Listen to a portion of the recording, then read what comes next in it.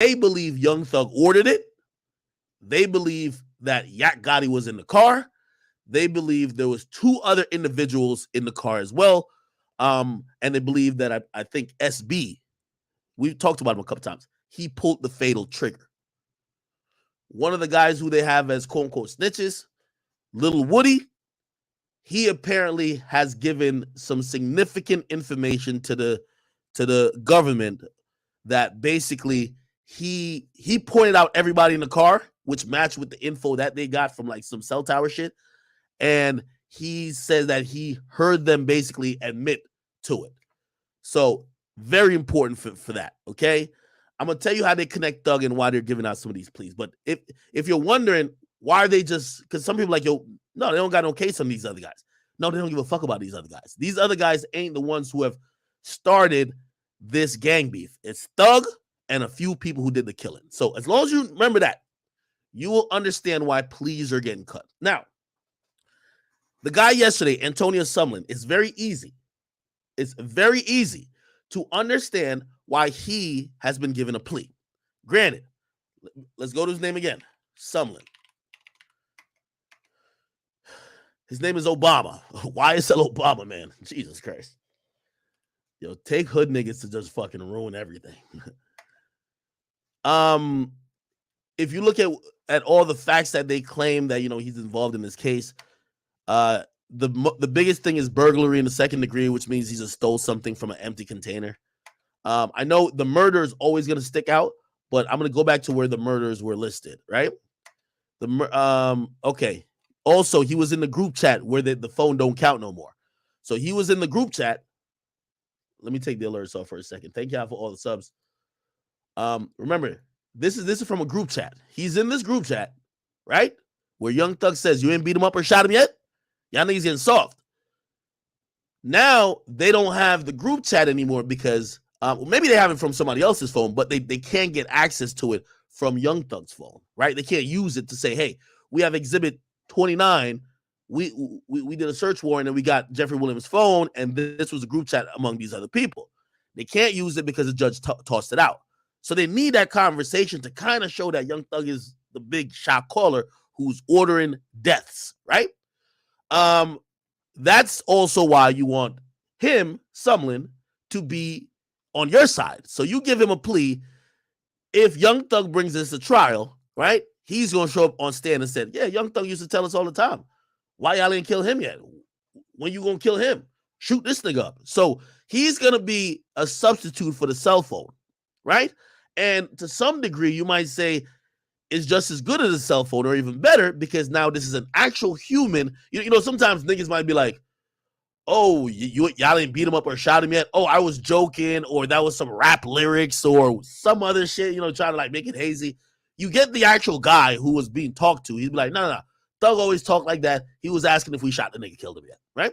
So that's one of the reasons he's getting a plea. But I'm going to show you why they also gave him a plea. So he's charged with conspiracy to commit murder. He ain't do it. So, like, again, they talked about, remember, conspiracy to commit murder means y'all talked about killing someone, and there was probably an actionable way that it could have gotten done.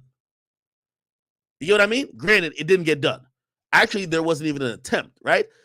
The dude was just in jail trying to figure out how he could get the permission of one Jeffrey Williams, a.k.a. King Slime. He wanted his permission to try to kill YFL Lucci. So he didn't do it. Also, the YSL geniuses said all this shit on a jail phone. Perfect. You know what I mean? These guys is using their PIN number down the county jail. Yo, could y'all give me Thug's permission to come kill this pussy nigga, YFL Lucci? Yeah. So anyway, they got all that type of stuff. And apparently, the nigga just calls Thug Slime, which everybody knows. Anyway, whatever. So he ain't do nothing here. So this is another reason why he's getting, you know, this favorable plea. So it's a conspiracy to commit murder, but he didn't do it. Didn't follow through with it. There wasn't even an attempt from what we know. Then there's another conspiracy to commit murder, but again, he didn't do it. Again, right? So, you know, they talked about murdering people, But keep in mind, these are things that are going through the jail phone. By the way, you guys are really nice on the jail phone, man. They just gave the cops the evidence, right? They talked about, kind of handling somebody who ain't put like $20 on this dude's books, but he ain't do nothing. So the conspiracy to commit murders that you're seeing, he didn't continue through with it. Now, granted, if he kills somebody, I guarantee he's not getting probation. Guarantee he's not. Right? So yeah, essentially, it's conspiracy to commit a crime. He didn't do it. He didn't even attempt to do it. Attempt would be like, okay, you try to stab him and try to kill him, but he didn't die. That would be attempted murder. He didn't even try that, right? So it was just talking about doing it, which that in itself is called conspiracy. All right. Okay. Only reason I try to tell y'all that is because they're plugging everybody in. I just realized, and by the way, I'm gonna get this guy on a podcast, so you guys gotta make sure to watch out for Off the Record. This guy knows a lot of shit that we gotta really dive into. We gotta dive into later, but let's say Lil Duke. Why is Lil we assume when we hear Gunna or Lil Duke getting a plea, we're like, oh, cops just got a weak case. I just identified exactly why it's not a weak case. It's just to further corner Thug. So here's the thing. Remember I told you about that one murder? When Donovan Nutt Thomas got killed, number one, Thug rented the car. They ruled in court that the Hertz records of Thug renting a car will not be thrown out. So we know Thug rented a car. Okay? This guy, Woody, he says he met up with the niggas after the murder, and he had to pick up some of the niggas after the murder, and they admitted to him that they killed him. So look how the cops are cornering Thug for this one murder. Now, how does Thug come into this? And how does Duke come into this?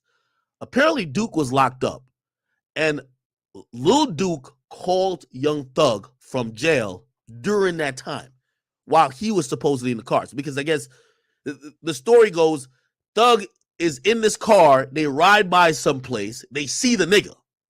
So Thug is in the car, they see the nigga, they basically go somewhere, Thug hops out, tell him they could take the car, they take the car, they go murder the nigga. You know what I mean?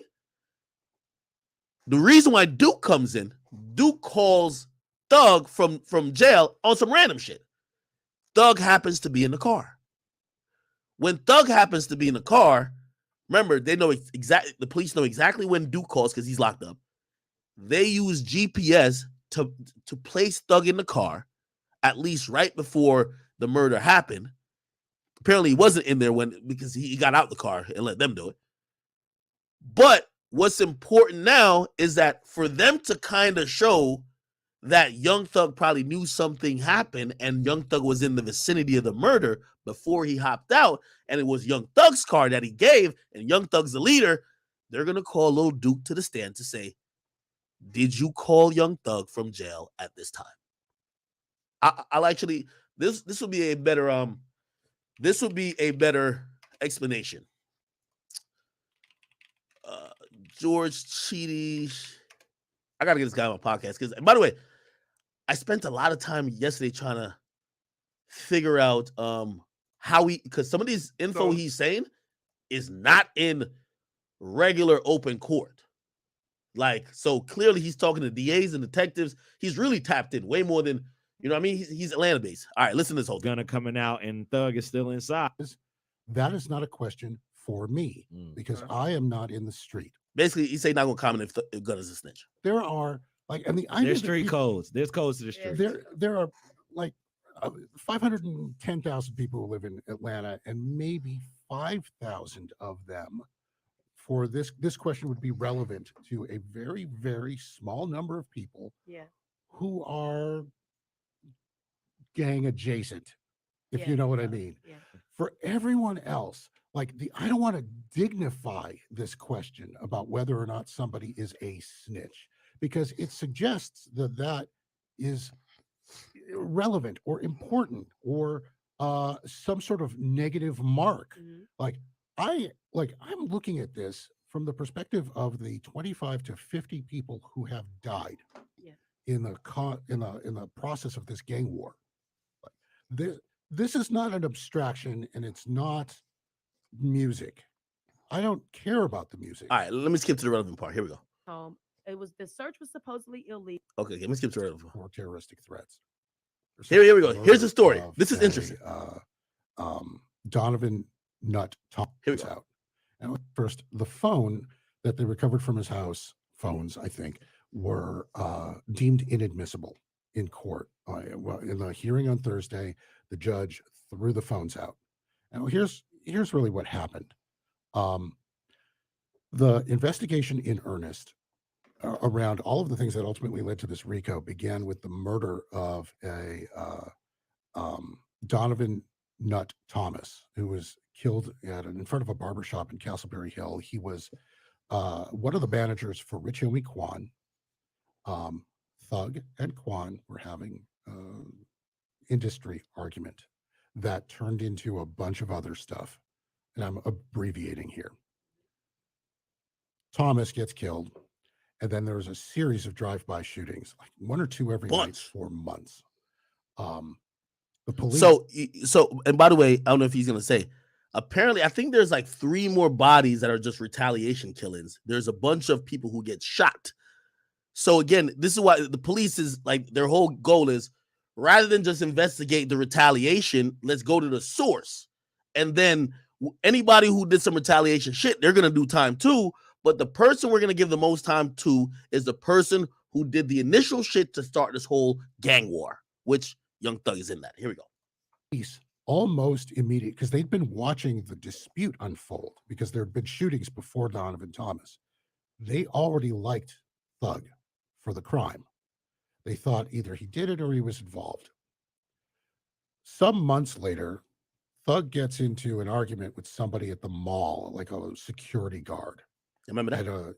And a warrant is sworn out for his arrest. By the way, he's gonna say that. I know y'all want to play it through and through. Thug gets a terroristic threat arrest warrant. Now, a terroristic threat could be like, "Yo, I'm gonna come back and shoot this whole spot up." That would be a terroristic threat. Granted, like a lot of times they don't arrest people for shit like that. But here's the thing: Atlanta police, they wanted any reason to go try to get at Thug. They've been really thinking he did this murder since the Nut thing. So they think he did the Nut murder, had no evidence on him.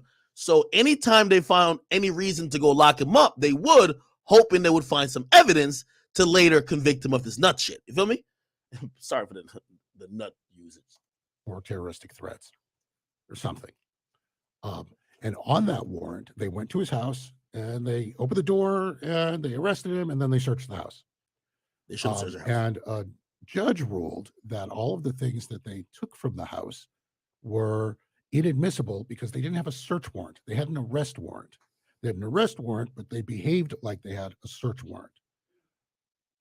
The entire arrest warrant, frankly, was a predicate, an excuse for them to go and search Young Thug's house because they believed that there was evidence there that they could use to tie him to the Thomas murder.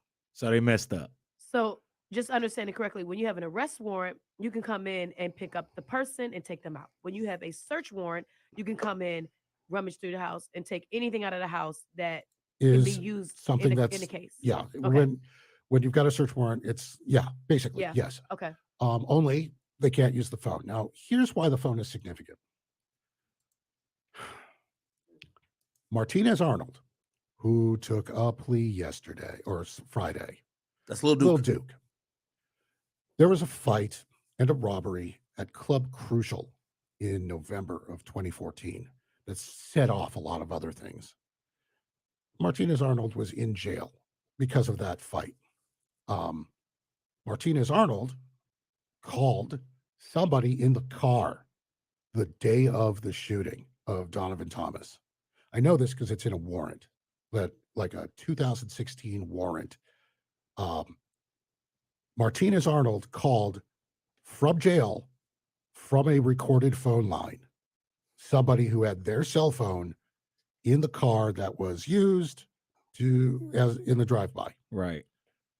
From that, they were able to look at the other phone and pick up off of all the cell phone towers. Right. Who was aware? Like who was where, whose other phones were in the car, where was the car, and then they could start picking it up off of license plate readers all over town and a camera where you could see the license plate, which you could lead to the Not see smart where at I'm all. going. Not smart at all.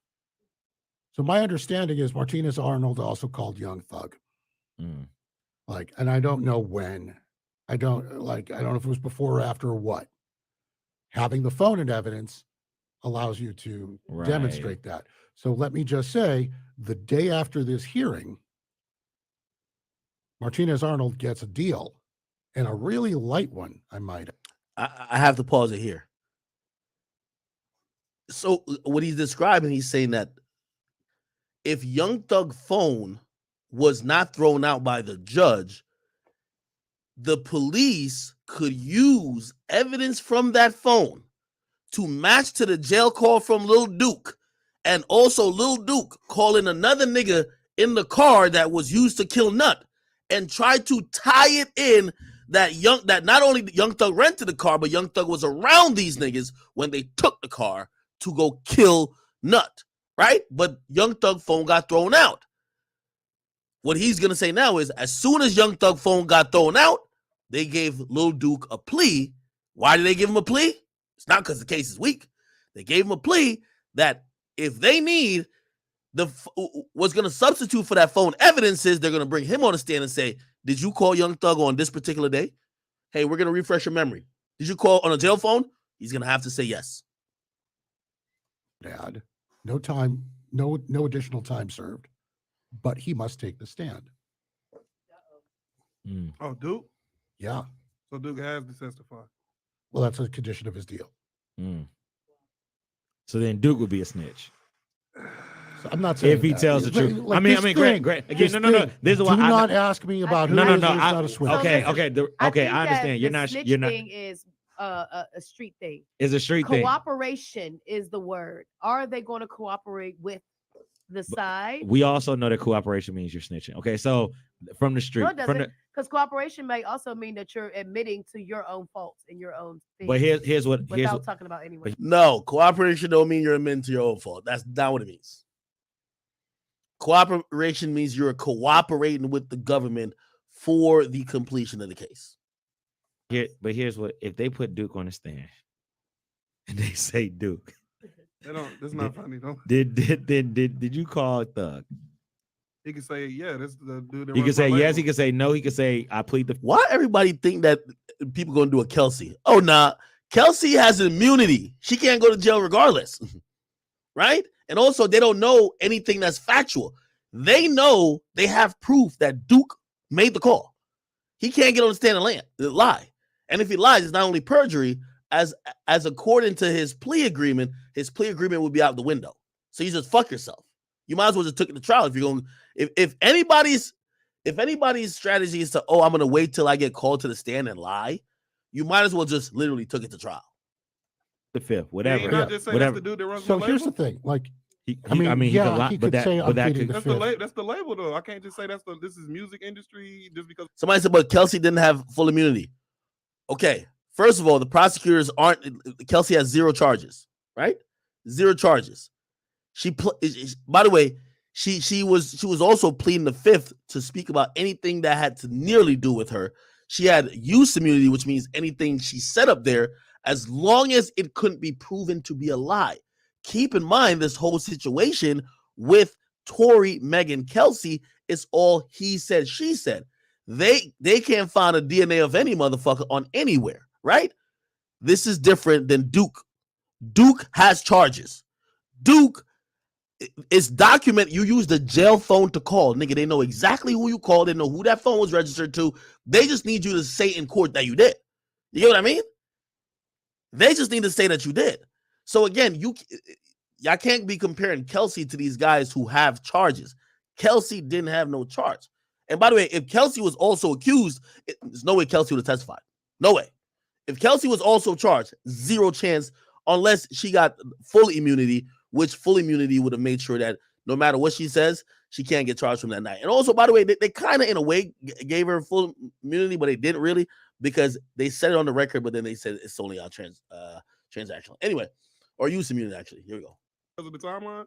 So, among other things, people like Gunna, for example, had to say YSL is both a street gang and a music label. Mhm. And that elocution is important.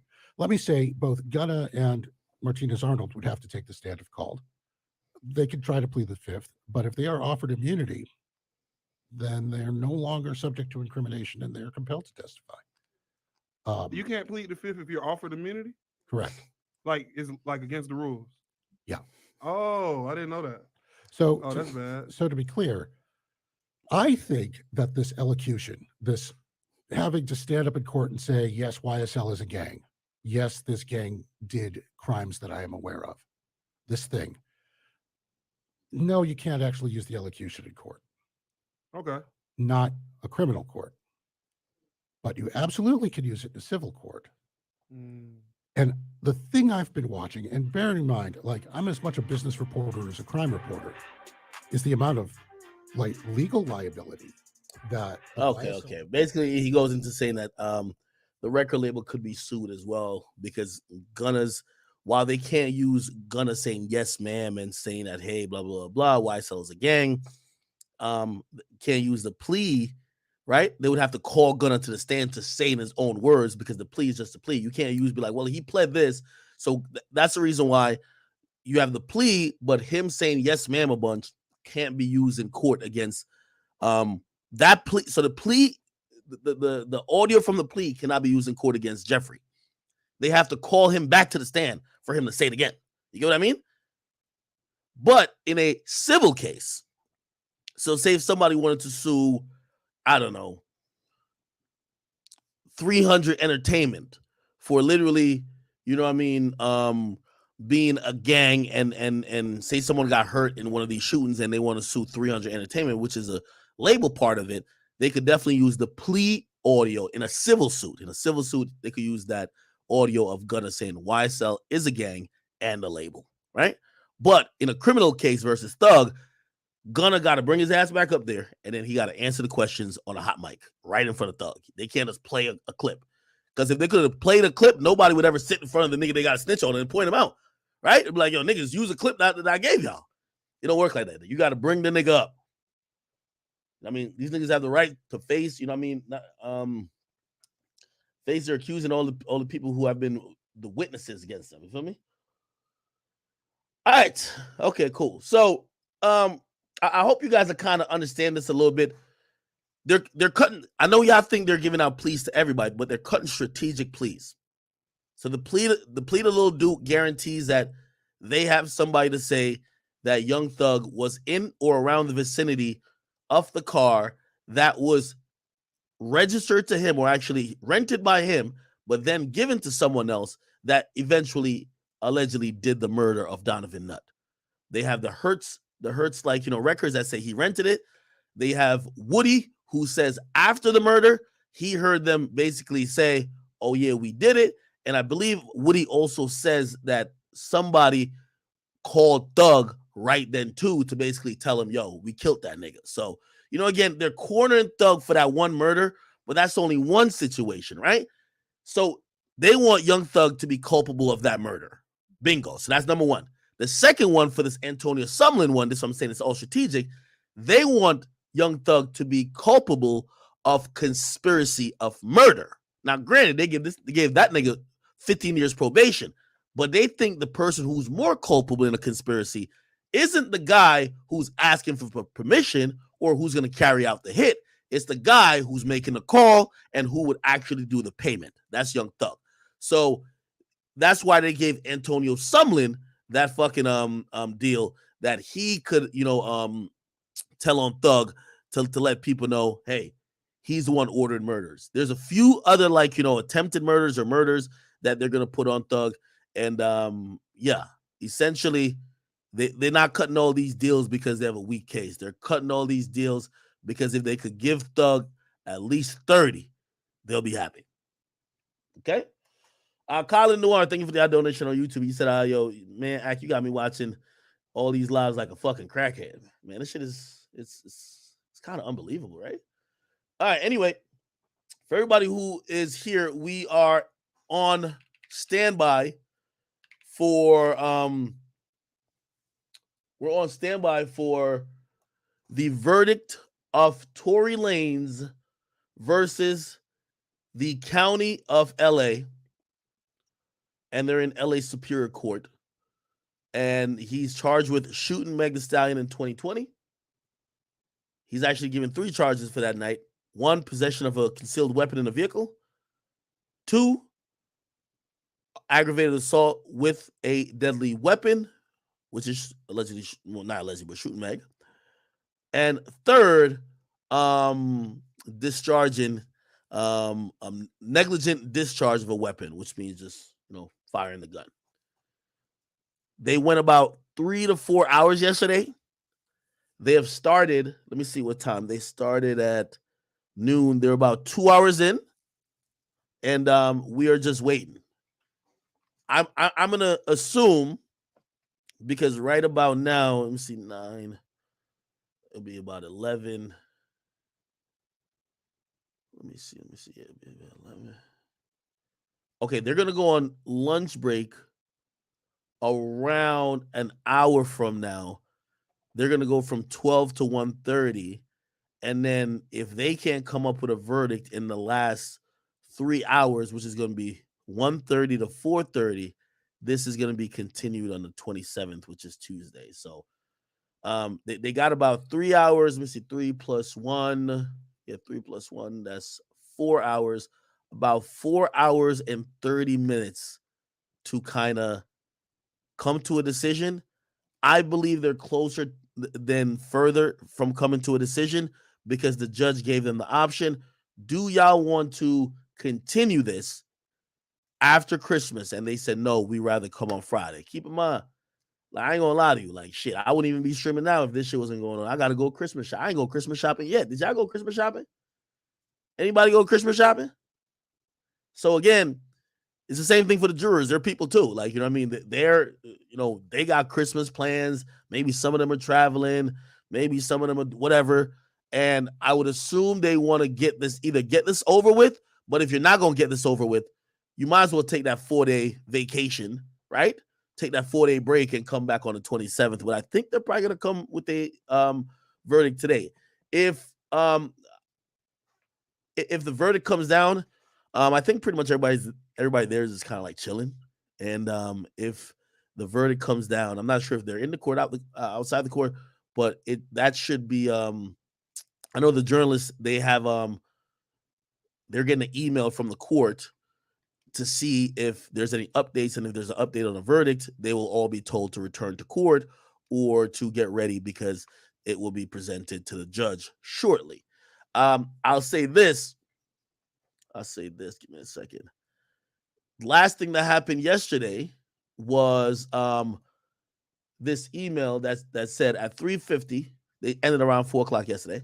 The jurors in the case asked the court of a better definition of the word willful and on purpose. They agreed to wait until tomorrow for a written response from the court. Jurors left at 4 p.m. They will resume at 9. Right.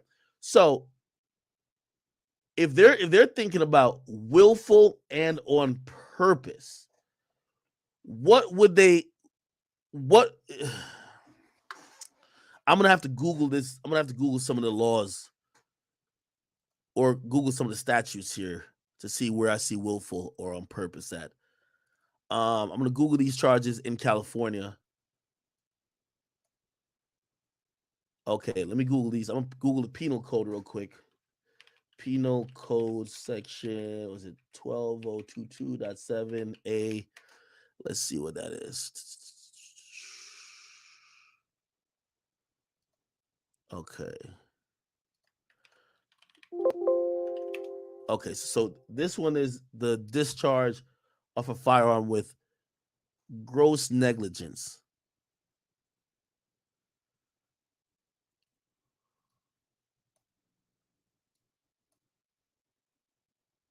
So, hold on a second. So this is the law that's on the books for that. So it's A, says any person who personally inflicts great bodily injury on any, well, actually, let me make sure this is the right one I'm reading. So this is discharge of firearm with gross negligence. Okay.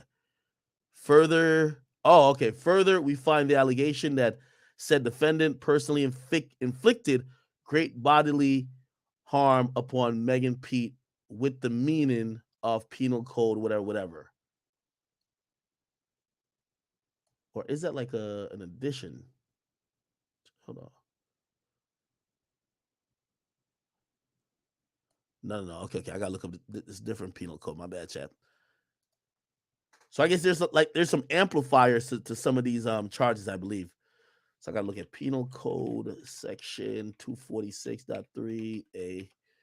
This is it right here. Okay, here we go.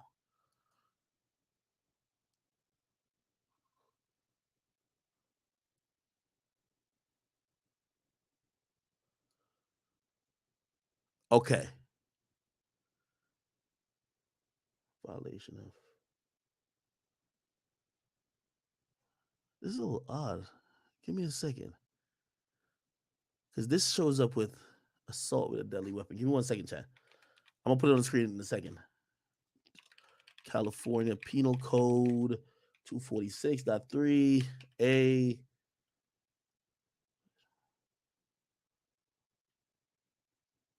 Count 3. Okay, here we go.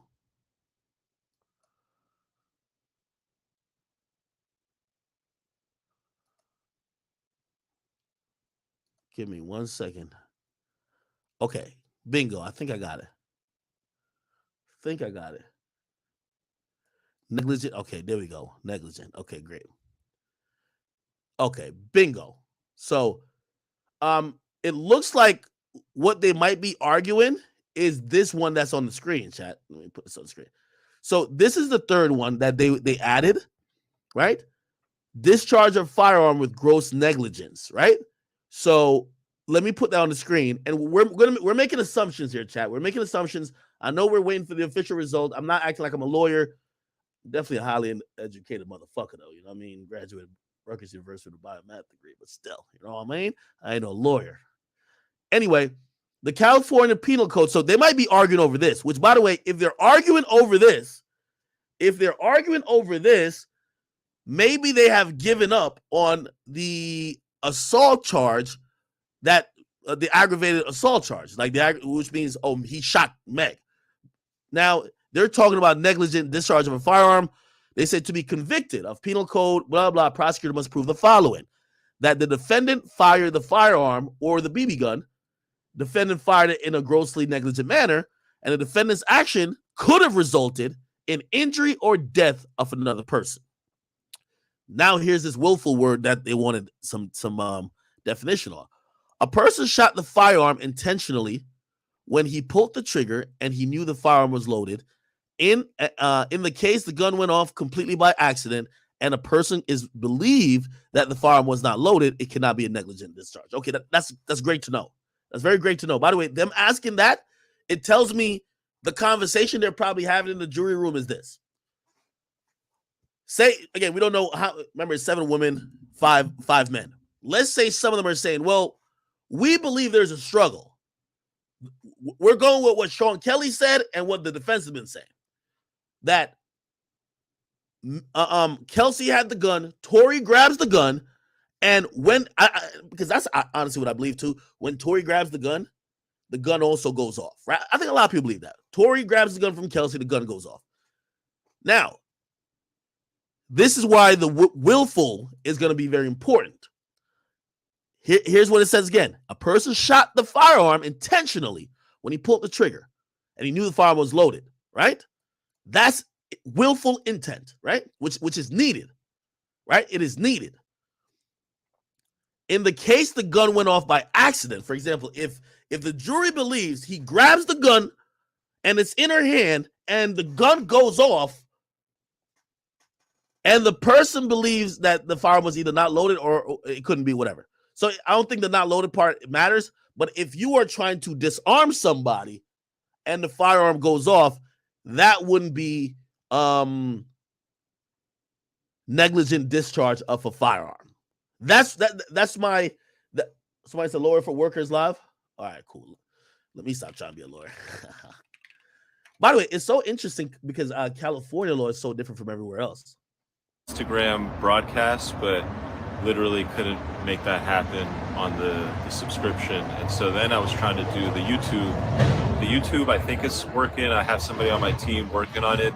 I'm able to take the YouTube and record it a little easier and send it out to some other channels that want to also co-broadcast my feed. And so that's why we're going to do it on YouTube. So make sure you head to the YouTube.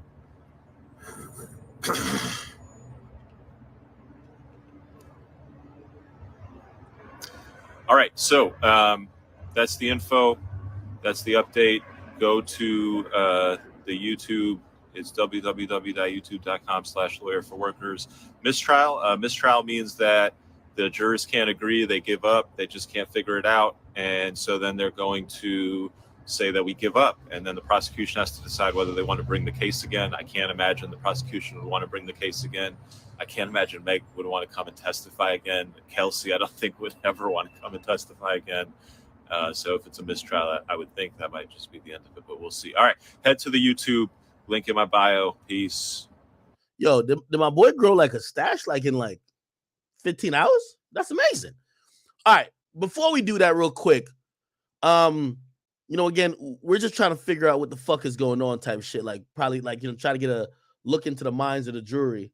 And I'm pretty sure that's what he's doing as well. No one would know unless you're in that room. So it's important if we've done all this work to kind of hear every side. Let's actually hear the letter of the law on what is needed to find somebody guilty of something, right? So this would be the particular document if he is found. We talked about gross negligence. Let's talk about let's talk about the one that I think we all believe has the least possibility of sticking, which is assault with a semi-automatic firearm upon Megan Pete, right? So, okay, which is in violation of, let me pull this penal code up now. In violation of, actually, let me see. Give me a second. So penal code, California penal code 245. What the fuck just happened right there? Okay, 245.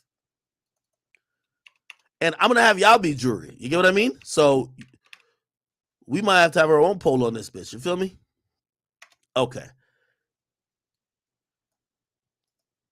This seems like a pretty good. Okay. All right.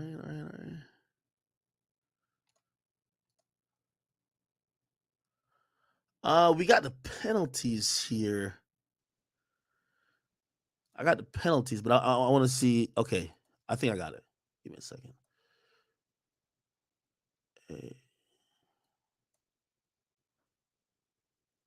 I want to find the thing that says what the prosecutor has to prove. Give me 1 second. I'm pulling it up.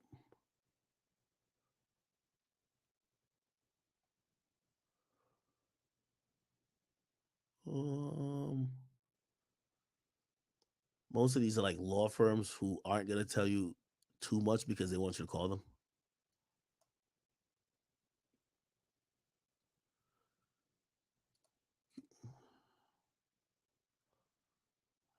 Where the fuck is this shit? All right, I'll just put this up right for now. Okay, so this is the one. This is the biggest charge. Which if he's convicted guilty of this, I mean, this is just open and shut. It means that the jury believes he shot Meg. It's over. You know what I mean? Like Tory's career is done.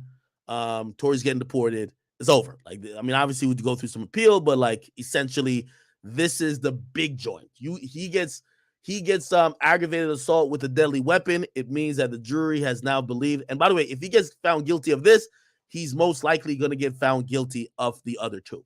Okay. I will say though, this is kind of like just thinking about charges. This is contradictory to the gross negligence one, because aggravated assault usually means there's some intent to injure, and gross negligent, it says it could end in injury, but it's just, it's usually like people just firing stupidly. You get what I mean? Anyway, I'll read some of this shit right here. So what he's charged with is this, which is assault with a deadly weapon, semi-automatic firearm, which is committing an assault with a semi-automatic firearm. What's considered deadly firearm, deadly weapon? Clearly a gun, right? Penalties. The penalties for what he's charged with. So this particular one, so if he gets found guilty of this, 9 years in state prison, 10,000 fine, formal probation, victim restitution, loss of gun rights, anger management, whatever. Okay, let me see if I can find. Cool. I'll get this. Let me see. So it's 245.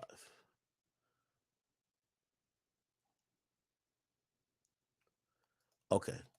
Yeah, these people look like they got it right. Okay, assault with a deadly weapon.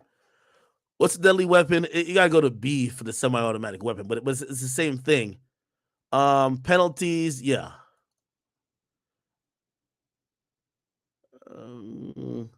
Yeah, some factors that increase the penalties, like so. This is it.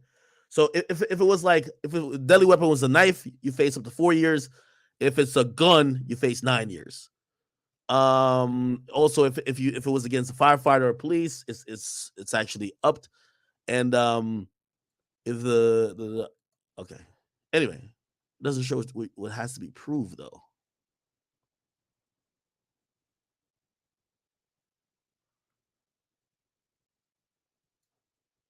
Doesn't show what has to be proved. Okay. But these are the statutes that got to get proved. Okay, I got it.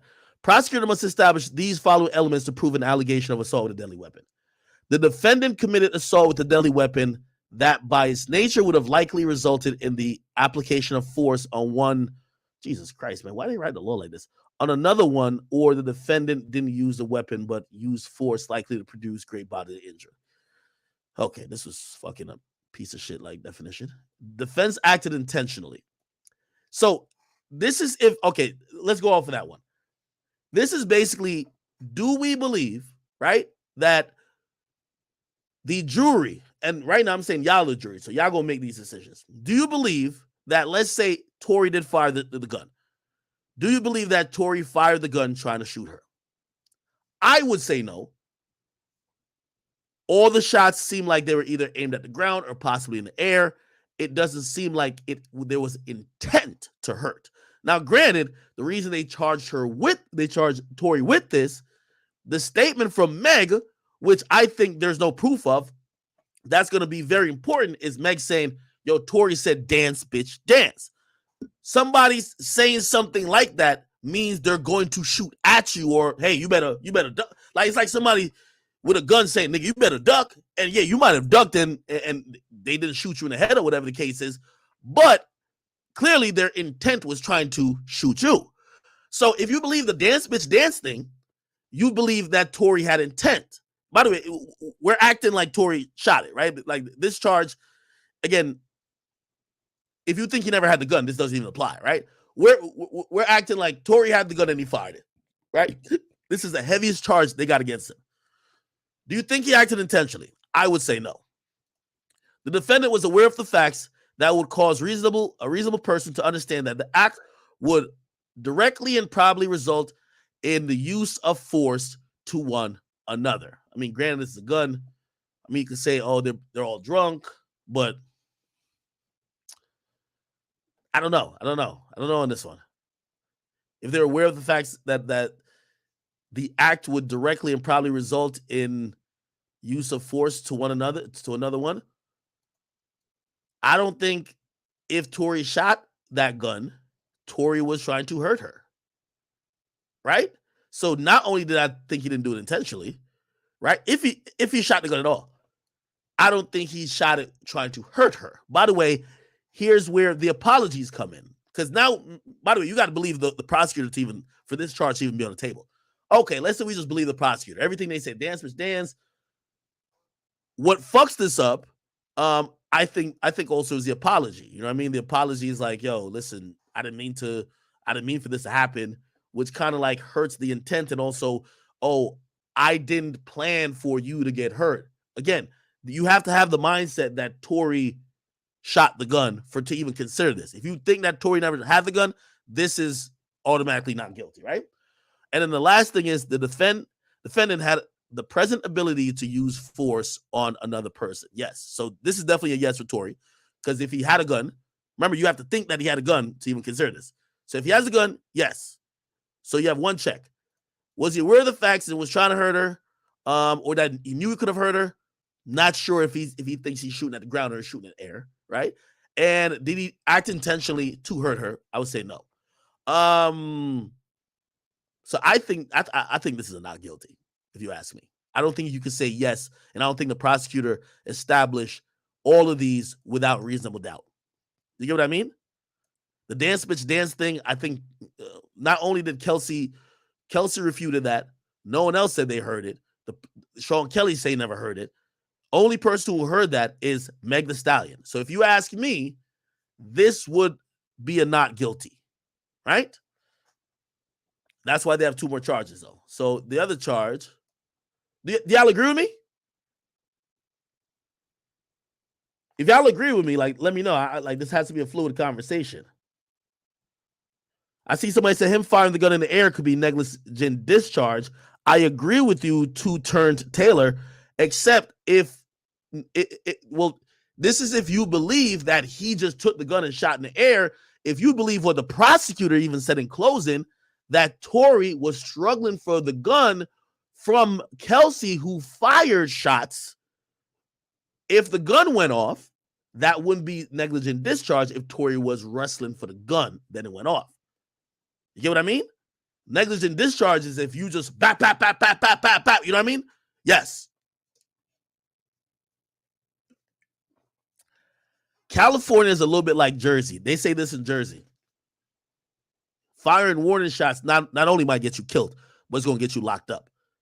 They say every bullet you use got to be in somebody. And it's best if the nigga ain't talking after. Because they have a lot of laws about once you fire a gun, if it's seen to like for example, if somebody, if something happens, somebody's about to run your house or some shit, and you just start firing warning shots, you could get charged for that because that's how you're supposed to use a gun. Now, granted, in like Florida, and this is why a place like Florida's goated. Nigga, you shoot up everything, nigga. You get what I mean? But places like California, my boy caught one of these charges. I helped him with his lawyer. My boy caught one of these charges. They was trying to jump him outside of a club, right? This is in California. And by the way, he had to beat the case too. They did some shit where he got dismissed, you know, in the little programs, and he got dismissed. But he was in the Navy. And when you're in the military, if you catch a charge like this, number one, they put you in like this weird thing. But if you get found guilty, you're out. Like if you're active duty and you catch one of these charges on some civilian shit, you're out. Like, fuck your pension on, it's over. So he had to beat it. I helped him with a lawyer. And what it was is that they came out of a club. Some dudes is talking shit to him. They're talking shit to him. And when they're talking shit to him, the dude basically was just like, yo, nigga, I keep talking like, yo, I'm about to go to my my car. Kind of almost intimating like, yo, nigga, you know, I got a gun on me, right? Okay, the dude goes to his car. They're walking, but they ain't parked too close to the club. So they walk like a couple blocks. The car kind of comes back, right? The car kind of comes back. And essentially what happened was, I don't even know if the other dude shot, but I know he shot a few times in the air and them niggas skirted off type shit. Cause they're like, oh shit, he got a joint too. The neighbors called the cops. The cops came. I don't even know if they were still on the scene, but the cops found the car. And the cops said, hey, listen, we found the shells, this and third. It was a registered gun of his, right? Like, you're in the military, you would have like a fucking illegal gun, right? They asked for his gun. They confirmed that the bullets was fired out of his gun. And just for him shooting in a residential area, even though he tried to explain the situation, oh, blah, blah. You shot a gun in a residential area in California. That's a reckless discharge of a gun, brother. Okay? They gave him the charge. Eventually he did beat it though. Okay. All right.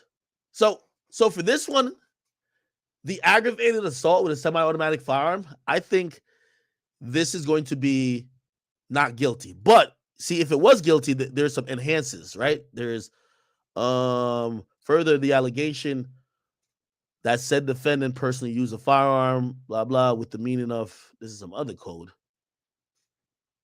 Yeah, we don't even have to think about those things, right? Because if he's found not guilty of this first thing, you don't have to think about these other things, right?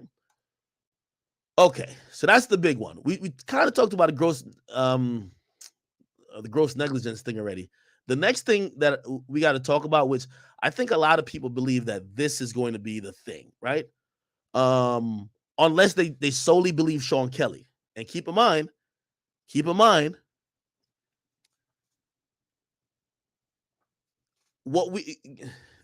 this is what I'm thinking.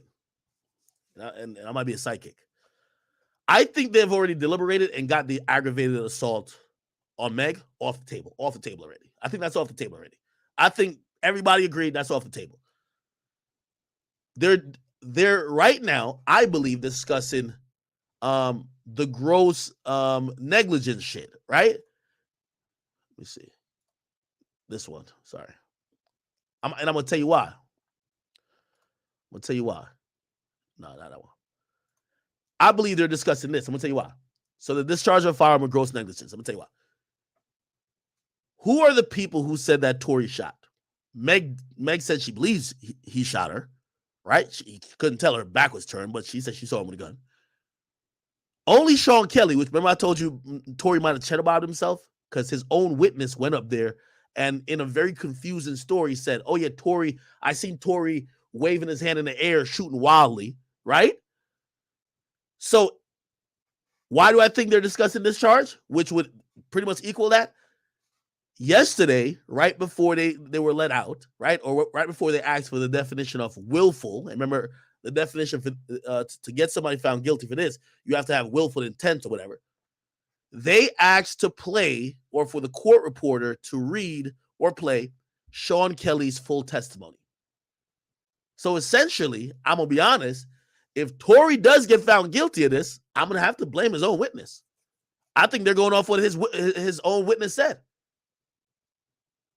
His own witness literally was the only one who said they seen him fire shots in a grossly negligent manner. Do you get what I mean? So they asked for that testimony to be played again while they're in the deliberation room, and they're now asking about certain things about like, okay, what does willful intent mean? Which mean I think that they're a little split. Some of them believe that no, it was a struggle for the gun, and if the gun went off, it's not just Tory shooting. The gun went off because Tory is struggling for the gun with the girl. Do you get what I mean? So I think that's why they come up with this whole, hey, what does willful intent mean? I think if I go back here, I can find it right here. Right here. Yeah. So I think they're arguing that. The third charge, so whether, and by the way, so if he gets convicted of this, unfortunately, I'm going to have to say, yo, Tory, your own witness sets you up for this one. I'm sorry. You know what I mean? Like, Kelsey ain't seen nothing. Nobody ain't seen nothing except your own witness. The next thing I would say is, let me see. The next one is a charge about, where is it at? Is a concealed charge. So there's a concealed charge. Here we go. Is it this? No, right here. This is a concealed charge. Having a concealed firearm in a vehicle not registered. Okay, let me find the penal code that would address that. This will be California Penal Code 245. 00A1. Got it right here. All right. I think I got it.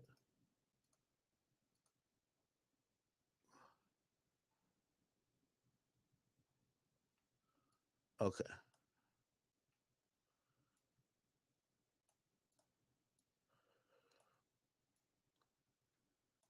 Now, okay. So it's control of a deadly weapon. That's pretty much the penal code, which also has firearms. And chapter 2 has carrying a firearm and then carrying a concealed firearm. It says, this is the thing that matters. If he's going to get found guilty, according to the law, it says a person is guilty of carrying a concealed firearm when the person does any of the following. 1, carries concealed firearm within the vehicle that is under the person's control or direction, any pistol, revolver, or any firearm capable of being concealed upon the person. Okay? Carries a concealed, by the way, remember, it was a small gun. But also, you got to remember, Tory's in swim trunks, right? Carries concealed upon the person any pistol, right? Let me make sure I'm reading the it's A, right? Yeah, A1. Yeah. Okay. So really is this.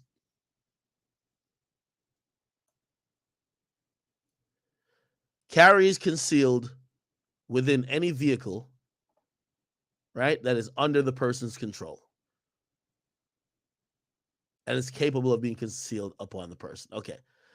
So apparently when they pull the car over, the gun is on the floorboard between Tory's legs. It's cocked back. I believe there was slightly some smoke coming from it, like clearly that it was used. This I don't want to jump the gun to say because, again, I'm definitely not an attorney, but also, again, each state is very different how they deal with stuff. Possession of a weapon is they always say possession is like 9/10 of the law.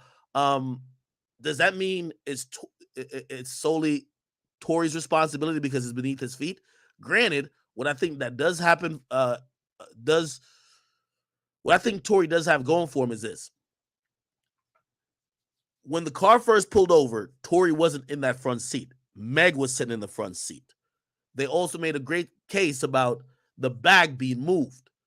So if you listen to Tory's defense team, it's a good possibility to say, well, the gun was always in Meg or Kelsey's bag that got moved later.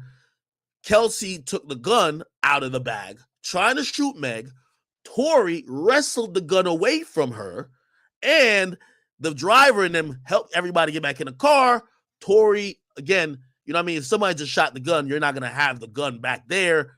You fucking bring the gun, you put it beneath your feet.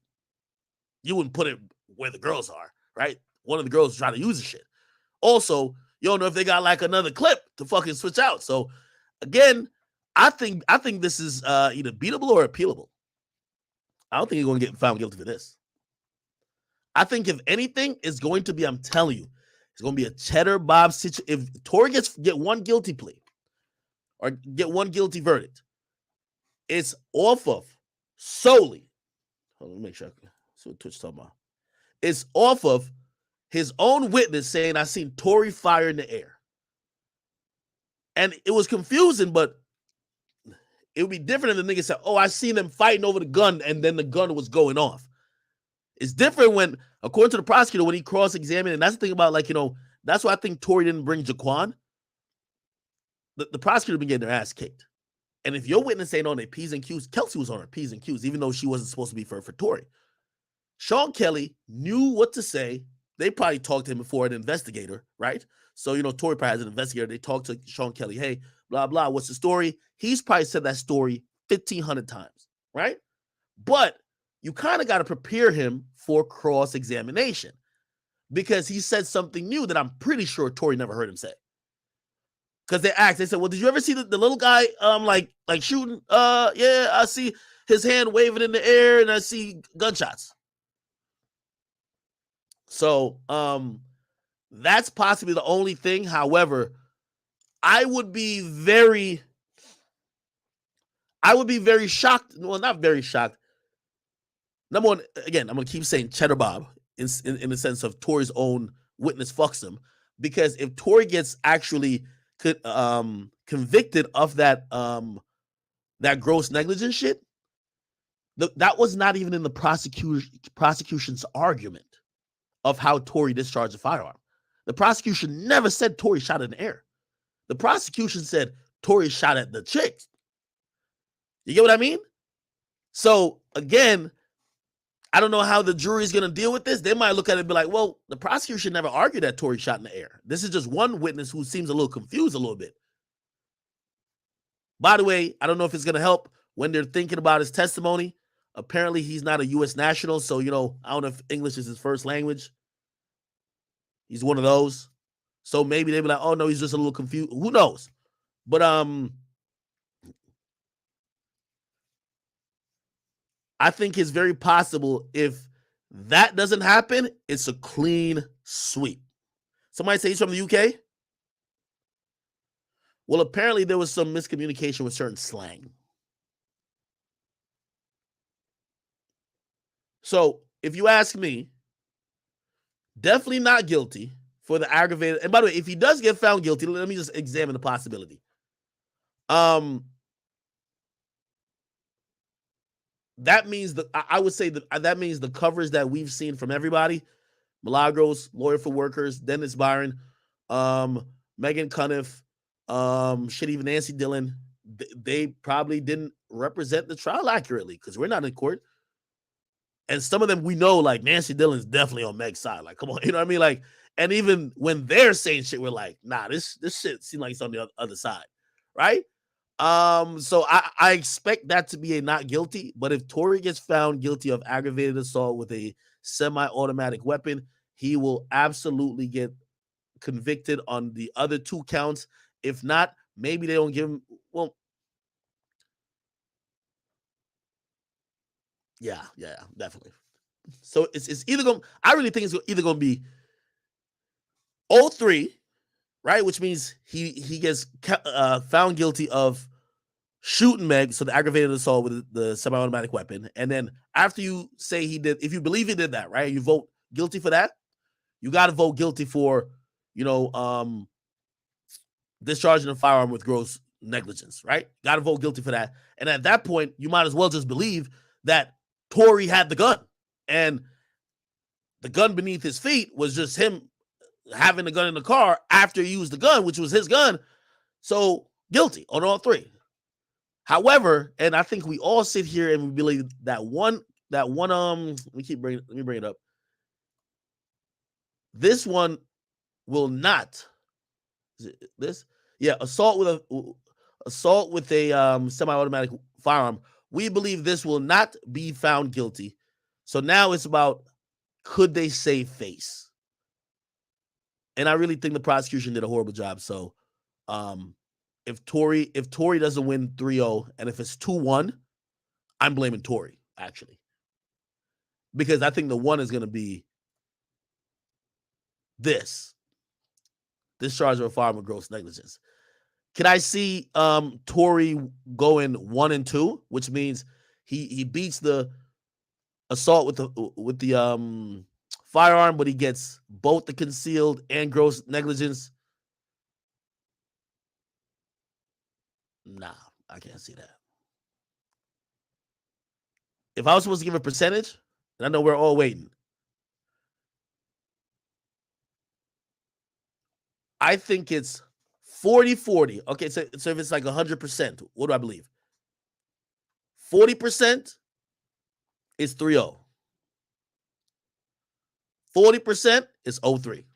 So he's either getting a clean sweep. I believe, again, I'm leaning that he's going to get a clean sweep, but it's either he's going to win 3-0 or lose 0-3. And the chances of him getting a 2-1 or a 1-2 is like, because some of these charges lead into the other charges. If you believe that he shot and he operated a weapon with gross negligence, Meg got hurt, right? So that's assault, right? Now, if you believe this whole, he's arguing, he was upset, dance, bitch, dance, how do you not also give him the assault charge, right? Assault with the semi-automatic firearm.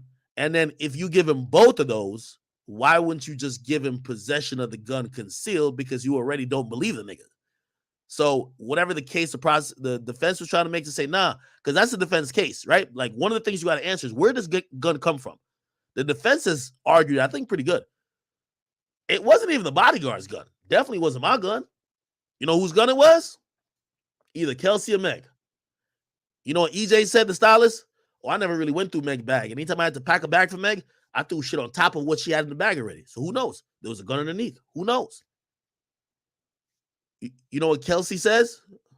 Was it Kelsey or maybe EJ said it? They said, usually if we don't got security, we got some tasers, we got some shit in case we need to defend ourselves.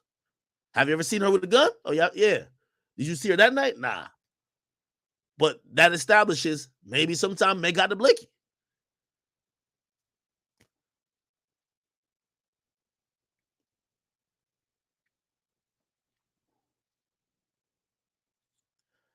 So I think essentially we're just at that standstill right now where it's like, yo, who do they believe?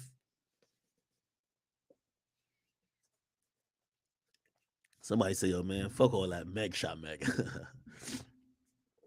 So, and by the way, what makes the defense argument about Tory not having the gun, right? And by the way, this is another reason I think they said, let's not bring Jaquan on the stand, because I would believe half of the arguments or half of the questions to him would be, hey, Jaquan, you're a security, right? But you're also the driver. How much you get paid by Tory? What type of music Tory makes? Does Tory have issues? Have you ever seen Tory been in situations where you had to protect him? How do other hip hop artists move? Did you have a gun that night? He didn't have a gun. Is it reasonable to believe that if you're Tory's security guard, you would have a gun? Like, what are you about to just fist fight the ops? Like you don't have a gun?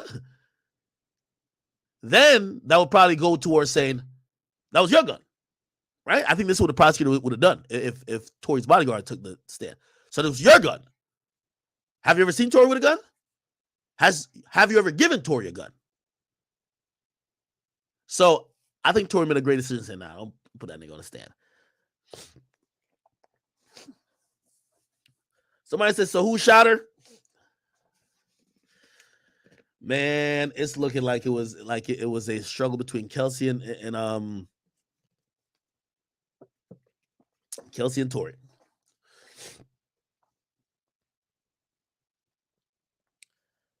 Someone said yesterday Meg had representatives. That Meg had representatives in the court. Not too sure what that meant. Let me see if I can find a little bit more of clarity. By the way, let me see. I think Laura for Workers is he live? We'll stream what he got going on too. Oh, he not live yet. Come on, my boy. You gotta get in the game. Let me see. I read yesterday Meg representatives. Maybe I gotta put Megan. Yeah. Megan Thee Stallion representatives are in court today. That was yesterday. Tory's lawyer pointed them out in his closing arguments, questioning why her lawyer was handing papers to the prosecution during her testimony, saying this isn't a civil case. What the fuck? That was happening. Yo, that gotta be crazy. The lawyers for the victim is help. Like, it's like, yo, they just cheating on the exam in open. Like, yo, Meg's people like, yo, these incompetent DA motherfuckers. Yo, here's my notes. Nigga, just pass the test. They says Meg lawyers are in court handing notes to the prosecutor during her testimony. I guess they're trying to lead. Like, no, ask her this, ask her this, ask her this. No, we rehearsed, ask her this. We rehearsed it with her. That's crazy. That is fucking crazy.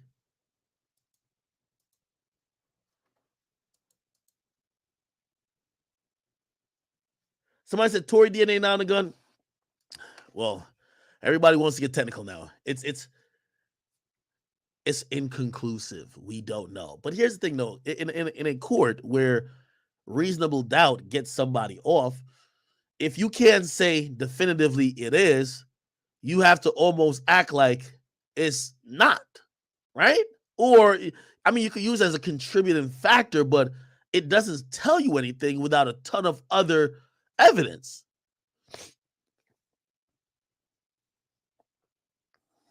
Here's the thing, too. Here's the thing, too. This is why sloppy police work is coming into play. They didn't test Kelsey's DNA. So Kelsey had had gunpowder residue on her. Yet, they didn't test her DNA because they're believing that she's a victim as well. They just believe she was just behind the gun. So if I'm Tory's lawyer, the same way how they're playing that situation to say, well, it's inconclusive, and that means he could have he could have touched the gun. We don't know. You know what Tory's lawyer would have said? Well, if y'all didn't do bad police work and y'all tested the lady's DNA, maybe we would have known that she had the gun, but y'all ain't tested. So we don't. You're right. We don't know.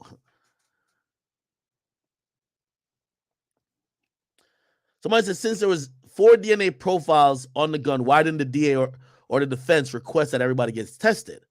So, from my understanding of it, they took DNA from Tory the night of. So they took DNA from Tory the night of. You get what I mean? They just got him out of a car. They seen the gun beneath his feet. You know what I mean? To get a warrant would probably be like 3 minutes on the phone with like a magistrate judge. Yo, judge, we need DNA from this dude because we think it's his gun, and just in case later. You know what I mean? I don't want to call sexism, but you think a cop is going to think that a girl was doing a shooting? No. You're actually going to think, remember, this is domestic violence call. You're going to think the men are abusing the women.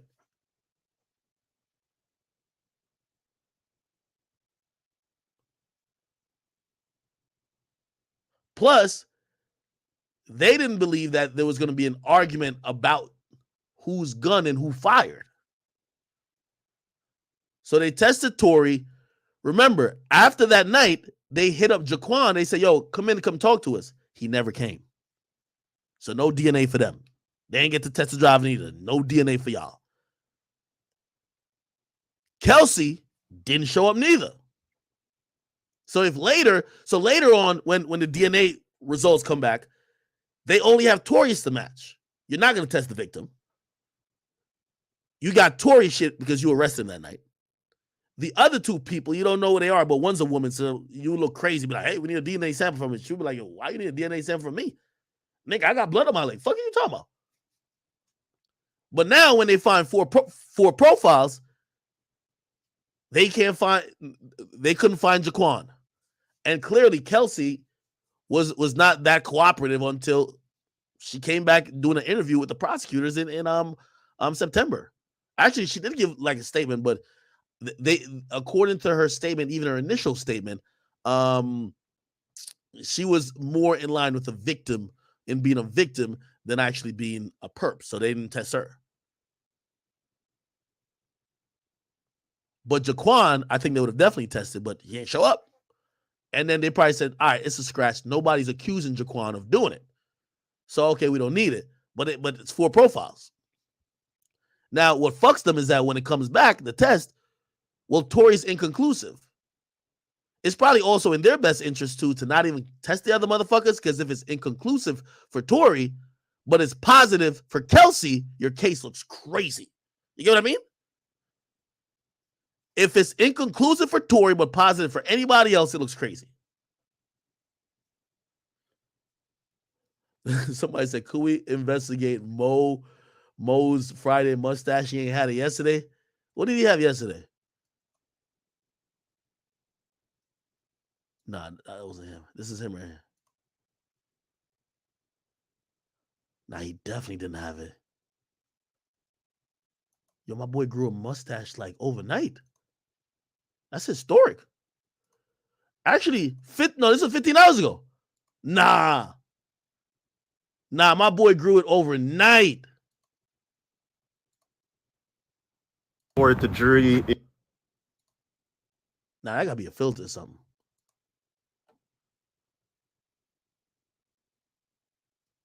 Let me see if I could get that video one more time.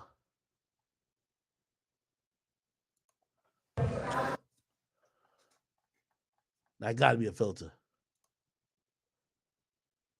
Gotta be a filter type shit. We're Milagros when we need her.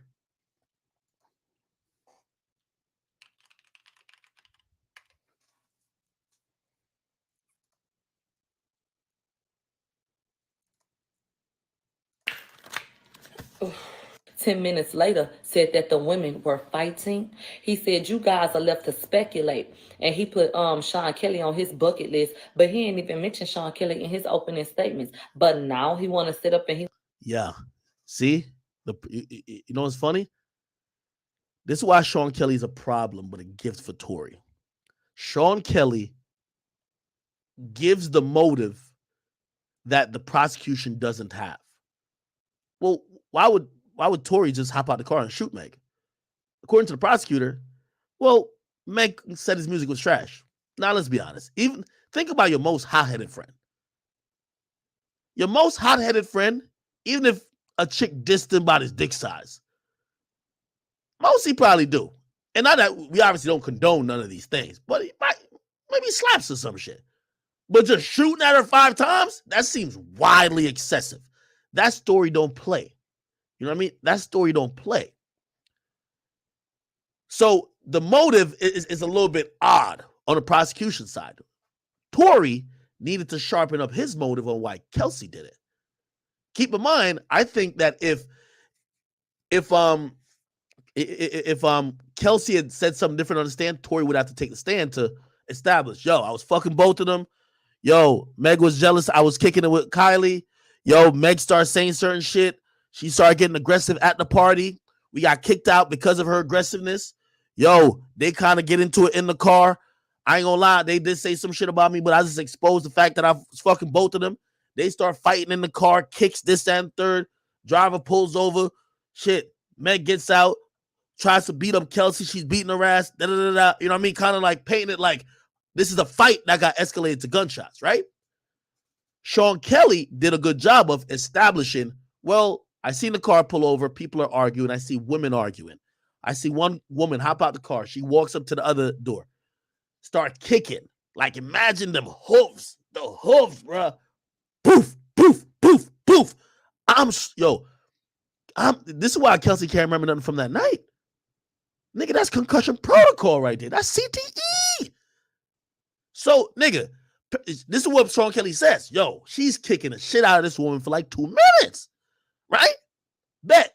She gotta freeze up out the seat or whatever. You know what I mean? Like, nigga, she's getting some Spartan 300 kicks, nigga. Bam! Anyway, she fucking finally gets up, a little discombobulated. You see the birdies spinning around her head. You know what I mean? She's trying to square up with Meg. But you know, come on, you know Meg built like the Liver King, nigga. Like, what you know what's going on. Meg about to give her the beats again. Bro, she finally remembers. This is the last hint of memory she got because amnesia's kicking in, nigga. She's Antonio Brown status, nigga. See? Listen, what she does is, she said, I got the blicky in the stiffy. Let me run back to the car. Yo, frantically, zip open the bag, grab the gun, bitch. Fucking my man and beat my ass. Pop, pop, pop. Tory hops out, grabs the gun. The last 2 shots go up in the air. Chat. If I'm on this jury, you're going to make this shit make sense. Okay. Little fight. They're all drunk. Now, if we hear what Sean Kelly's saying, it actually, when he was saying it to the defense, he said, yeah, he said, I see the muzzle flash like in front of the girl. He said, he said, you ain't see the short dude do nothing.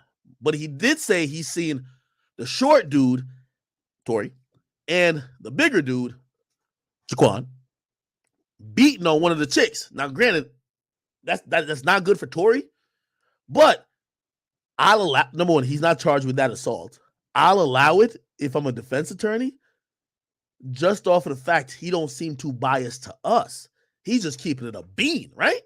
So he ain't just making Tory look good. Like, Kelsey only made Tory look good. I ain't gonna lie. He's just keeping it a bean, right? Also, I would spin that, like, if I had him on the stand, right? I'd be like, yo, hey, I know you said you saw the 2 men beating up on one of the women, this and third. Number one, what time was it? 3, 4 a.m. How much sleep did you get? Whatever. How was your visibility at that time? Oh, I could see enough. Well, how much could you see? Because did you see the gun? He said, I ain't see the gun. So you can see kind of enough, but not everything. Yes. Okay. Now you're gonna fuck with it just to get. You gotta erase that whole 3 niggas beating up or 2 people beating up on girls. You'd be like, so is it any possibility that maybe they were trying to disarm the woman who may have had the gun, and that the punches you seen thrown were them trying to disarm her? Nigga don't know what's what. Maybe. So he was cool when the defense was asking him questions. It's only when the cross happened. The prosecutor came up there, man, desperate as a motherfucker, and then spun that nigga around. Basically said, okay, cool. Who'd you see angry? She said, well, the 2 girls were angry. They were fighting. Okay. Then you said you saw the short dude hop out the car. When he hopped out the car, what was his demeanor? See, this is where Tory's lawyer probably ain't prepped the nigga for. You know what the nigga said? Yeah, the short dude was angry. He was shouting. See, that don't play too good. Who's live, nigga? Oh, okay, I bet, Chad. I bet. Don't kill me. Like, look at y'all, man. Look at y'all, man. All right, here we go. Here we go.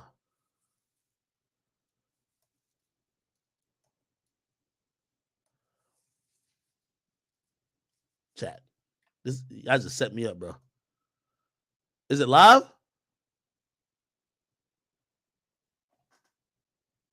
Oh, here we go. My bad. It's on the weekend. We can't possibly keep doing this.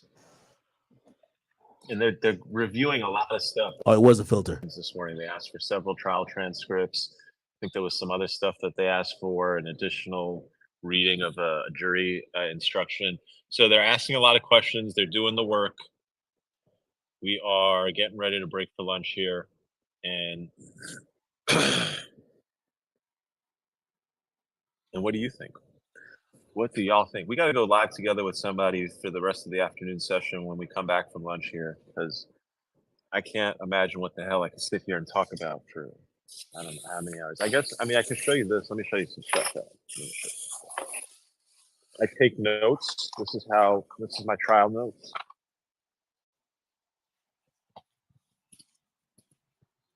These are all my notes. I don't have a pen today. What else can we show you? Why would I show you stuff? That doesn't make any sense. All right, we are here at the Tory Lanez verdict watch.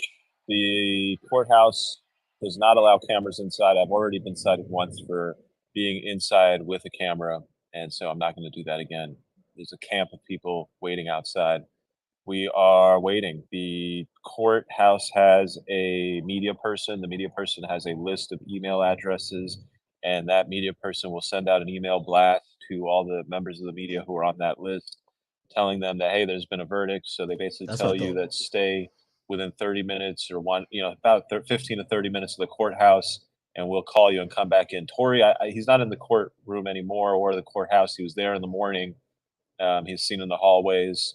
And he probably has, either he has a place right around here or he got a hotel. Him and his team probably have a hotel, a couple rooms, a suite, what have you, within 15 to 30 minutes of the courthouse. And they'll just sit there and wait. And you'll get the call from the bailiff when the jury comes back. And they'll say, hey, there's a verdict. Come on back.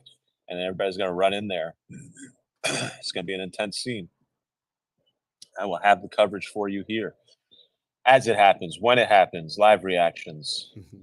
Hopefully we get an interview with Tory. Definitely get a question or two. Get some interviews with some of the other people who've been involved in this case. Maybe we'll get an interview with the prosecutor. Ask them if they've been watching my videos, see what they say about that. I'm going to get arrested out here. I'm not doing anything wrong, but I'm sure they're not. By the way, everyone wants me to look up the gun. This is the gun. And All they right, said, guys, I'm going to break for lunch. We will be back. We did 10 minutes. all right, he getting off here. We here for the marathon. They said, this is the gun right here. They said, ain't no grown man carrying this gun right here. They said, this bitch was lime green, nigga. They said, this gun was this shit right here, bro. They said Tory can't be singing songs like Shooter and popping out with one of these. They said, no way Tory gonna pull out one of these joints right here if he been singing songs like Shooter.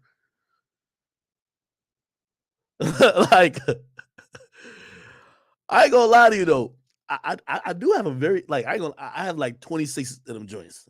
I got like 26, you know what I mean? I got a sniper rifle. I got a sniper rifle that costs like $6,000. I ain't even really use it they say it could shoot a mile, nigga. I probably won't hit nothing but shit.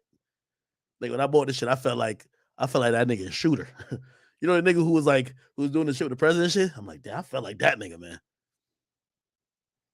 They got the whole little stands and shit. Like it's like, and the fucking bullets like this, nigga. But I got one of these joints right here. I'm gonna keep it a bean with you. Nah, let me not. I ain't incriminating myself at all, motherfucker. Listen, I'll say this. Some niggas might buy this to be like, oh, this, I could get this in the club. But the lime green and like the colors and shit, this is like some girl shit. I ain't gonna lie to you. Like apparently,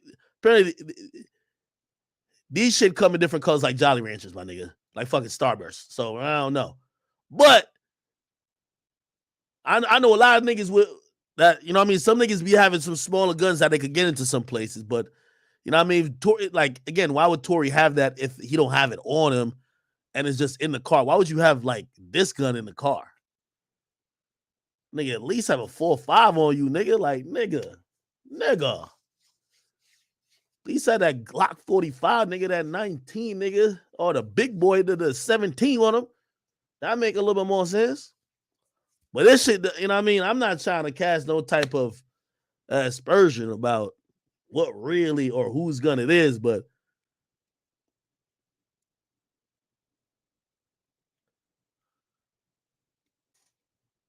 even that chick from let me see.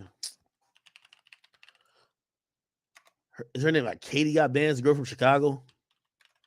I always use one of the gifts where she like waving a gun. Let me see. No, that's like Katie Got Bands. This is one of them. I've been using them on videos. The gun do look a little small.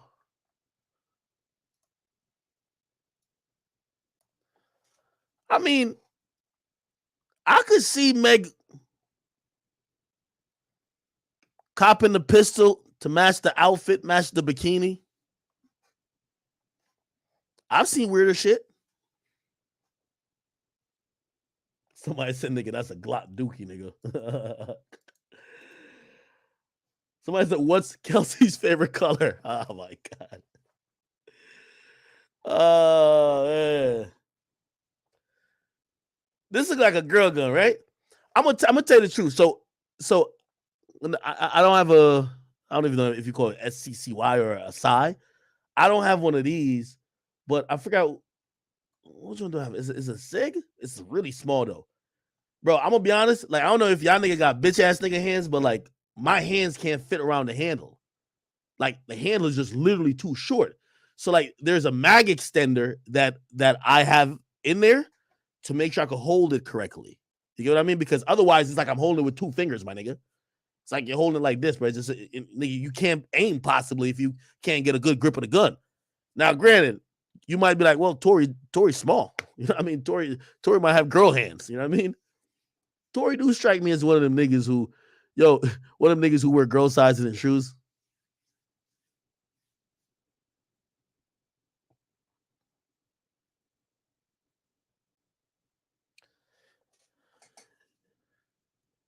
Which I say it jams a lot. It jams a lot because there's a defect with it, or it jams a lot because sometimes when you shoot these guns, like if you don't have the right grip with it, like and the right motion isn't done, the recoil doesn't really fucking happen normally, and it jams. You know what I mean? Like some guns, they jam a lot, but it's not because of the gun. It's because of improper usage and how people shoot it. Like the thing with a Glock is that it'll jam less because even if a nigga's shooting sideways, upside down, you know what I mean? Niggas just boomeranging the shots. Like for the most part, it's not gonna jam. You know what I mean? Like, but some other guns, you know what I mean? It will.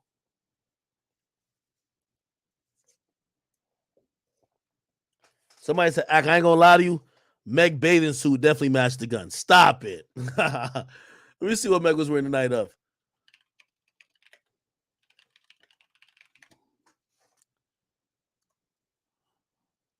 I ain't gonna lie.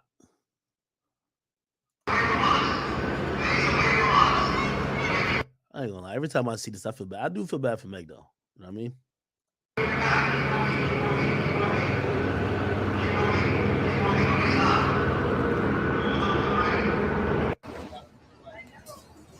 Kelsey got on black.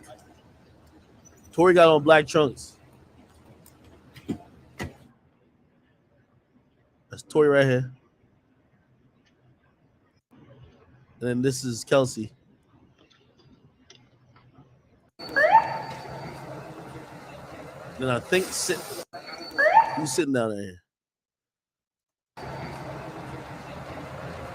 They gave Tory a jacket. Then you hear Kelsey says, "Megan, you okay?" I ain't gonna lie. If I just gave you a leg up, I might have to ask if you're okay to make sure that if I'm planning to lie about this shit, yo, you good?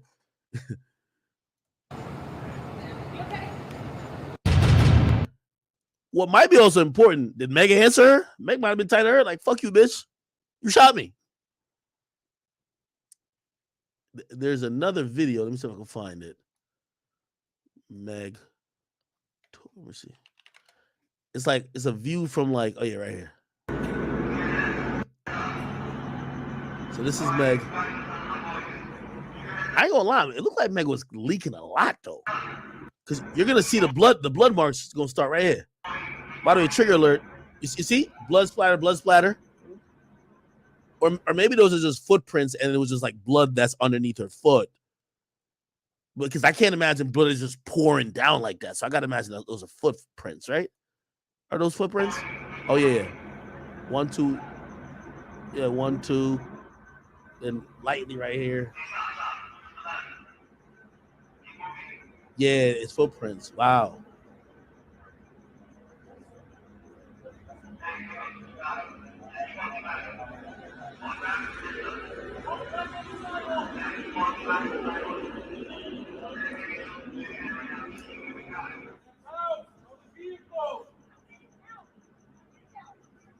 So I guess this is Meg right here sitting down. By the way, I think that's Kelsey shouting some shit. You hear that? She's shouting some shit. Unless it's a female cop. I think that's Kelsey.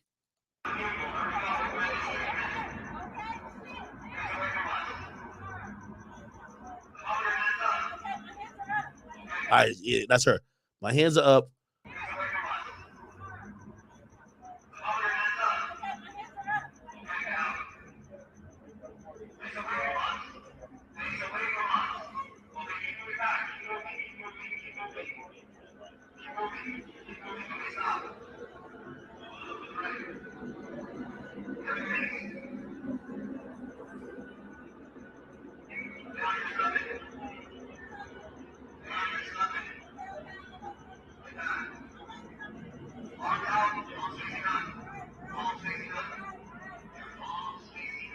Hey, real quick, look at Meg and look at Kelsey.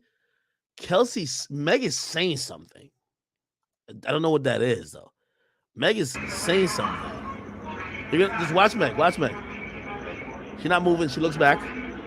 Look.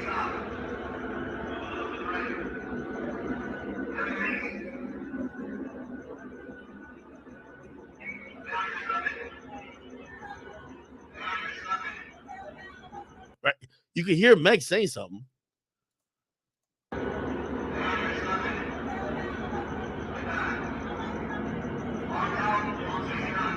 It's Tory over here. Or maybe she's saying something to Tory. Tory's right over here.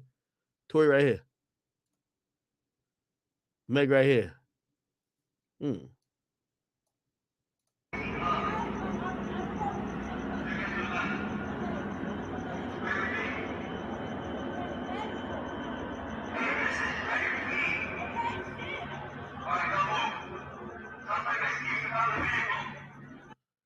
It looks like she was like shouting at Tory, which is Kelsey right here. She seemed hella agitated though, right?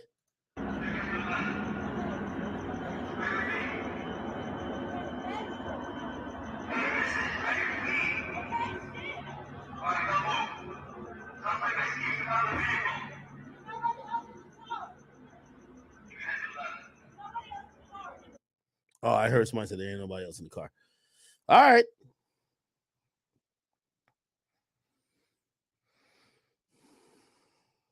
All right, people. I'm gonna see if I'm gonna try to join Lawyers for Workers. I got a link here.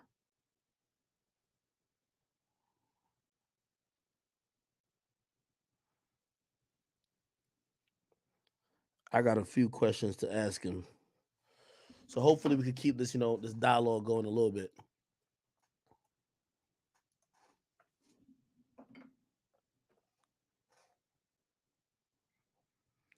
Did anyone mention if Kelsey has a criminal record?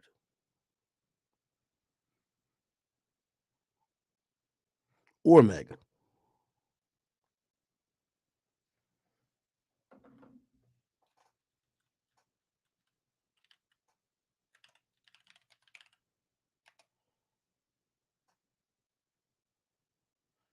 Meg does for domestic violence? Really? What the fuck is this? I'm clicking this link.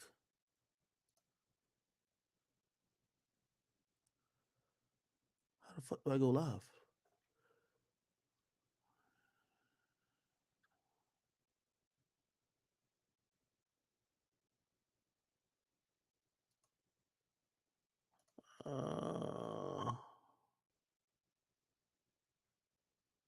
I don't know. Shit. I don't know how to do it. Anyway, somebody say he went to lunch. Yeah, okay. It's probably there. The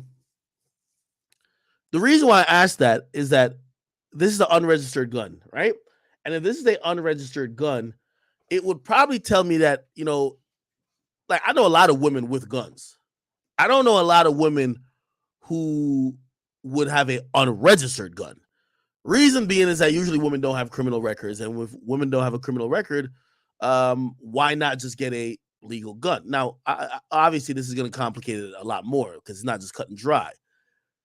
Granted, like for example, if I'm going to Florida, like I'm checking my guns under the plane. We go in there with it. You feel me? I love going to Florida. That's one of the perks. You know what I mean? You get to bring your guns there, right? If I'm going to California, you don't want to bring your guns.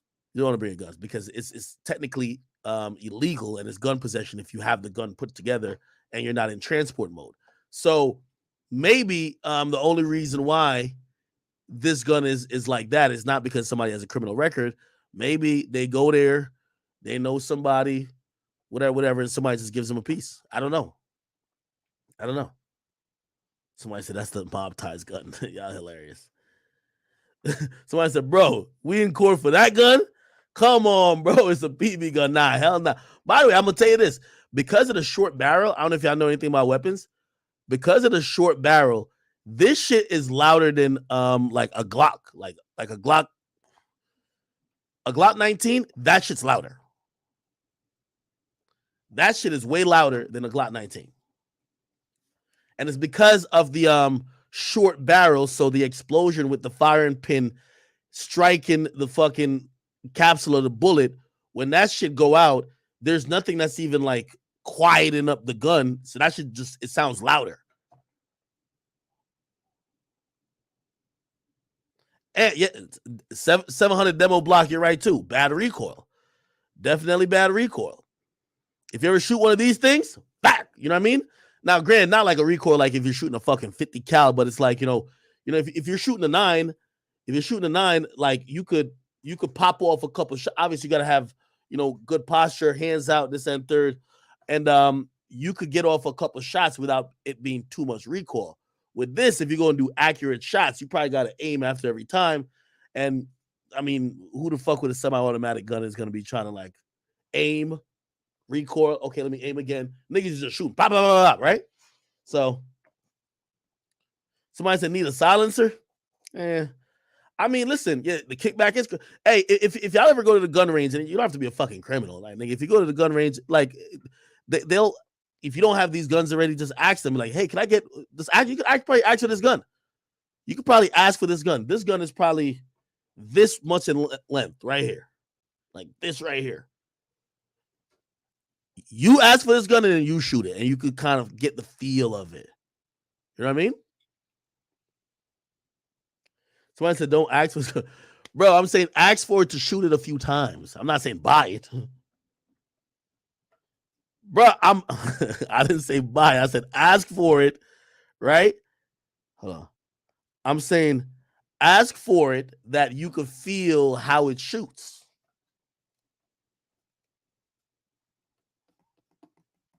Not a gun does suck. Yeah, rent it. That's what I'm saying. You can rent guns at the gun, like when you go to the firing range. Somebody said that's a purse gun. I'm gonna be honest with you though. That is like all of. Here's the thing though. You see all of these new niggas who I'm gonna lie, bro. Silky got a gun like this. No, it's not like this though. Is it? It should a Glock? Nah, it should not a Glock. Silky had some tiny ass motherfucking gun, bro. I remember trying to aim with that bitch. I'm like, this shit is all over the place, dog. But for a lot of niggas who be having, niggas with the crossbody shit, you know what I mean? Unless niggas is only doing it for fashion, like nigga, you're not gonna fit a fucking Glock 17 in one of these joints. You know what I mean?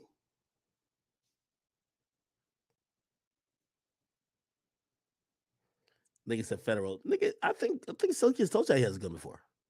It's a legal gun. I think they put out I put up a video of me at a shooting range with Silky. Do you think Silky ain't own a gun? I think his is a little bit longer. I think that's slightly fatter. Pause. Yeah. If you're asking me, only a nigga trying to sneak a gun into a club would have this, or a woman. And by the way, the mere fact, like if you go to a gun store, you're gonna see them in pink, bright colors. You're gonna see them in colors that are attractive for women. You get what I mean? Remember when that girl was trying to pull out a gun on me at Fresh and Fit? Nigga, she had one of these. Kid you not, she had one of these.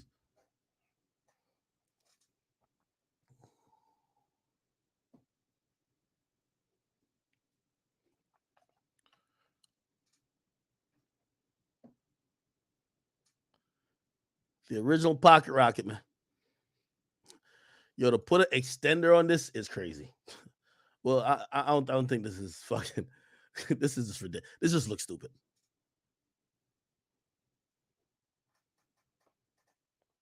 Somebody said this is a Cameron gun. Nigga said the Fisher Price gun. Y'all wildin'. Milagro just tweeted. Let me see what's going on.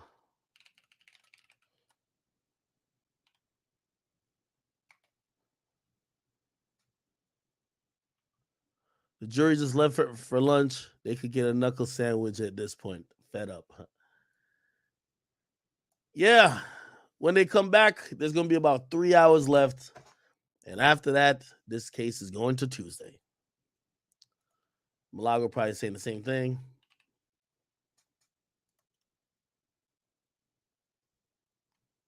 No, not Milagro. Megan.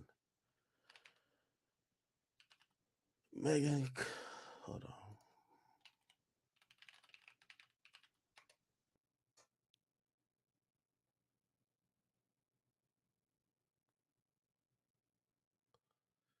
Yeah, the jury in Tory Lanez trial over the 2020 shooting of Meg has filed out the courtroom for the standard 90-minute break. They will return at 1:30 p.m., which means that's an hour and 30 minutes from now. That's 4:30 p.m. And Jesus Christ, we might as well go back to watching The Curious Case of Wise Tell. Fox 5 Atlanta. Let's see what's going on. I think there's some more Rico shit going on. Let me see. Maybe not. They probably just took holiday break. Because these niggas ain't going nowhere anyway. It's not they getting out of jail. First. Yeah. Yeah, they ain't covered that shit today. First, that.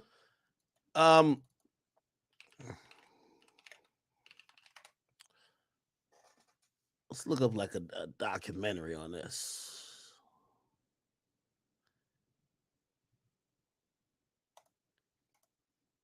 Atlanta police are on the scene of a triple shooting. Neighbors in Atlanta. Wait, holy shit. When did we get 152 subs? Who ran it up? God damn. Yo, spam Big W to Enzo Kubrick. This nigga might have gave 50 subs. Holy shit. My nigga, I might have to take a cup of alcohol for you. Here we go. Ah, shit. Ice melting. We take some liquor. We about to enjoy this shit.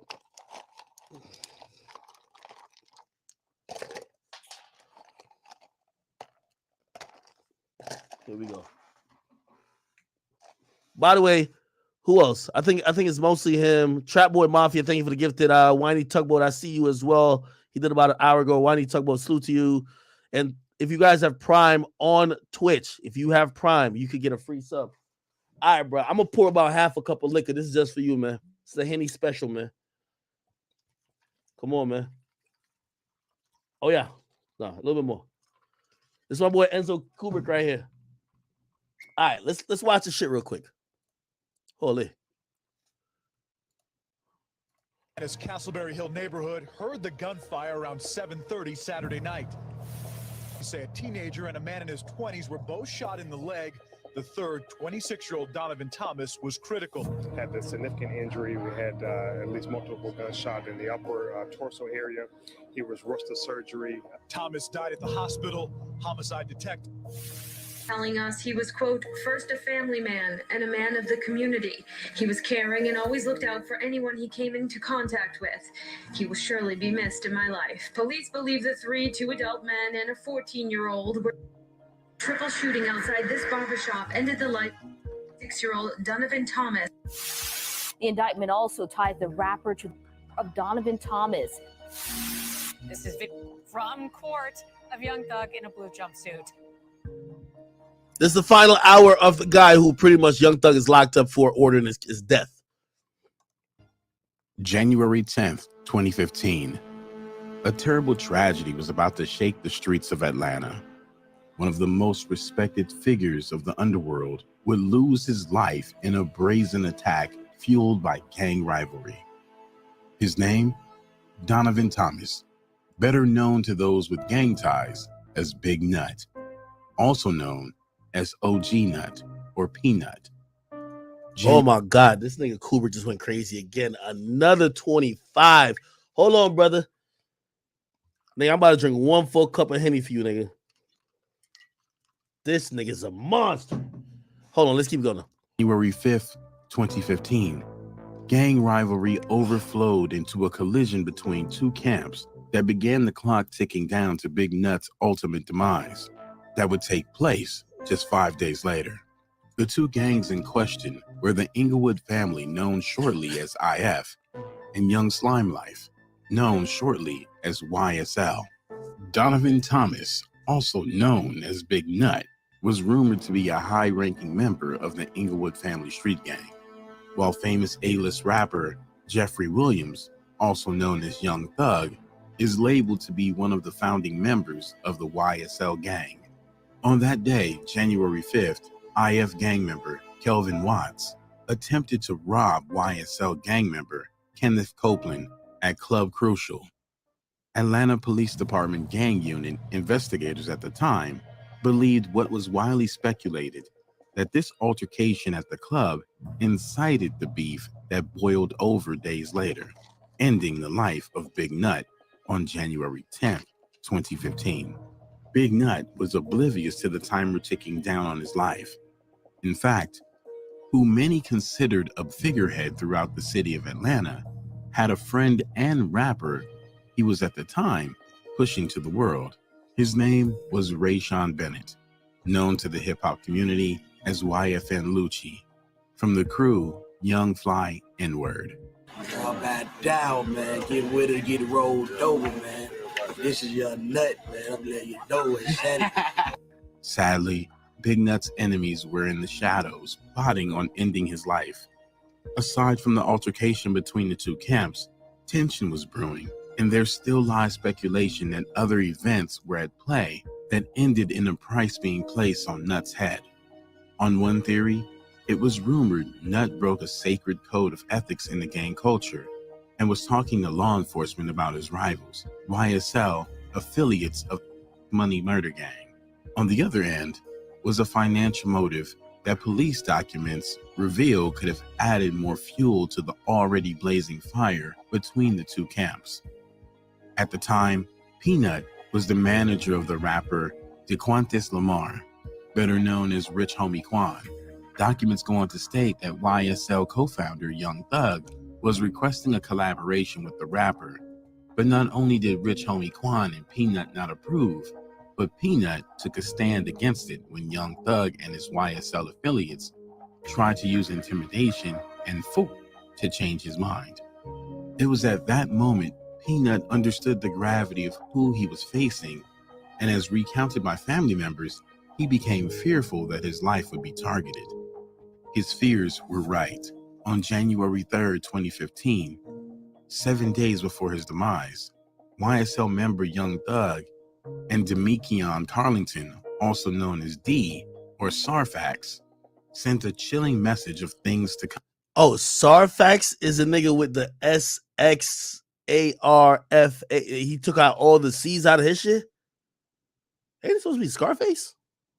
But he just, I guess he don't like Crips. On D's Instagram account, both were seen in a picture with the caption reading, "We ain't going back and forth." It was already decided by YSL that the time for talking was over and action was the next required step.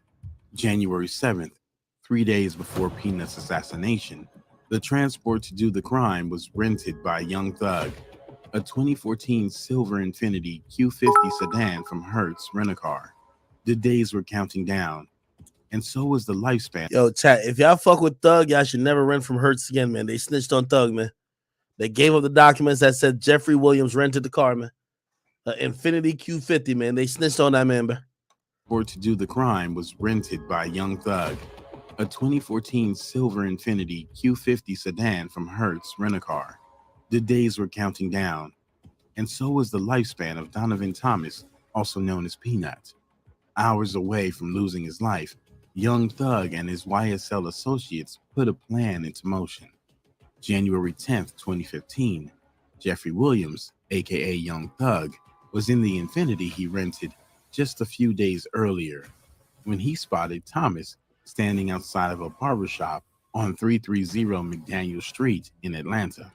Thug was also with Garlington, aka D, Shannon Jackson, aka Shannon Stillwell, aka SB, DeMonte Kendrick, aka Yak Gotti, Demise McMullen, aka Nard, and Justin Cobb, aka Doo-Wop.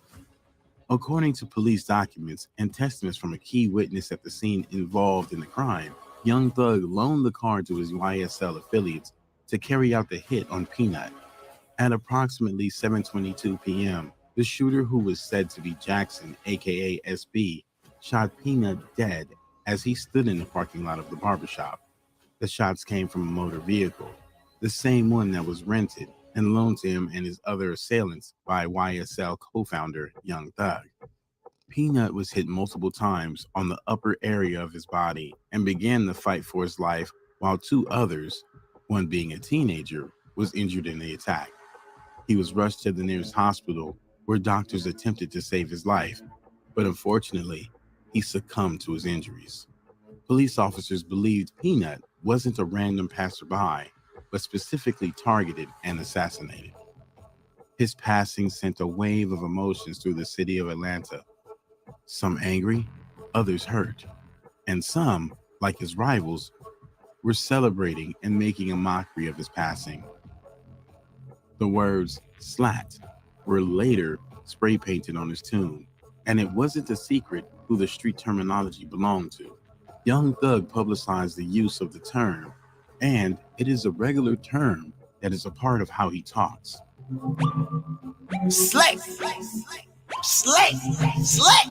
Young Thug even has a track titled Slatty on his album Slime Language 2, featuring one of his assailants that was involved in taking out Peanut, Yak Gotti. Investigators began on the manhunt to gather evidence that would lead to the arrest of the perpetrators, not only to bring justice for the crime, but also the time was now counting down on a wave of retaliation they knew was coming. The investigation led to numerous first-hand accounts of what happened, and all pointed to Young Thug and YSL being the ones responsible for the brazen attack. Peanut's brother, who stood near him at the time of his passing, recalled Peanut whispering the haunting last words, "Thug had me killed." Further investigations led to officers obtaining a key witness involved in the incident, Kenneth Copeland, aka Little Woody. Woody first denied all allegations and speculations that he was involved in the hit, but 6 months later, after a series of attempts on his own life by his rivals and issues with the law, Woody came clean. The revelation was a smoking gun for the case. According to Woody, he admitted to lead detective Jim Thorpe that he saw Jackson, aka SB, at a McDonald's parking lot with fellow gang member Yak Gotti, Demise McCullen, aka Nard, and Justin Combs, aka Doo-Wop, immediately after the hit on Peanut's life. He further went on to state that at the same time, fellow YSL gang member Demikion Garlington, aka D, told him that SB, Yak Gotti, Nard, and Doo-Wop had just murdered Peanut. Woody was the one tasked with picking up the other members of YSL involved in the homicide at the McDonald's location. Upon entering the vehicle, Garlington, aka D, went on to y'all got all these jokes about me with McDonald's. Why y'all don't joke about these niggas? They at McDonald's too. Y'all claim I'm at McDonald's getting Big Macs. These niggas, they're picking up the killers. confirmed to him that they murdered Peanut during a drive-by shooting in which they used the silver Infiniti rented by YSL co-founder Young Thug. The hit set off a series of events that led to a bloodbath throughout the city, claiming lives and fueling a gang rivalry. Look, 37 other crimes retaliate. Yo, what type of, this is like some Chicago shit. One thing leads to 37 other acts of retaliation. I bet nobody, like, pause. I bet nobody could never say they ain't slide for nut. Pause. That sounds crazy, right? Slide for nut? Like, niggas slid for nut. After Nut died, 37 other crimes happened. Niggas was sliding for nut. Pause. Big nut. That still continues today. Peanut's close friend, YFN Lucci, has been locked in a wild back and forth with YSL and Young Thug ever since. In May 2019, I think this is what I was talking about. Remember I said it was a Maybach? I think it was the G-Wagon truck. I think this is a truck. I think. But from what I heard, it was supposedly a Bentley. But I ain't gonna lie, Lucci got a lot of his car shot up. You're gonna see he got a Bentley car. Apparently, he had a Bentley car and a Bentley truck. He got a Bentley car shot up, but this is, you'll hear. Nearly resulted in YFN Lucci suffering the same fate as his friend Peanut when his Mercedes SUV was targeted in Atlanta. Popular entertainment website TMZ reports that Lucci wasn't there at the time, but police officers found a man suffering from 2 gunshot wounds, and Lucci's mother was the registered owner of his vehicle. By the way, this is October 6th. I don't know why they didn't update it. I think this might be the car. Remember when Lucci got out on bail? Remember they locked him back up on murder? They locked him back up on murder because these bullet wounds, these bullet shots right here, apparently killed this man in the back who was firing. So at first they thought Lucci wasn't, remember the car ain't registered, Lucci's registered. His mom said, no, it's kind of his car. But at first there was no like proof that he was there. Somehow they found it. Probably, bro, everybody's telling. You know what I mean? This is why, you say the street's so quiet because the streets know. Let me tell you, the streets is built on snitching. It's built on snitching. But they act like what it's built on is taboo. Anyway. Reports that Lucci wasn't there at the time, but police officers found a man suffering from 2 gunshot wounds, and Lucci's mother was the registered owner of his vehicle. In a clip obtained by TMZ, showing just how intent his assailants were on claiming his life. Bullet holes can be seen all through the vehicle. Then again, in June 2020, YFN Lucci was targeted at his music video at the 600 block of No, this is a Rolls Royce. This is a Wraith. Martin Street. 3 escaped fire, injuring someone in the thumb. Both YFN Lucci and Young Thug, however, are now fighting for their freedom after both were indicted on separate RICO charges. YFN Lucci is facing a murder charge, and Young Thug and his YSL gang members were indicted for criminal activity, inclusive of the ones responsible for Donovan Thomas, also known as Peanut, losing his life. This is video from court of Young Thug in a blue jumpsuit. The rapper and 28 other defendants charged in a 56-count indictment. George, this investigation has been going on for months, and take a look at this. This is that 88-page indictment, 56 charges ranging from murder. 9 of Young Thug's songs used as evidence. The indictment saying these words used after the murder of Donovan Thomas, the leader of a rival gang. One of the people charged with his death, a member of Thug's YSL label. Peanut's passing was a tragedy, one seen far too often in communities ruined by the gang culture. May he rest in peace, along with all those who have fallen to the senseless gang rivalry. May he rest in peace. Hey, let me shout this challenge. Dose of Mystery. I like this page. I like pages like this. I ain't gonna lie to you. Let me see, because they be knowing way more shit than I know. Oh, Dex Osama. Damn, I remember Dex Osama. Young Dolph. Now let's go to YFN Lucci.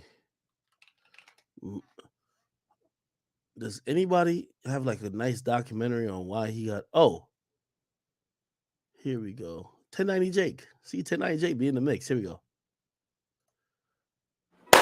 Man, what's up, everybody? Welcome back to another episode of EOS. It's 1090 Jake, but I'm rocking with y'all and y'all rocking with me. And for this video, we're going to be speaking on YFN Lucci, who was just indicted in Georgia. He's been hit with the Georgia RICO Act and a blood gang takedown. And I went ahead and spent $38 on the Fulton County website so I could bring y'all the information from 75 pages of indictment. YFN Lucci, the Atlanta rapper who seems unable to catch a break, just got hit with the whole indictment of bad news. Back in January of 2021, a warrant went out for Lucci's arrest after a drive-by gone wrong in Atlanta that left one dead. Allegedly, Lucci was the driver in an attempted drive-by shooting while Miami rapper CP3 was firing out of the vehicle along with 2 other men. While one man who was targeted was shot, gunfire was returned and one of the 3 men in the vehicle with Lucci was hit, later being pushed out of the vehicle and left to die in the street. Hey, allegedly the word is on this murder, which unfortunately sometimes ego and, sometimes masculinity gets the best of all of us. Lucci is, again, maybe it was that G-Wagon, but I heard it was a Bentley. But regardless, some really expensive car. I'm hearing Lucci feeling good about himself. The car either got wrapped, something got done to the car. He's trying to flex and stunt. He tell all his homies to hop in a car. He's trying to just flex. From what I heard, he ain't trying to go do no drive-by. He's just trying to stunt. But he got shooters with him. They drive around Atlanta. Atlanta's only so big. Them niggas is on some shit because they kind of, remember, it's Lucci and 4 other niggas, 5 niggas in the car. They on some shit like, man, fuck it. Nigga, we don't give a fuck about whoever we beefing with. Let's ride through their block. They just drive through their block. I from what I hear, they don't even drive through the block with the intention of like, oh, let's shoot the block. It's just kind of like, yo, nigga, we them niggas, like, fuck y'all niggas type of shit. They ride through the block. And then, you know what I mean? Niggas in the car, I don't know if Lucci tell them to, but niggas in the car take out their guns and start shooting out the window. I guess they saw some people on the block, right? The niggas who's on the block take their guns out and shot back. One of the people in Lucci's car got hit. They kicked the nigga out of the car. You can't bleed. You can't bleed on the Napa leather, bro. Lucci, CP3, and the third teen had all been charged with murder, aggravated assault, participating Blood on the Alcantara, no go. Gang ain't that deep. in criminal street gang activity, and possession of a firearm during the commission of a felony. Lucci would later bond out for $500,000 and be released under strict conditions. Fast forward to April 30th, 2021, Fulton County District Attorneys would file a 75-page, 105-count gang indictment against 12 men after a 6-month investigation, one of which being YFN Lucci. According to the indictment, each defendant listed is said to be associated with blood gang sets from Atlanta to Miami, including the Inglewood Family Gangsta Bloods, a West Coast blood set hailing from Inglewood, California. In Atlanta, 2 gangs named ABG, short for Anybody Get It, or Atlanta Blood Gang, and BG, short for Bird Gang, operate under the Inglewood family umbrella as subsets. Bloodhounds and 13th Ave Hot Boys started in the early 2000s in the Pork and Bean projects in Miami as 2 different gangs from the same housing project, now both operating under a much larger blood gang umbrella. YFN Lucci is known to be associated with the Miami subsets, gaining access to shoot music videos within notoriously inaccessible parts of Miami, such as the Pork and Beans projects. April 2nd, 2020, YFN Lucci appeared in a video titled YFN Shit. The video itself captioned "First Time in the Beans" and was uploaded to Instagram, which the indictment is now using as proof of Lucci demonstrating a leadership role in the criminal enterprise, the intent to expand the enterprise from Atlanta to the Miami blood stronghold, and enhancing the successful and intimidating reputation of the blood gang. July 14th, 2020, Lucci would post another video to Instagram displaying a handgun, and the following month, Lucci would assault a man by strangulation on top of encouraging other gang members to strike and kick the man for playing rival gang music. Lucci would then attempt to bribe the same man from informing law enforcement on what happened. Not only are these events being used to charge Lucci with the Georgia RICO Act, his murder case is also being used as examples of racketeering activity and other offenses. Lucci's co-defendants in that case, Miami rapper CP3 and a teen nicknamed Lism, have also been indicted, and things such as CP3's First Day Out music video, which displays firearms and gang signs, is being used against him. Now, this isn't just weapons. Lucci's Instagram captions, such as "When I get drunk, I think about murder," are being used against him as examples of enhancing the intimidating reputation of the gang. Every gang sign, weapon, bandana, down to clothing colors are being used as evidence against all 12 men, with over 90 different events being used as examples, and this is only on count 1 for racketeering. Lucci, CP3, and Lism also face 5 counts of street gang terrorism, 1 count of felony murder, 5 counts of aggravated assault, 1 count of possession of a firearm during the commission of a felony, and CP3 faces possession of a firearm by a convicted felon, with all of these charges stemming from the drive-by shooting the 3 allegedly committed.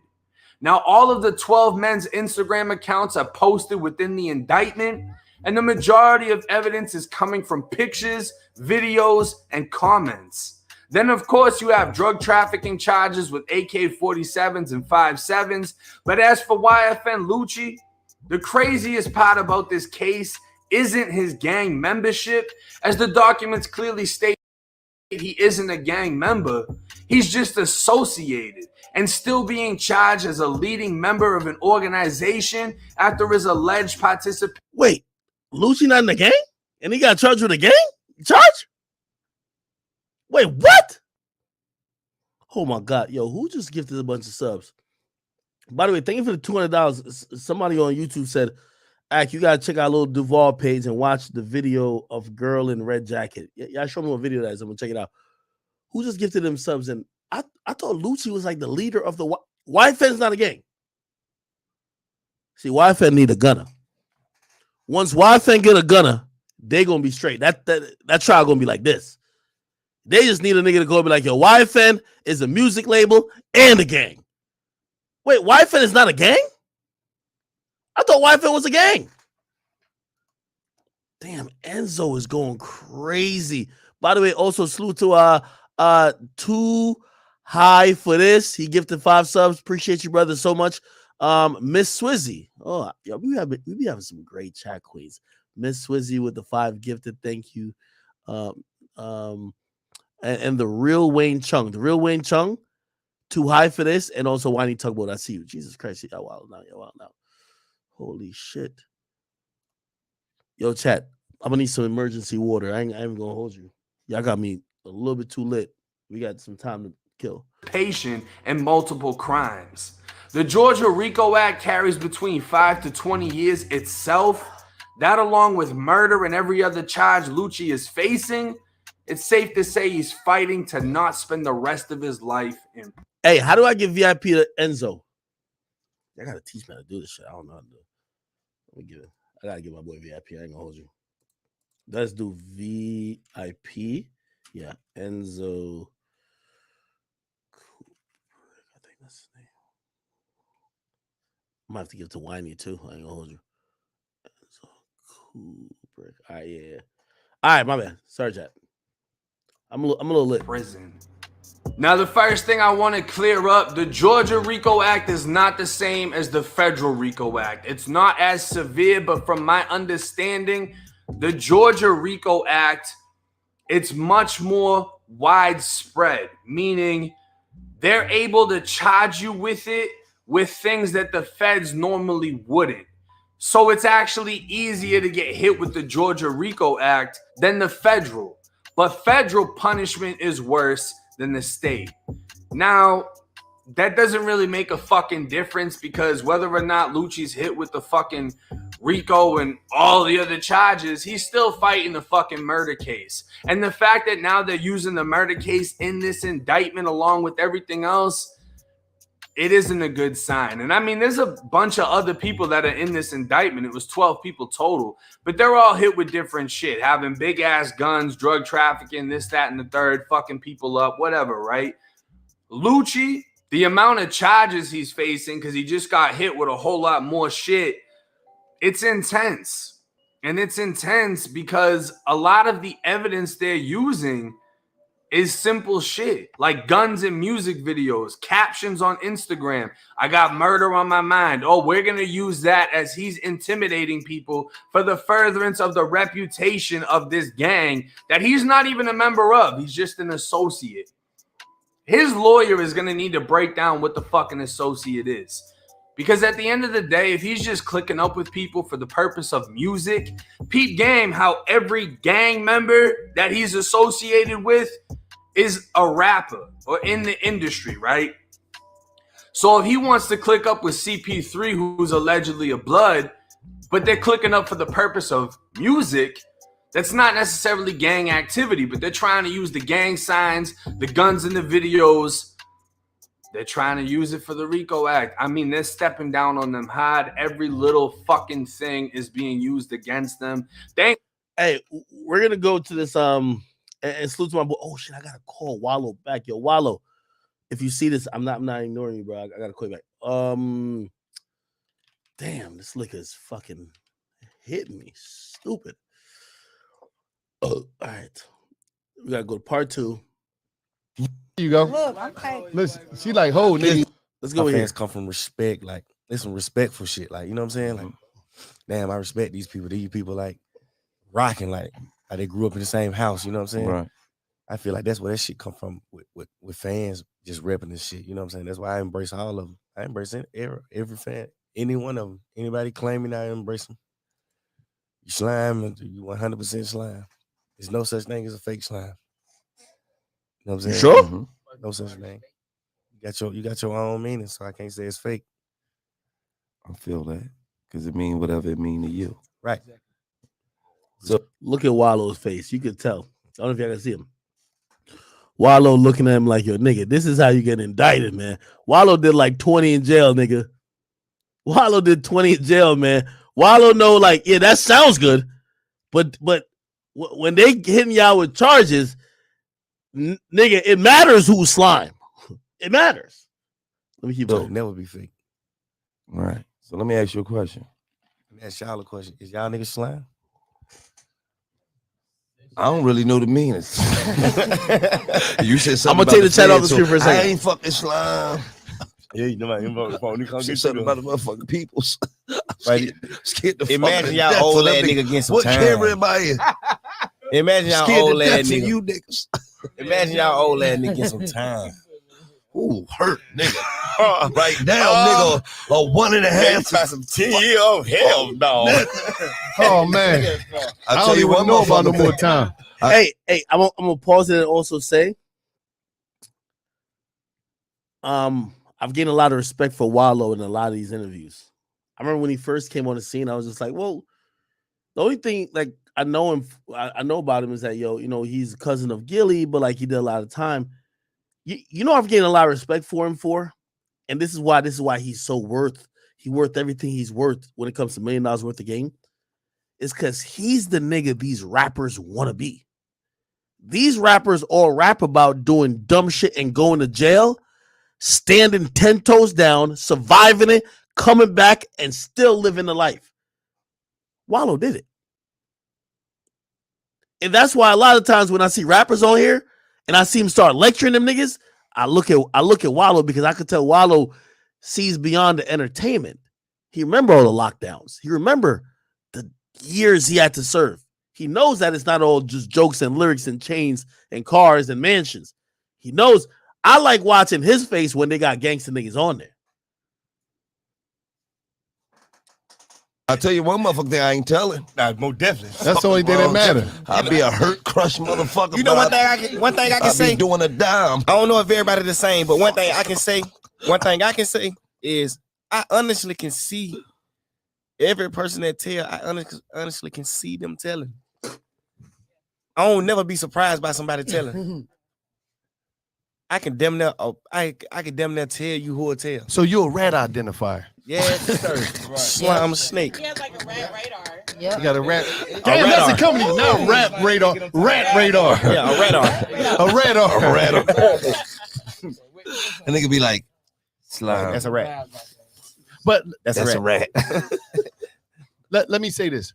Do it even matter in rap anymore? What, rap? Yeah, rap. Do what matter? Niggas being rats. Yes.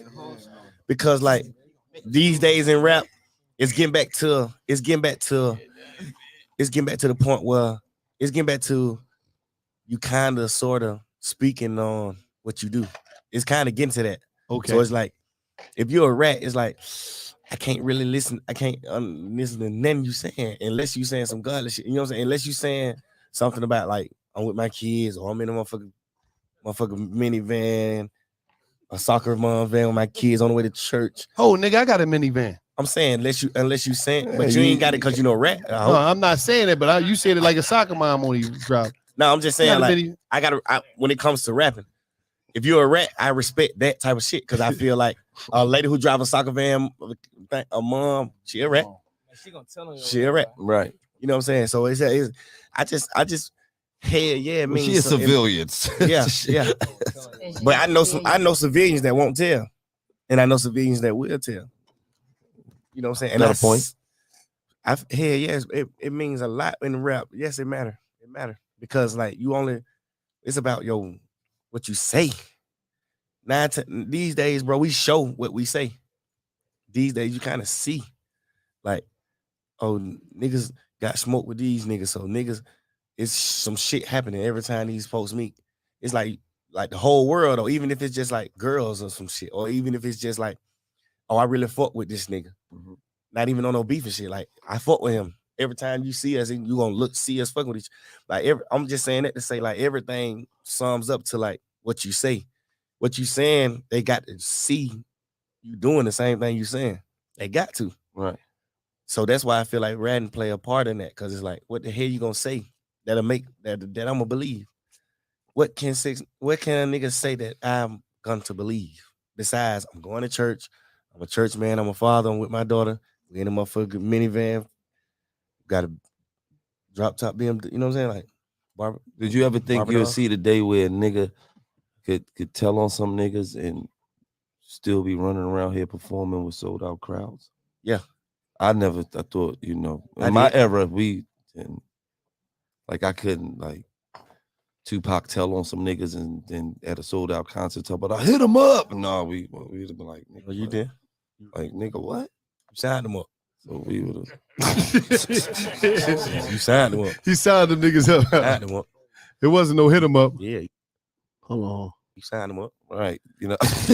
But see, I bet it. I bet it. I ain't gonna say the rapper that I bet it because he a cool nigga. He a solid nigga.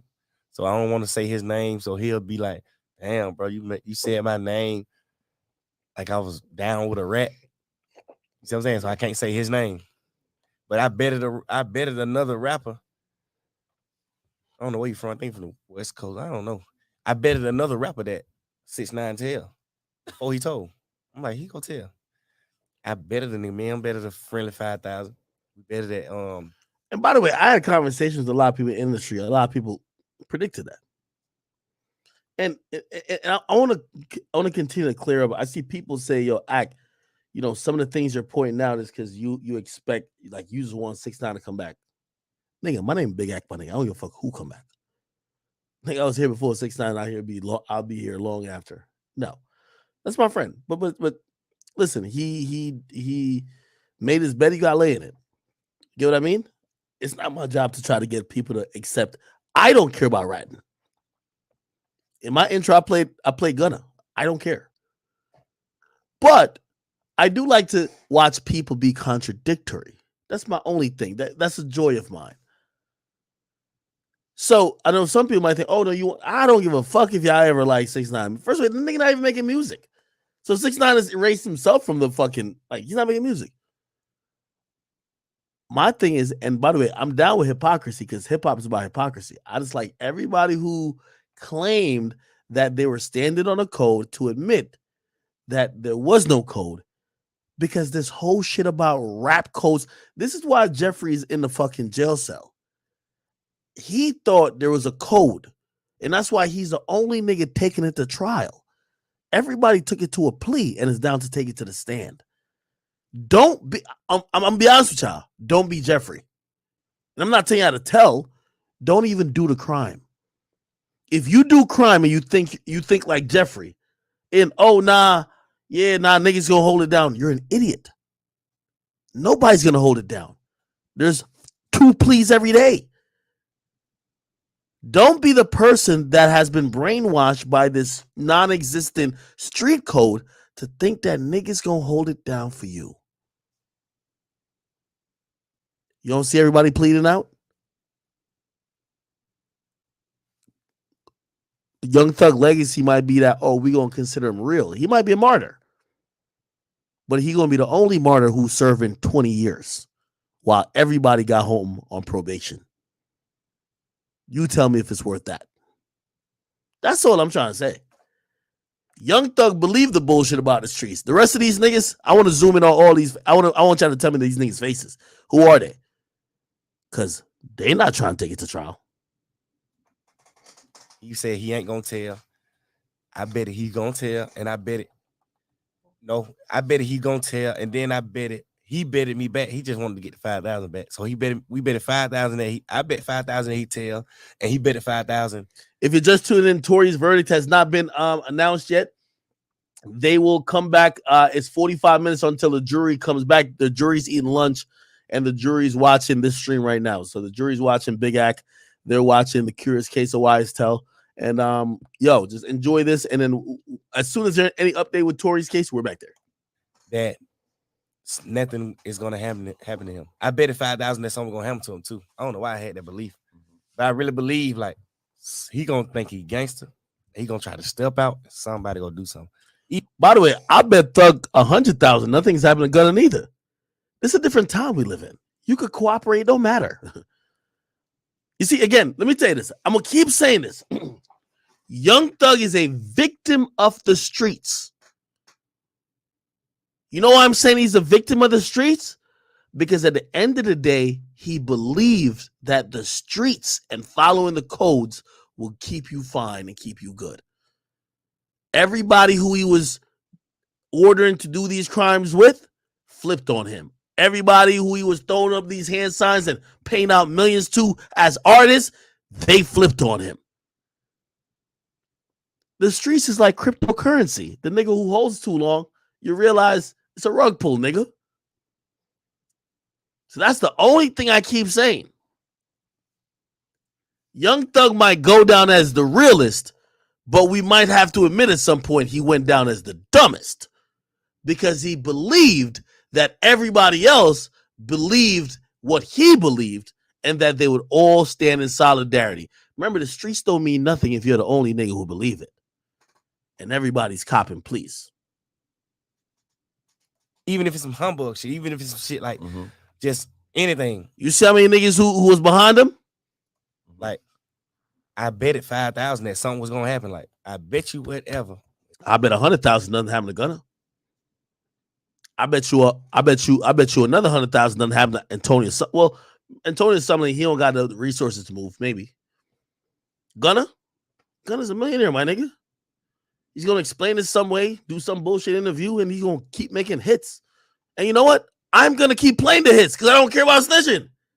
And most of y'all are too. Because most of y'all are acting like y'all are street niggas. Y'all never did no crime, just like me.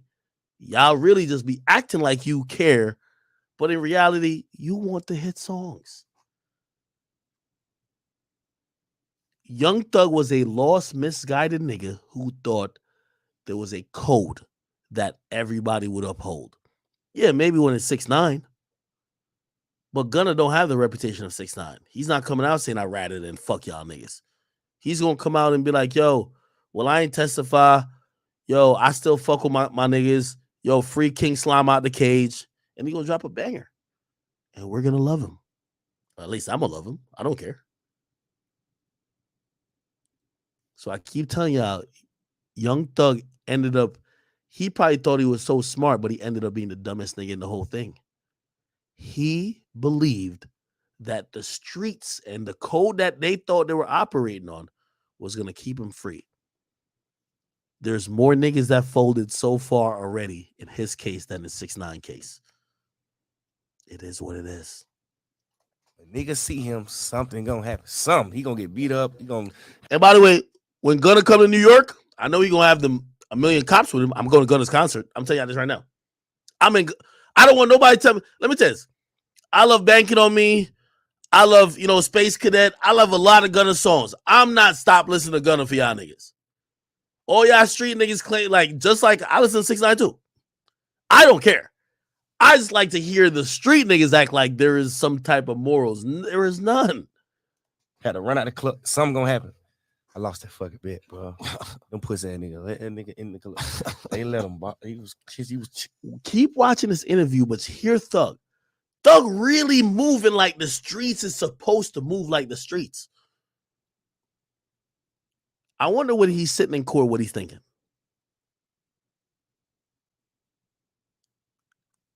Nobody's touching Gunna. Nobody's touching Antonio Sumlin. They're all watching you throw away your life, and you were the most lit nigga out of everybody. But unfortunately, you believe the bullshit a little bit too much. The niggas who have never earned as much as you, don't have the earning potential as you, they're watching the government put a noose around your neck and they're about to hang you.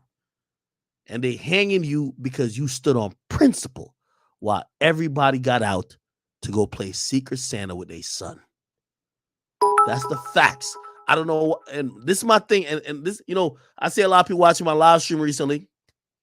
So to my man Freeway from Philly, legend, state property, tuned in. He said, I love your shit. I want to just send this message to all y'all niggas who be rapping the gangster shit. I'm not saying you can't do it, because maybe some of y'all really like that. But please be very cognizant. And while you're misleading the youth with your music, tell them about this part. Tell them about this part.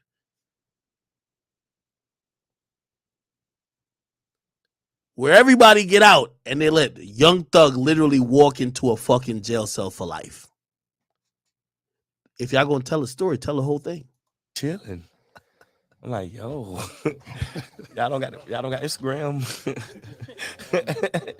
You know what I'm saying? Y'all don't got Instagram. And it ain't no shit like you trying to live up to a street code. It's just like I live up to a human code. Like I'm not loyal to Gilly. I'm not loyal to you. I'm not loyal to Dora, Dolly, my girl. I'm not loyal to nothing. I'm loyal to life. I'm not gonna tell on you because I don't supposed to tell. Not because you Gilly the kid. Right. I don't give a fuck. You're a roach. Right. Nigga, you can be a nigga who I just met tonight. Nigga, the police pull up and they find your gun. Nigga, I'm not finna tell the police this your gun. Just because you're a stranger and I don't know you or you 70 years old, so it'll never come out that I ratted her. Nothing gonna make me tell. Right. Hey, in case y'all are still having that, mental gymnastics trying to. I'm glad he said that. He said, if police pull up and we in a car, I ain't gonna tell them it's your gun if it's your gun. Let me tell you how this is gonna go. Young Thug is gonna be found guilty for them weapons. And I know somebody said, oh, there's some third party. He's gonna be found guilty for something in that car. And while in a plea hearing, Gunna said, I attest that none of those drugs or guns were mine. When he's called to the stand and they ask him, did you see Thug put a gun in there? Did Thug come in with some perks? Did Thug come in with this? You could keep being delusional if you think he's going to be like, no. He's legally bound to say yes. So the same thing Thug talking about there is the same thing a nigga is finna do to him. It's facts. I'm just telling you facts. You don't gotta believe it. No matter who it is. Right. You know what I'm saying? So I live on them tight code, bro. By the way, salute to my man Steve Sado. Steve, I don't do crime, but if I ever got in trouble in Atlanta or in Fulton County or Georgia, trust me, I would hire you. You are worth all the money you charge. You should charge millions. I hope you charge even more. You should tell a nigga $5 million retainer to get me. Because you getting these niggas off from bloody damn murder, basically. And I know you trying like you put the message out like, well, yo, you play some nice word semantics. Gunna's statements can't be used against him. You're right. Gunna plea agreement where he's saying, yes, ma'am, yes, ma'am, yes, ma'am, cannot be used against Thug. But when he's called to the stand and then they say, we give you immunity that you can't perjure yourself. Now, could you answer this question? Have you been around Young Thug when he was brandishing a firearm and he was putting in the car while y'all was driving? Steve Sado's an amazing lawyer, but he can't save his client at that point. Gunna is going to have to say, yes, Your Honor, I seen that. That's the facts. That's the facts. So what Thug is talking about here sounded great, but now it applies directly to him. I'm loyal to life. You live on them Cleveland Avenue codes, man. Yeah, loyal to life, bro. I mean, it go all the way back to Cleveland Avenue. I tell all my niggas too, every nigga who I fuck with, man, do not be loyal to me.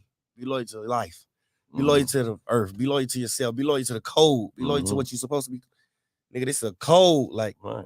Because if you ain't loyal to yourself, how the fuck you gonna be loyal to me, man? Right. You're not loyal to the code. Nigga, I'm a part of the code. You know what I'm saying? You're not loyal to that. Like, you basically saying, I tell on you if you went Thug. If you like, man, I ain't telling on Thug.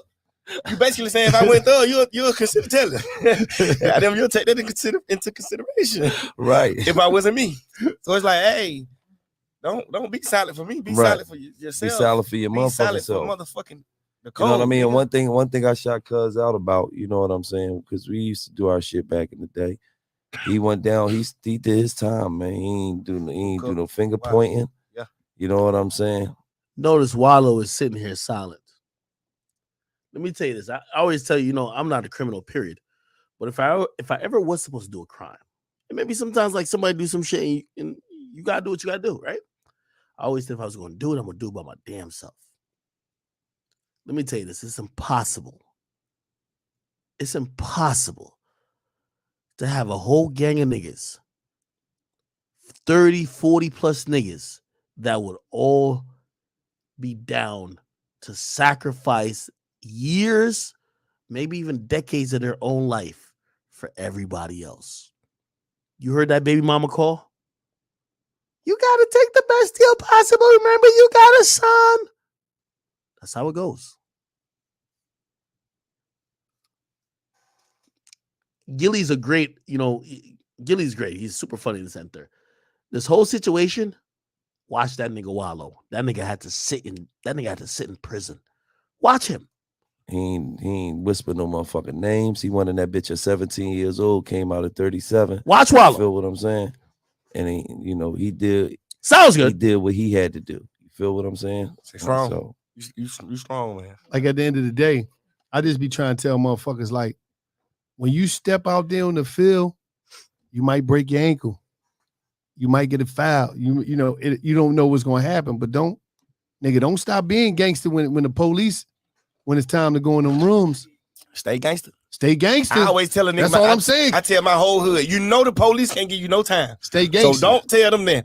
When they lock you up and they want to question you or anything, just at least buck on them. Like, make them feel like you ain't gonna tell. Like, wait till your first time going to court or something, bro. Like, don't tell. Like, you told it the precinct, fuck nigga.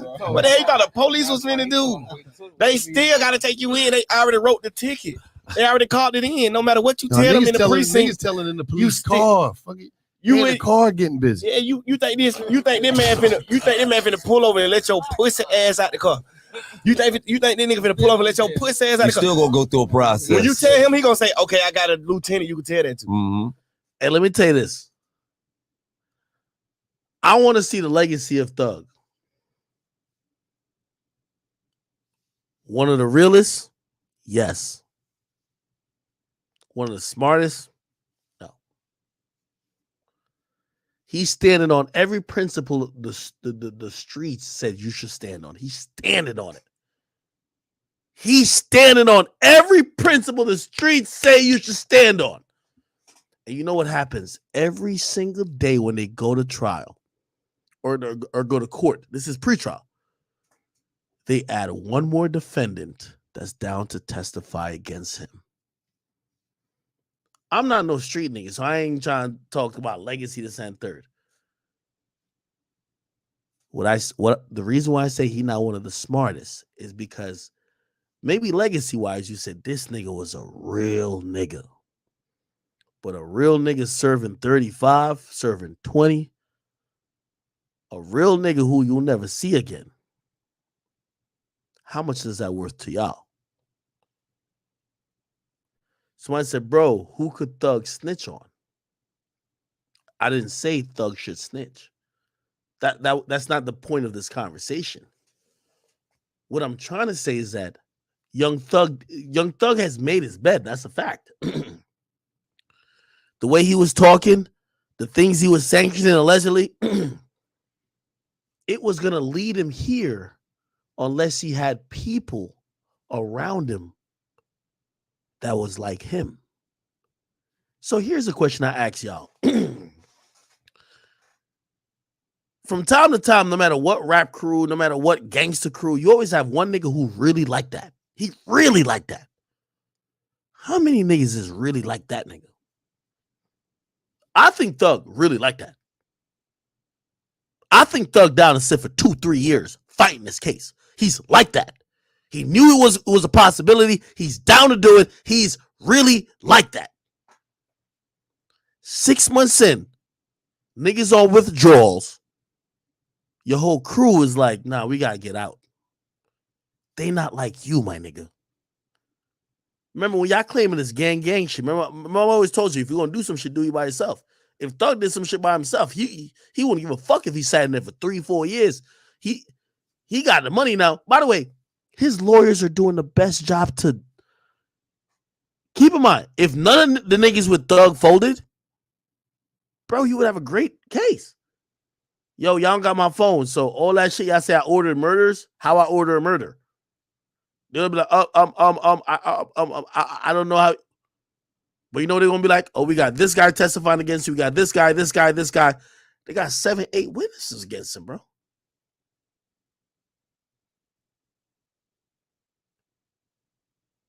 So yeah, you a real nigga, but the rest of the niggas you with wasn't at the level that you were. Also, here's the thing about street life people don't really consider. Young Thug, at the end of the day, you hold it down and you staying strong, bro. Even if Young Thug, let's say somehow, and by the way, he's gonna take a plea. Facts, he's gonna take a plea. He's not going to trial. If he goes to trial, he doesn't want to see He doesn't want to breathe free, fresh air again. So he's going to take a plea.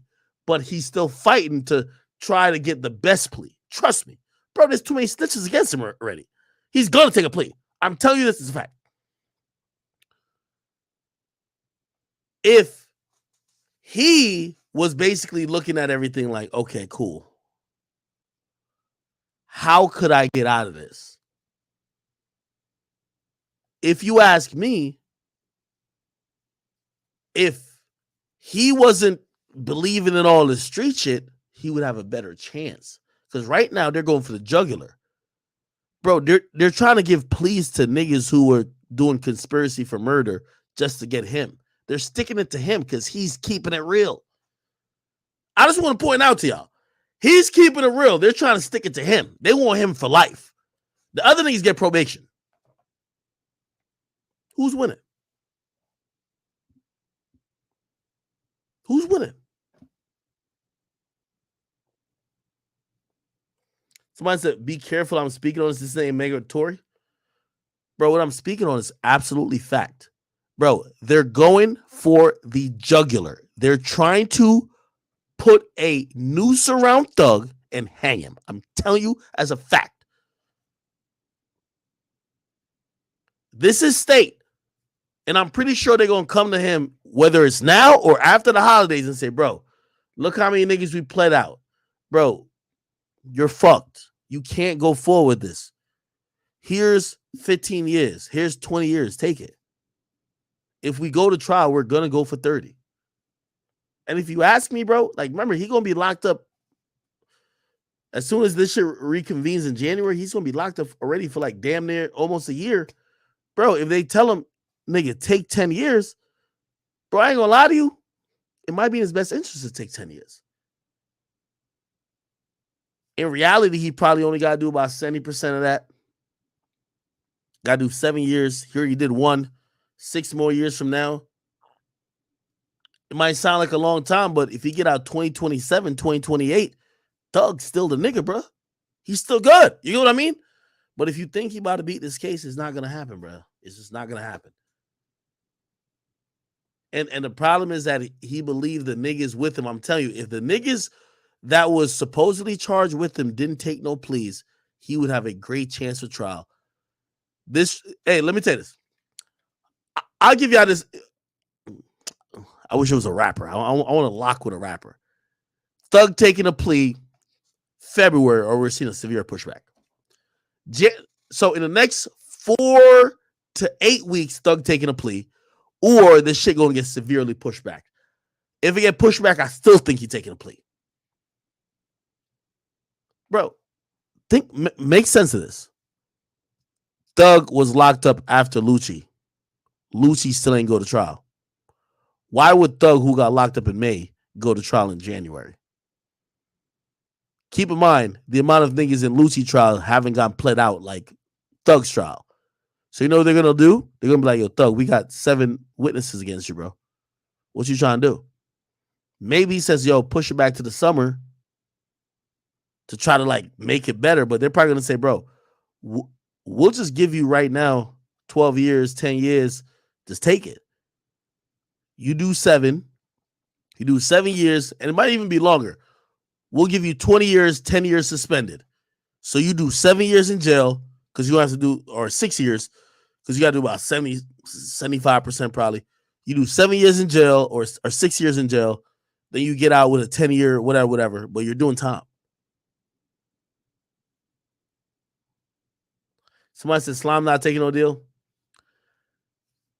If Young Thug don't take, I really think, unless this whole thing is pushed back, but the St. Valentine's Day massacre, that's going to be YSL. He's taking a deal. And it's not because, like, he don't have a kid, bro. His lawyer's fighting, bro. His lawyers is great. But every time his lawyer knocks something out of the case, the prosecution say, oh, it's okay. We just got some more snitches to tell on you about the same thing you got knocked out. He got the phone. They got rid of the phone. They brought in 4 niggas to tell exactly what Thug was texting about. Bro, you can't beat it, bro. I keep playing that. I got to take a piss too. Like, hey, don't even tell me, you bitch ass nigga. I can't write this shit on your ticket. Nothing. So tell to the next person. Tell to the next person you feel. And we only talking to the niggas who signed up for this shit. If you subscribe to the streets, right? You feel what I'm saying? That's what you Right, signed the fuck this ain't up for, everybody. man. This You feel what I'm saying? For niggas who in the street. Don't sign up for the streets and then try to erase that shit when you get caught. Hold, give me no. That's not how that shit works. I stay out of trouble because I know I can't tell. You had listen. So I just stay out of trouble. You had a heavy foot. You was a big step in the street. As soon as you get to the police district, your name Lightfoot now. You got tender toes. Now your feet like, what's going on? Your feet tender. Now you're nothing. What the fuck is going on? Come on, man. Like, I'm just saying, if that's the life you're gonna live it. If not, so don't go from big stepper to tender toes. Teddy tender ass. Now you Teddy. Dinosaur that got down rope. Yeah. Shit crazy. Fuck Man. doesn't matter. This episode is brought to you by one of my favorites that I use a lot, BetterHelp. One thing about BetterHelp, if you need somebody to talk to, you don't have to have your information out there where everybody, your business out there. You can talk to a therapist. Nothing is wrong with talking to a therapist, having somebody that you can vent out to, that can hear your problems, or you might be stressed out. A lot of us, we love to take care of our bodies, but we got to start taking care of our mind. And one thing about BetterHelp, that's what they do. BetterHelp is, you could call a therapist, you could live chat a therapist, you could do a video with a therapist anytime that you need that. Think about it. Last year was rough for a lot of us. And a lot of us went through different things. You got depression. You got boo-boo. No. It's because a lot of rappers, this is what happened. We think that all rap. Let me take a piss real quick. But it don't matter if you're a street rapper or not. We talking about a Christian. I don't feel like a Christian should tell. I understand what you're saying, but niggas is not operating off of the way you operating. These niggas is not built like the way you built. But I'm built like a normal person. I ain't saying you're not. No, but when I'm saying it, I'm talking about my train of thought. Like, I'm not saying like, oh, you are allowed to tell because you're not in the street. You're a Christian. No, you shouldn't tell because it's the wrong thing to do. Doug, you talking about you talking about you. A lot of these niggas is in the game. That shit is all. These niggas is great. Think about this. Do the math. Some of the greatest rappers in the history of rap was great storytellers. They wasn't really into that. They watched niggas. So what I'm saying is, of course you're not supposed to do this, but a lot of them is not buying by that because they not really living like that. But that don't make you a certain. That don't make you a certain person. I'm not saying you a certain person. What I'm saying is the way you seeing it, a lot of dudes don't see that because they're coming into this shit like, yo, this shit is entertainment. I'm not really that dude. My mom and my dad was there. I really was a square, but I seen YouTube. But I understand. And I got my whole life and my image and my whole approach. And all I'm saying is a Christian still shouldn't tell. It don't matter about, you could have had your mama and two daddies. I understand what you saying, but that's what you saying. Boo Boo, who real name is Lester, who turned into Boo Boo and grew some blonde dreads like you and got tats on his face. He made that up in the house, looking in the mirror, watching YouTube. Even him making it up. I understand what you're saying. Wallow seen it. Bro. Wallow trying to tell Thug, I could tell by your mindset, you really believe the street shit. The people around you ain't you though. But he's not built like you. You can't make a nigga be built like you. But what I'm saying is, I just don't understand when you say built like me because I'm not saying that I'm built a certain way. I understand. I'm not saying I'm built silent. I'm saying I'm built just normal. Like, but niggas, normally, listen, you shouldn't tell. But I understand you. But that dude that created himself in the mirror, he ain't normal. In his room in the suburbs, but somehow slid and ran into A&R to say, oh, we gonna put some juice on this and manufacture this street nigga. Because a lot of these rappers is manufactured street niggas. They was manufactured by the machine. That's crazy. Bro, listen. Bro, dudes dudes ain't grow up, seeing their mom smoke coke and mom do this and mom do that and dad go to prison. A lot of these dudes is manufactured street artists. This shit ain't nothing organic no more. Hip hop is not, it's majority of it. I ain't gonna say everybody, but a lot of this shit ain't organic. Like you said, the numbers. A motherfucker say, oh, this is a organic artist. Oh, he was independent. No, he been getting money from the label. That label signed him, ain't nobody know about it. Well, I ain't saying no names. I seen a nigga that used to sing in church tell a nigga on Instagram he was gonna put a bag on his head, man. He probably was talking about a grocery bag. Where you trying some money? This nigga was just he probably was talking about a real bag. Just recently He might have singing been in talking about the a chip lead bag. singer in That's the what I'm choir, saying, man. y'all. By the way, who's this guy right here? Who's he? Tell me who his name is. You know what's so funny? I believe Young Thug is like 30 something. How old is Young Thug? Let's Google it right now. How old is he? How old is Young Thug? Young Thug is 31 years of age. In this interview, and by the way, I remember he did the Breakfast Club too. He never did interviews before. A lot of people thought he was, mature, and he was a label owner. He signed Gunna, Duke, a lot of people to YSL. People thought this was a maturation of Thug. And it probably was in reality, in real life. You know, this whole conversation made me realize Thug was a 15-year-old kid listening to niggas, especially him, who have been through it, who's like, nah, that's not what it is. No, that's not what it is. He's telling you about the niggas. He said, you might be real. The rest of these niggas might not be. He's not trying to hear it, bro. That nigga is not, Thug is not trying to hear that people ain't built like him. No.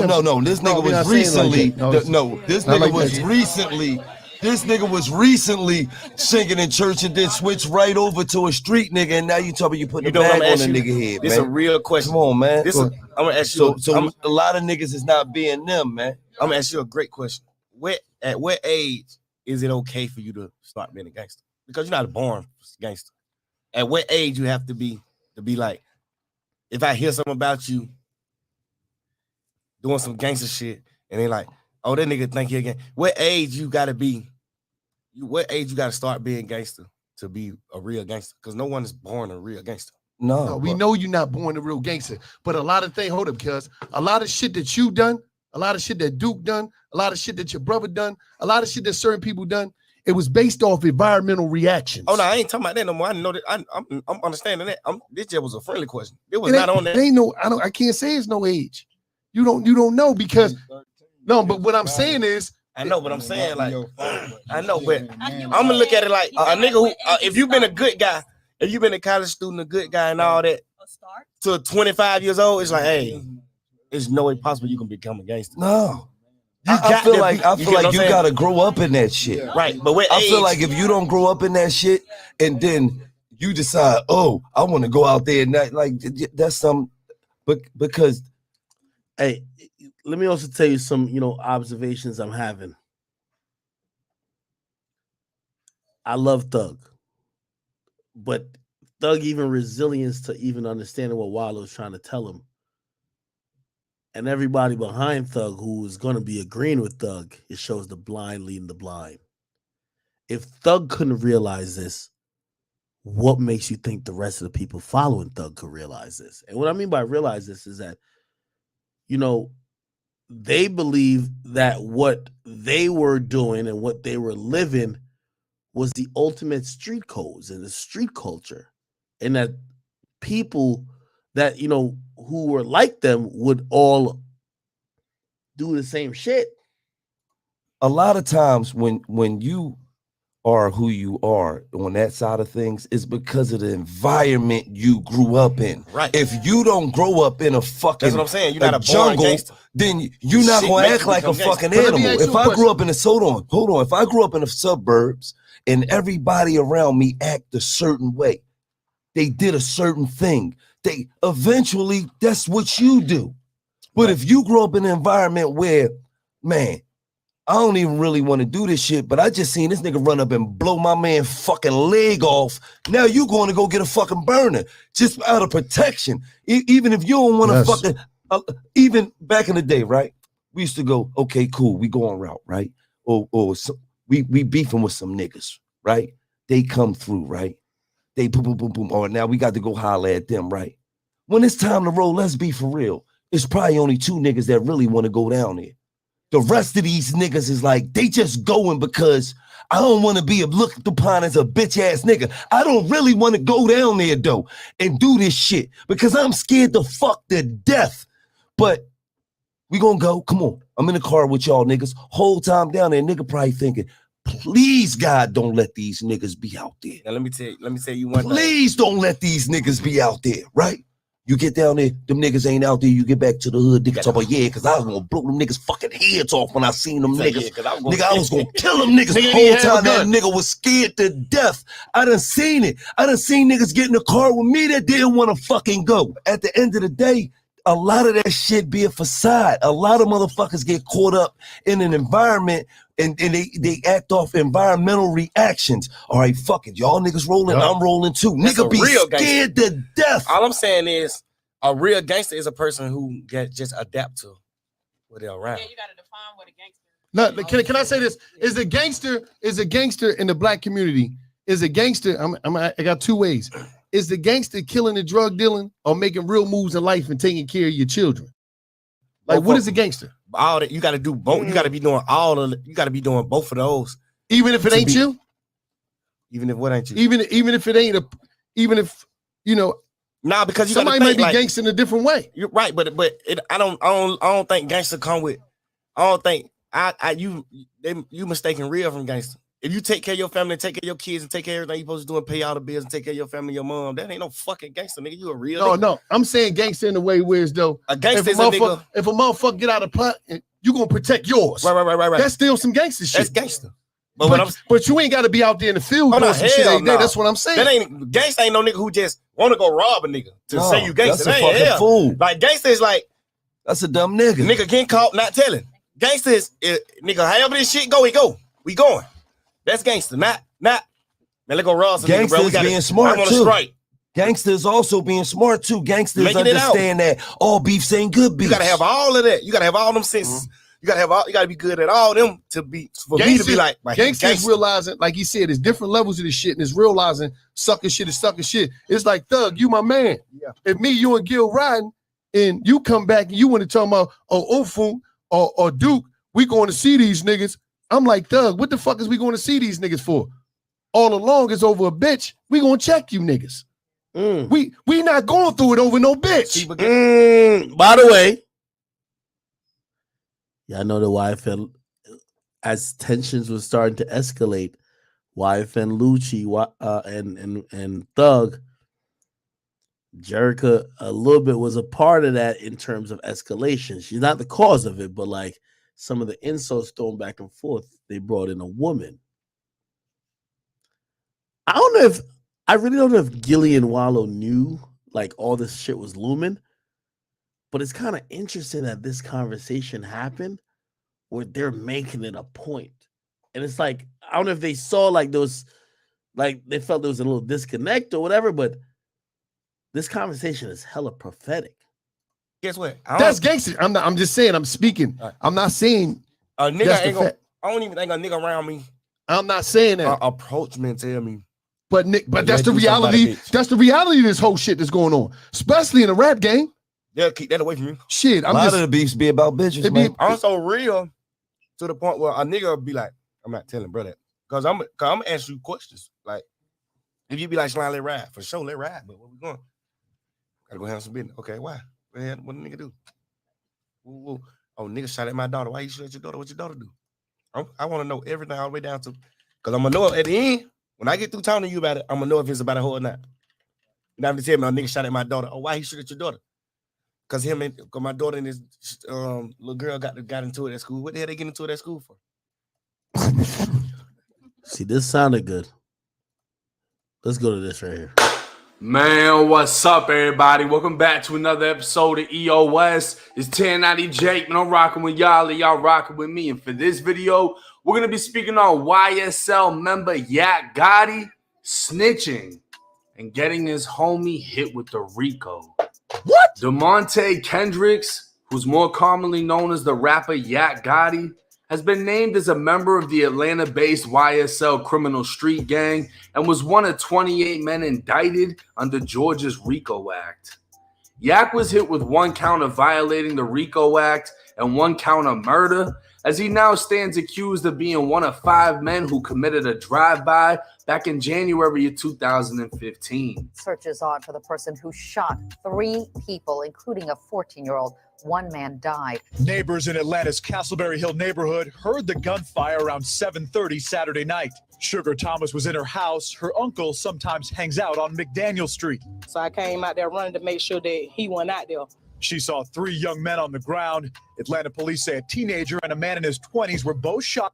I think this was after the interview, or this video is 6. So the interview said a year ago. This says 6 months ago. I don't know. In the leg. The third, 26-year-old Donovan Thomas, was critical. The triple shooting took the life of 26-year-old Donovan Thomas, who is more commonly known throughout Atlanta as Big Nut, a close associate of rival rapper YFN Lucci. Georgia's district attorney would state this murder caused a wave of retaliation that plagued Atlanta, making this murder one of the main events leading to the indictment. Within count 1 of the indictment, a picture posted to Yak Gotti's Instagram shows him standing on YFN Lucci's Mercedes. Yak Gotti's photo is now being used against him as an overt act in furtherance of a criminal street gang, meaning he did it to instill fear into his ops and show YSL doesn't give a fuck. June 2nd, 2022, Yak Gotti was present in Fulton County Superior Court via a Zoom call where the judge labeled him a threat to witnesses, a flight risk, and likely to commit other crimes. Counsel, based upon the proffers that have been made at this point in time, I do believe that Mr. Kendrick is a threat to witnesses and likely to commit other crimes and risk of flight. For those reasons, I'm going to deny bond at this point in time. Various posts began making their way to social media with claims that Yak Gotti was snitching after a statement from a previous case was found, in which it was alleged he snitched on fellow YSL member Lil Duke, who's also been indicted. Screenshots posted to Instagram would show an appeal filed on behalf of DeMonte Kendricks, aka Yak Gotti. He was appealing his 57-month federal prison sentence after pleading guilty to being a felon in possession of a firearm. The appeal states Yak Gotti argued his sentencing was unreasonable, stating the amount of time should have been less and to take into account his honesty with police when being questioned. Back in October of 2015, Yak Gotti and YSL member Lil Duke were riding in a vehicle. Chad, I thought it was fuck 12. When police attempted a traffic stop. Yak fled, engaging in a short high-speed chase that ended after Yak ran a stop sign, lost control of the vehicle, and hit a guardrail. Both men were apprehended by police after attempting to run from the wreck. A search of the vehicle produced a cell phone, a small amount of marijuana, a loaded pistol, and a rifle, both of which were reported stolen. The appeal states in subsequent interviews with police, Yak Gotti admitted that he owned the rifle and lent it to Duke, who planned to use it that night to retaliate against a rival gang who beat him up. Yak also told police that the pistol was his and described an unrelated incident involving the firearm. Both Yak and Duke will be charged in state court, and Yak's case will be picked up by the feds. Yak would attempt to suppress the statements he made to police in court, but failed, leading to him taking the plea deal and a federal prison sentence. So Yak Gotti appealed his case, revealing he made statements to police and felt he deserved a lesser sentence for his honesty and voluntarily waiving his rights to an attorney so he could speak with police. But the appeal isn't the only paperwork against Yak Gotti that's publicly available online. A judge's order would detail Yak Gotti possessed a Roman Cougar 7.62 rifle and a .40 Smith & Wesson. On October 6, while inside of the Fulton County Jail, Yak Gotti was transported to the Atlanta Police Department, where he was interviewed by a homicide detective and 2 members of the gang unit. The interview was both audio and video recorded. Yak never mentioned his lawyer and signed his Miranda rights, agreeing to be questioned about a murder that took place outside of a nightclub in 2015. Yak Gotti was provided food and a drink, and 2.5 hours into the interview, stated he wanted his lawyer and didn't. A Big Mac and a large Sprite? Nah, he not telling. Nah, that's normal, ain't it? Hey, yo, if y'all want me to keep going, I need a Big Mac. large Sprite, fries, onion rings, and if you go to McDonald's, you gotta get me 2 chocolate chip cookies. Facto. Sounds like a nigga who definitely not telling. I ain't gonna lie to you. I don't care what y'all say. Want to talk anymore. Yak was escorted to smoke a cigarette where he said he was willing to talk to the. Give me a blunt too? Oh, that's some real shit. Yeah, if y'all want any more information, man, give me a blunt, Big Mac, fries. Gotta give me 3 cookies. I mean, matter of fact, hope that the ice cream machine better be working over there at McDonald's. I definitely need some ice cream. You know, give me a Frosty and shit, I need some fresh fries. Fresh fries.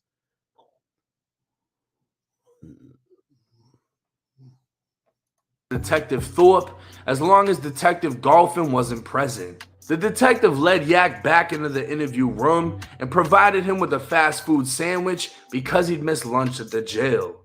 The interview continued until the detective had no further questions. 6 days later, Yak Gotti was transported back for another interview where he was provided with food again. And during this questioning, Yak... Bro, I hope the second time, no McDonald's the second time. We run it back second time, bro, Longhorn. I need a T-bone steak, bro. Stop playing with me. I need a T-bone steak, mac and cheese. Gotta have the mac and cheese. Gotta have the mac and cheese. You might want to get some shrimp with it. When the steak, steak, I like well done. Medium rare, that might be for some folks. Well done. This sounds normal to me. Yak Gotti was told if he cooperated, the detectives would see what they could do to help him out. The interview lasted 2.5 hours, and in both interviews, Yak Gotti made admissions about the firearms. Now, the judge's order would also reveal the warrant to search Yak Gotti's cell phone. The warrant states on January 10th, 2015, Donovan Peanut Thomas was killed in a drive-by shooting. Peanut was a high-ranking Inglewood family blood gang member, and his death grew suspicion that he was killed by a rival blood set, YSL. And 38 incidents of retaliation would follow with YSL and Inglewood family shooting at each other, at family homes, and anyone that was associated with either gang. Holy. In September, a drive-by shooting occurred, and it's suspected that Inglewood family opened fire on YSL member Shannon Jackson, who goes by the name SB. A young mother murdered. She was just driving her car when somebody opened fire. It happened near Turner Field in southeast Atlanta. Someone in another car started shooting and killed Tiara Bogan-Jones. SB was inside of a vehicle being driven by 25-year-old Tiara Jones when another vehicle pulled up alongside and opened fire, shooting her through the face, which caused her to crash and the vehicle to flip 4 to 5 times. She died at the scene, and another passenger in the vehicle suffered a crushed leg, requiring amputation. SB suffered a collapsed lung and broken ribs, with this attempt on his life being listed as the 3rd in the last few weeks. SB is one of the 5 men now charged in the indictment with murdering Peanut. The warrant would continue detailing Yak and Duke's arrest and the weapons recovered matching the weapons used in retaliatory shootings. The area in which police attempted to conduct the traffic stop was also a known Inglewood family area, and it's believed the two were out for revenge for the shooting that killed Tiara Jones and almost killed SB. Fast forward, and Yak Gotti would respond to the rumors of him snitching through an Instagram post saying, in 2015, my brother never did a day in jail because I claimed my shit. I did 4 years fed with no tears. Stop the cap. What's interesting about what he's saying is it may be true, but he also doesn't deny giving statements to police that could have been used against Duke, such as Duke was going to use the rifle to shoot a rival. After this video will also be known, he gave a 4-hour interview to investigators and then another 2.5-hour interview. And while we don't know what exactly was said, a rapper / gang member should never be giving police interviews, statements, and it's even worse when it says the detectives gave you food, drinks, and cigarettes. But while initially, what Yak... Come on, Jake. He ain't getting no cigarette. He got a blunt. told detectives didn't affect Lil Duke, those statements are now being used against Lil Duke to charge him with violating the RICO Act. According to the indictment, both Lil Duke and Yak Gotti committed the felony offense of conspiracy to commit murder by driving through rival gang territory with intent to cause death while possessing an AK-47 and .40 caliber handgun. The only way law enforcement knows they intended to cause death was by the statement given by Yak Gotti, where he stated he armed Duke with a rifle to use against rivals. Other acts that violated the RICO Act include theft by receiving stolen property, which were the firearms, and participating in gang activity, which are both being used against Duke. At the end of the day, statements given by Yak Gotti 8 years ago are now coming to light, and it doesn't look like Yak Gotti will be able to take the time for Duke. Now, this is pretty... All right. Jesus. with YSL Music and always will. I look at this as an opportunity to give back to my community and educate young men in urban life by the courts, meaning once Gunna's done preaching to the youth, he's free to go. But if he doesn't abide by these special conditions, including testifying if asked to, Gunna will be sent to prison to serve the remainder of his sentence.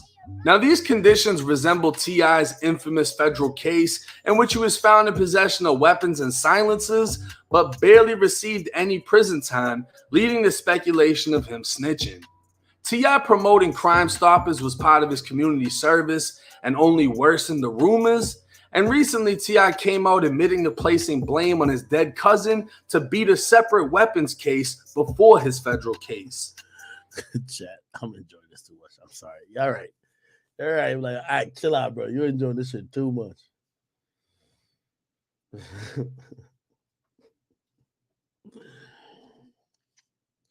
Let me go hit up where Milagros at, man? We need some info. Okay, so jury's back in court when it comes to Tory. We're waiting on still like some deliberation, bro. What's going on, bro? What's guanin', bro? Yo, Grand Wizard, get me on the line with what's the name? What's homie's name? Grand, get me on the line with my boy's name. Let me make sure I can see this. Lawyer for Worker.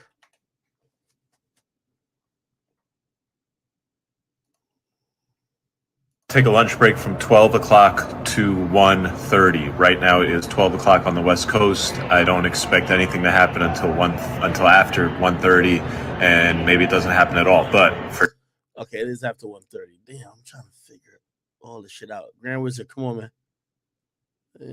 Okay. All right, yeah, he put it. He put it. Tory Lanez verdict watch with Akademiks. All right, bet. Yeah, I'm gonna join this bitch.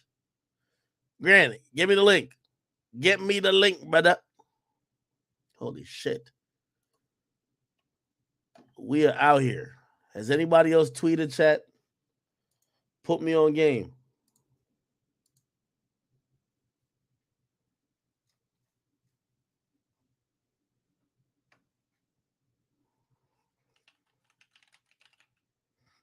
Let me see. What are we looking at right now? They're probably gonna go till Tuesday. Man, I'm hoping, bro. I'm over this shit, bro. Bro, I'm like just so over like this whole little process. Grant's taking a second. What's Milagro doing? She probably eating, you know what I mean? Beautiful black queen, you know what I mean? Hopefully she can get a good lunch. I'll post this though. So Meek Mill has now identified. Apparently, if you don't know, remember that judge who was not fucking with Meek at all?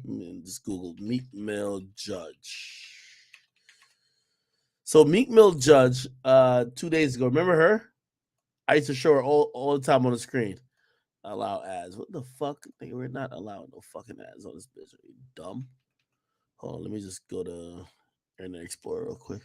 Internet Explorer or Microsoft Edge, whatever the fuck that is. All right, here we go, chat. Her name is Judge Janice Brinkley. 1 second. Right here. Bang. So this is Judge Janice Brinkley. I don't know if y'all remember her, but she's the one who jailed Meek Mill, and she was not letting him out, right? The highly unusual move. So basically, the Philly judge who jailed Meek Mill has had all her criminal cases reassigned, kicking off a legal battle. The highly unusual move is the latest chapter in a months-long conflict between Janice Brinkley and the city's judicial leadership. Remember, she was always going to be in this position. Remember when Meek started getting cool with like all the white people, right? We all know Meek and Bunny Hop and doing all that type of shit now. And I'm not judging him for it, but you know, Meek got cool with like even the governor of Philly, not governor of Philly, but governor of Pennsylvania. And pretty much, you know, like a lot of high profile people, like, you know, in Philadelphia was super cool with Meek. And they were all writing letters, showing up saying, hey, you should let Meek out. Like, this is bullshit. This judge, and really, here's the thing. Apparently, it's because Meek dissed her in music and other things. Meek was saying, fuck the judge, this and that. She was holding on to these things personally, would not let him out. Okay. Now we get to find out. Hold on, what the fuck is this? Sign up for free. I'm not interested. Stop playing. Now let's read this. A Philly judge who once sparked controversy by jailing rapper Meek Mill for probation violation has been transferred to civil court, and all of her pending criminal cases have been reassigned. A highly unusual move that the judges call unlawful as she attempts to have it reversed. Basically, they're fucking doing what they did to that DA, that detective in Tory's case. You're getting downgraded. The unfolding legal battle is the latest chapter in a months-long conflict between Common Pleas Court Judge Janice Brinkley, that's her name, and judicial leadership, a feud that began in part over questions about whether she was showing up to court on time. Damn, the judge not showing up on time, or managing her caseload effectively. Since reassignment, lawyers and judges who have reviewed dozens of her cases have discovered a history of her appearing to impose illegal sentences, allowing sentences to run past her maximum date, or failing to swiftly address cases remanded to her by higher courts. This summer, Brinkley, who is black, filed a gender and racial discrimination against two supervising judges on the court, both of whom were black women. And earlier this month, she turned to the Pennsylvania Supreme Court seeking to, remember, allegedly Meek Mill said he had like recordings of that judge saying, hey, if you did some weird shit, like I'll, you know what I mean? Remember? But apparently when the cops came in and they asked for Meek to wear a wire, Meek wouldn't wear a wire. And earlier this month, she turned to blah, blah, blah, saying the petition raises unwarranted suspicions about her integrity and performance. They have been stunned by a dispute which represents more than just a messy fight between elected officials. Judges hold a unique position in criminal. Blah, blah, blah, blah. Okay. At least one prominent stakeholder supported Brinkley's reassignment. Keisha Hudson, the chief of the Defender Association of Philadelphia, seems like that's a black woman. So no black woman is supporting it, which means, you know, she's done. She was very encouraged that judges and leadership were working to address complaints about Brinkley that lawyers in her office have been voicing for years. We have raised long concerns about Brinkley, concerns in terms of judicial temper and blah, blah.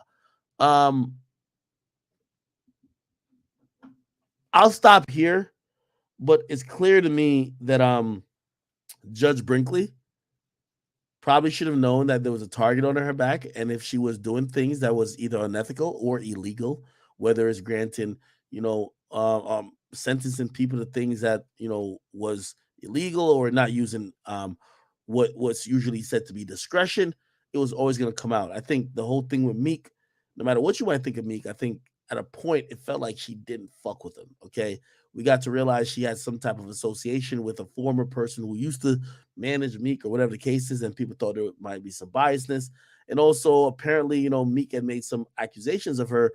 Apparently, I think either the feds or some like internal investigative group wanted Meek to wear a wire to kind of capture like his conversations with her, and Meek declined. Now she has been turned into a civil court judge, which obviously is a downgrade. If you were doing criminal cases, now you're a civil court judge.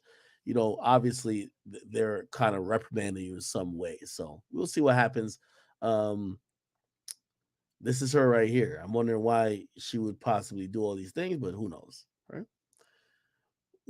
What, you know, but just to be fair to her, I would imagine whatever she's saying is that it's probably politics as usual, right? So not only is she black, she feel like she probably get unfairly, represented, but she probably thinks that because she it's probably politics in terms of some of these people coming at her. So it is what it is. Okay.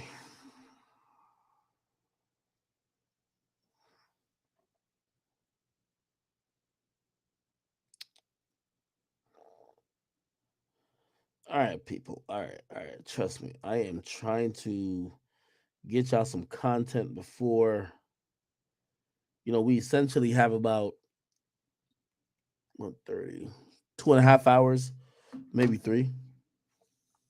I say 2.5 hours for negotiation and all those things of the sort. Let me see if I could join this thing right here. Thank you guys for tuning in each and every day.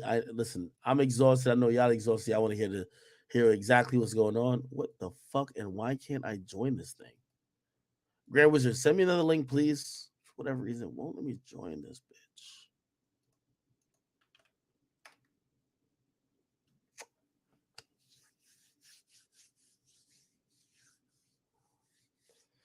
Somebody said, check the DM. I am here. I'm checking the DM. I'm checking the DM from everybody. Who's DMing me?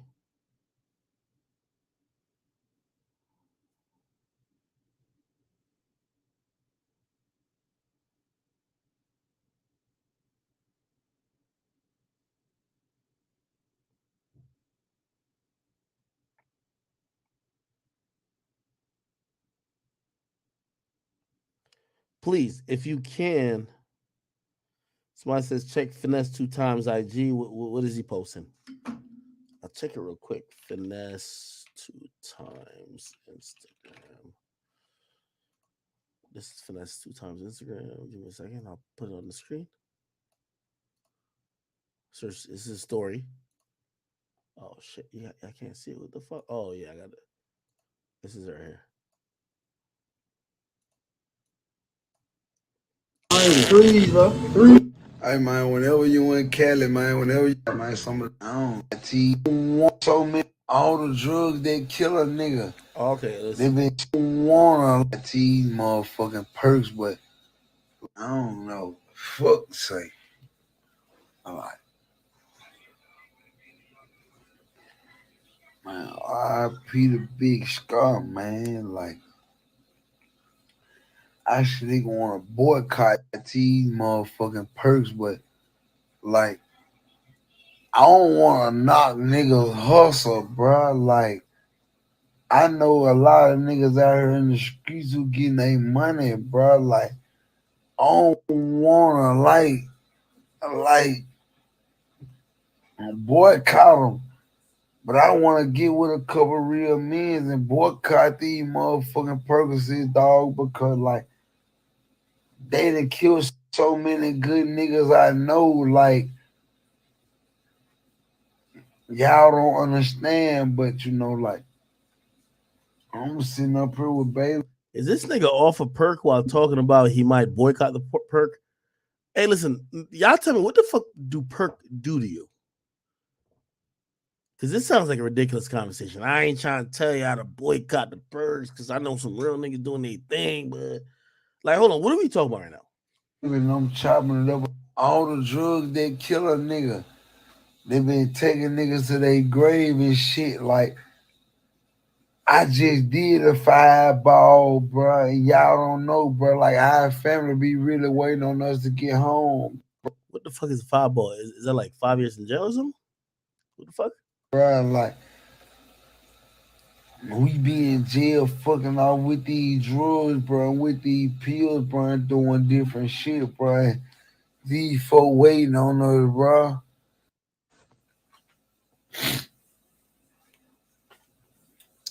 And when I went in, this nigga coming off like famous Dex. And I was a young nigga. I was 24, so I kind of understand where y'all coming from a little bit, but it is like y'all ain't understanding what the fuck going on. Y'all ain't getting the bigger picture, bro. Like, y'all ain't understanding the next generation, our kids, bro, our nephews, our nieces. That's the part y'all ain't understanding. Y'all just looking at the Jews and the cars and the fame and the bitches and the shit that come with this shit. But y'all just don't know that y'all part of this shit too, bro. Just cause you ain't got this shit don't mean nothing, bro. You still an alpha male.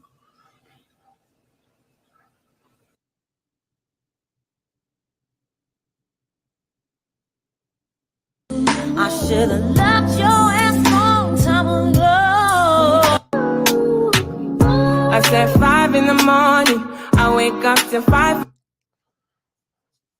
Hey, let me tell you this, man.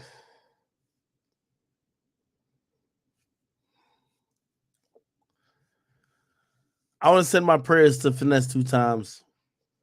I remember seeing this a lot. While condemning drug use or questioning drug use, we got to be sober. I'm gonna be honest. Like it's polite to say Hennessy and alcohol killed 20 niggas. I can't come on here, stupid drunk, telling y'all, well, y'all know, like, bro, it would just sound crazy. I think I got somewhat what he was saying. He said that, like, you know, some of this drug use has even came from prison in the sense of these guys have done time and maybe they've used drugs to just mentally get along. And I understand, you know what I mean? Like, yo, shit, that mental component to certain shit is like very tough. So maybe you took some drugs, whatever, and maybe that caused an addiction or maybe that, you know, whatever. And I could kind of understand that, but every time I say like the obvious, it just seems corny, right? Like if I tell people like, yo, maybe I should just go to rehab, or like, hey, maybe we should start, you know, actually supporting people going to rehab. It sounds corny because getting help for drugs never sounds good, like just taking the drugs and going through whatever consequences or repercussions that come with it. So I don't know. I don't know. So I said Fredo Bang Instagram. I know what he gonna be posting. Let's see, Fredo Bang. Bro, yeah, he's doing some shit with YoungBoy. Like, are y'all like surprised?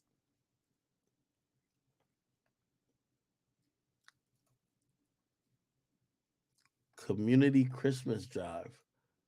Every label in the city pitching in to put a smile on the kids face. Event will be safe for everyone. Pull up, get a toy. You won't have to leave your car. Okay. This is good. I like this. There's TG Commas, Fredo Bang, YoungBoy in the back. This is amazing, actually. Let me tell you this. A lot of people were thinking that YoungBoy was insincere with the Stop the Violence thing, and that some of the animosity he might have for people around him would prevent him from ever getting to a place of, it doesn't necessarily have to be this complete unity and friendship, but it should be at a place where, we're not going to continue this issue. And looks like he's kind of there. By the way, I got to give a salute to, it's not only, it's not just a YoungBoy show. Everybody has egos. And I got to give credit to Fredo Bang as well. I applaud him as well. I don't know how this got set up, but I applaud YoungBoy. I applaud him. And this is one of those things that, I want to see the execution done right. And this is something that, as much as people sometimes try to paint me as an avenue or like an outlet for division, I can't wait to cover this. If I could get videos or whatever of this, I want to show that, Black men could have issues and disagreements, but at the end of the day, realize that it's just not worth it to be crashing out. But you see, I know we've had record views for the last 2 weeks, but like, I like when I get on here just cracking jokes and, just roasting people like on a fun level. Bro, we're covering cases where people are facing life in prison. We're covering cases where people are literally, their freedom hangs in the balance. We're covering cases where like it's just super serious, and a lot of this is kind of fueled by like, sometimes people don't know how to deal with a disagreement. Like so and so, yeah, from a certain place. It's like the fight in the schoolyard. Everybody looking at y'all. Well, if you squash it, you pussy. If you send out an olive branch, you pussy. So that's why I appreciate shit like that. I didn't even hear about this. I didn't even hear how they talked. I don't even want to know the details of how they talked. You know what I mean? I mean, if you share it, cool, but it was like, I'm glad that they did this without it being somebody put it in the air like, oh yeah, I'm down to do this. And then, the other person, because fans will be divisive, like, yo, well, he pussy, at least my favorite artist didn't reach out first. So it's a good thing. It's definitely a good thing. Level 2 stocks, you're right. One of the biggest things in Black community is that there's no conflict resolution skills. We got to be able to say, listen, even if we can't be friends, we could coexist. That's what it is. Lawyer for Workers is waiting for me. Okay, I'm trying to join, but like the link he gave.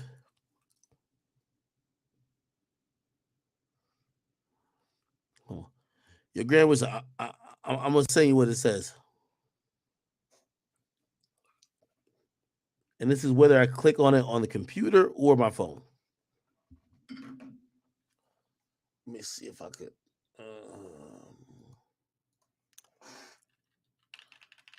Damn, Judge Janice Brinkley going through it. I know Meek having a ball. Let's see. I'm trying to join this thing. Trust me.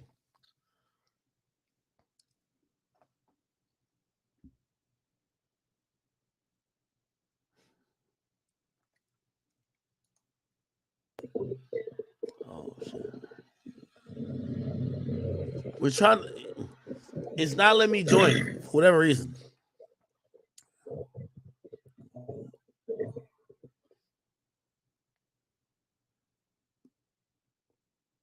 It's not letting me join.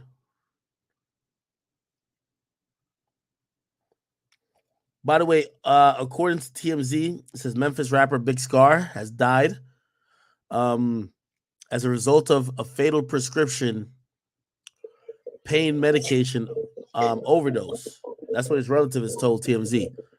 The up-and-coming rapper's uncle, Arthur Woods, tells us Big Scar overdosed Thursday on prescription pills at his girlfriend's house in Memphis.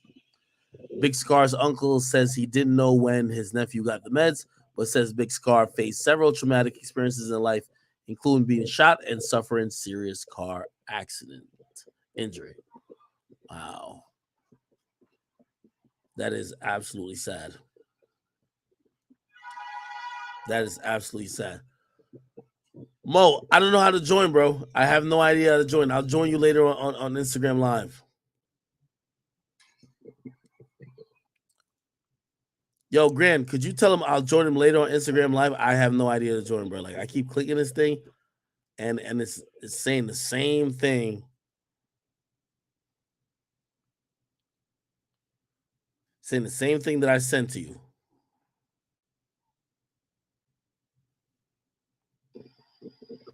Yeah.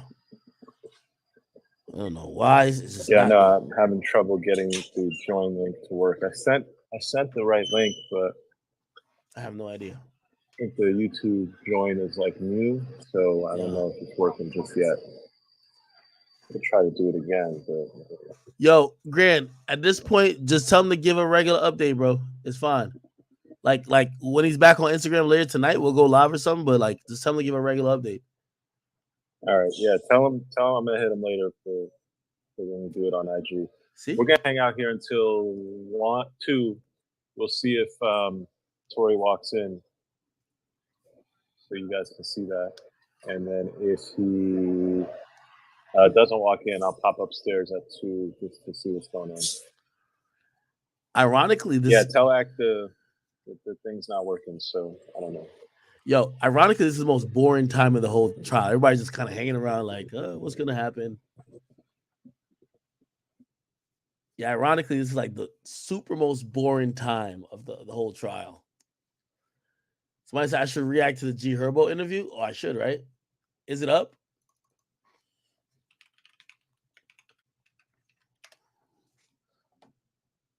I don't think they put it up yet. Getting a little messy, man. Clean. Oh, it is up. Here we go. Getting a little messy, man. Clean it up. Getting a little messy. Yeah, clean up on Al Carisha. Clean up on Al.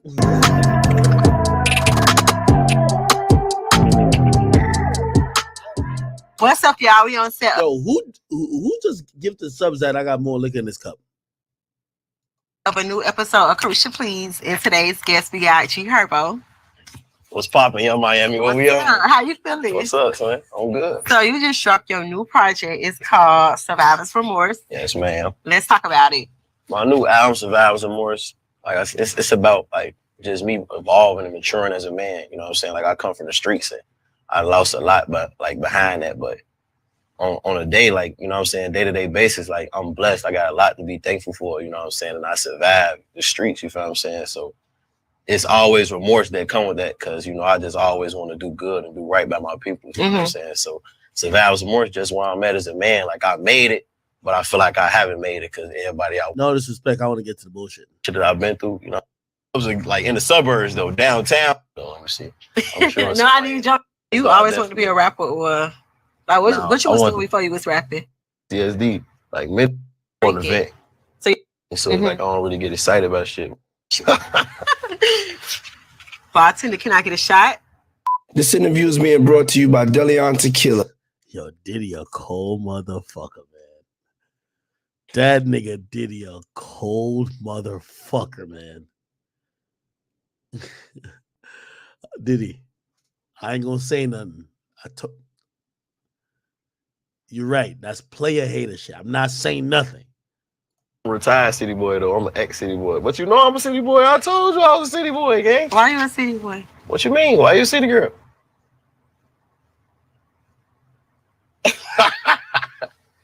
No, I'm a city boy for I was just a born savage, gang. It was a born savage. Yeah, I was What's the born most this way. savage shit you ever done? Most savage shit I ever done? I had a threesome in my grandma's house when I was young though. Like At your grandma's house? yeah.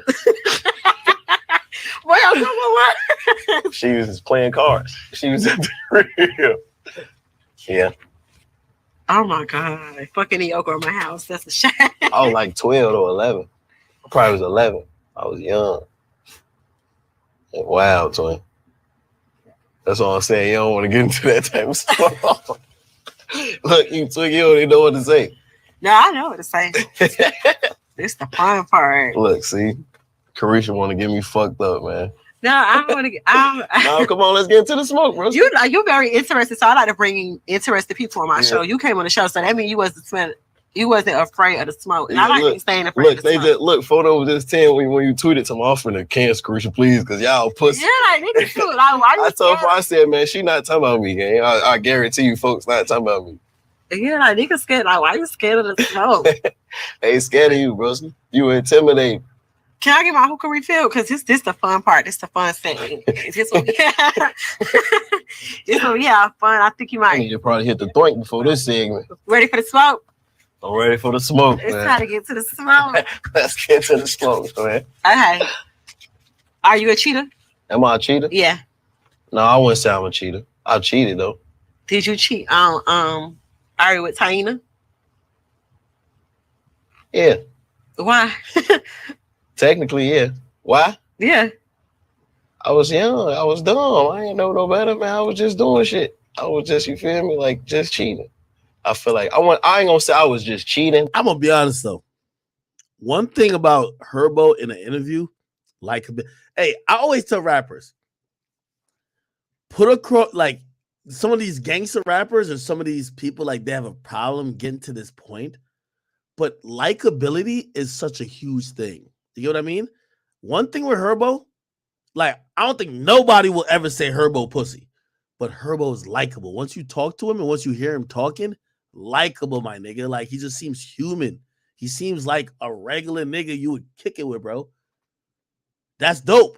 But it's like me and Ari was at a space, and I didn't talk to her about this already. Like I didn't already say my bid, my piece, and apologize. We was at a space where, like I said, mentally, like I be going through shit, and I gotta like separate myself from shit. So me and her was having our differences, but that was no excuse to cheat on her. That was not why I cheated on her. You feel what I'm saying? Like I didn't intentionally like do all like. She said she was going through like postpartum depression. Yeah. And you cheated on her. You know, like postpartum depression, that shit is really real. That shit real. I ain't always naive to that though. Like I ain't never been around a woman who was like suffering from postpartum depression or none of that. And at the same time, when she was going through that, I had just lost like one of my best friends. You feel what I'm saying? I lost my homie C Money. So I was like super stressed and shit, you know what I'm saying? But that ain't no excuse. I ain't make no excuse. I had to make peace with myself early on because I thought I was right back then. I'm like, man, fuck it. Ooh, like we was at a space where we like wasn't communicating like that, wasn't having sex. I wasn't coming home. You feel me? Like I'm sleeping in the studio every night.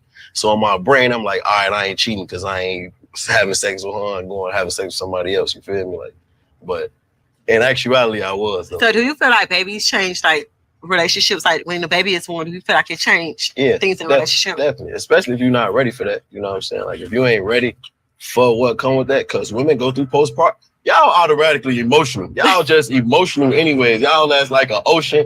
Y'all say what y'all feel and not what y'all mean and all the above. So it's like as a man, if you don't know how to like deal with your emotions a certain way, that shit will fuck it up. You know what I'm saying? And I ain't gonna lie, I definitely like learned from my mistakes as I got older. You feel me? Because I just like I feel like I ran from my problems. That's what I did. I definitely did. Do your two baby mamas get along? Yeah, they cool. They cordial. They get along enough for me to Real quick update for the Tory and Meg trial. Somebody said that Milagros has given an update on Station Head that the judge was speaking with Justin, which is the bodyguard. It's over. Like, you don't gotta give a fuck about the bodyguard or none of the bodyguards. It's in the hands of the jury. You cannot bring it back out. You can't be like, oh, wait, consider one more thing. No, it's over at this point. We are patiently awaiting, and as soon as we get word, we will have every resource directed towards Tory and Meg trial. It is in deliberations. If the verdict is not reached in the next 2 hours or so, it will be pushed to Tuesday. We're hoping in the next 2 hours a verdict will come down. You will hear me. I will sit here until literally until the jury has been dismissed for the day. But I am expecting a decision to come down today. I'm expecting a 3-0. I'm gonna be honest. On behalf of Tory, might be a 2-1, but I expect a 3-0. And I'll tell you what I am now starting to think if it goes to a third day, but I don't think that the jury wants to come back after Christmas. I think in the next hour, and that's what we're killing a little time. We'll listen to some Carisha, please. You feel me? Diddy, I won't fuck it up for you. Diddy, I know you got like 18 bitches. I mean women. I ain't gonna fuck it up. I got you. We talk. Listen, I'm not no player hater.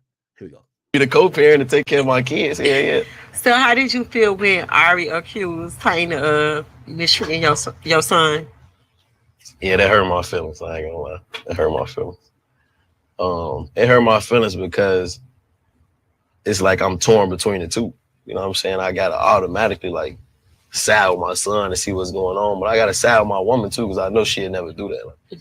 Like, I'm a people person, so it's like I'm not finna be with no woman that I even think about. Like that's why we was probably like Ari and Taina probably like was having their differences early on because when we started getting serious, I had to make sure she was good around my son. It was my first kid. I'm a single father.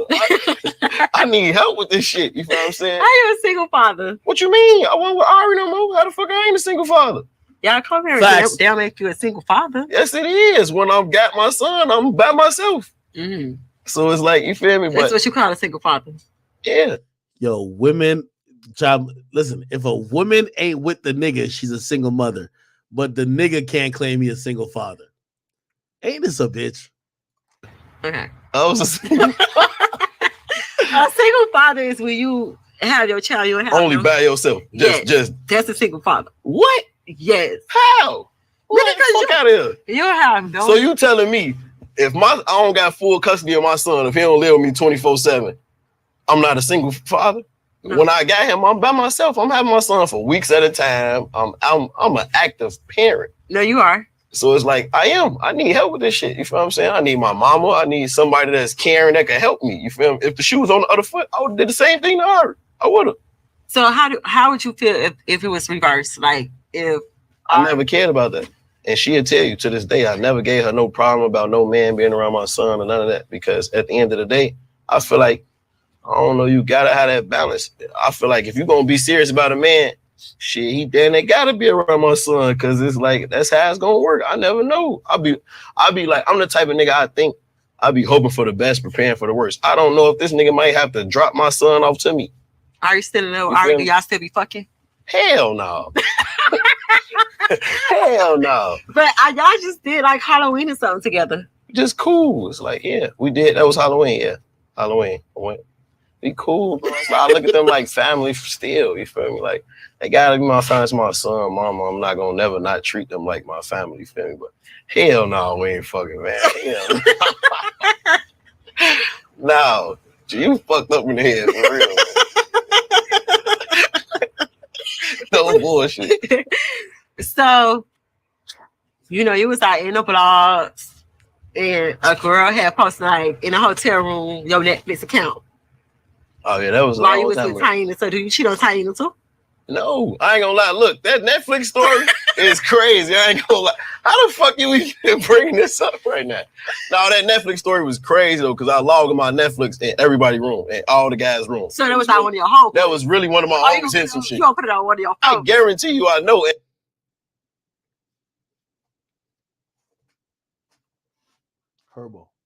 Herbo.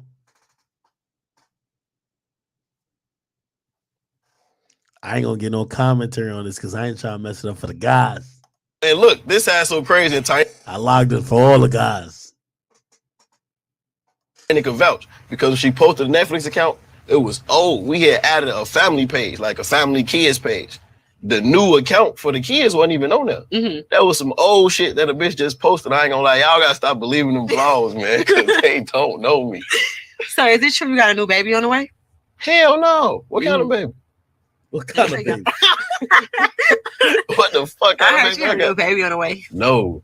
Taina alarm clock go off every day. Say take BC. We don't need no kid. That shit over with. So how did Taina feel when you went to Ari's birthday party at Allure? Why was you there? Honestly, why was you there? I was in Atlanta and I was fresh as hell. Because when you got home, your shit wasn't on the porch. Huh? No, it was. She was mad though. Yeah, she was pissed off.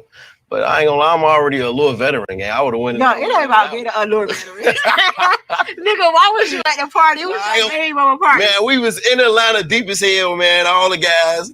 And Allure was what was popping. We wanted to pop out. Me and my baby mama ain't got no beef. We don't have no smoke. I was on my side having my fun, and she was on her side having fun. You didn't see nothing wrong with that?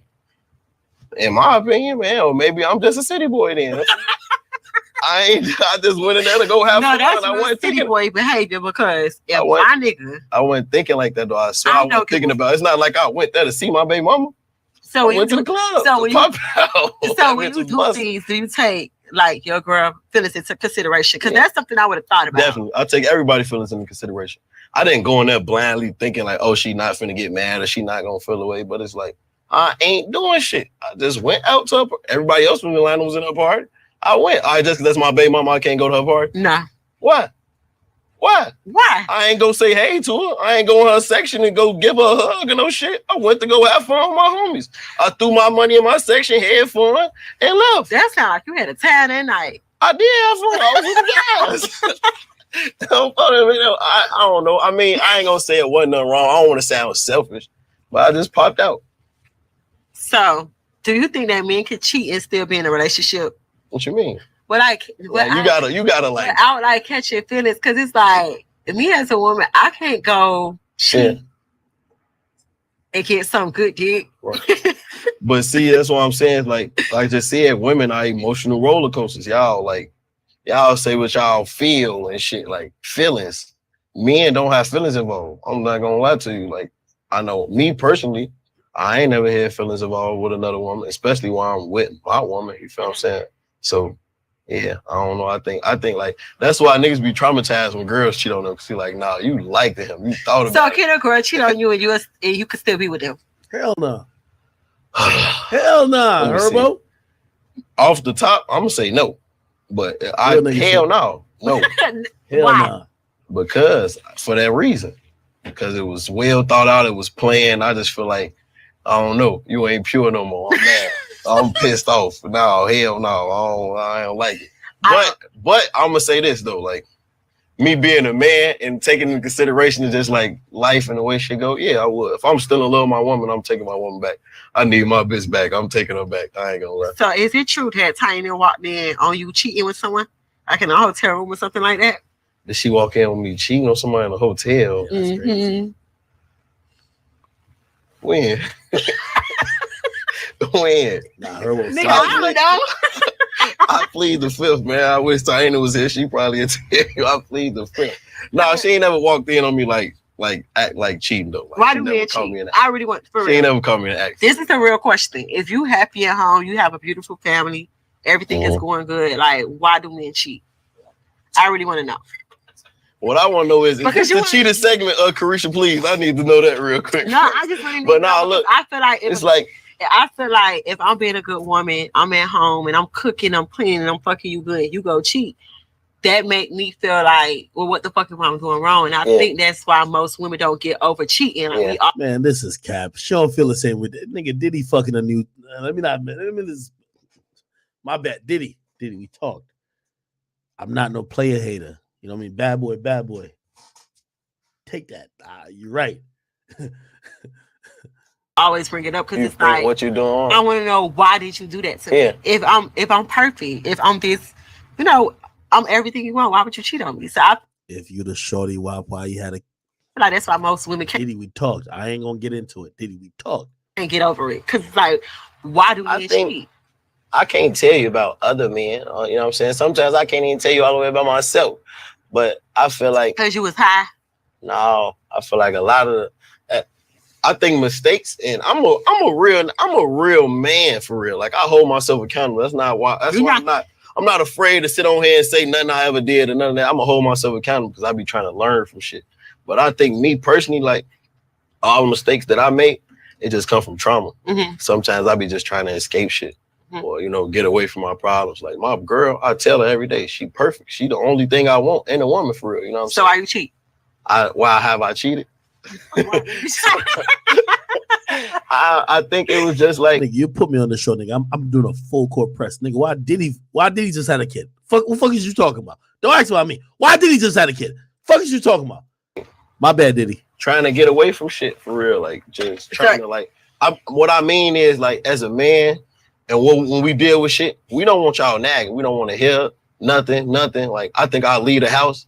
And it's like, I ain't never left the house like, oh, y'all finna just go fuck a bitch. You feel me? Yes, you did. No, I didn't. I don't do that for real. Yeah, I'm telling you. Not out of spite, though. I ain't never been mad at my girl and be like, I'm finna go fuck because I'm mad at her. Hell no, I ain't never did that. You feel me? Like, I don't know. It's just from like past trauma, like I told you. Oh my God, not the past trauma. I'm fucked up in the head, Rusty. Yo, my boy, you know, I realized my boy G-Herbo, he on that Charlemagne regimen. He blame everything on PTSD. Anxiety, PTSD. I've been through a lot. You know, I realized that should work. I just be trying to man, excuse me, cheating out the worst. Who? Man, like that excuse. You what's excuse? That's not an excuse. My past from like. So what excuse? What did you expect me to say then? What did you expect? I'm not gonna ever. I've never cheated because I said, oh yeah, I don't like my bitch. But you can say, okay, I went through trauma, so I wanted to cheat. No, it's not trauma like in the streets. Like I don't know. Like I be dealing with shit. I don't want to like address my problems certain times. You feel what I'm saying? So it's like. I just leave and go outside and I be just, you know what I'm saying, shit then fell in my hands or something like that, But I don't know, me and my girl, we is in a great space. So it's like, so you is still in a relationship? Hell yeah. You want to get married? Yeah. More kids? I do want to get married. I always wanted to get married since I was a kid. Are you going to pop the question soon? Am I going to pop the question soon? Yeah. I think we done having fun. I'm a type of nigga that, no, it ain't got nothing to do with having fun. Like, I'm going to work every day. Hustling, man. I ain't having no more fucking fun. I'll make fun out this shit. This shit ain't fun. I just told you I'm losing sleep behind this shit, Carisha, for real. Okay, so when Ari and Taina went at it on the end. This is just so hypocritical because Diddy not popping not a motherfucking question, nigga. Other than, yo, what you want for dinner tonight, man? What you want the chef to make? That's it. And Ari said that she had like a couple of minutes to delete the post, but she was going to post something. What was it that she was going to post? I don't know. I told her, tell her to post it. I don't be ducking shit, gang. I don't know what it is. What is it? Whatever it was she was going to post, she should have posted it. You feel what I'm saying? But I'm glad she didn't, because I ain't want no differences between them to spark up. You feel me? Like, I don't hold on like personal. I don't be mad at my baby mama for long for what. I still gotta go pick my son up. Like, and women, I give y'all the benefit of the doubt. Y'all crazy. Y'all just be saying shit and doing shit. You know what I'm saying? So it's like, I don't know. I didn't know what the fuck she was gonna post, but I wasn't afraid of it. I ain't get no fuck what she posted. I told her post it. So, like, well, how do y'all deal with co-parenting though?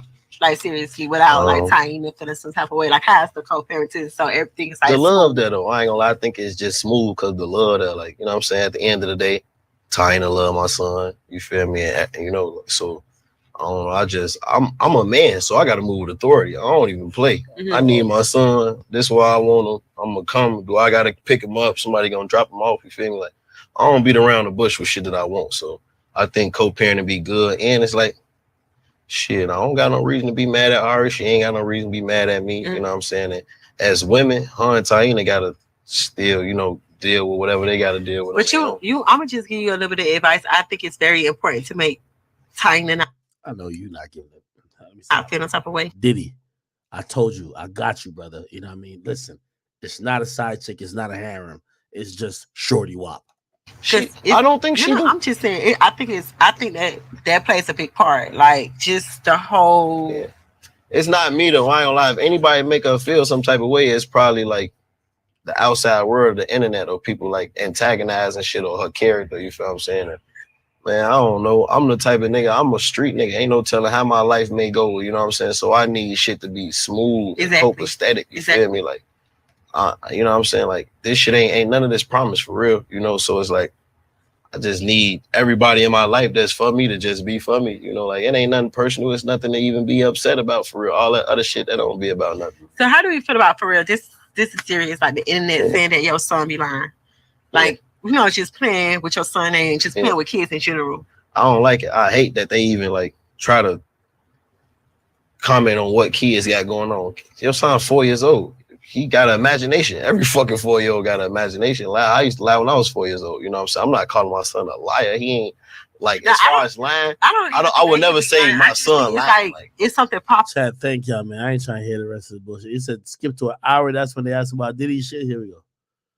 Let's go to 55. Just know you How old were are you? listening on me. Okay. How old are you?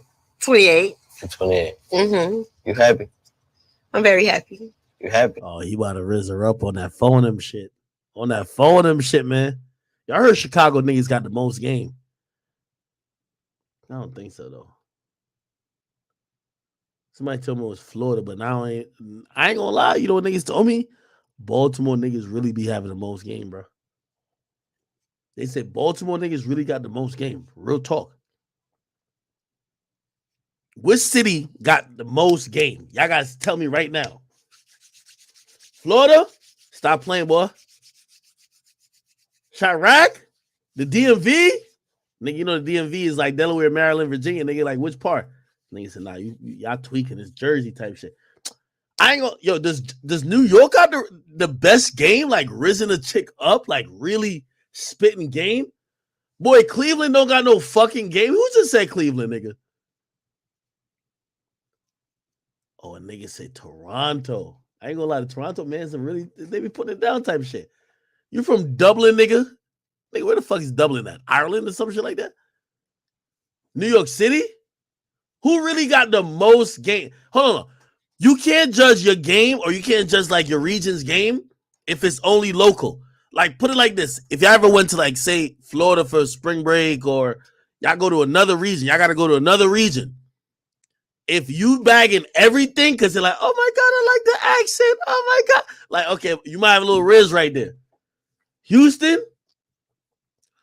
I ain't gonna lie, I like Houston girls. Houston girls is dope, but like I don't know the Riz game for the Houston niggas.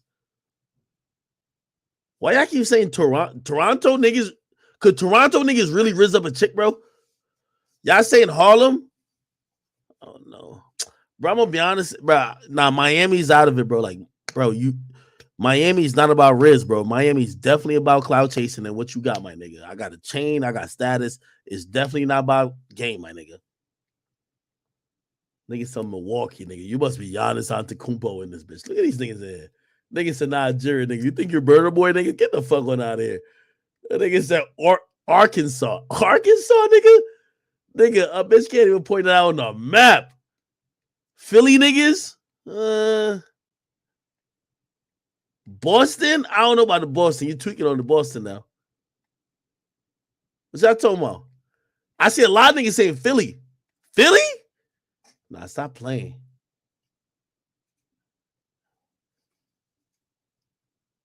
I ain't gonna lie to you though. I'm gonna be honest with you.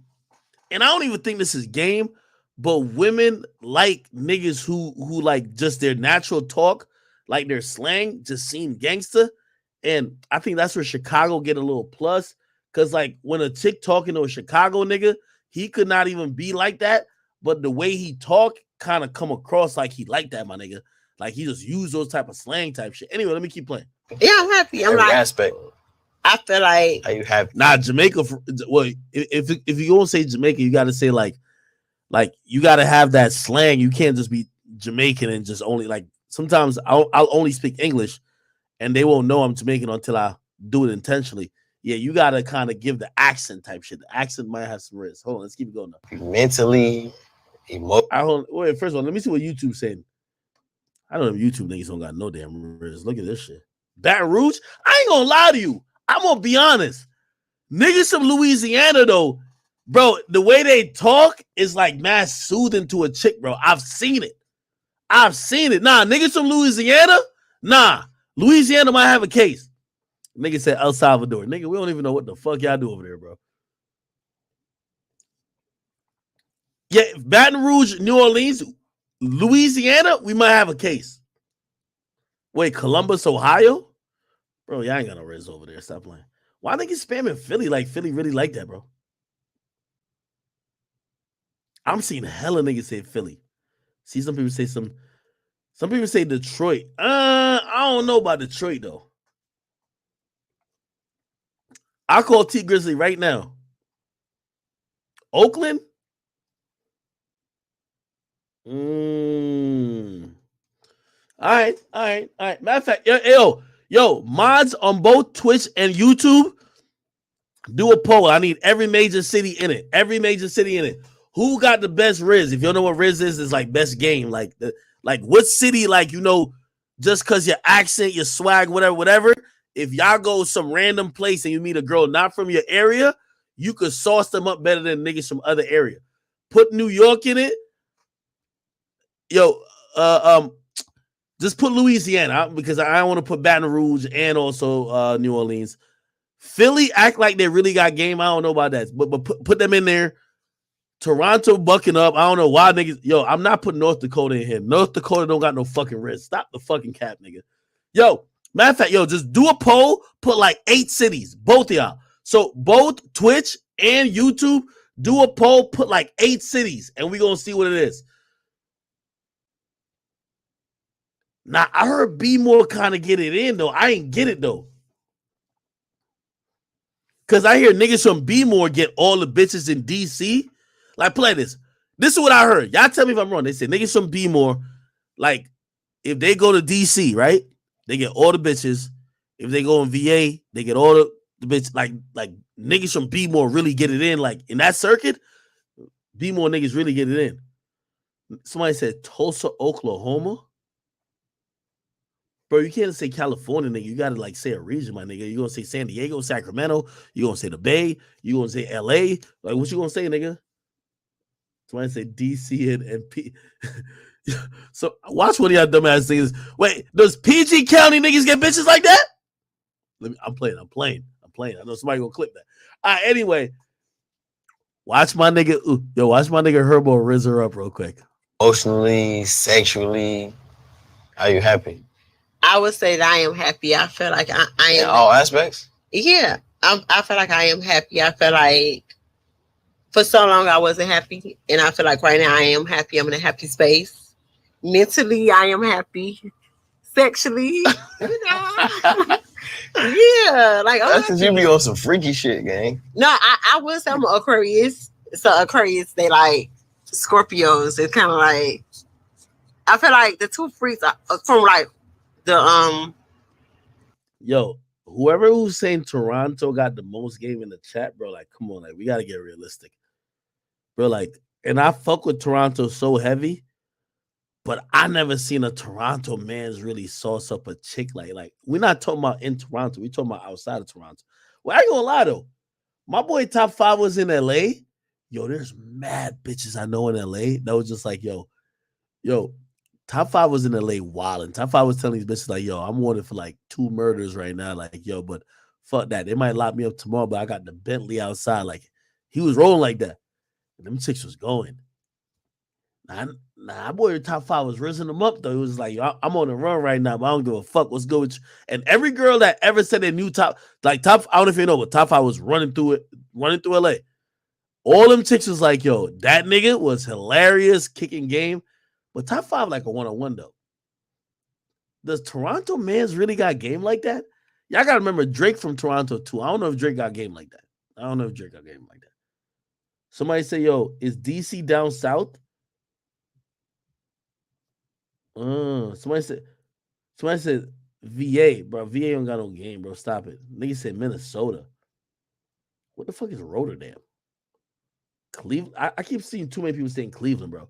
Where's this game, bro? Like, so, like, yo, which city got the most game, like, international? So if everybody went on vacation, nigga, to Cancun, and you seen tourists from all over the world, which city, if like there's a team, there's a team of 5 from every city there, which team would bag the most chase? The signs, I feel like it's Aquarius and the Scorpio. Definitely. I do feel like I'm young, so I'm like a little, You trying to experiment a little bit.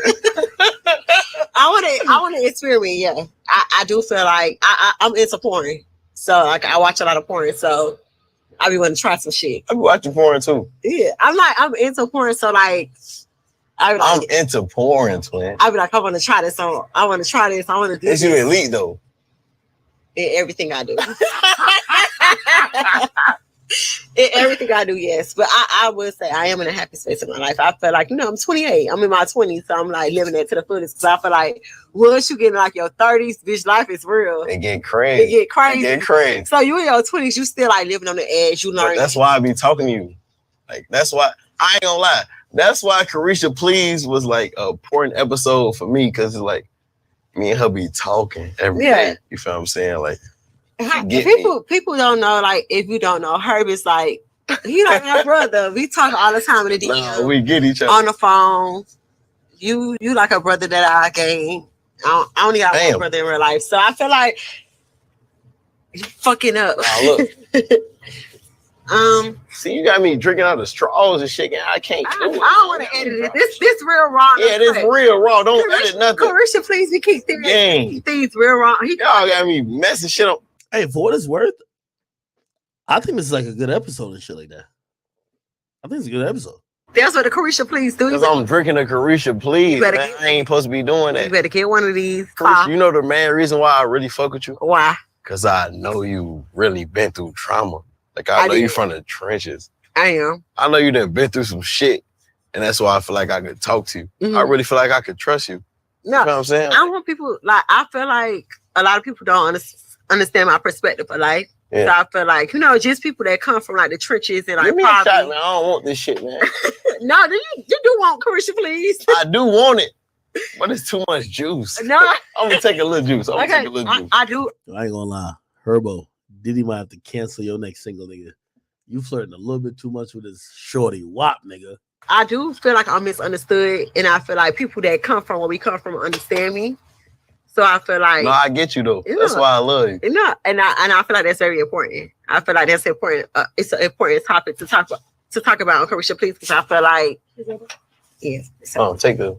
I don't want to drink it no more. I love you, Carisha, but I don't want no more. Why?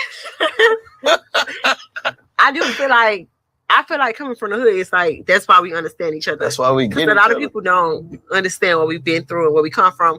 So we see life in like a different aspect.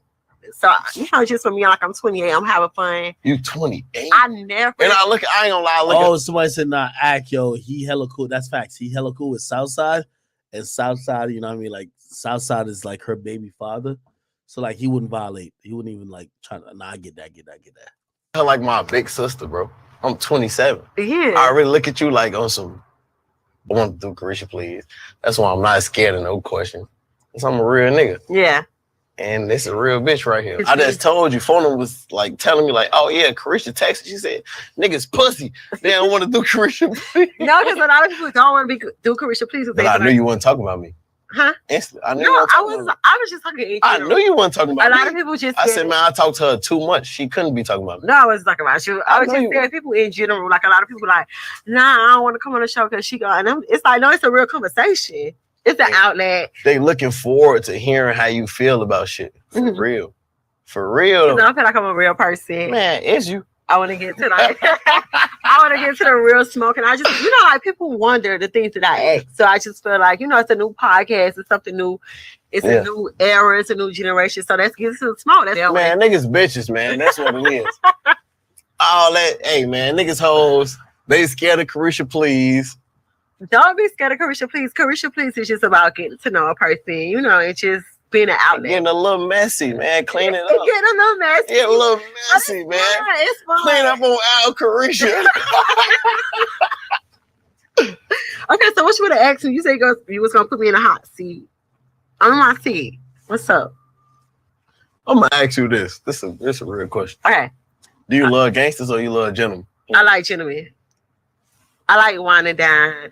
I like romance. I can fuck I like to feel good. I did like gangsters, but now I like gentlemen. You deserve it. Yeah. And I get that. I agree with that. Yeah, you're a gentleman, right?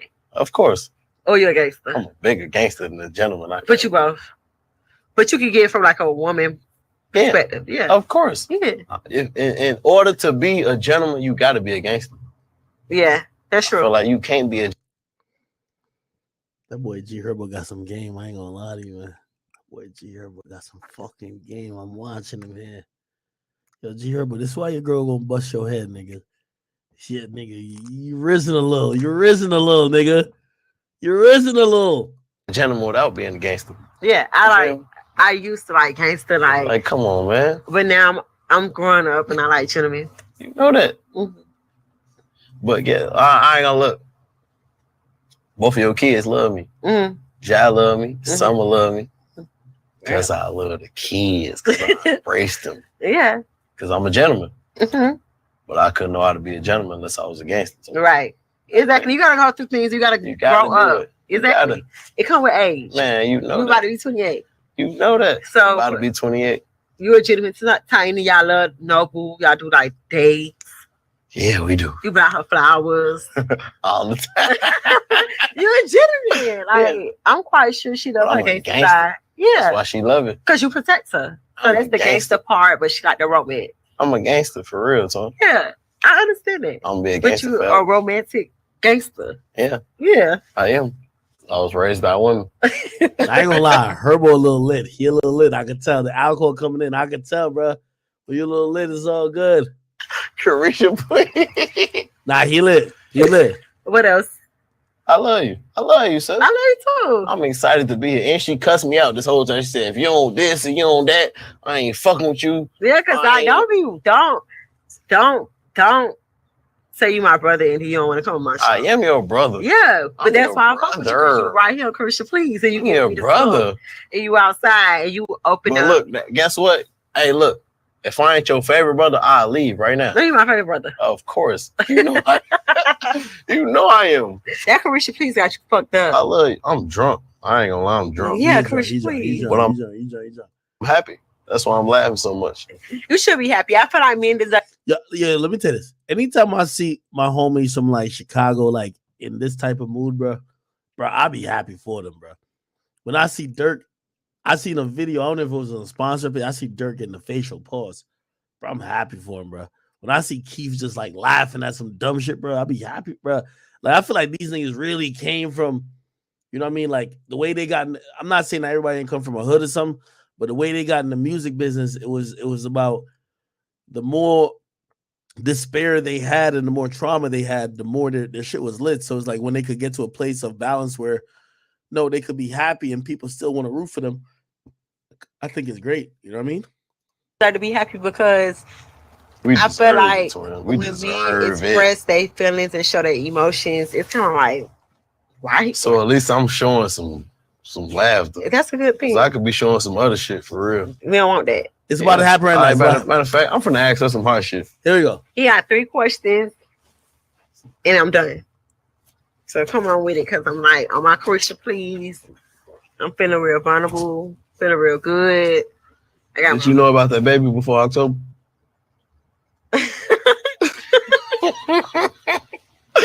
Did you? Yeah, I did. You did? Yeah, I think. Oh, you did. He's talking about the baby that Diddy had with some random chick. I think communication is the key. When you play with her. No, I really feel like when you dealing with somebody, communication is the key. I did. It wasn't like a surprise. I knew it though. I knew it because I don't know. I'm a real bitch. I'm a real trip. I'm real. Like, you could come to me and tell me anything. That's what I be trying to like. I feel like men are so afraid of like being truthful from the jump that y'all like lie, and you have to show a person that I guarantee I'm a real you. person. I'm a real Look, person. Tory, I knew you knew. How you know I know? Ain't no way you knew about a baby in October and they something about it in December. Exactly.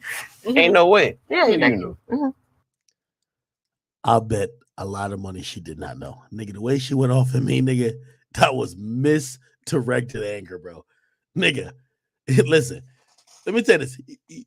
You know, I realized because I was watching Shade Room posted this, and everybody was like, oh, that's a city girl you knew. This is why I keep telling y'all. It's the same thing with snitching. Women move the goalposts. At first, they're like, nah, listen, my nigga, only my nigga, I don't share him. But she got to share him. Well, listen, I'm the shorty wop. I'm not the side chick. Okay. He just had a kid. Well, he told me first. In any other situation, if a chick said, oh, yeah, my nigga just had a kid on me, but he told me first, niggas will laugh her to death. But in this situation, it's like, oh, you the queen, you empowered. You knew before. It's just like, oh, it's all about communication. Yeah, it's all about communication. You just lack control. You can't tell that nigga what to do. I'm feeling real vulnerable, feeling real good. Did you know about that baby before October?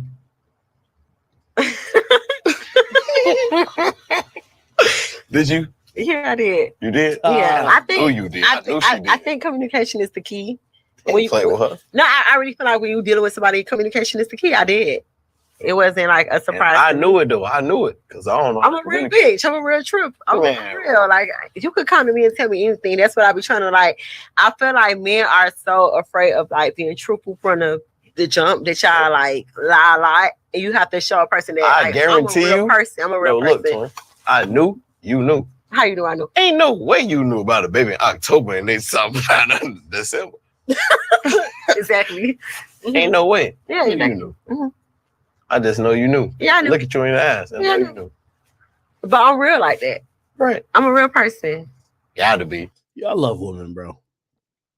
Yo, a nigga just had a secret baby on you and popped up with it. You know, a chick gonna be like, yeah, I'm a real person.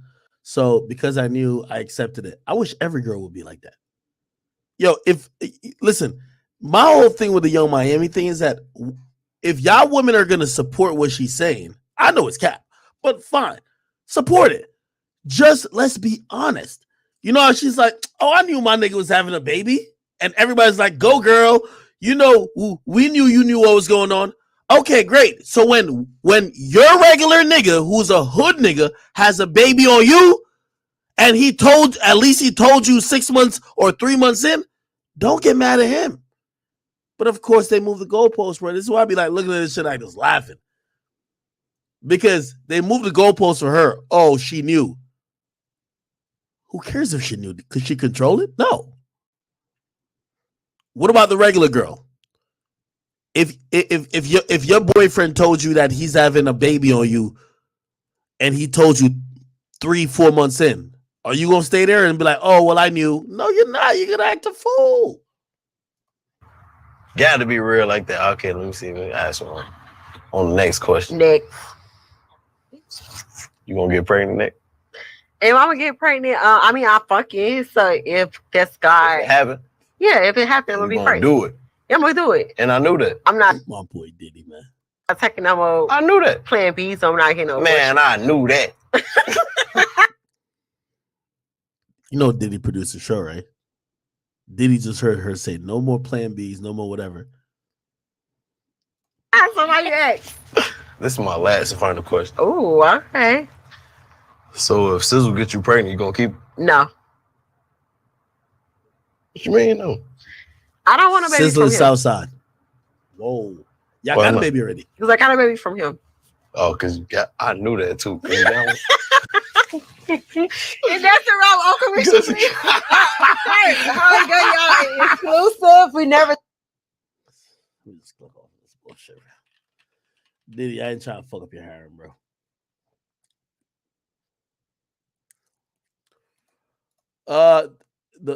Anyway, back to Megan Tory. Megan's the stallion bodyguard has been located and surrenders to authorities. Somebody's according to Shade Room, it said, "Well, looks like Justin Edison has been located." Well, apparently he was located maybe the last time, yesterday. Attorney blah blah tells ABC News that the family surrendered Justin on Friday, and prosecutors are aware he was found and a bench warrant was recalled. He was found.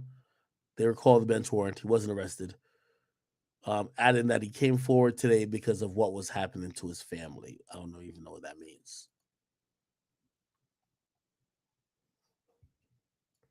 Bro, he didn't testify.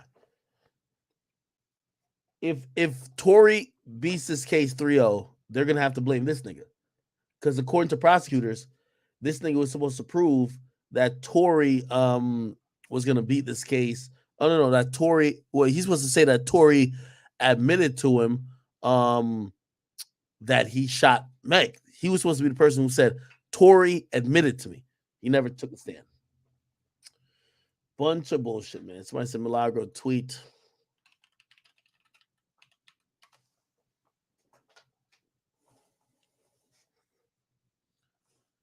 She said, got a secret, you could keep it. This is the jury answers. We the jury, blah, blah, blah. A better so this was they asked for a better definition of the word willful and purpose. What's this? Oh shit.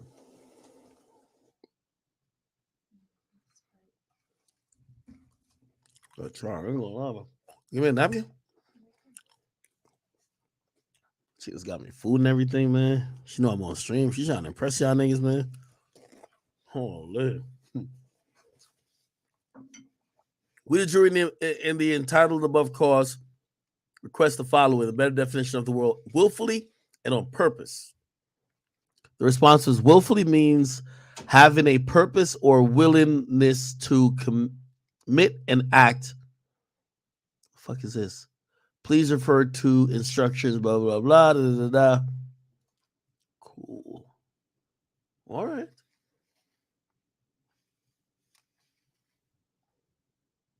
All right, people.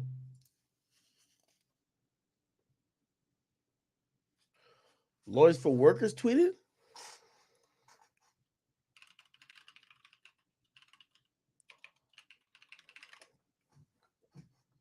I ain't gonna lie.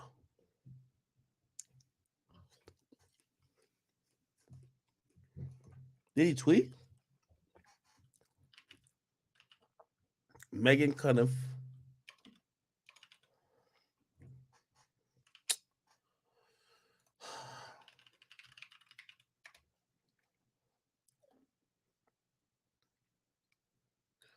As to your request for Megan's testimony, please clarify what you mean by her team and clarify what time frame you're referring to. Jury later said they no longer needed to hear Meg's testimony. We, the jury, in entitled above cause, Mr. Mr. Rathian, or what the fuck, about double action and Meg's testimony about contacting her team after she was shot. And they want the transcript of Kelsey's September interview. They wanted clarification about Meg contacting her team. You know what that's telling me? Maybe they're having some doubts about Meg.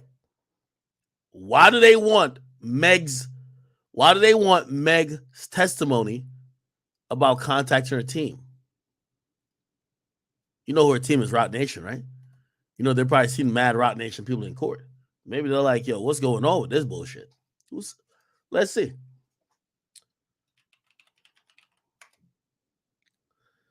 All right, people.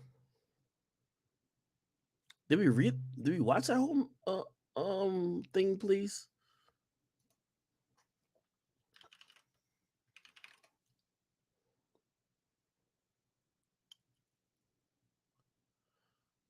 Let's see. Go today.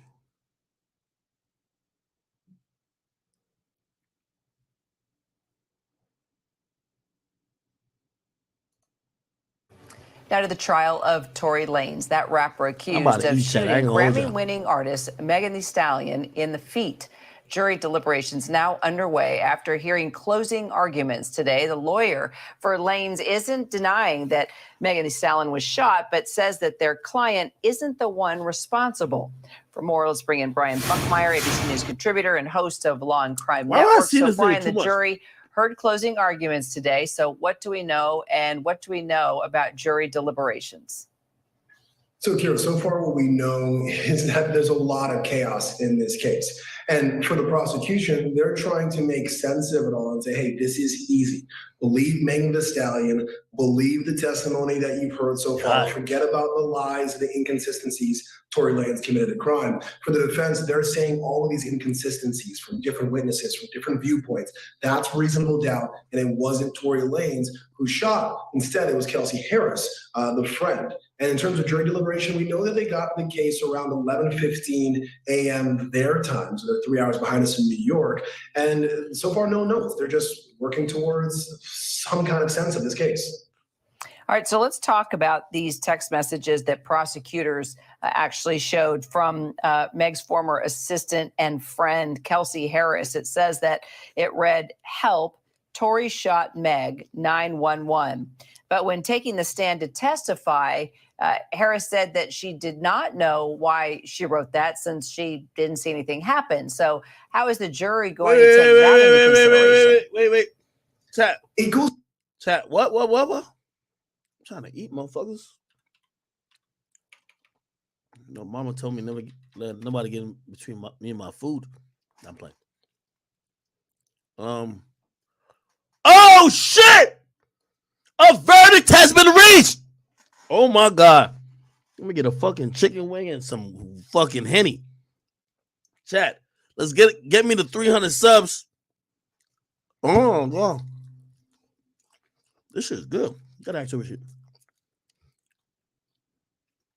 You ever taste some food so good you're like, yo, my chick can't make this. Sure not to cook this good. This is an order.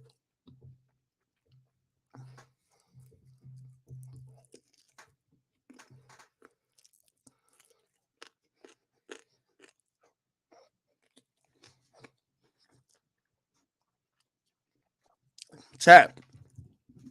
It's going to take about 20 to 30 minutes for us to get this up. Clearly, Milagros has gotten the message that says return to court. They're going to tell Tory. They're going to tell everybody who has been there, return to court. The verdict has been reached. They're going to read it. They told everybody to stay within 30 minutes out of this verdict. Oh, my God. Lord Jesus. I need my coffee. I got my Hennessy. I need my orange juice. Holy shit. Oh my God.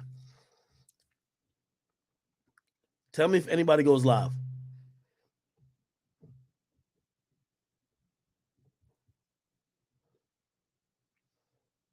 Chat, this is crazy. You just drank a coffee?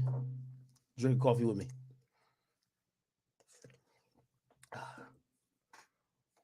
Oh my God. Back and forth. This statement, these text messages should have been a slam dunk for the prosecution. You put on Kelsey Harris, your text messages close in time to the actual shooting. As the prosecution argued, either Kelsey Harris is a criminal mastermind that after a shooting, she has the mindset to frame Tory Lanez when she did the shooting, or she actually committed this crime. But who she sent the text message to didn't even testify. And that raises questions as to why she sent the text message. Of course, her testimony that she said on the stand and the back and forth with her previous testimony, it's just all over the place and confusing. Where it lands, it's going to be hard to decide. Meanwhile, Lanez's attorney is refuting all claims that he shot the gun, but Lanez himself chose not to testify in his own defense. So do you think that that will help or hurt his case? So the law says you cannot hold the fact that someone doesn't testify or that they invoke their Fifth Amendment right. Chat. We're probably going to wait like 15 minutes before we get it. If Milagros tweeted that out, that's pretty much a message saying get back to court. We're going to read the verdict soon. Out of the trial of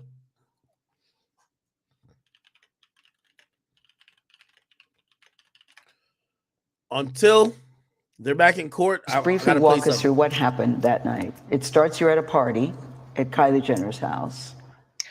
I had went there and we were just hanging out and I was ready to go because I had been there all day. So you guys end up in a car. You, Tory Lanez, your friend at the time, Kelsey, and his driver / security. Tory Lanez, whose real name is Daystar Peterson, is a Grammy-nominated rapper and singer from Canada. Kelsey Harris was one of Megan Thee Stallion's best friends from Houston. There was an argument, and you get out of the car, right? At that point, the argument wasn't even with me. Like, the argument was with the two people in the backseat. So I asked the driver to pull the car over, like, I'm done with this. And I should have stayed out of the car. Like, I should have not got back in the car. Mm-hmm. And they was like, Megan, just get back in the car. We almost there. Like, just get back in. Mm-hmm. So I get back in the car. It's like it's getting worse. The arguing in the car. The arguing in the car is getting worse. And I don't want to be in this car no more. Like, because I see it's getting crazy. Mm-hmm. So I get out the car and it's like everything happens so fast. Yes. And all I hear is this man screaming. He said, dance. And he started shooting. And I'm just like, oh my God. Like, he shot a couple of times. Mm-hmm. And I so was is so he scared. In the car shooting from the car? Really, He is standing up over the window shooting. Mm-hmm. And I didn't even want to move. I didn't want to move too quick. Like, because I'm like, oh my God, if I take the wrong step, I don't know if he can shoot something that's like super important. I don't know if he could shoot me and kill me. Like, were you afraid for your life at that time? I was really scared because I had never been shot at before. Mm-hmm.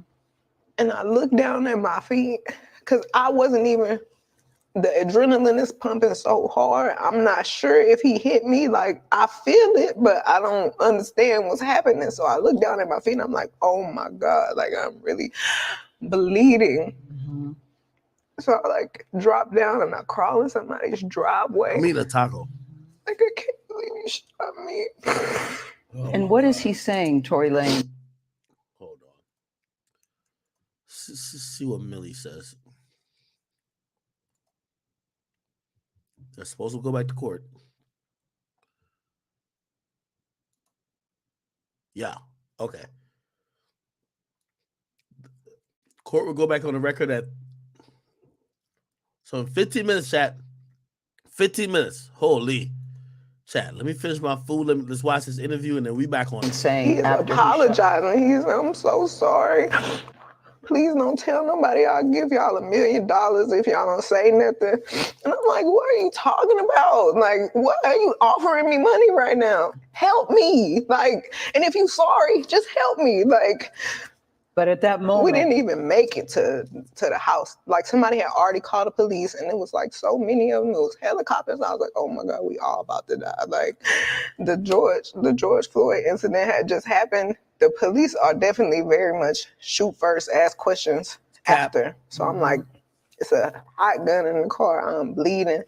I've been shot. They about to kill somebody. Like, something bad is about to happen. Mm-hmm. So somebody hears the gunshots. They call the police. The police come and they say what to you? They tell everybody to get out of the car. TMZ obtained video from that night. And then you could see the footage of me in the swimsuit limping backwards, feet bleeding. And they say to you, what happened here? I don't remember everything they said to me, but I remember them asking me what's happening, what happened to you. And I didn't want them to kill any of us or shoot any of us. So I just said I stepped on glass because I didn't. Why did you say that? Why didn't you say he shot me? I didn't. For some reason, I was just trying to protect all of us because I didn't want them to kill us. Like, even though this person just did this to me, my first reaction still was to try to save us. Like, I didn't want to see anybody die. So I just said, I stepped on glass. So when I see people trying to use that against me, like trying to act like I'm lying, oh, she stepped on glass, she never got shot. I'm the one who said I stepped on glass. I was lying to protect all of us. And sometimes I wish I really would have never said that. You wish you would have just told the truth. I wish I would have told the truth, but if it saved all of us from dying, then that's just probably what it was meant to be. So when you told the police you stepped on glass, did they believe you? I don't know. So how did you go from the glass? Did you go to the hospital? So they took me straight to the hospital. And the police questioned me. And I said, Child, let me take a piss, man. It was just glass. You still stuck with that I story? stuck with it. It was glass. And right as the officers were like, okay, we done with this, we leaving, the doctor came in and he was like, you know, you got bullets in both of your feet. Like, you got fragments in this foot and it's like right on the back of your Achilles. And I'm like, there is a medical report that says that there were that you had been shot. And the medical report also says that to this day, you still have bullet fragments in your my foot. feet. And there are still many people, as we sit here today, Megan, that don't even believe you were shot. There's a hot gun in the car. Yeah. What else? What happened? In text messages obtained by CBS News, Kelsey Harris, the other woman in the car, texted Megan's security guard saying, "Help, Tory shot Meg." I really thought that we were all friends. And sometimes I feel like I put the blame on myself because when my mom passed, I just felt like I was looking for some type of family environment and I was letting so many people in and I didn't care who it was. I just wanted to feel like I got family and I got people that care about me and just I could hang out with everybody and I was just going through it. What was the nature of your relationship with Tory Lanez? Because he has led people to believe that it was a sexual relationship, that it was that you two were dating. What was the nature? We were not dating. We were really close. We were friends. We hung out like every day.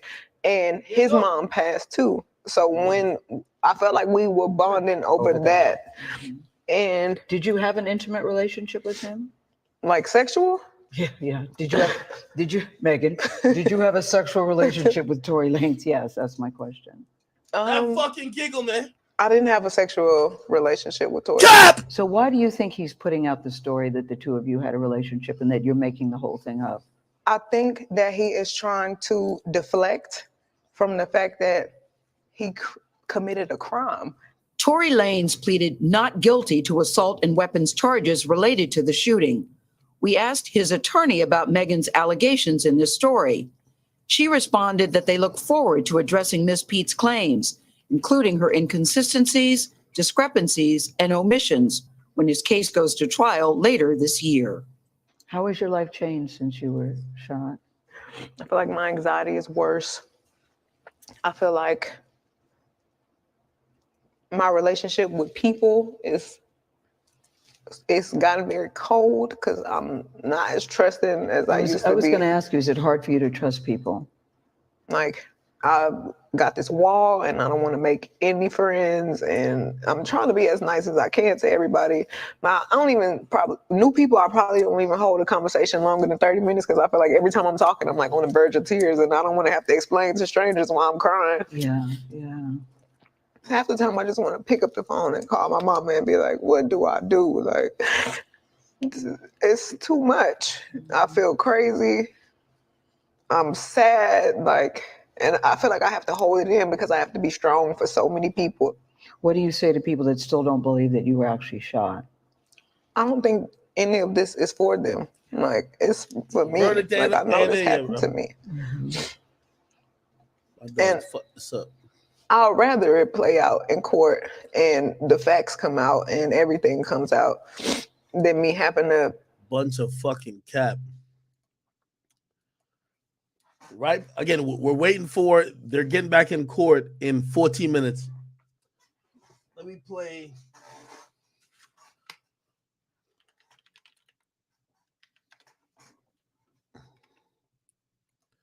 Gets his juice. Shot.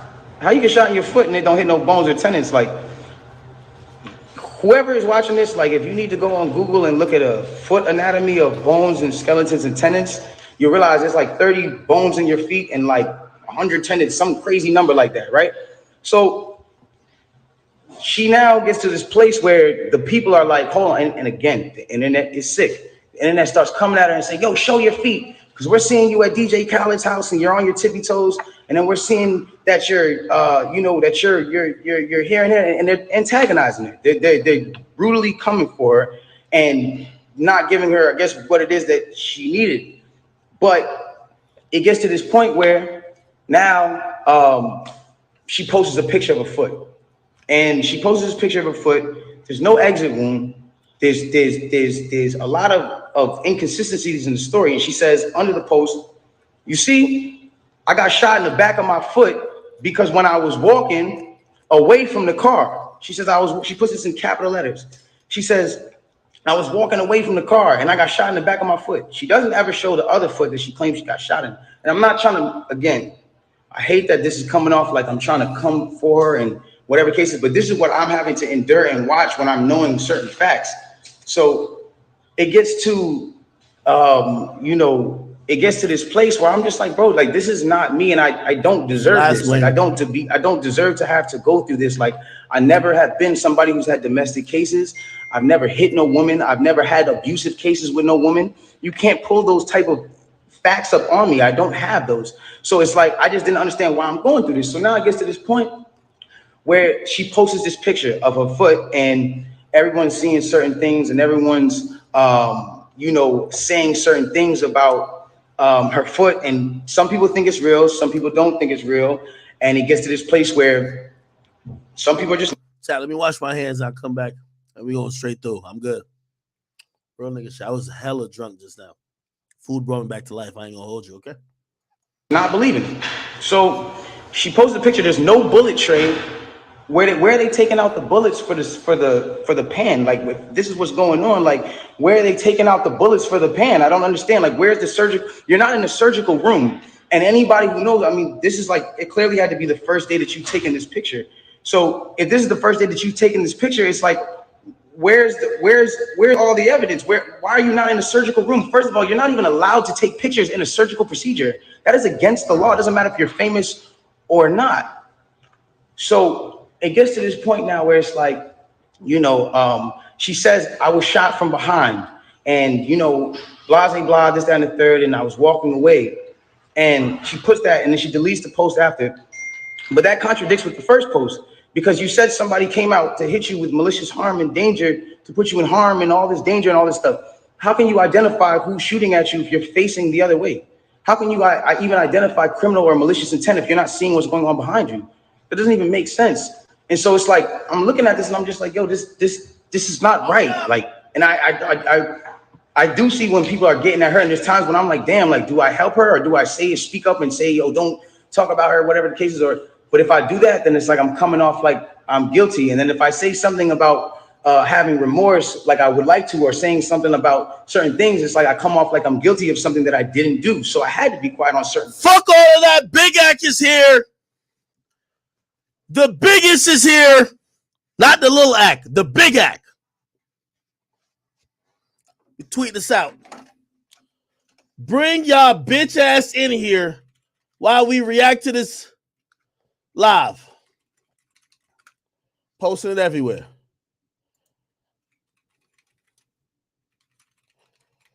Tory Lanez.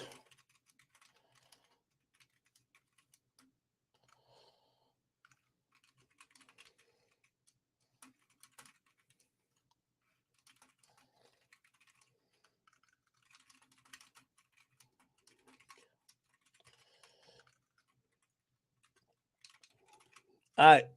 Get everybody over here. Post it to my IG.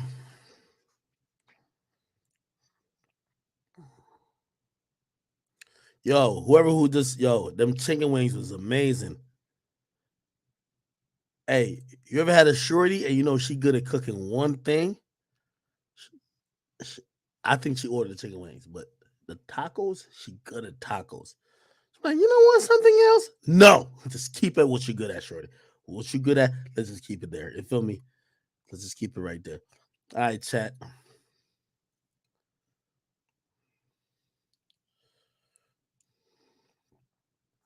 Twitch.tv.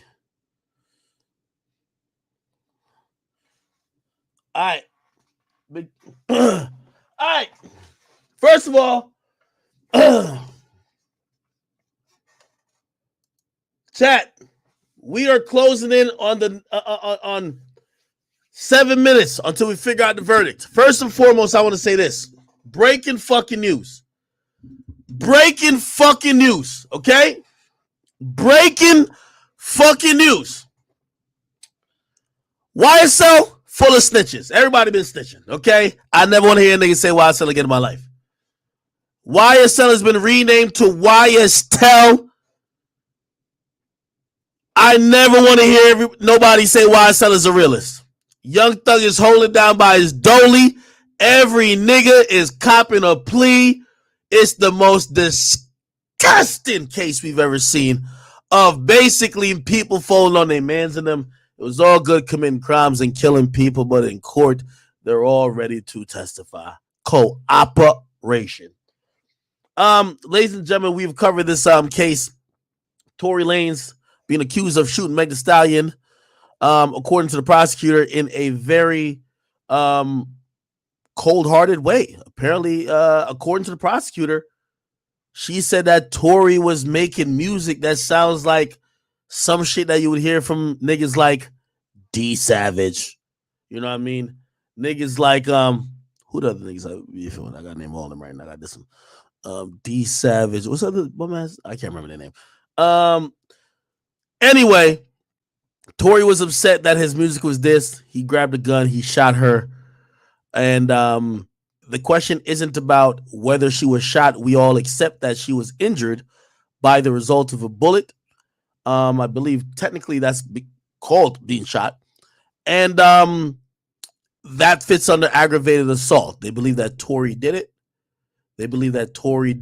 And we've watched every fact, every testimony, every exhibit, every cop, every detective, every person, even the DA. I guess the DA is the only people who didn't take the stand.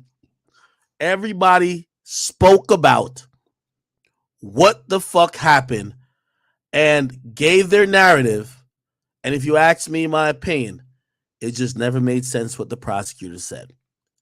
You know, I have fault on both sides, and I know some of y'all might be like, oh, you fuck with Tory. No. I think Tory cheddar bobbed himself a little bit. And if he gets found guilty of anything, I think it will be his fault. Because his own witness testified that he allegedly may have had a gun shooting in the air. Nobody else said that. Your own witness said that. But also the prosecutor in shambles. Brought Kelsey Harrison, who basically said whatever I said in the past was all cap. Tory was a nice, hospitable nigga the night of. He never put hands on me, never beat me. I ain't seen him beat Meg. I ain't seen him with a gun. I ain't seen him do a motherfucking thing. This whole particular situation has been a shit show. If you ask me, I have no proof of this, but now we do know that I've heard, and this is alleged, if Meg Thee Stallion doesn't get a clean sweep on Tory Lanez being guilty, that he could jump on the sword and that he could be the number one villain in hip hop and be the poster child of black men abusing black women. Meg Thee Stallion plans to sue the media outlets who have not allowed her to have her victim moment. Pathetic, but I guess that was going to happen. For everybody who just tuned in, let me just give you, and whether you want to think I'm biased or not, this is the facts that's going to be determined. in 4 minutes. If you're here and you're watching me, whether on YouTube and right now, shit, we might be at peak viewership. Let me see what we're cracking with right now. We got 30,000 people on YouTube. We have about 10,000 people on Twitch. 40,000 people in total. If you came here to find out definitively if Tory Lanez shot Meg Thee Stallion or who shot Meg Thee Stallion, this might not be the place. At this moment, this juncture, all we will find out is that if the district attorney of LA County, the case they brought against Tory Lanez, which they filed 3 felonious charges. 1, possession of a concealed weapon in a vehicle. 2, discharging of a or gross negligent discharge of a weapon. I'm not saying it verbatim, but those are the charges.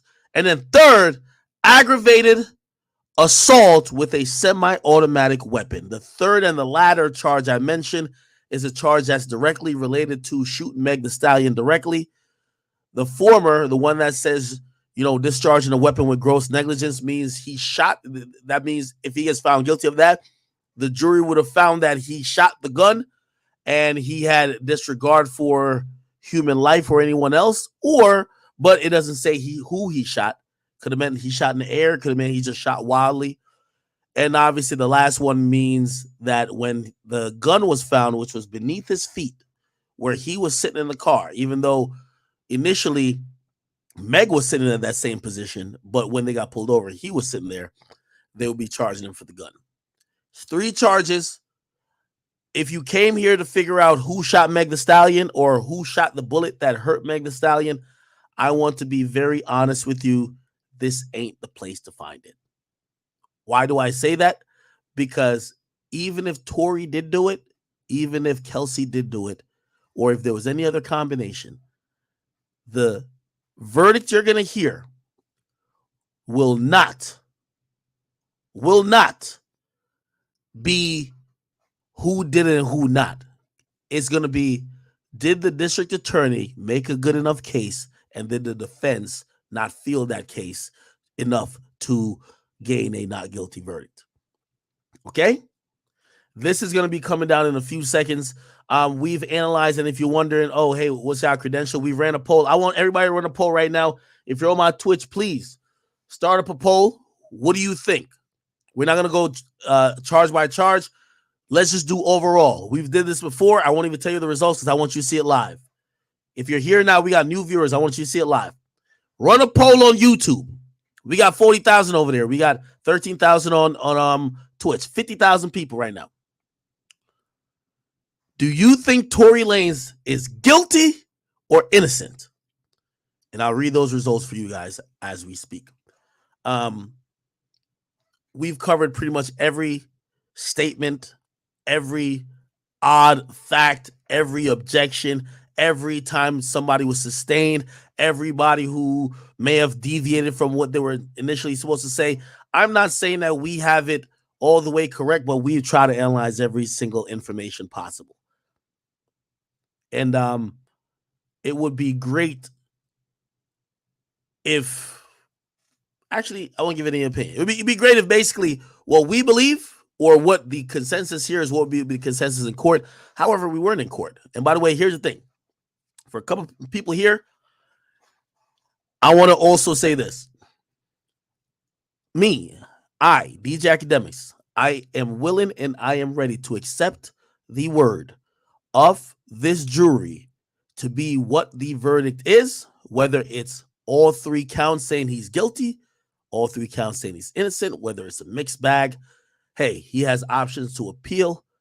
Obviously, he's going to threaten his immigration status, but you have to understand, and this is my whole thing with this whole thing. I don't want people to feel like this is the divide between men and women. This isn't the case to be like, oh, men won or women won. This is a singular, isolated issue between Meg and Tory. You wasn't fucking both of them chicks, and you wasn't getting fucked by that nigga. So let them do their shit, but this ain't about men and women. It's about them. Everybody was lying a little bit. They were all drinking. That ain't y'all, and that ain't me. We're just here trying to hear the results. Anyway, we are going to let me see. The verdict is going to come down very shortly. I'm going to go towards, and I'm going to lean towards the LA County, or actually LA Times reporters. Whether it's James Quealy or even Megan Cuniff, they've been, well-reputed journalists that have been on this case from day one. There's some other people we have leaned on as well. Keep in mind, if the verdict was not found in the next hour or so, this would have been pushed till Tuesday. Okay? So they said, and we can read it again. Jurors in this case of People versus Daystar Peterson have notified the court that they have a verdict. The court will go back on the record at 3:15 p.m. 3:15 p.m. Pacific time has passed 2 minutes ago. It's actually now 3:17. So they should be in court. We're going to hear certain type of, we're not going to hear it now because we're not in court. But the judge is going to read a bunch of instructions. He's going to ask the jury and the foreman a bunch of questions before the verdict is read. And once the verdict is read, they will allow, the jury to be dismissed, and then subsequently the rest of the people that's in the gallery. So if you ask me, in the next 10 minutes or so, enough conversation, we will have the verdict. By the way, for everybody who has questioned whether it's my integrity, anybody's integrity, I wonder if those people will accept whatever the court says. And I mean anything. The court could come back and say Tory all the way guilty. It could even come back and say anything. I felt like this case started to deviate from what the court's going to say, and it started being a whole thing about between men and women. I don't like that. So in a few minutes, we will get the official notice. There's a poll that we just did. We just did a poll on Twitter, not Twitter, our Twitch. And for the people who have followed the channel, at least, they voted 92% believe that it will be a not guilty verdict. 8% voted that it will be a guilty verdict. Okay. Keep in mind, there's 3 counts. So, I guess they're saying overall. I'll tell you what they're saying on YouTube.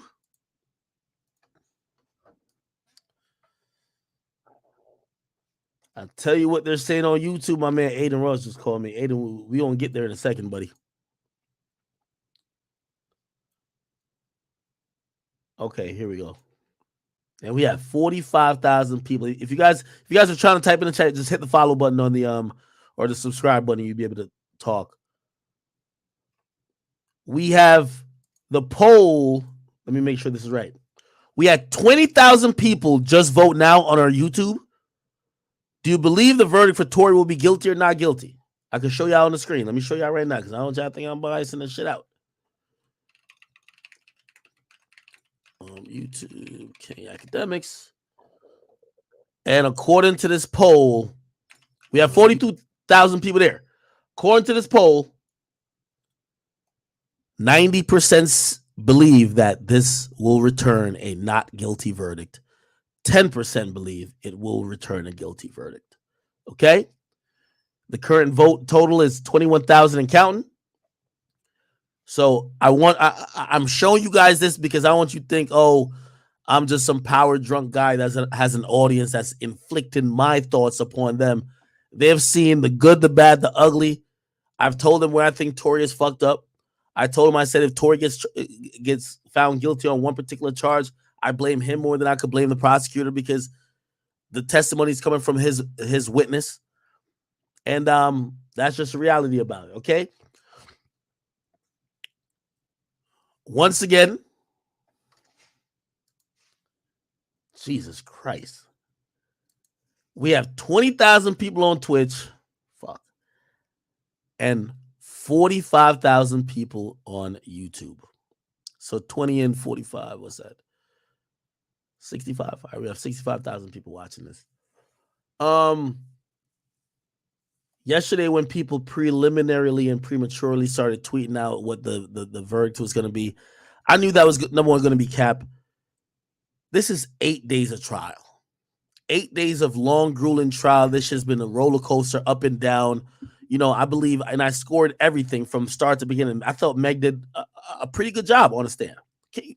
What more could you want from a victim, right? Of course, they're going to point out the fact that she said other things in public interviews, but it is what it is. She showed up. She handled business. Kelsey showed up and fucked up the whole prosecutor's plan. The detective who couldn't really testify in the capacity that you would want him to testify because he's on administrative leave for the prosecutors, and even the defense called him, that was shaky. Again, there was not much DNA that would suggest that it was beyond a reasonable doubt that Tory Lanez definitely had possession of the gun. Meg said that she didn't see him shoot her. She saw him right before he allegedly shot her. Kelsey said she never seen, at least while in court, she said she never seen Tory with the gun at all.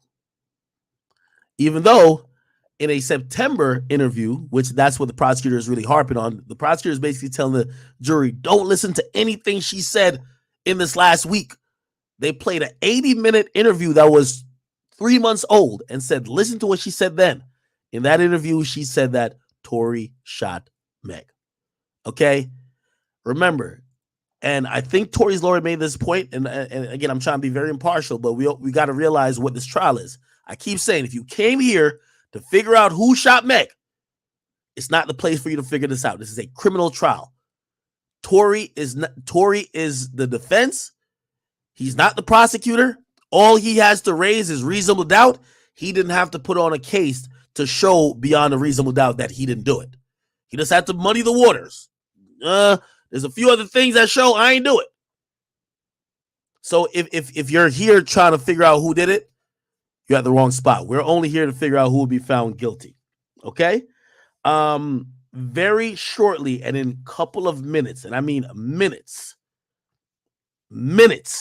we're minutes away from figuring this out.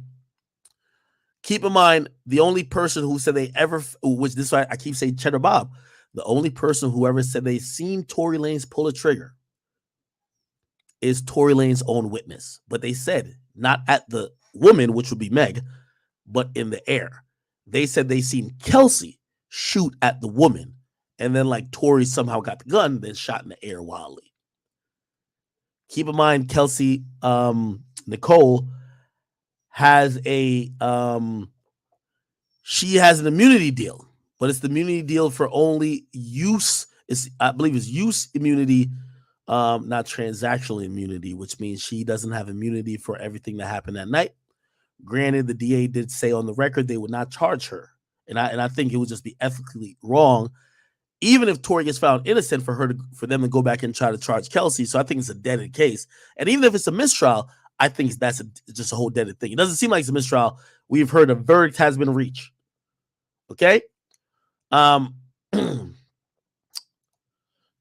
keep refreshing these things as much as I can. Yeah.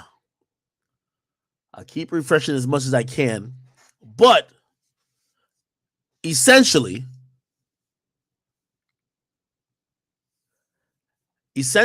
what we're seeing now is basically the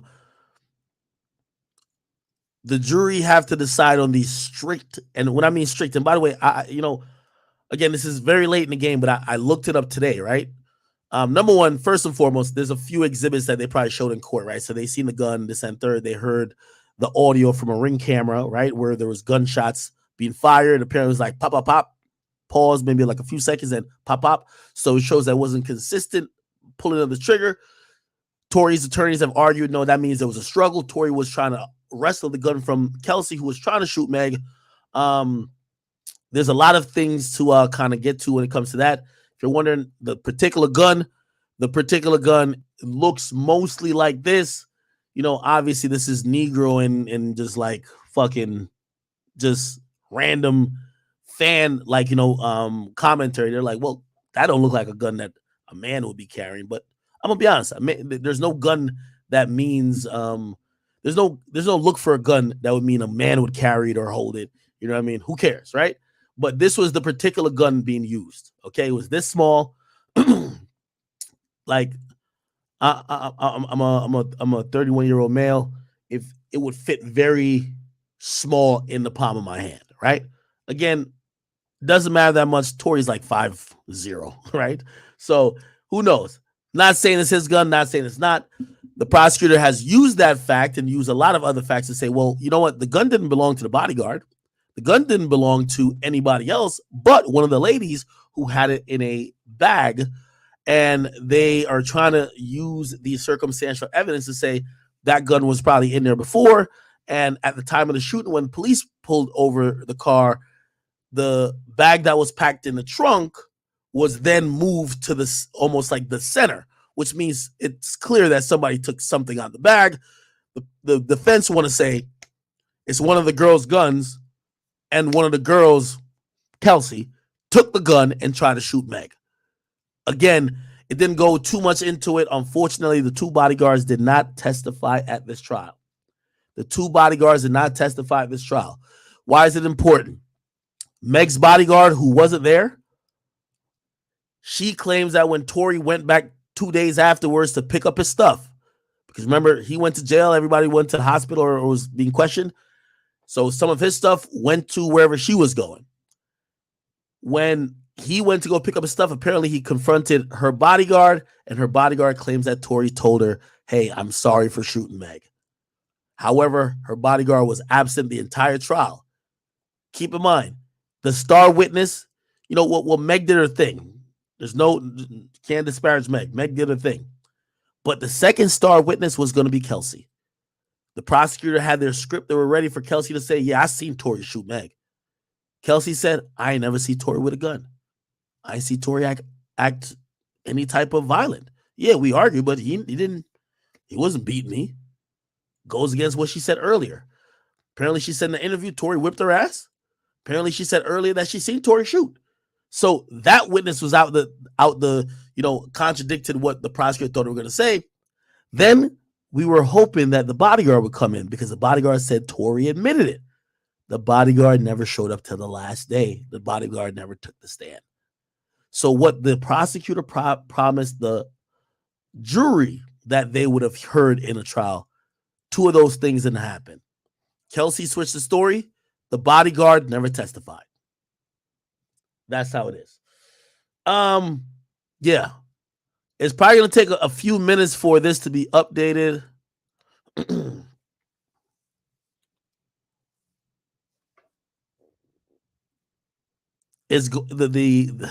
We are literally moments away. Let me go to all the people who are in court. James Quealy is definitely I spelled his name wrong, sorry. These are all the people who are currently in court.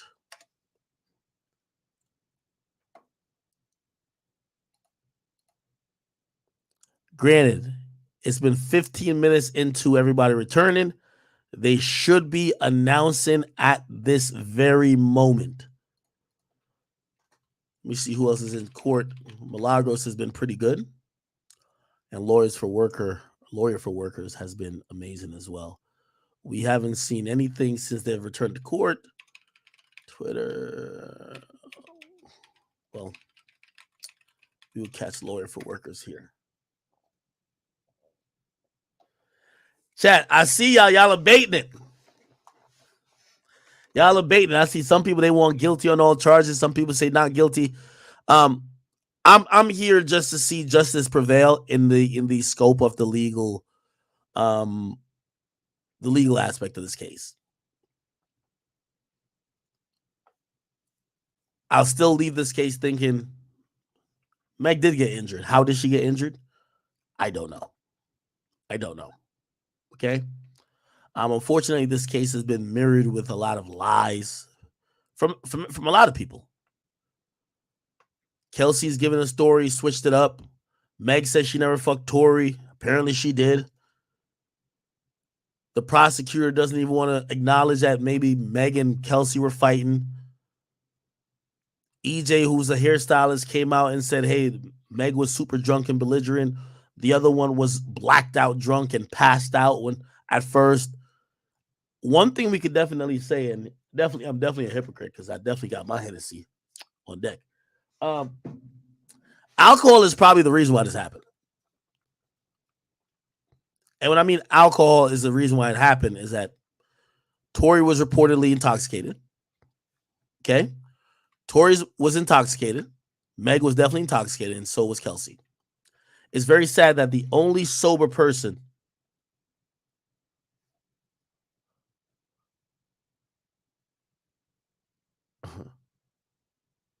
somebody said, Akio, you are late. Let me see. Am I missing something? I say go to TMZ. I don't see nothing here. Hold on. Oh my God. Somebody said go to No Jumper. I'm hesitant to do that, but okay, let's do it.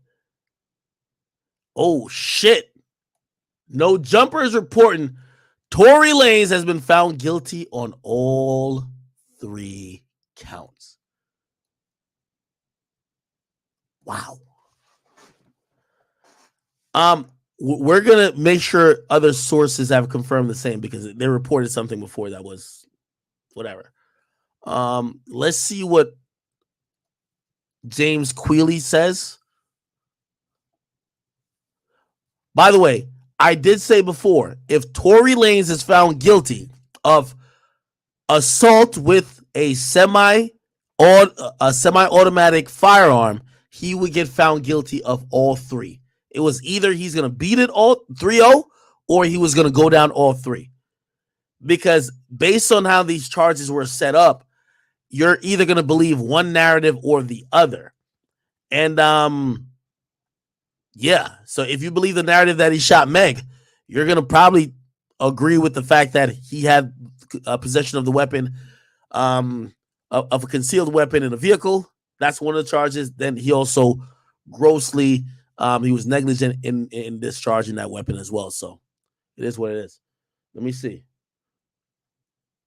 I'm trying to get other people to co-sign it. I'm trying to get other people right now. Only No Jumper. I'm seeing it. I'm only seeing No Jumper say it. Oh, here we go. Here we go. A jury has convicted Tory Lanez of all 3 charges for the 2020 shooting of Meg Thee Stallion. A crazy and downright scary scene in the courtroom as his father and stepmother screamed about wicked injustice. Tory Lanez's father stood up, guessed, and screamed, "This is a wicked system." He screamed at the prosecutors that they are evil and they know exactly what they did here. His stepmother stood up, screaming and yelling. Father was yelling about Rock Nation. Hey, chat, let me tell you this. By the way, this is very unexpected for me. I will tell you though, at the beginning of this trial, at the beginning of when this all started, I've always just said we should wait until a verdict was actually presented. And just like I told you, obviously I don't know the outcome. I didn't know the outcome. Whether it was him being innocent or him being found guilty, of course he's going to probably appeal. This is an outcome that we all have to accept. This is an outcome we all got to accept. I'm gonna be honest with you. All right. So I'm not gonna be the nigga who's gonna be like, oh my God. No, I'm going to be the person who said, listen, those jurors who are in court, granted, we have gotten a lot of the information supposedly that was presented in court, but for whatever reason, they have all concluded that he is guilty. And I have to say that this is an opinion we got to respect. Not an opinion, but this is a verdict we have to respect. Let me just see other people who are going to probably echo the same thing. It looks like that's what it is. Let me see. We're going to probably see it very shortly. TMZ should have it almost immediately. Yep. Here we go. Found guilty of shooting Meg Thee Stallion and facing likely deportation. Tory Lanez is guilty of shooting Meg Thee Stallion in the foot. In 2020, a jury has decided. The verdict came in Friday, just before the holidays, where a group of LA jurors found the Canadian rapper guilty of all 3 charges against him: felony, negligent discharge of a firearm, assault with a semi-automatic weapon, and carrying a loaded and unregistered firearm. After the verdict was read, several of his family members shouted, calling the jurors evil. Tory was filmed entering the court before the verdict was read, telling the cameras his spirits were high. Tory now faces more than 22 years in prison, which will be determined during a sentencing at a later date. Sources connected to the case tells us Tory lawyers were in touch with immigration officials before the guilty verdict, and we're told that they're being informed that there's a strong likelihood he will be forced to leave the country. This marks the conclusion of a wild 2 weeks in court, which saw a handful of witnesses take the stand to recount what they have saw or what they say happened on that fateful night. Meg herself obviously testified, squarely pointing the finger at Tory as a sole shooter. Oh, as a shooter.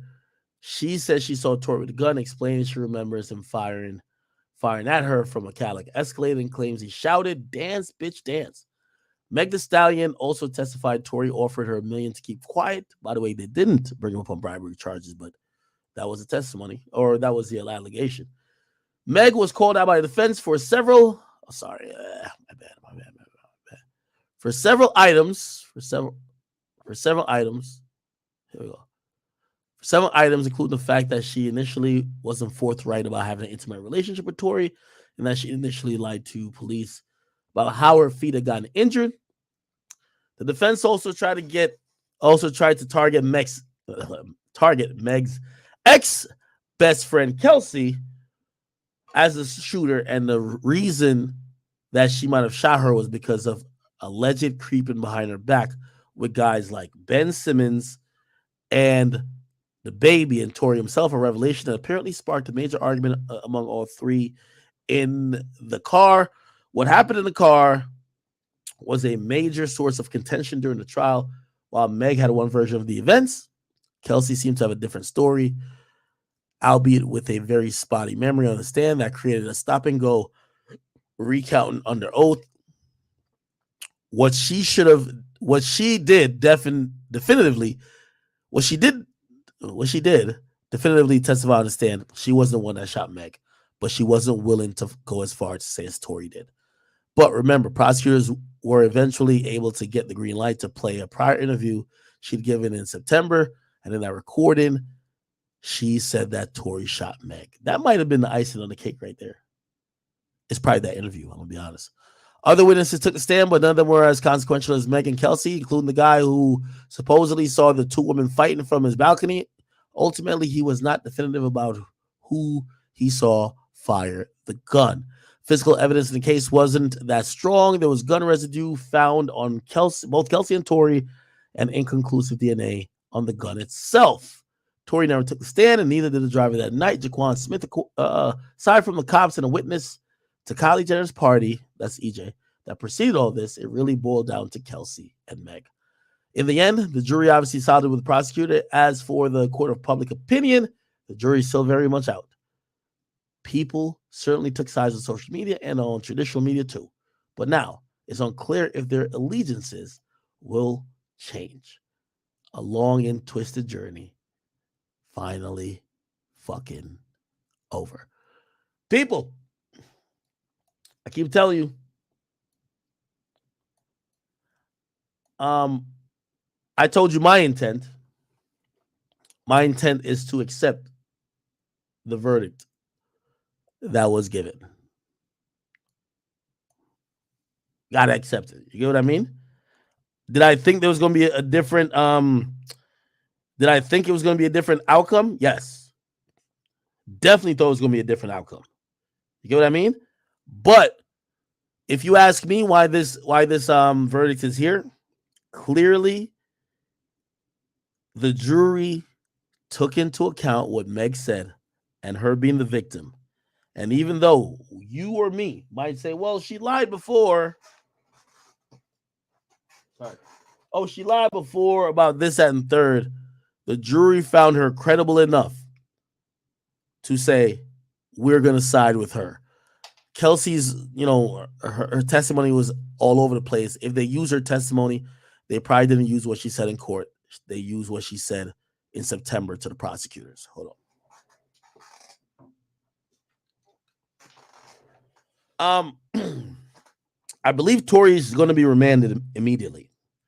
He was out on bail and he was let off house arrest for the sake of the case that he could have a good chance to like sit with his attorneys and do what he got to do to get his defense in. You know what I mean? To prepare for this case.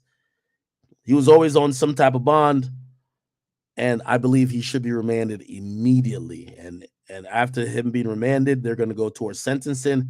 Unfortunately, he's going to spend, I believe, the unless something else happens. I don't know if his lawyer could fucking convince the judge to, hey, listen, just put him on house arrest till sentencing. But I could imagine they would be like, hey, let's remand him now, right? Posting to Instagram. I'm sorry, guys. Chat. It's over. It's over. It's over. We're probably going to be discussing this, and we're all going to have our opinions for a long time to come.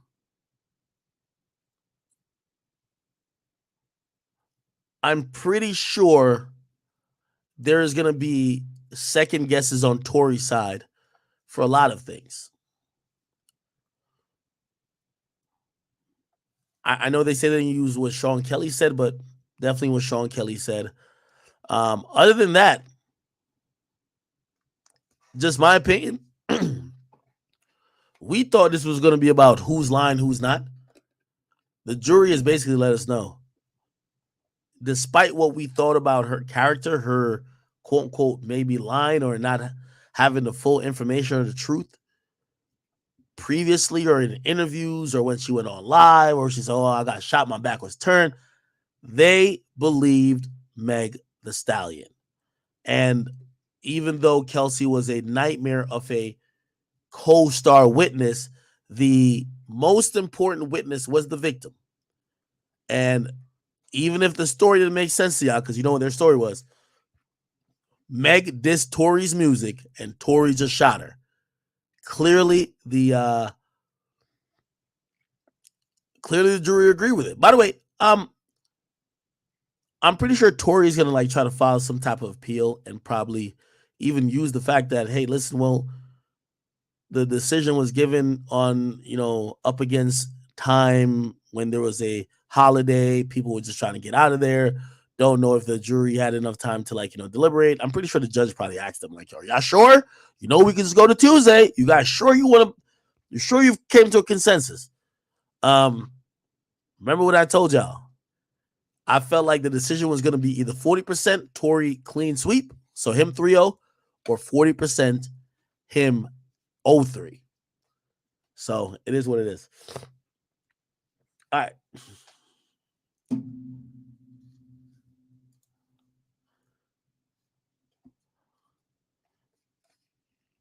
Okay.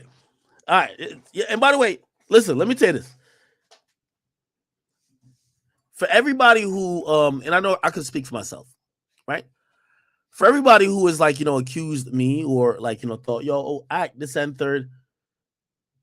Yes, I do have a personal relationship with Tory. I've never really had a personal relationship with Meg, but Meg does have personal relationships with a lot of people, especially media, to be honest.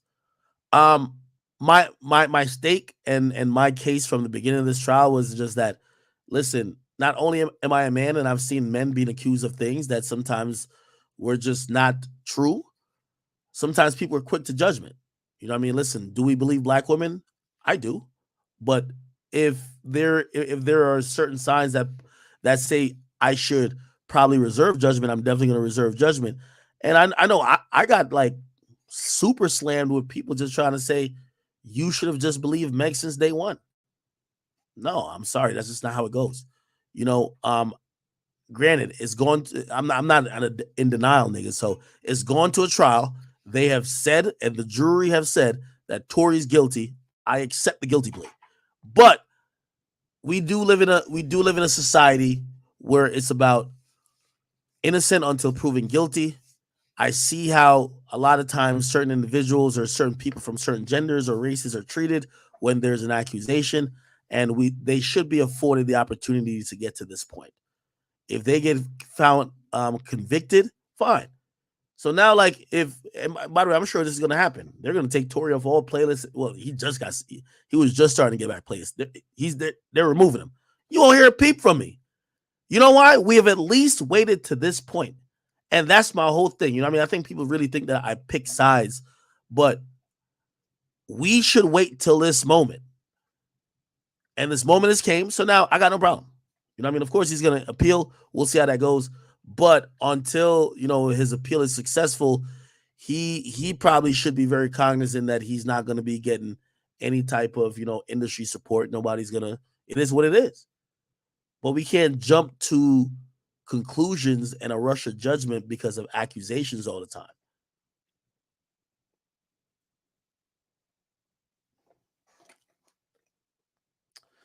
Somebody says Gossip in the City has a video of his father outside. It's probably gonna be chaotic there. I'm gonna be honest with you. If you ask me, and by the way, I haven't talked to Tory during this whole trial. I haven't really talked to anyone from his team. I would have imagined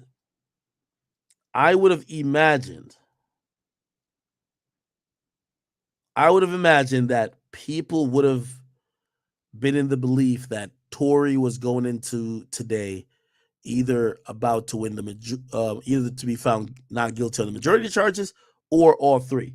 So I could imagine a lot of people are shocked. Let me see if I can get this up. Gossip in the City. Let me see. Give me 1 second. I'm gonna try to get this Gossip in the City post up. Somebody says, read Twitter. Okay, what am I reading on Twitter? You guys got to let me know. There's a lot of things going on. Meg Thee Stallion's lawyer released a statement. He says, the jury got it right. I'm thankful there's justice for Meg. Hey, I can't say nothing to Alex Spiro. Now is when you're supposed to talk. The whole, like, passing notes to the prosecutor, sending stuff to the shade room, that was a little bit like, whatever. Anyway, so look at this. One woman turned around and looked at reporters sitting behind her, including me, and said, Jay-Z is a bitch. Report that. Jay-Z's a bitch. Why they blaming Jigga? Right now, reporters are in the media area on the 12th floor, hoping to get a comment from someone. The 12th floor is the only area where we can record and take photos. I went outside to see what was seen. Lots of people, but Tory family isn't around. Jeez. Hey. It was always going to be like this, no matter, even if it was the other way around. You know, you got to keep in mind the reason why this case has been so high profile is that the stakes were high for both individuals. So if a lot of people would have probably called Meg a liar till the end of time if there was a not guilty verdict, right? And also a lot of, well, you know what I mean? Well, now this is reality. A lot of people are now going to be reacting to, even if they don't want to accept the verdict, they're going to be making up their theories about what happened with Tory. So, geez, it is what it is. Somebody says Milagros is live. Is she? No way. Let me ask you guys this. I want a poll to be done. Do you guys accept the jury's decision? I'm telling you I do. Do you guys accept the jury's decision? Please run a poll. We have 18,000 people on Twitch. By the way, if you're here, please hit the follow button. And we have 50,000 people on YouTube. We have about 60,000 people watching this whole thing. Let's go to Milagros real quick. Let's see what's going on. I go get the babies. The babies are emotional. One in particular. I said, it's okay. You're going to be okay. I wrap my jacket around the babies. I'm bringing them into the fold. You know, that's a lot of energy. A lot of energy. And so we were able to get on the elevator and go down. When we got downstairs, Tory's father said what he had to say. I'm sure that y'all have probably seen that shit by now. He made his statements, some very powerful statements. And you could hear the people that agreed cheering. Of course, this will be appealed. And I want to say something. How do I feel? I told y'all before, I don't care what the verdict say, because I know what I'm convicted of. Y'all heard what was said in that courtroom. You know that this does not make any sense. You know that. You know that. But you know what? Shit like this gotta happen, because this continues to happen. But it ain't gonna be something that people continue to get away with. You push people, push people, push people, push people. Y'all sitting up laughing saying, aha, he guilty. But when the people that y'all want to buy tickets and the people that y'all want to go to them concerts and when the people that y'all want to support what y'all got going on, when they don't show up, because they don't fuck with you, because they don't fuck with this, then what? Y'all think y'all won, but you lost. Because the people decided. And this ain't make no sense to no fucking body. Nobody. Hey, chat, man. I ain't gonna hold you. Hey, listen. I do love Milagro, but as I said, I'm here. I had to realize, am I here for the process or not? I'm believing in the process. So, hey, listen, Tory gonna fight for that appeal, but it is what it is. I'm about to put her back on, but nigga, shots up, nigga. I was gonna take this whether you won or lost. I'm sorry. I'm gonna keep it a bean. You feel me? I know a lot of y'all think that I'm on a nigga payroll, but nah, it ain't happen like that, brother.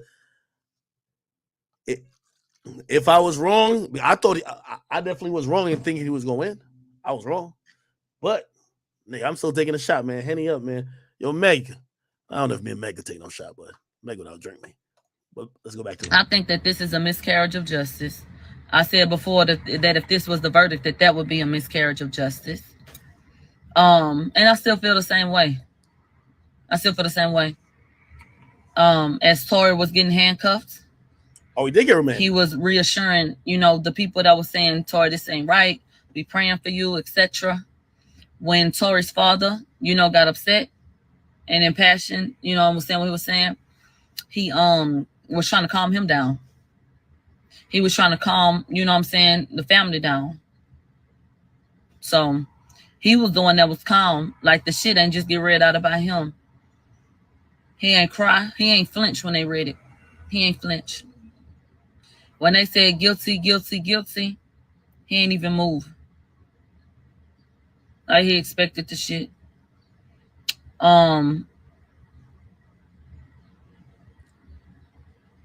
You guys listen to what happened. And y'all can go back and read the transcripts yourself. Y'all know damn well that this should have never happened. This case should have ended in an acquittal or a mistrial. With the amount of reasonable doubt and the fact that there was no proof, you have unreliable testimony from particular people. And you have the fact that Kelsey was not even tested for gunshot residue. I'm sorry. Yes, she was. DNA. Kelsey was not even tested for DNA. How in the fuck do you figure that, okay, this is what it is? Somebody said, y'all so slow. The defense said she was shot. They did acknowledge that, but they also said it was not their client. So I think that when you have a situation where everybody can acknowledge the same witness y'all want to lean on, he saw a fight between them. It could have never happened. If we're going to take his testimony, then it could have never happened the way that they said. This is a political situation. It has been from the start. This is always bigger than even just the situation at hand. And, oh, well, this is what happened. Like, somebody said, what you mean shit like this got to happen? That's crazy. What I meant was, you ever seen situations where people revolt and they stand up because they get sick and tired of being mistreated? You understand situations like that? This is a situation like that. So that's what I meant. Shit like this has to happen for people to stand up and to, come together and say, hey, something is wrong with this. So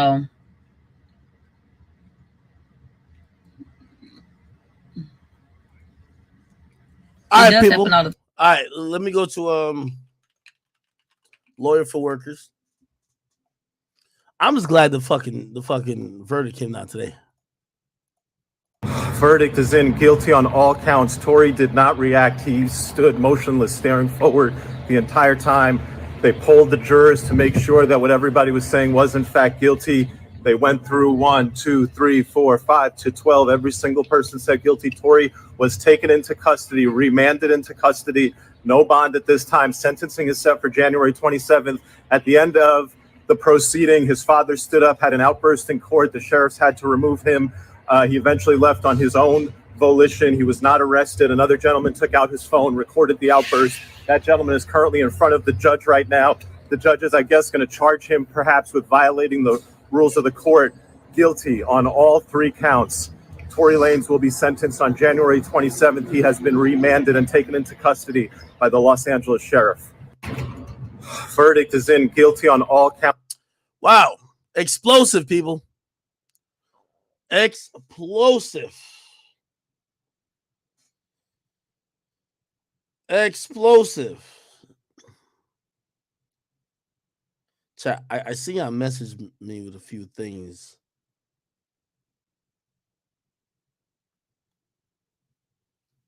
Hold on.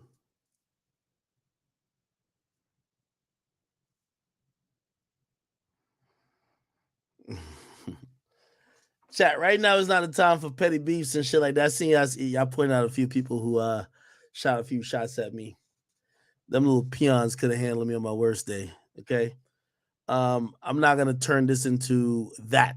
You know, I told you I respect the decision of the court. The decision of the court is that Tory Lanez is guilty. And because Tory Lanez is guilty, we're gonna be dealing with what's the aftermath of that. He's been remanded. We're gonna continue coverage of that for as long as we can. But I am glad that this shit is over with. I think most people who've been watching it along with me probably predicted otherwise, but this is the reality of the legal system. You know what I mean? Some way, somehow, all 12 jurors agreed one way. We ran a poll in here even just today with over 30, 40,000 people voting. And we said the opposite.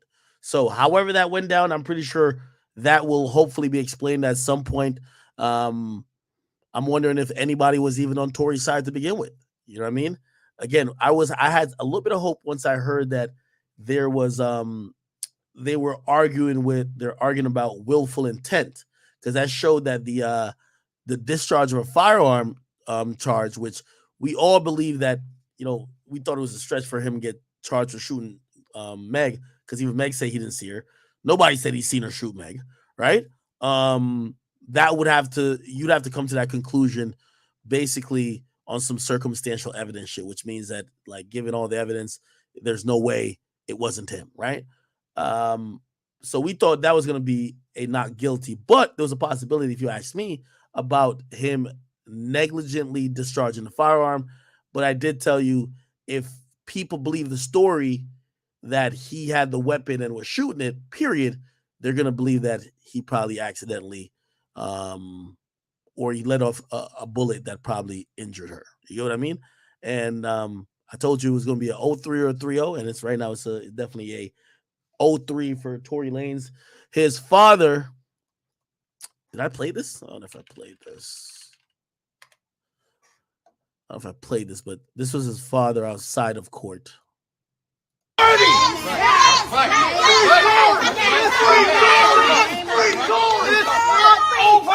It's not over. God does not lose. Never. And even though we've come to this juncture, trust me, you will see that our God does not fail. This is not the I know that this is wickedness. This district attorney, Miss Kathy Todd, done dirty.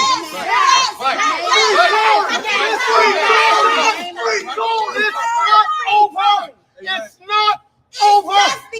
God does not lose. Never. And even though we've come to this juncture, trust me, you will see that our God does not fail. This is not the I know that this is wickedness. This district attorney, Miss Kathy Todd, done dirty. All right, people. Yeah, we're gonna kind of go by everybody's, especially the people in court. We're gonna have further conversations about it. Milagros definitely was hoping for a different result. That didn't happen. I think we predicted a different result. That didn't happen. People say, man, it's Rock Nation. Some people say, yo, Pop's beard type clean though.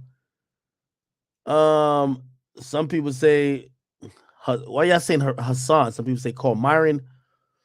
Some people are, hey, listen, unfortunately, and I wish this wasn't the case, and I don't know if there was a chance that this was going to be the case. This case is now going to be divisive.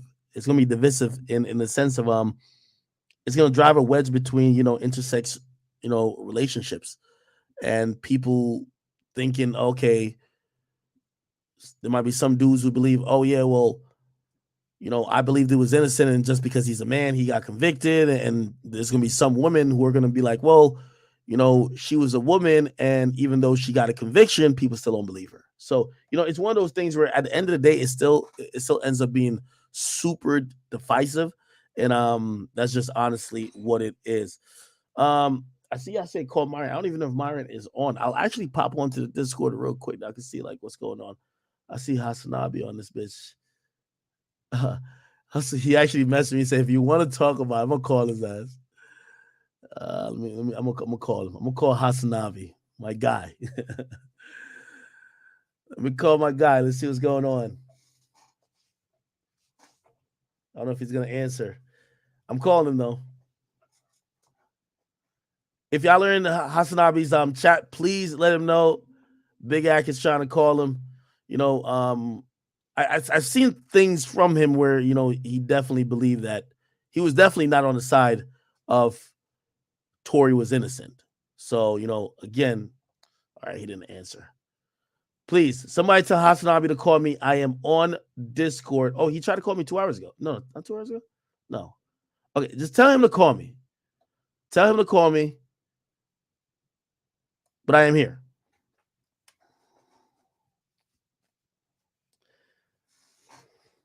Chat, unfortunately, listen, man, we got to all sit here and face the music.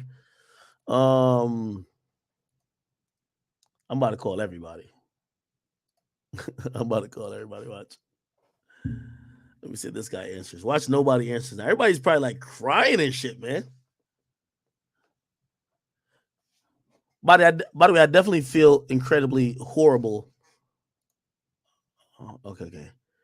Hassan said he's taking a piss real quick. I feel incredibly horrible for Tory Lanez kids. I believe he had his kids and some younger people who was his relatives in that courtroom, and they're usually a little bit strict on allowing kids and such forth in those rooms, but that is his son, and I believe his son may have saw him getting cuffed. I think his son may have saw the reaction of the whole gallery to the verdict, and very emotional time. No matter what we might think and have a stake in the case, like nobody is actually having a stake. Like, for example, either whether it's Tory Lanez or even Meg Thee Stallion. Meg obviously was involved in the situation as a victim, and then Tory was obviously involved in the situation as someone that was accused, right? So it is what it is. Somebody said, what's the verdict? The verdict is all guilty on all counts. The first count of possession of a concealed weapon in a vehicle. Then secondly, aggravated assault with a semi-automatic firearm. That's shooting Meg. And then the third is the discharge of a gross negligence with discharging a firearm. All right? Somebody says Hassan is whatever. Hey, again, I'm not here thinking about sides and shit like that. Again, I'm here acknowledging what the result is. And trust me, I come from a small country called Jamaica where sometimes, law and order is dictated by a lot of other presences outside of the court system. So, I've learned to recognize and acknowledge that even if we don't agree with it, and by the way, Tory's going to appeal. He's going to appeal. Now, granted, he's probably going to be incarcerated while he appeals. And by the way, the appeal is going to have a lot of ramifications because he's definitely due to be deported. And also think about this. Here's the sound right now. Probably. Hassan, what's going on, brother? What's going on, DJ Akademiks? Chilling, man. The way you said my name, I could already tell. What's going on? Yeah. Well, what's going on is justice was served on this day for once, I think, in a criminal court case that you and I have both been paying attention to, but yeah, been drawing very different outcomes out of. Well, so I'll say this. I was gonna, and I said this before starting out today. I was gonna be under the agreement that justice was served despite what the ruling was. So even if it was the other way, if we're gonna believe in the system and believe in the justice system. Wait, oh fuck, I can't hear you again. God damn it. Oh. Is a Discord bug. Wait, hold on. I'm gonna disconnect and reconnect again. Okay. You said you were under the agreement that justice was gonna be served. I know my chat could hear you, but I. Okay, he's about to pop back in. Hello, hello. Okay, yeah. Could you hear me? Yeah, I can hear you now. Yeah. So, from the onset of today and just the beginning, I said, listen, I'm believing in whatever the jury. We got to go with what the jury says, and if it, again, we're all human, so taking in certain information, you may lean one way or the other, but respecting the system. If you don't respect the system, it's like, why even go through this process, right? So I thought it was going to go differently, but definitely I respect the result. All right, why do you think it was going to go differently? Let's talk about that, because it seems like I don't know if you were also involved in the immediately tweeting that Tory Lanez found innocent yesterday. A group of people. No, I don't think you were. No, sir. Were you one of those people as well? You tweeted that as well? No, sir. I'm a little smarter than that. Yeah, even though No Jumper did it, Rap TV did it, a bunch of other accounts did it, and to me, Rap TV is infallible. You know what I mean? These guys are at the cutting edge of news sarcasm? in general. Is that sarcasm? Okay, so that was a turning moment for me. It truly saddened me to see Rap TV fall so far from grace. Well, first of all, I wouldn't have tweeted that because again, we've been covering it I've never streamed this much. This is my most streamed month ever. So I'm doing about 8. I know you do it pretty regularly, but 8 to 9 hours a day. And the last thing we had covered was that, hey, the jury won't deliberate until after lunch. And when that screenshot came out of, oh no, this is what the result is, that result was before lunch was even over. So I just knew it was impossible. You know what I mean? So yeah, I on one of the, I would say, the better moments for me, despite some of these people who I do respect, I chose to kind of wait up, and we quickly found out now. Yeah, I mean, they all had to delete their tweets, but regardless. But the reason why I was looping you in with the rest of the people covering this is because it did come across like you were, I would say, a little bit on Tory Lanez' side. It does seem like that, right? I mean, you definitely thought that he was, I guess, innocent. Is that what it is? I mean, you were a little biased, which I think you admitted as well. So let me address this, right? Being on Tory Lanez's side and then almost seeing information that you believe that's being presented from a whole bunch of different sources that you now fall one way or the other. I don't think we're picking sides like, oh, this is my guy, here's my side. You start to gain a belief. Now, granted, I'm not like Reuters or something like that, who is going to be like, they're supposed to, Reuters and AP, if they're delivering news or delivering information, hey, just be completely just neutral, just say it and just get out of the way. I'm a person, so definitely if I'm hearing a bunch of things or a bunch of information that might question it, and also I'll say this, I've always said this, and I said this about 20 times before the verdict came down. This is when we heard there was a verdict. And I said, listen, there's a lot of new people. There's because I multi-stream now. And I'm like, there's so many new people to my stream at this moment. I said, if you guys are looking forward to find out if Tory Lanez shot Meg, you probably won't.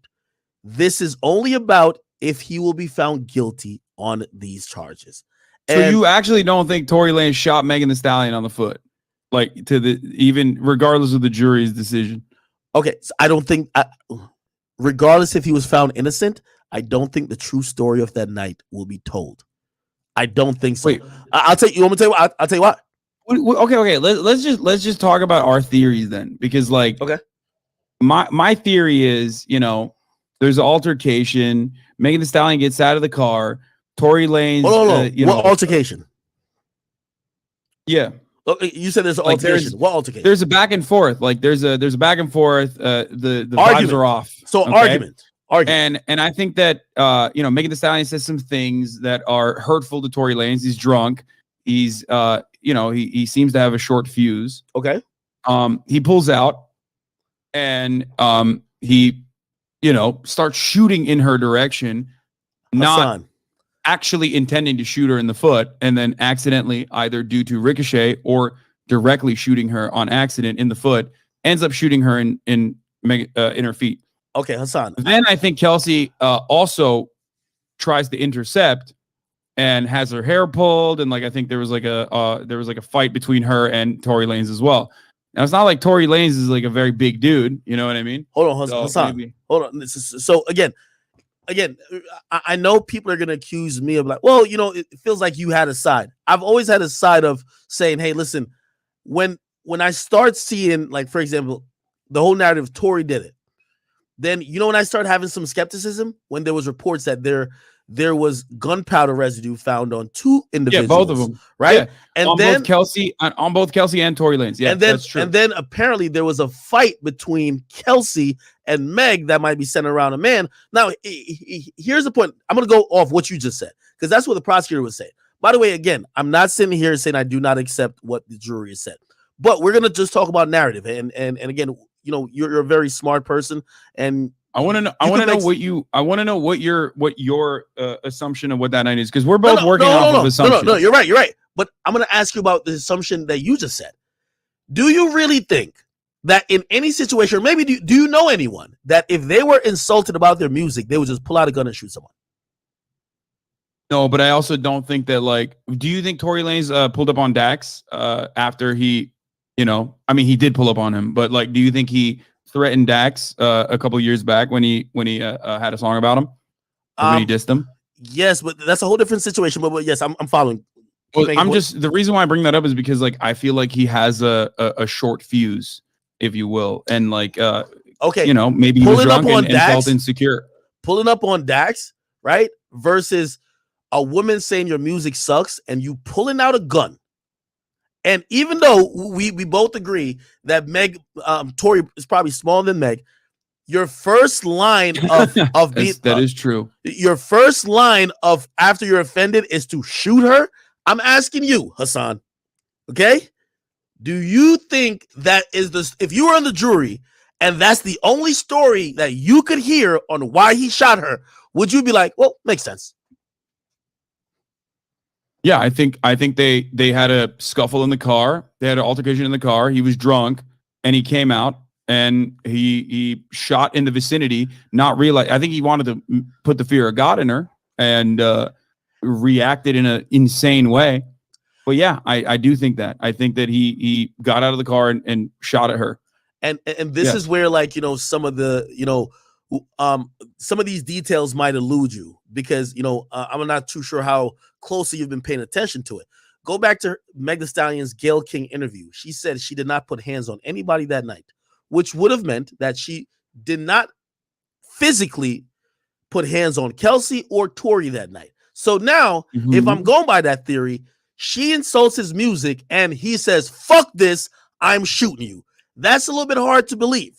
Okay, granted, there's a witness that came afterwards that said, hey, I saw two women fighting in the streets. Granted, there's a witness who was one of her former best friends, the hairstylist, who said, in reality, there was some jealousy things and she was a little bit aggressive at the pool party before that the prosecutor neglected to say. Now, granted, I'm not saying that Tory couldn't have done it. I'm not saying that. But what I'm saying is that if I'm going only with the narrative that you're saying, bro, you don't know anyone. If I told you right now, if we're all chilling. Well, I can address the witness take at least. I can't speak on the hairstylist's testimony, but as far as the witness goes, the reason why the witness testimony was not exactly the best testimony is not because it made Megan Thee Stallion's case look worse, but because he originally gave inconsistent testimony when the investigation was being conducted.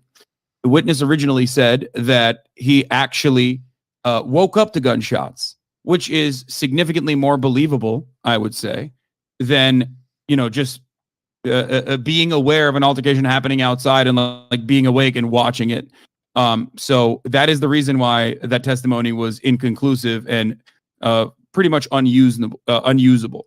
you could say that is, you could say that is enough for reasonable doubt. But unfortunately, unfortunately for people who believe in Tory's side, the jury didn't see it that way because, like I said, he said he woke up the gunshots. So he could not have actually conclusively seen who was fighting who or who was the one who was shooting.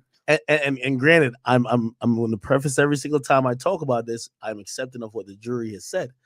But if I go off your own logic, right?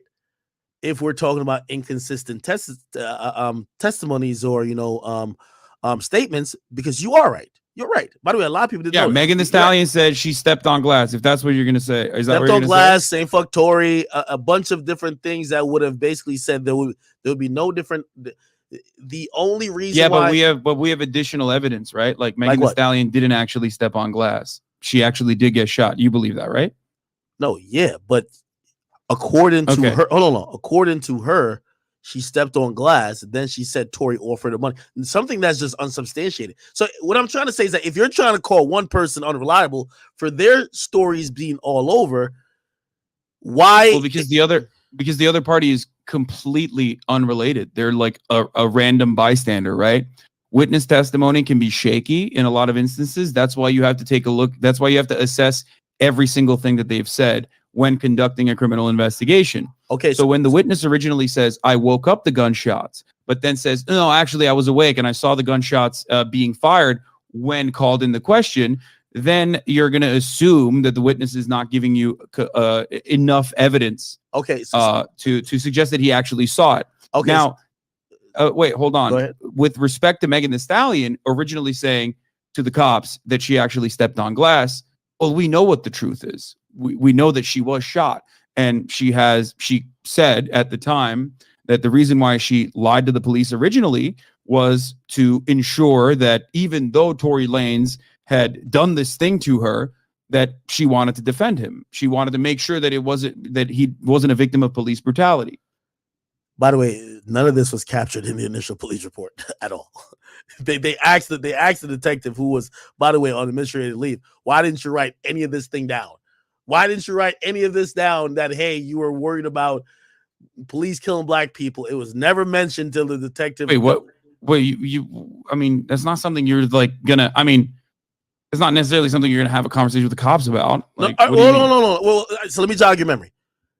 The police talked to Meg that night. She says, even outside of the presence of Tory, I stepped on glass, right? Remember, the narrative is, I didn't want to say exactly what happened. I didn't want black men to get killed. Okay, cool. She talked to the police 4 days later. She still didn't mention that. She still didn't mention that. Do you get what I mean? So again, there's her story about, hey, I was worried about black men being killed, isn't a narrative that we even hear about till later on, 2 months later, till she's on Instagram Live exposing Tory. That's all I'm saying. You get what I mean? Also, because a criminal investigation is filed at that point, and like a criminal investigation is being conducted, so it's over anyway. There's no way that she can protect Tory Lanez from going to jail, because a lot of people misunderstand and assume that this was like somehow a civil case or something, or maybe they don't understand how criminal trials work. But this was the state of California against Tory Lanez for the illegal action of possession of weapon, and also Hassan, firing Hassan. it. You're stretching it right now. Hassan, what? I'm black, and it's not about even color, but let's think about anyone who's in a position of being scared. The police pull up. I am scared for whatever reason. I don't want to tell them the truth. Okay, would you assume that if I got to a place where I am now pretty much safe, or if a couple days later where remember, I'm saying I'm not telling the truth because I don't want the police to do something to someone else. 4 days later, where the police cannot do anything to them, if that's the only reason why I didn't tell them the truth, you don't believe that I would tell them the truth 4 days later? Or do you still think I'm thinking about, oh, the police might kill you?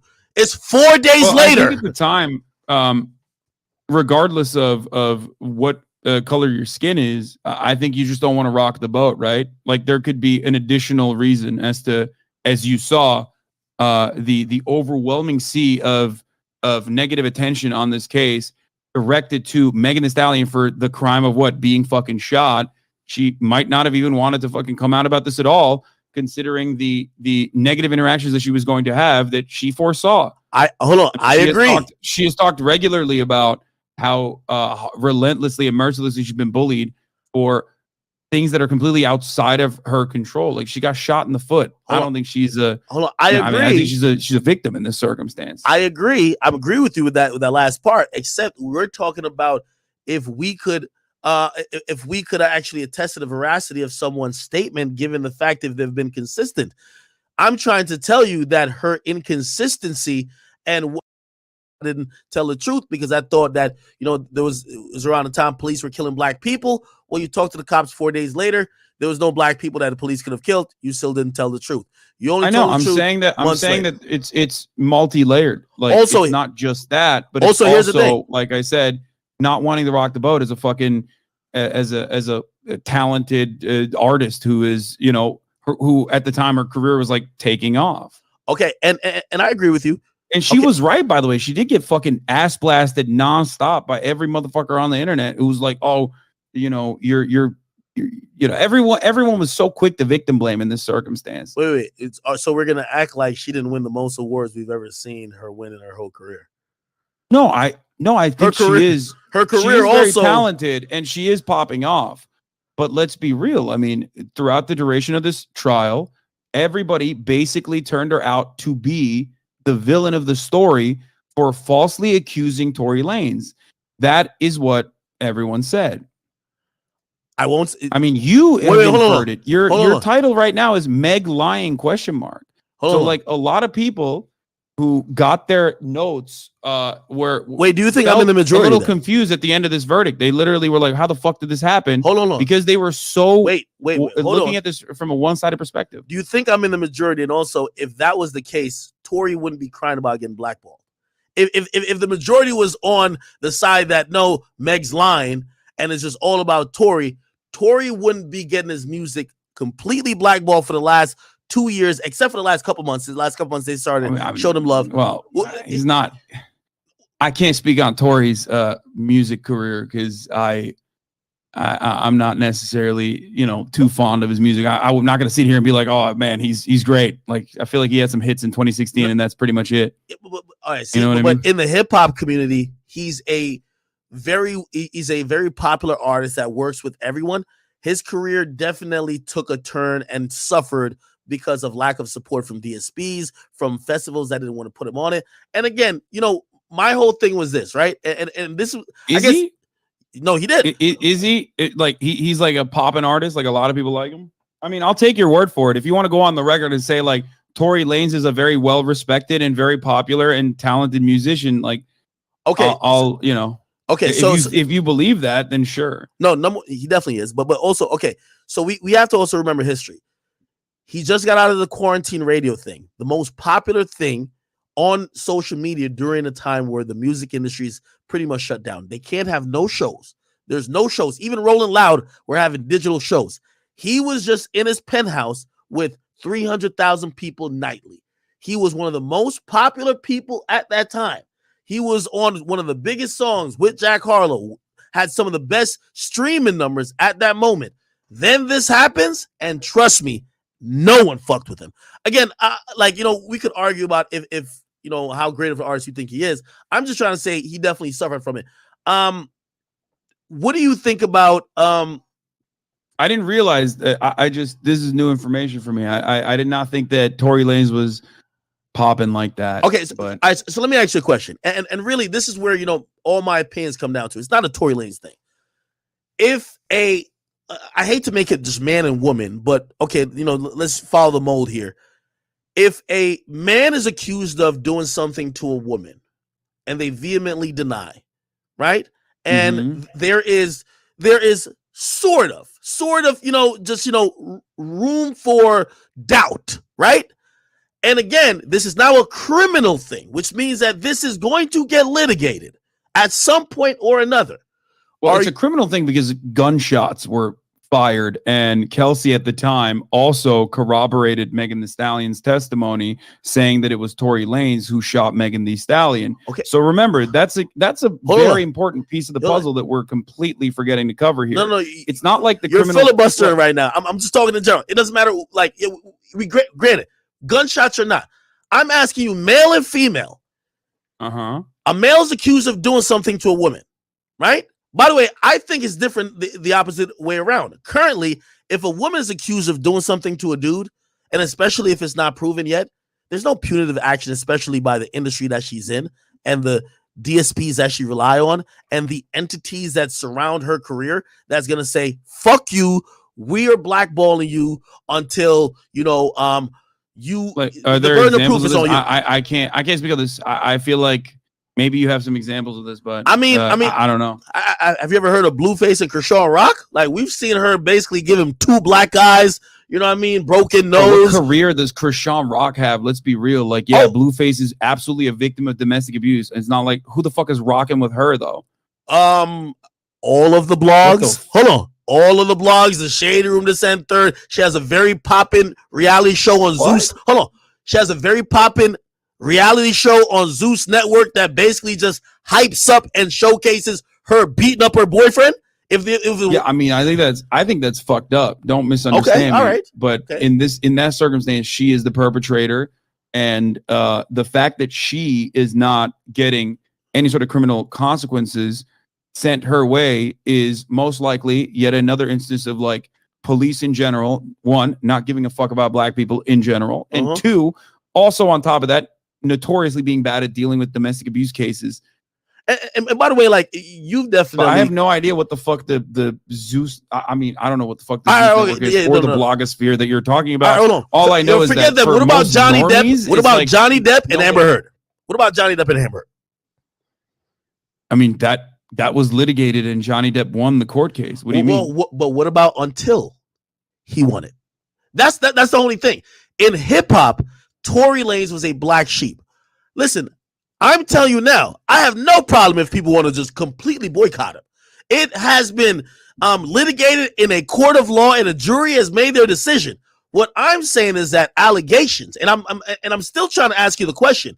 If a situation between a man and a woman, doesn't matter which man or which woman, happens, right? We obviously know certain things are very sensitive matters because we obviously got to protect our women. But if there's an allegation that a man completely and vehemently denies, and now he's being accused of some shit, and he's a public figure, she might be a public figure too, what do you think the appropriate course of action is for all the entities? I have a question for you. Yeah. What would it have taken for you to say Tory Lanez conclusively shot Megan Thee Stallion? Because like, as far as like shooting cases goes, as far as like when you're not there's answering a my question, victim Hassan, that was there that survived the attack, and then there is a perpetrator that 2 of the involved parties said was responsible for the shooting. When that's pretty open and shut. Hassan, this is why you're not answering the question. I'm not exactly a big fan of the criminal justice system. You're not answering the question. I'm talking about dealing with black people. But having said that, Hassan, what would it have taken for you? Hassan, you're not answering my questions, and this is why you're so good at what you do, right? Because I'm talking about unrelated things about like you're turning this into a man and woman thing when it's not a man and woman thing because there is a responsible party and we're not looking at the facts of this individual court case. Wait. How could I have? Wait, I wasn't there. How the fuck could I have known? How could I have known? He said I didn't shoot the gun. Hey, there's other people. But you look at the. How could you have known? You look at the additional evidence. You look at the witness testimony at the time. You look at the events that transpired at the time. Wait. Let me interject. And like thinking about the consequences. Hassan, let me interject. That's why everybody was upset because at that point in time, everybody wanted it to just read that, yo, this guy did it.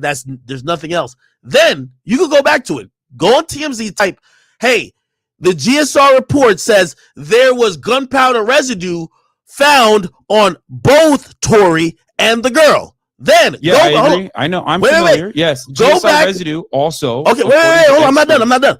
Go back and then say there was an independent witness that said they seen a muzzle flash in front of a woman. Granted, if you see both things, keep in mind we're not at the point of litigating at that point. Are you still just gonna be going with this woke agenda that these dudes? It seems like you're just kind of like agenda when, but that's like a woke agenda. He got a penis, he must have did it. He got a dick, he must have did it. Because right now, I'm telling you what. That's not. No. You're trying to put me in a box here, and I disagree with that. I think that if roles were reversed and Megan Thee Stallion had shot Tory Lanez in the foot, and Tory Lanez is a tiny little guy, so and Megan Thee Stallion overpowered Tory Lanez, shot him in the foot. And he, as the victim in that circumstance, turned around and said, Megan Thee Stallion shot me, okay? And the third party involved also said that originally when it first came out, because that was the actual information that we had before a third party witness that was unrelated and uninvolved in the situation decided to give inconclusive testimony. I would have said the exact same things that I'm saying now. I would have said, it seems to me like Tory Lanez was shot in the foot by Megan Thee Stallion. But that's not what happened. What happened is the exact opposite of that. Hey, like this is not a man versus woman thing, no matter how hard we try to massage it.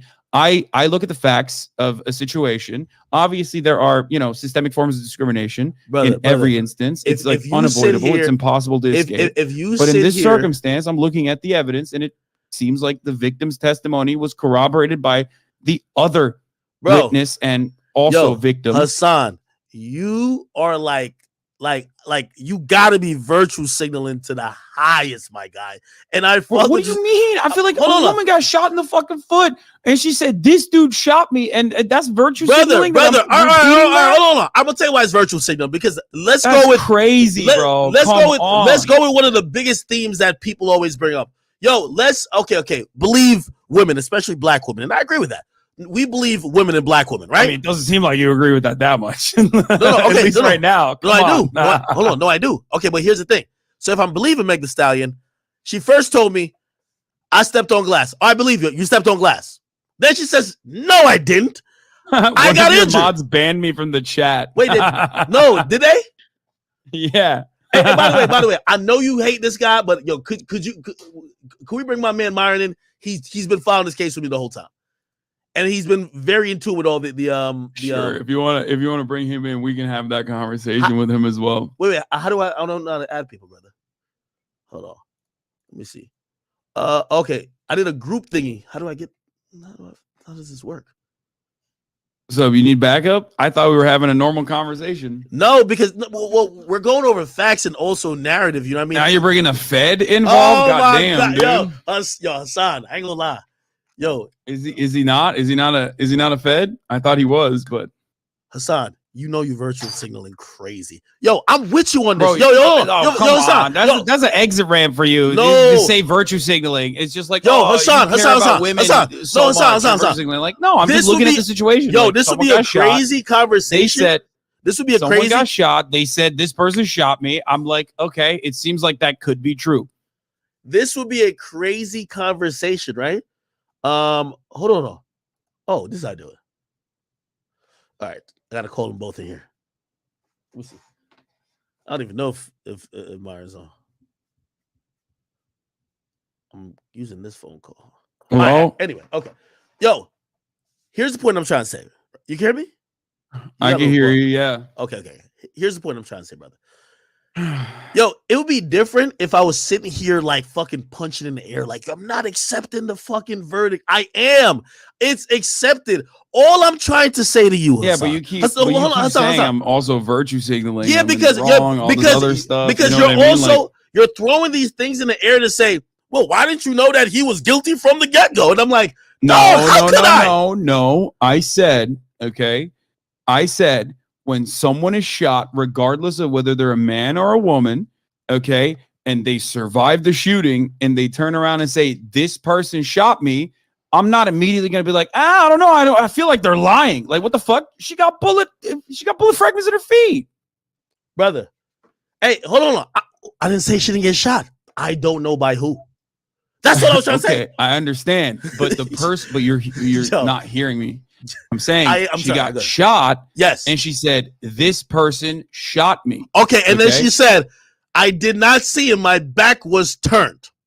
No, she also said she did see him. She when? Literally turned her neck around in her testimony enough to be able to see who was shooting at her.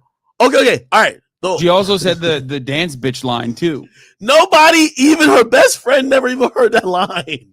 Nobody. Okay, but it doesn't matter because her best friend also, literally, the more important part of this conversation is her best friend also originally in the actual testimony, the 911 calls, in every single circumstance, said that it was Tory Lanez who shot Megan Thee Stallion. Tory Lanez also apologized to every single person involved. Now, he's Canadian, so maybe that's the reason why he apologized. Canadians love apologizing. But ultimately, it does seem a little suspicious when everyone is saying that everyone involved originally in the immediate aftermath is saying this person shot this person. Okay?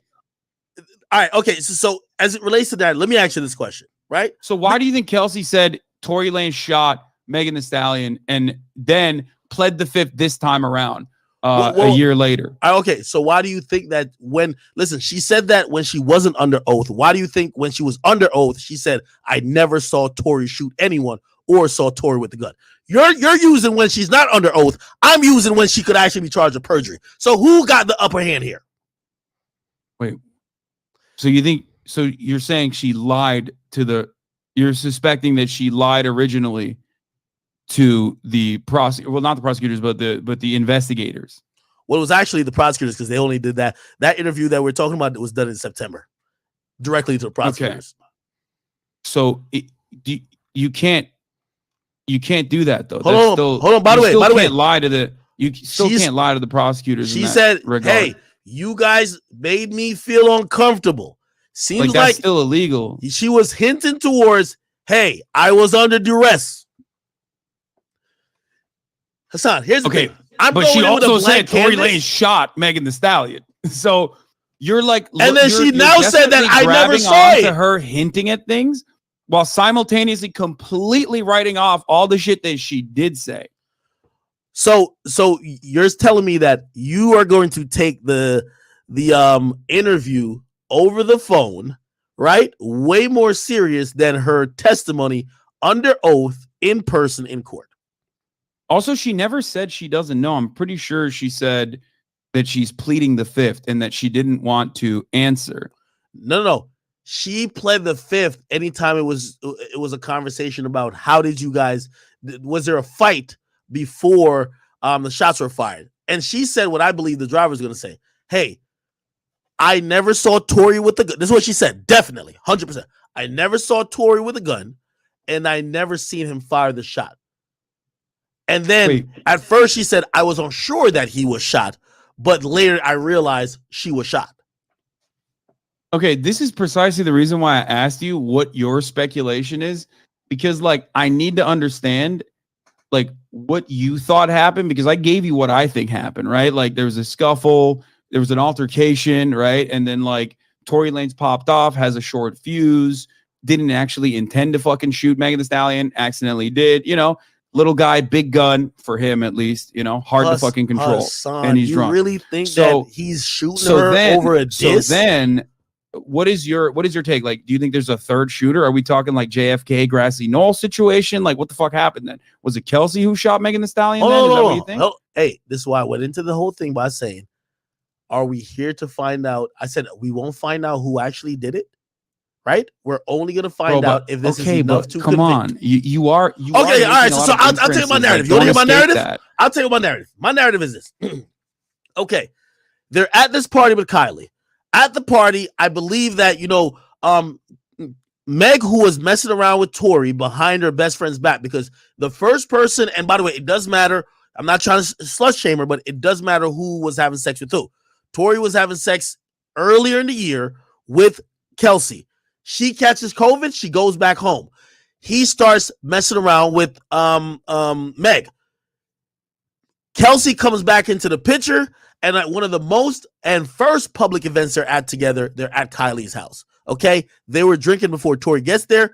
Tory gets there. He's trying to game up Kylie. Meg feels a little bit type of way because, number one, that's disrespectful. I invited you to somewhere, and now you're trying to kick me. We are. By the way, we're still not at the events that took place. Hold on. Okay, but you're building backstory. Fine. You have to build it's not like victim blaming or slut shaming. Wait. It's just, you have to. Important. Hold on. You have to build it, because if you think that somebody, if I diss you as a streamer, would you shoot me, brother? If I say you're the worst streamer on the platform, would you shoot me? No, of course not. But I'm not Tory Lanez. You know what I mean? Oh my! It's also Tory is just like this degenerate guy who's not like I mean, a multi-millionaire. I think that he. I think that he is not necessarily degenerate, but he definitely does have a, like I said, short fuse. Very insecure, short fuse, drunk, has a gun around. That's what happens. Short fuse and shooting a woman to less famous people. Okay, no, hold on. It's not short fuse and shooting a woman is like, come on, bro. Are we gonna act like there's no levels of separation, dog? Come on.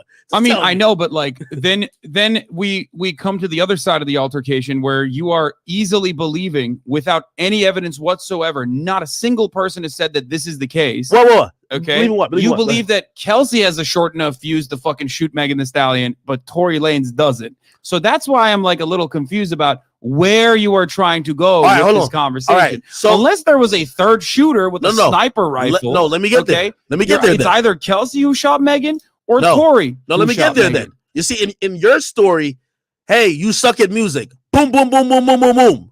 I say complete cap. I'm getting to it. I'm gonna speed the story. So there's a bunch of jealousy going on. The women are arguing, but they're also arguing with Tory, which also is in line with what pretty much Meg even said on that Gayle King interview. All three of them are arguing. Kylie kicks them out. You have all three women argue, or you have two women and Tory arguing, okay? And then I gotta use Sean Kelly's testimony. The car pulls over, and Meg hops out and starts to assault Kelsey. Sean Kelly said it. She was kicking her for several Sean minutes. Kelly, who was sleeping at this point. Okay, right? But listen, we're just gonna throw out his testimony because it doesn't agree, or because he has? No, but I would be a little, I would be a little questioning it a little bit, right? Like a little bit of skepticism is necessary here because, like, why the fuck was he up watching the street randomly in the middle of the night? Even if we don't agree with that, that's such a massive inconsistency. Even if we don't agree with that, common sense probably favors one side that he did wake up the gunshots, which was his original testimony. You're trying to like pigeonhole it on him. There was an altercation. Even if you didn't believe that he saw it, okay. So are you gonna then say that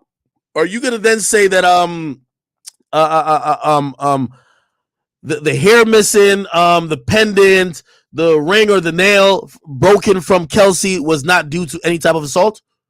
Kelsey said, I do think Kelsey got assaulted. I think Tory Lanez and Kelsey had a scuffle afterwards. That was the other piece of the evidence. She said it didn't happen. She said he never put hands on me. You're saying, by the way, Kelsey said Tory Lanez never put hands on Kelsey. Is that what you said? Yes. And by the way, if she has said that, any respectable district attorney, if you were told by a woman that Tory, before going into a complete like school shooter rage, beat the brakes off you, they would have charged him for an additional count of assault. He's not charged for that.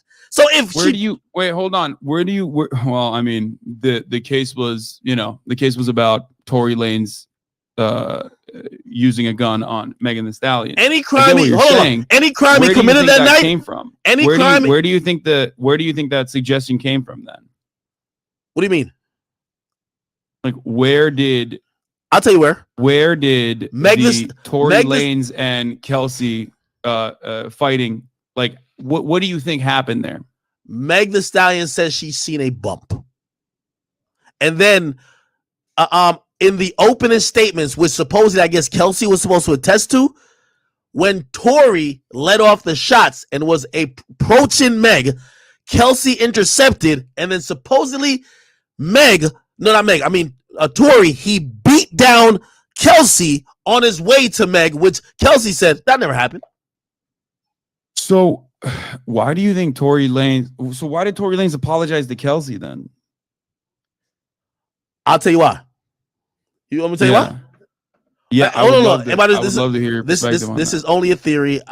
Clearly, this is no. I mean, we're talking. I want to hear your theory. Yeah, we're talking narrative. I do. Okay, I would believe. Hey, if you've been fucking both of the girls, and then you started to try to fuck another girl, or you were trying to kick game to another girl in front of both of them, they're starting to fight because of it. The fight is escalating, and apparently you throw it in both of their faces that you're having sex with them. Yes, they throw you under the bus and say, hey, you're a shit musician, blah, blah, blah. But if you didn't make it a scene among these two friends that now they're fighting themselves and even trying to fight you, that seems like Hassan, you can't. He seems like a good guy. He seems like a really good guy. He just, had both of these women's best interests at heart. That's I'm not standing up for his character. I'm just saying, as a man, if you were crazy because like one person shot Megan Thee Stallion, right? Like, so he's apologizing to the person who shot Megan Thee Stallion because that's fucking wild. If he's both apologizing to Megan Thee Stallion and also apologizing to the woman who shot Megan Thee Stallion, being like, I'm so sorry that things got out of hand and you shot Megan Thee Stallion. I'm sorry that if that's believable to you, then I don't know what to tell you. Like, him apologizing to all parties involved, including the fucking bodyguard that wasn't there, kind of makes it seem like he might have been responsible. If he's saying that I'm apologizing for what may have escalated the situation for this to happen, it doesn't necessarily mean to me that he's apologizing for shooting, unless you're just taking it drastically different. Because the original testimony from Kelsey, ex-friend Kelsey Harris, absolutely said Tory Lanez fired a gun at Megan. That's what she told the police back in September. And on top of that, she said she was hesitant to give details now, right? Even though the interview was played in its entirety. There was also, I believe, hold on. Kelsey says she started hearing gunshots. After the second or third shot, she turned around and says she saw Tory on the front seat firing the gun forward over the open right front door in Megan's direction. Kelsey was outside the vehicle, but behind Tory and could only see Meg from the chest up. She ran towards Megan in defense mode and saw her bleeding. This is her testimony. And Tory was still sitting in the front seat, apparently in shock. She claims Tory walked toward them, and that's when Kelsey and Tory started fighting. This is Kelsey's testimony. She describes it as Tory assaulting her and adds that she did not see the gun. Wait. Once they all got back in the SUV, you're Kelsey using words incorrectly. That's not a testimony. That's the interview. That's the interview. That's not a testimony. That's the interview. I mean, yeah, but like that is literally profoundly important. Oh, by the way, that's her account. That literally played a significant role in launching a criminal investigation. But hold on. Again, are we arguing what we think happened, or we're arguing what should be proven in court? If someone says, I lied, like, okay, you can play the statement all you want, but I lied. I'm telling you the truth now. Is that person credible? Yes or no? Wait, I'm sorry. Can you repeat that? Okay, you're going off what Kelsey said in September, but she literally showed up and said, I lied. I lied. She's saying, I lied then, and I'm under oath now, and I lied. So I told you, I'm telling you I lied then. What's up? Are you going to say, okay, we're going to just ignore the fact you're telling us you're lying, and we're going to just use it anyway? She never said she lied, by the way. She absolutely did. She said she lied on her testimony. She said she lied. She felt pressured. Where did she say she lied on her testimony? Oh, by the way, Myron's here. She can't remember, which is inconsistent for sure, because it was very clear when she was offering evidence to launch this criminal investigation. But I don't think she ever said I lied. She just said I can't recall. Yo, Myron's here. We just joined in. Are you guys talking about Meg Thee Stallion right now? Or are you guys talking about Kelsey in particular? We joined. We're talking about Kelsey's statement. He's using the one from September. I'm using the fact that she got on the stand and said, "Fuck that. I did not tell the truth. I was not." Wait, she never. Wait, no. You can't embellish in this circumstance because this is pretty important. Okay, she never got on the stand and said, "I fucking lied." That's crazy. Yes, she did. That's exactly what she did, brother. These are the facts. These are the facts. This is what happened. Okay, no. Before you say these are the facts, I want you to actually show me the facts, and not Milagro Grams, who has been proven time and time again that she was, okay, Mo Gagnat, who was there in person, who watched it, who is a lawyer himself. He literally said she took the stand. First thing she did was take the Fifth Amendment. You cannot take the Fifth Amendment unless you might be criminally culpable for a crime. Then they said, listen, we'll give you immunity if you testify. Wait, what? No, you can still you can plead the Fifth regardless. Like you can just refuse to testify. Hassan, I hate to say this to you, bro, but I used to investigate criminal activity. I used to be a No, I know you're a Fed. I know. I've seen it. I've seen you talking about it. I'm telling you, you cannot take the Fifth Amendment, okay, unless you're criminally culpable. That is why Gunna is not protected if they call him to testify. He has what? No, you can definitely say I plead the Fifth. It doesn't matter if you're like criminally culpable or not. You can still refuse. Yeah, but a judge could overrule it. Even if it's a judge could overrule it. You're compelled to testify, right? If you don't have a Fifth Amendment privilege. No, it's literally, it's a right. You can just say that you are pleading the Fifth, regardless of whether it's because you're incriminating yourself or not. You can only take the Fifth if you might incriminate yourself. You cannot take the Fifth in any other circumstance. You are compelled to testify. No, you can still, you definitely still can in any circumstance plead the Fifth. It doesn't matter what the truth is.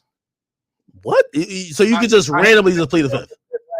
No, you can plead the Fifth, even if that doesn't immediately mean that you are self-incriminating. If that was the case, then that could be used as additional evidence, like you guys are trying to do right now. But that's not the case. I know that, like in colloquial, in like the in normie speak, we always assume when you plead the Fifth, oh, that means they're guilty, like they're incriminating themselves. That's what we say, but that's not the case. You can plead the Fifth even if you are not actually incriminating yourself. That's kind of the point of being able to plead the Fifth and not having it be used against you as evidence. Let's use your logic then, Hassan. If that was the case, why did her lawyer fight tooth and nail to get her immunity?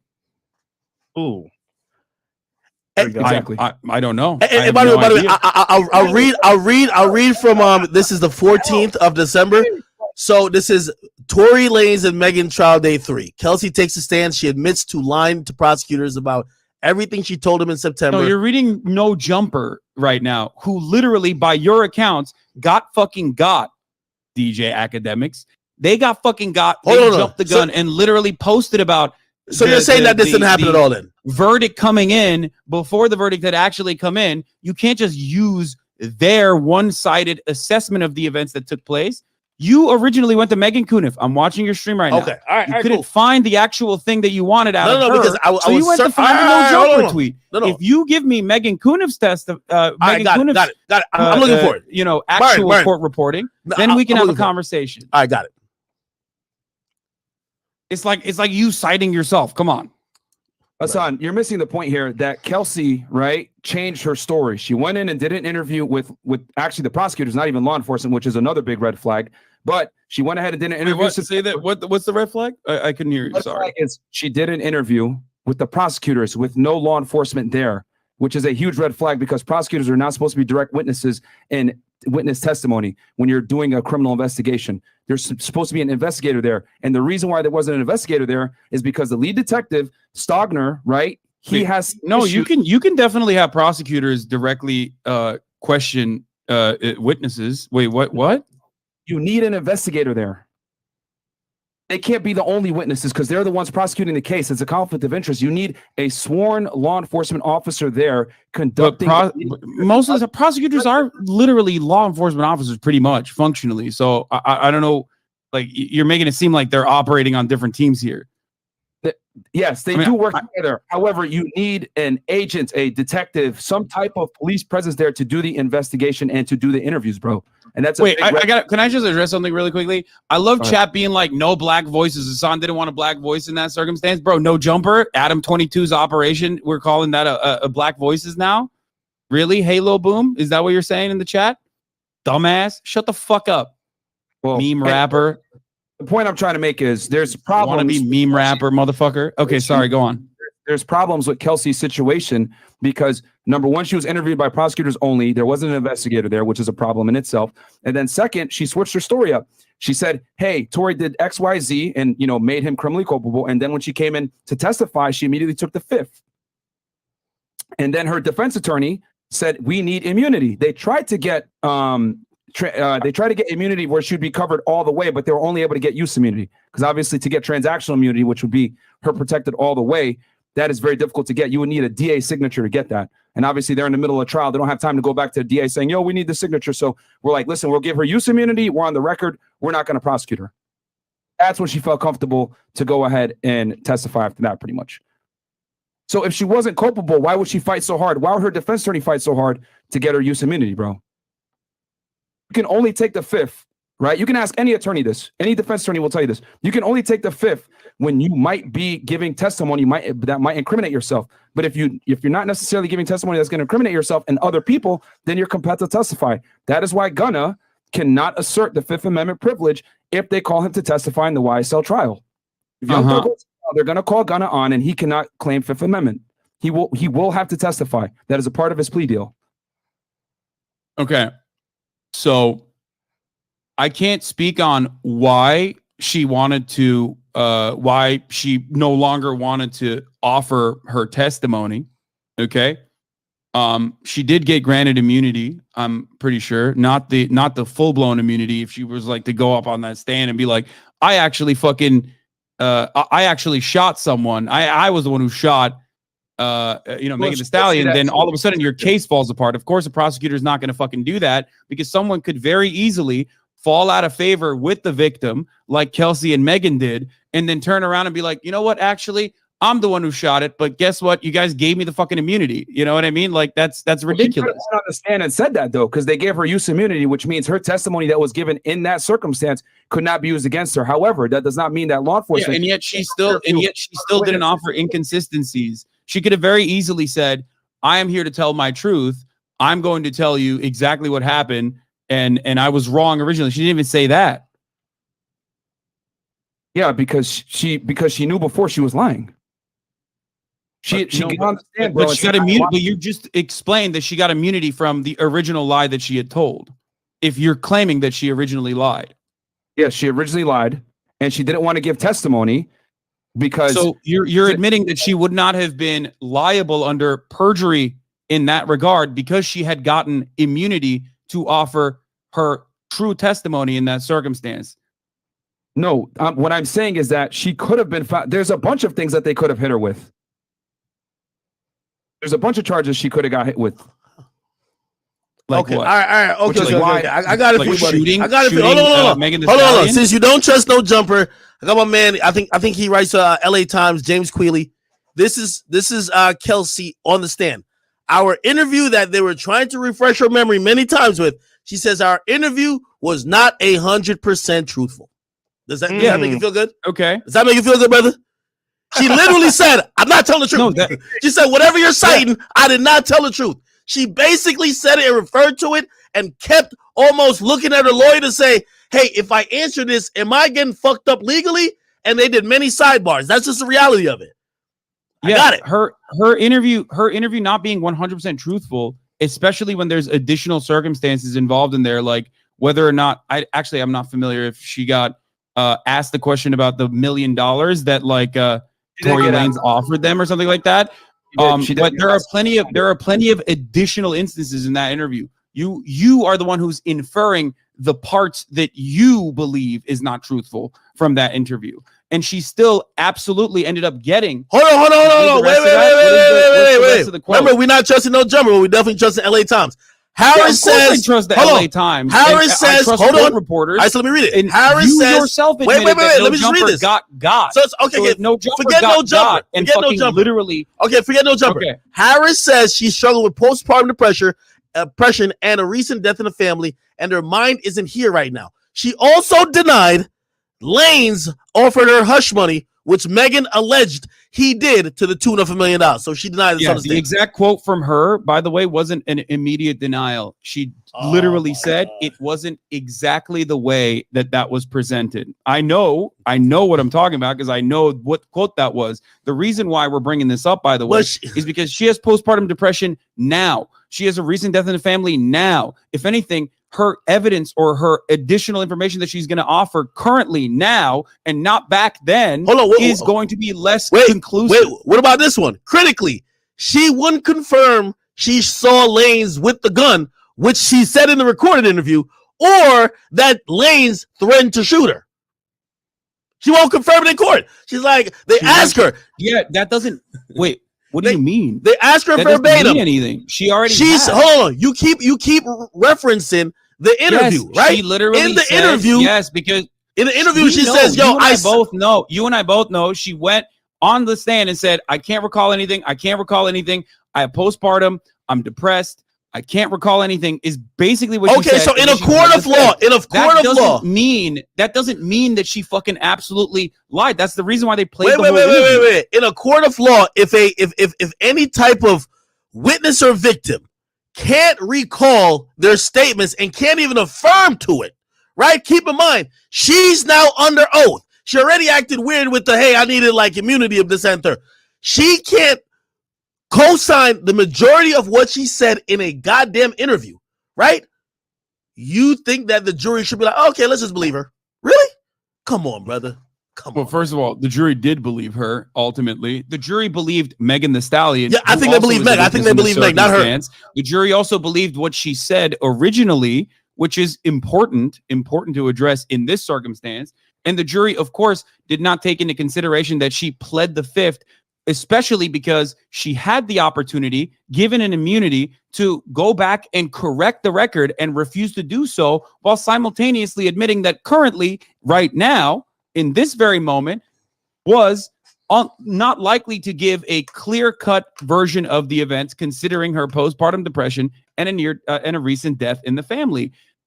That's what I'm stating. That's the reason why the jury deliberated in the way that it did. Hold on. Again, but you're missing the point here, Hassan.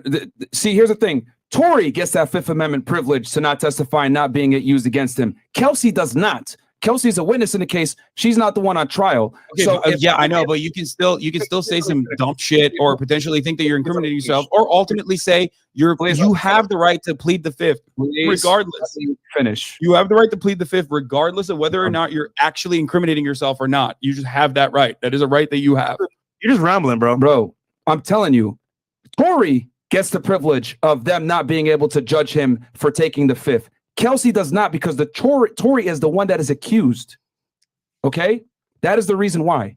So when Kelsey doesn't get that same Fifth Amendment privilege to that level as Tory, because he's the one that's actually being charged in a criminal case in a criminal court of law in the United States.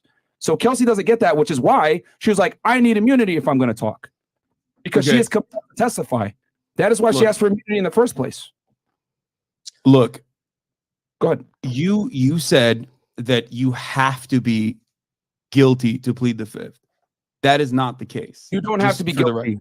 You have to be potentially liable, right, from a criminal standpoint, to invoke the Fifth Amendment. Yes, an innocent witness may validly claim the Fifth Amendment privilege against self-incrimination. If you are an innocent witness, you can still plead the fifth. That is precisely the reason why we look at pleading the fifth as a right that people have, and not as an indication that that person is somehow criminally liable, which is what you guys are doing right now. Okay? The entire concept behind pleading the fifth would be null and void if we automatically assume that that person is fucking guilty every time they pled the fifth. No. Pleading the fifth isn't an implication of guilt. However, if you have zero, no. Well, I mean, one could take it as that, but if you have zero conflict with what's being asked of you when you're either subpoenaed and you're on the stand, you got to answer. You can't just magically say I plead the fifth and then say the judge says to you or you and your attorney, hey, okay, let's figure out why you're pleading the fifth, and you're like, no, just because I want to. They're not going to just be like, okay, you got it. Like, right here, I'll tell you the Supreme Court decision that the justices made on this regard, because like people do plead the fifth sometimes when they're innocent, or they might be afraid. Okay, we didn't say you can't be innocent, brother. The criminal justice system is fucking ruthless, right? In the 2001 Supreme Court case, the justices noted that the right against self-incrimination provided by the Fifth Amendment in Ohio versus Reiner, the court case that I was telling you about earlier, okay, that the Fifth Amendment protects the innocent as well as the guilty. The court added that a witness may have a reasonable fear of prosecution and yet be innocent of any wrongdoing. The ruling noted that innocent people might be ensnared by ambiguous circumstances. So her right to plead the fifth in this circumstance was given to her and was protected by the Supreme Court. specifically for situations exactly like the one that she was entangled in. Okay, so by your very definition, fearful. She could have very easily been fearful of prosecution. So fearful of prosecution. Now, granted, yes, right? Oh, okay, committed crimes. No, but you're still doing that. If you're fearful of prosecution, remember, you're still doing that. You're still claiming that she is guilty because she pled the fifth. If you're saying she's fearful of prosecution, so I'm not surprised that you think that. But anyway, let's go on. Let's move on. If you're saying she's fearful of prosecution, right? You're literally alluding to the fact that maybe something that she did or could say would be in some realm of maybe being able to either the DA could pick up a charge on, right? We're not saying she's guilty. It doesn't even matter, though. It doesn't matter because what matters is what she felt in that moment. If she feels like she could be ensnared for any reason whatsoever, she has the constitutional right to be able to plead the fifth in that regard. That's it. And that's what she did. She exercised it. Hassan, do you not see that she was the prosecution's star witness and that is problematic? Problematic? I mean, I do feel like the star witness was probably the person who survived getting shot, but she was a witness. Yes, she was one of the big witnesses in that regard. But here's the thing: that's Meg. Meg is obviously the victim, so that's going to be a witness in itself. But I'm talking about the prosecution's star witness from from an unbiased standpoint, according to them, was Kelsey. And it would have been the only person to have allegedly seen Tory pull the trigger. Yeah, when you get shot, you are a little biased. That's true. But you would probably be biased against the person who shot you. In this case, if you claim that it is Kelsey, then she should probably be biased towards her, right? What? No, what I'm saying is that the prosecution in opening statements used Kelsey and said, Kelsey's going to come in here and weave together all our evidence. They were relying heavily upon what? A jail call, a text message, okay? And then also Kelsey's testimony. That's what they were weighing heavily on. And then for everything to make sense and come together, they needed Kelsey's testimony. So when she gets on the stand and takes the Fifth Amendment as the prosecution's main witness, mind you, that is problematic. Well, she, like I said, originally did allow this entire thing to come together with her testimony. The text messages are also pretty damning too, like saying 911, Tory shot her, Tory shot Megan. But why do you think she texted that and then also gave corroborating evidence to that? And we're hyper focusing on like her pleading the fifth, which is her constitutional right to do so for any reason. You know what I mean? Like she could just do that, which she did. She exercised that, but we just refuse to think about why she texted that. We don't think about why Tory apologized to every party involved. We're not looking at any of those instances, and only focusing on instances that you can draw reasonable doubt out of. You're making the inference that the apology is for. You're making the inference that the apology is for the shooting, while you're definitely absolving the reason why she would say I'm not taking a stand. Period. Unless as soon as she got on the stand, she said I'm pleading the fifth. It's not that she was asked anything as soon as she got there.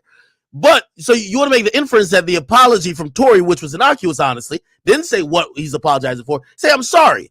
That's all he said. But you're saying that's for the shooting. But when it comes to her, so wait, you think he's apologizing because like an altercation happened where like Kelsey shot Megan, right? That's what you were claiming. No, you think that's a normal thing to apologize for? He's been the person who has added the gas to the whole situation for the shooting. Because like, look, if I was involved in a situation in a love triangle, as you claim, right? And the girl that was with me shot the other girl, I would not text like, I'm sorry to everyone involved. I'd be like, that was crazy. Remember when that bitch shot you? That was wild, right? Like, that's what I would text. That's what you would do, Hassan. Humans would text in that situation. Hassan, you're operating on 2020 hindsight. You got to remember, these are women. They're emotional. They're drunk. It's late at night. They just trying to go ahead and get with Kylie Jenner. Obviously, I'm gonna be honest. I think Tory Lanez was very emotional. I think like you can say that. That's fine. But my point is, he was drunk too and emotional. And right, shot Megan. Kelsey, right? He exposes Meg Thee Stallion for having sex with men that she had originally hooked up with Kelsey. So that is how the argument ensued. So we don't know definitively if he was apologizing for shooting or for putting out Megan's. I know, but don't you think that's like a much bigger thing that you would mention? You'd be like, that was crazy when Kelsey shot you, right? Because only one person said That would be foolish One to do that. person shot another Let's be honest. person. I mean, he's not going to sit there and be like, "Yo, that was crazy that Kelsey shot you." No, he's going to say, "Yo, if he apologizes, Really? You wouldn't? So you're in a situation, you're in a love triangle. You get a lot of women, right? I feel like also he's in custody. Talk about it all the time. You're in a love triangle. It happens all the time. One of the girls shoots the other girl. You're gonna be like, "I'm sorry." Yo, Hassan. That's how it happened. You wouldn't be like, "How fucking insane was that?" Hassan, this crazy. One of the bitch shot you. conversations that he had, he's in Women, custody. am I right? That's probably what you would Wait, say, hold on. right? One of Women, the conversations he had, he's in custody and he's being recorded over the jail phone. Why the hell would he say? Why would the hell he would implicate somebody? Why do you think Kelsey texted 911? Tory shot Meg. So now you're moving off the argument. Are we talking about this or not? I'm asking you. I'm asking you. I legitimately want to know why do you think Kelsey originally texted that? If you concede this point because you're saying what the text from him should be, I'm telling you why it's not like that. He's in custody. No, but tell me that. Tell me that. Okay, I want to know what you mean. Okay, so why do you think Kelsey texted 911? Tory shot Meg. Okay, hold on. So by us moving to this, and I'm going to answer it. I'm feeling like you're conceding that other point because what you're saying would be idiotic if you know you're calling off of a jail phone to say, "Hey, isn't it crazy when you got shot by so and so?" You might as well give a fucking statement. Okay, if you're conceding that because that's stupid. Okay, so you think Tory was protecting Kelsey? That's what you're saying, right? He's a rapper. He cannot snitch. That is career suicide. Of course, he's not. If you concede that, I'll answer the other one because I have an answer for the other one. Because you can't do that. Yo, put it like this. Oh, okay, that's why. Oh, okay. Also, here's the thing. That's not. Every rapper that gets caught cooperating with the police or snitching or doing anything that might put someone else in jail, their career is ruined. So of course, I don't know if their career is ruined. They can still go on DJ Akademiks' broadcast like Tekashi does all the fucking time. Man, you know what I mean? The facts here. Yo, this guy's just diverged on the. Yo, Hassan is like a troll, but he's like no enough troll. Yo, Hassan. Yo, this guy isn't qualified to talk about the culture or anything like that, bro. Dude, your facts, bro, are non-existent, bro. Like, you're deflecting crazy. Yo, I just want Hassan to admit that he be trolling. I asked you a simple question, and nobody was able to answer this question. Okay, what's the question? It's a super simple question. It's so direct. What's the question? Why did Kelsey text 911? Tory shot Megan. I'll answer. Hold on. I'll answer that question. By the way, I'll answer that question, but I'm going to just assume that because you diverted, you basically you bowed out of that other point. I mean, now, you can assume whatever you want to. Now I'll answer that question. I'm like genuinely interested in your perspective. Okay, now I'll answer that question, but I really could just ask a question to answer, but I'll just answer myself. If I was the best friend of someone who just got in a drunken fight and I unfortunately shot at my best friend, okay, she got hurt. If I'm the closest person to her team, you think I'm going to text her team, "Hey, I shot Meg"? Come on now. Would you text that? So in that situation, you think a text message is necessary, right? Like you're saying that the text message is necessary. She's belligerent enough to fucking grab a gun, shoot Megan Thee Stallion, but then also somehow has it all together. I guess like the adrenaline kicked in and all of a sudden she just like remembered the consequences of her actions and decided to very cleverly and devilishly text this ruse, even though Tory Lanez on Instagram comments has also said that Kelsey had not shot Megan Thee Stallion. And it like, so okay. Clearly, so we're gonna wait. Are we gonna hold? Never even been brought up. Are we going to hold? Are we gonna hold what Tory said on Instagram, which we don't even know if that's him controlling his page? We're gonna hold him liable for that, but we can't hold Meg liable for saying out of her own mouth a different story 5 times. We can't hold her liable. It was used, from what I understand, when an LAPD detective Warren Eberhard took the stand to testify that Tory Lanez's verified IG account once commented on a theory that Kelsey was the shooter, saying that's not true. Okay, perfect. I'm glad you said that. Now, this incident happened 2 years ago. They asked that same detective, when did you see that message? Did you check the IP address of where it came from? Because you could have an Instagram account and somebody could access it from Zimbabwe. Somebody could access it from Costa Rica. So you think a hacking happened? That's why. No. You think Tory Lanez is instant? Hold on. No. Interns are fighting against Tory Lanez. Hold on. Mid-trial, when Mo went live, Tory Lanez's Instagram joined the live. You think Tory's in court joining live? He has people. He has a team. No, I don't. Okay, but hold on. Someone with access to Tory's. Why is someone with access to Tory Lanez's Instagram account defending? No. Here's the point. Here's my point. I'm not saying you can't use that as some type of proof, but Number one, you saw it a week ago before trial when you had 2 years to see it, right? Number two, you made no fucking effort to try to at least go out of your way to prove that he's the actual one that posted it, or within what context? I don't think they needed that because ultimately it wasn't Kelsey that was on trial. It was Tory Lanez on trial because, again, going back to the main thing. You're the one who brought it up, brother. You're the one who brought it up just now. Pretty open and shut. Oftentimes, cops not very good at their jobs, okay? I can't talk about feds. I don't know how Myron was, but clearly he wasn't that good. Now he's doing a fucking PUA podcast. Hassan, you have to run for like for office, brother. However, Hassan, I've never seen anyone where it literally does seem like they had a lot of evidence, right? Yo, brother, I've never seen someone move like a politician more than you.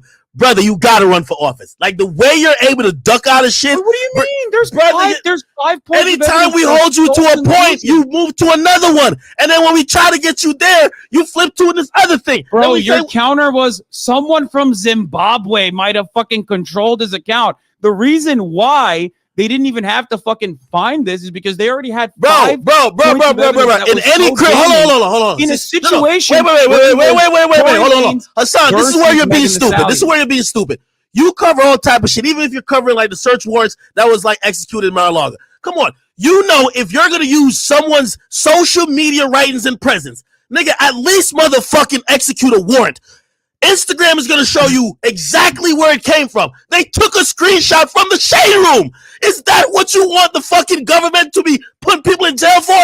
That's all I'm trying to say. They found a screenshot a week ago when it came out 2 years ago. That level of investigation on that regard was because, again, it wasn't, there was no like Kelsey is the actual shooter theory. There was no evidence that Kelsey was the actual shooter. One of the most damning pieces of evidence was also I'm trying to say I'm not going to consider evidence. I'm not going to consider evidence if the police haven't done their due diligence and done their fucking job. You want us to consider some shit off Instagram? At least fucking run a warrant, okay? At least get the information in a right format that the jury could have some validation to the shit you're presenting. You're presenting shit like a blog. Unfortunately, Akademiks has no like, I have no, there's no like fucking, you have to meet this bar that it could be published. They didn't need to do that because. But they presented it in court. Yeah, you're using it as part of your argument. They didn't need to do that. But hold on, they presented it in court. You understand why I'm saying? I hear what you're saying, but you're actually relying on it to make your point. So if they didn't need to do it, why are you relying on it to make your point? Don't use it. I'm bringing it up because I think that it's already there's already enough evidence, as I've shown time and time again, as to why I feel the way I do about the situation. I'm not even getting emotional about this. Here's the point. It seems like you are. No. Let me take this, bro. Let me take this. Yo, Hassan, I love you, by the way. Like I like the Bobby week attacks, which is fantastic. But you know what? Let's go over each piece of evidence and actually talk about each piece of evidence with facts versus you making jokes ad hominem attacks. Number one, the jail call. He never actually admits to shooting at Meg. He's just profusely apologizing. The text message. Kelsey says, Tory shot Meg. When they tried to bring in the witness to actually receive the text message so they can get some context, he didn't want to come in and testify. I wonder why. Also, the text messages between Meg and Tory, we don't necessarily know if he was apologizing for outing Meg the Stallion and her promiscuity in the past along with her friend, or if he was apologizing for Kelsey and Meg fist fighting because starting that conversation initiated the fist fight, or her getting shot. We don't know what he was apologizing for. But you're making an inference. You are the one who's making an inference off of that, though. I'm inference off of what exactly? Like you are using that, like that in and of itself, apologies in and of itself, depending on which state you're in, are not admissible as evidence in court because of the things that you just mentioned, right? Like from what I understand, I don't think they're admissible as evidence in court. I'm not using that as like evidence. I'm telling you that in and of itself, when we're having a conversation between normal human beings, is kind of odd. And the reason why I'm bringing that up is because it's a weird thing to say when there's a much larger situation at play, right? What I mean by that is this. If someone is shot in your vicinity, oftentimes you would probably talk about that rather than apologize for like your own personal actions that are completely unrelated to that situation, No, they right? are That's what I was saying. Because You're making if the point. you were in that similar circumstance, you would Let me- probably bring up the shooting rather than fucking apologize for Here's the you know thing you gotta a minor understand, argument bro. that you had. Let me finish my point. The reason why, okay, he apologized. There's so many different reasons he could be apologizing for. It could be for them getting in a fight. It could be for him revealing Meg's promiscuous past. It could be for Kelsey hitting her or whatever it may be, her getting shot, him not wanting to leave the house. That's the main point of point of contention. That's the main point of consideration. That is the main point of consideration. Of course, though, you got to look at all the other underlying facts as to what he could be apologizing for. He could be apologizing for hitting on Kylie Jenner in front of her. But yeah, that's why I said like common sense, right? Like that's why I said if someone was shot and it was completely outside of your control, you wouldn't say, "Oh man, I'm sorry that like things got out of hand." You'd say, "That's crazy that she shot you." He can't say that, Hassan, because he's a rapper and his ability, right, to sell records and make music. Oh, come on. We're making a lot of inferences that are like it's common sense, bro. How is that common sense, bro? What the fuck? If he's a rapper, why is he apologizing? Hold on. Hassan, I could cite about 5 other cases. I could cite 5 other cases where a rapper who should have knew information about what actually happened, even if it happened to their own friend, just shut up. Most notably, Busta Rhymes, who his bodyguard, one of his best friends, got killed. The bodyguard's mom was crying in court. Hey, why don't you cooperate? He didn't say anything. That's just what it is. Like this is the culture. We gotta understand it. He's not snitching, but there's a difference between like saying it in court and saying it to the person that you're having a conversation with. If you're having a text message conversation at that time, when you think that like you have an ongoing relationship with that person, so much so that you're trying to fix it by apologizing to them, you would probably fucking, still feel comfortable enough to be like, how crazy is it that Kelsey shot you? Hold on. Yo, Hassan, you keep neglecting the point I made. One of the conversations, right, is Tory incarcerated calling on a jail phone. Why would he say anyone's name? You think he's in YSL? No, he's not going to say anything. Hey, I'm sorry this has happened like that. No more details, no more, no little, whether it was you or not. If you ask anybody from the urban hip-hop culture, they would probably say you shouldn't even make the call. Yeah. Whether you had remorse or not. And also, Lasan, I know you don't know our culture like that in terms of like hip-hop and the whole rap industry. However, if he snitched in the very beginning, this will all be settled. He didn't say anything because he knew his career is on the line. Now, regarding that as well, his career is still on the line because, he didn't really have a career, let's be real. But, 2016 is the last time he was popping off. But Tory's a big ass artist. What are you talking about? He's huge. Oh, I mean, I don't know about that. Now, listen to someone does not necessarily negate the fact that. Can I ask something? Your co-host, how old is he? How old you think I am, bro? I have no idea. I have no idea, but like you said, Lasan, so I assume like 14. Is that your name, bro? Bro, come on, dude. You are a whole grown ass man fucking using memes that 14-year-old white boys use on the internet. That is fucking embarrassing. Not to like dismiss everything about you, but god damn, you think that's a good first impression, dog? That is fucked up.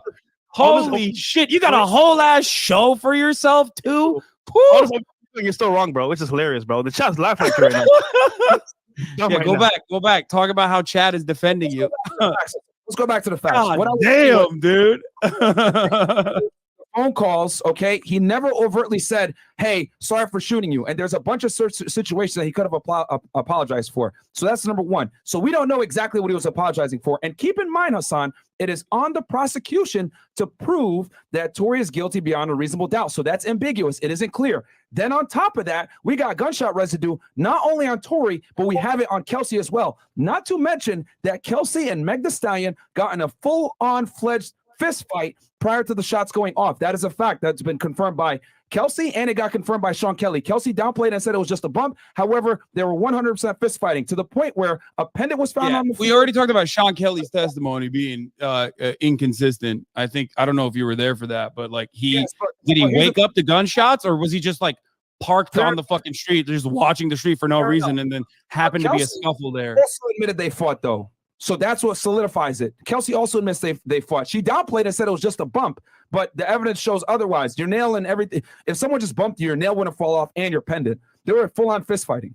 I mean, look, I don't know the exact details. You know, I mean, That's the hey, problem. look, You don't know the details, and you're talking. That's the problem. Yo, Hassan. Well, Hassan, you're trolling. I know you're I trolling. know You're what out of your they wheelhouse here. discussed in the court case, and I know that there was enough evidence. Out of your wheelhouse here.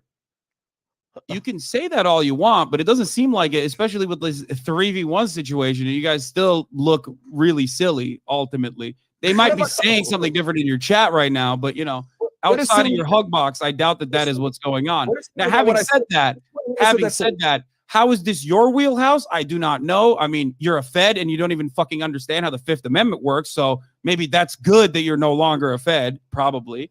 Here's the thing, bro. The Fifth Amendment only works if there's a Supreme Court case, dog. What the fuck are you talking about? There's literally you need reasonable expectation that you can be culpable criminally to be able to assert the Fifth. Because if that was the case, right? If that was the case, then everyone would just be like, oh, I'm just going to stay silent and no one would talk in court. Facts. Dude, I'm losing my mind. If the Fifth Amendment worked in the way that, dude, I know you have like cop brain, right? Because you're like you can't get out of the cop situation. Hold on, wait. Hassan, it would literally imply that everyone who pleads the Fifth would be guilty. Hassan, it would ruin the Fifth Amendment. Wait, Hassan, real quick, because I notice you do this a lot.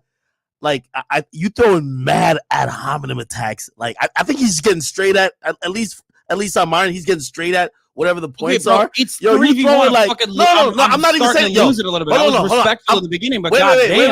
At this point, I'm not even saying anything. Your fucking 40-year-old co-host called me Lazan like he's a fucking child. Come on, don't talk to me about ad homs right now.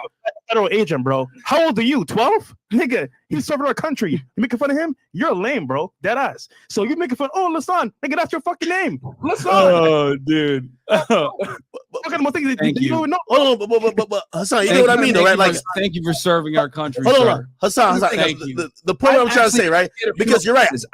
Witnesses. I've been in federal court several times. I've testified hundreds of times. I have more. You still don't understand the Fifth Amendment? That's crazy to me. Like that is actually crazy. Bro, you don't understand the Fifth Amendment. Facts. You cannot randomly assert the Fifth Amendment unless you have reasonable expectation that those statements that you're about to give can incriminate you. It is the same exact reason why Gunna will not be able to use the Fifth Amendment. You keep bringing up Gunna. This is unrelated. You can literally plead the Fifth regardless. I mean, both are okay? state You can cases. plead the Fifth regardless. It is the law. Okay, it is a right that you have. It's not even the law. It's a right. It's a constitutionally protected right. You can be held in contempt of court. You can be. There's issues that could arise from that if you don't act. If there's no reason why used against you. That's what I'm trying to say, bro. I know what you're trying to say, but you're wrong. And I told you that there is a Supreme Court case on this exact issue that you're talking about. It does. I also literally gave you the exact reason as to why it doesn't work that way. Because if it worked that way, then everyone would just assume you're guilty all the time, every single time you pled the Fifth, which would literally destroy the Fifth Amendment in general. Hassan, that wasn't his point, and even when I said that wasn't my point, right? Is of course pleading the Fifth Amendment, right? No, pleading the Fifth doesn't you're actually inferring that she is guilty. No. Adding additional reasons as to why she might be guilty. You're speculating why she might be guilty. And I know me that's particularly enough for reasonable doubt. Of course, it's not enough for reasonable doubt. I know me particularly said that original testimony. I know me in particular said that by pleading the Fifth, you could infer that that person believes that maybe something they could say could be used to prosecute them. I know, but the jury cannot deliberate off of that. They can't make inferences in the same way that you are currently. Okay. So if you want to tell your audience, you want to educate your audience on how it actually works, instead of listening to Myron and his assessment of the matter, the reality is that when someone pleads the Fifth, you cannot assume that they are possibly guilty. Myron is absolutely wrong. Hold on. Okay. Speculate that someone is guilty. Yo, Hassan. Because Tory Lanez is the one on trial, not Kelsey, bro. Okay. It literally doesn't matter. You're wrong. An innocent party. No, that's not true. You're wrong. You're just wrong. You do not understand the law that you are supposedly protecting at the point. dude. Well, Hassan, the only person that can assert that Fifth Amendment without being judged is Tory Lanez because he is the one on trial, not Kelsey. If that was the case, Kelsey would not have asked for immunity. That is the difference. And the jury can absolutely use the fact that she took the Fifth Amendment in their deliberation. I'm gonna be honest with you. Okay, like we know cops are bad at fucking knowing the law, right? But I really thought feds would be a little bit better at this. You are wrong. It does not matter if she's on trial or not. She, as an innocent third party, absolutely has the right to plead the Fifth because she thinks she might be. It doesn't matter for what reason. Okay. Hey, by the way, and the jury Hassan, cannot deliberate or infer or speculate any sort of guilt off of that. Because if that was the case, then you would undermine the entire reason behind why the Fifth Amendment exists to begin with. How about I bring a lawyer in here and show you that you're wrong? Ooh. How about I bring a lawyer? Yo, Hassan. Two things you want, but it's the Constitution and the Supreme Court case, Ohio v. Reiner, is pretty fucking clear on this. It doesn't matter what a lawyer is going to tell me. Hassan, okay. 4v1, hold on. Wait, Hassan. I'm just mentioning the fact, right? So in the closing by George, which is Tory's lawyer, he did ask the jury to consider why did she need to plead the Fifth? She or need immunity, actually needed immunity, right? So they brought that up, and also I probably forgot the first thing I was trying to say. When so after she got immunity, like the judge, she did try to plead the Fifth while on the stand still, and the judge forced her to answer a few things. So yeah.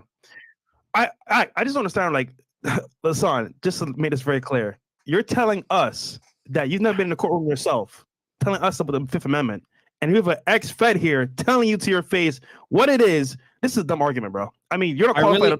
I really hate to say this, but yes. First of all, yes. Unfortunately, the reality of the situation doesn't change when you tell me that someone has been a Fed, and that is the reality. Like I know you're trying to desperately at least like create some position of authority here, but that doesn't change the reality of what I'm telling you. Yes, you're Googling answers, bro, and it is surprising. It is surprising to me as well. I mean, okay, yeah, I'm a Googling expert, I guess, but ultimately I'm still correct and you're still incorrect. And also, you're not the Fed, so I don't know what the fuck we're even talking about this circumstance. I'd rather be a Googling expert that is correct than be the second in command next to a Fed who is incorrect. You're still wrong, though.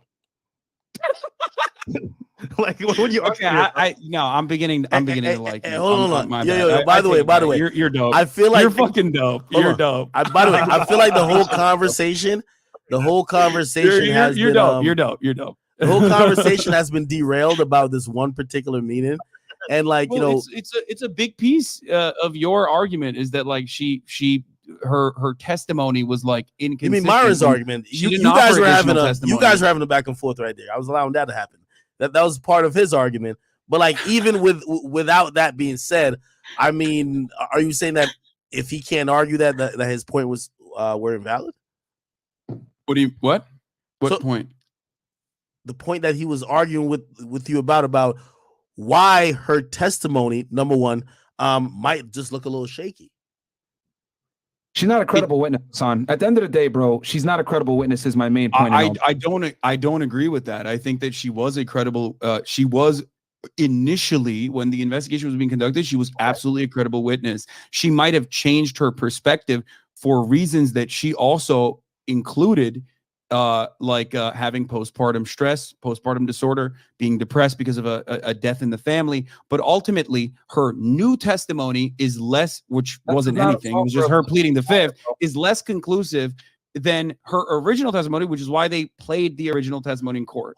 But she admitted on the stand. She said they asked her on the stand, "Hey, is Tory, you're pulling her less credible moments now rather than the moments where she had more clarity back then when she talked to the cops." Well, I'm going to rely on when she's under oath. I'm going to rely on when she's under oath rather than when she's doing a phone interview with and it's not the cops, it's the prosecutor. She never talked to the cops because the lead detective got put on administrative leave. She was going to show up via subpoena. They postponed it to December, and because they haven't talked to her in such a long time, because they've been requesting to try to talk to her, they say, hey, let's get something on record. And that's when the prosecutors, who you could ask Myron, even though you feel like he's not credible, you could ask, the prosecutors actually do these interviews frequently with people who are considered witnesses, or is it an agent or a detective? You get what I mean? This whole thing, like, even from the detective, prosecutors are literally just another arm of the criminal justice system alongside cops. They're not in contention with one another. They are, unless we're talking about very unique instances where they're like prosecuting a cop. That's not how information is usually gathered when you're. And about also, to go she to didn't trial. recant any of her. She didn't recant any of her prior testimony. She only said, like you also pulled up, that she does not want to offer any testimony now. That's it. By the way, she and did. that she can't recall, and she can't recall. Okay, all right. So if you're mentioning a that, lot of the things that she had said, and a lot of things if that you're have mentioning happened. that, how about we also mention that she also said on the stand that that when they asked her, "Hey, are you intimidated by Tory being here?" She said, "No." Are you intimidated by whatever? She says she's only felt pressure coming from the prosecutors. That's why they had a sidebar right after the jury left, and the prosecutor basically said in open court that they felt offended that, you know, they're being accused of trying to either coerce a witness, which they believe they didn't do. Then they later got permission to play her initial interview, and they got permission to play the interview to show that she was not under duress when she gave it. But what did she say in court? She said if she was feeling uncomfortable, it was because of the pressure from the prosecutor. I get it. You are selective with what you're going to believe. And, you know, no, I'm just telling you, no, I'm not selective with what I'm going to believe. First of all, you're doing the exact same thing that you claim I'm doing, right? Like, you refuse to, you omit certain details, or you have no answer for certain details, or when pressed on it, you say, oh, it's probably because he's a rapper. Like, that's not even a good defense in any meaningful way. No, like, that's definitely a great defense. So many pieces of evidence in this entire process. There's so many pieces of evidence in this entire process, from number one, the witness surviving the shooting attempt and saying, I was shot by this person. Megan's not credible, though. But that's crazy. How can you say that? That's okay. Dude, what the fuck does that even mean? Can you explain to me how? No. With a straight face, I want you to say a shooting victim is not credible when she is able to survive the shooting and offer testimony. That's crazy. I will tell you why right now. She gave conflicting information on her Instagram lives with the Gail Knight interview versus what she testified to. On top of that, the prosecution gave a different story on opening statements than she did when she was on the stand, bro. That's what I'm trying to say. Meg is not credible. What is that? What were the inconsistencies within what the prosecution said and what Megan Thee Stallion said? I will cover that here. The Instagram lives and shit. Let me tell you that. Don't worry, I already took notes because unlike you, I actually watched this case and I know the details. You don't. Okay, I would. No, go ahead. Well, if I don't know any of the details of the case, why does it still look like you're having a hard time fucking convincing anyone of what happened, other than saying woman wrong, woman crazy, she was emotional, but also somehow Kelsey, also being a woman, may or may not have shot Megan Thee Stallion, but also had the wherewithal in that moment to like fucking turn around and text 911. You know, Tory shot Meg. Bodyguard to Meg's bodyguard. Yes, to Meg's bodyguard. She sent that. Yeah. Okay. Why did she say that? Dude, there could be a multitude of reasons as to why she would say that. Maybe she was. Give me some. That she was hysterical enough and drunk enough to shoot Megan Thee Stallion off of like some random bullshit. Okay, because like you say, or at least Akademiks said that it was random bullshit. Like Tory Lanez would never shoot Megan Thee Stallion over like being called short or being called not popping, which is true. He isn't. Let's talk about how Meg is not credible. Okay, Meg is not credible. Go ahead. She omitted a critical factor, right, on a public interview, which the reason how she got on a public television interview in the middle of a criminal case is beyond me. But the point is that she said, I did not have a sexual relationship with Tory Lanez. Then she gets on the stand and she admits she did have a sexual relationship with Tory Lanez. She lied. That's first of all, yeah, of course, that's fucking embarrassing for her to.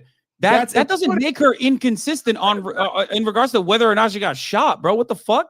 It absolutely is an important fact. Wait, However, what? That's insane. Yeah, this is a private affair that she probably felt fucking really embarrassed by because she fucked the dude who was like 5'2" and shot her.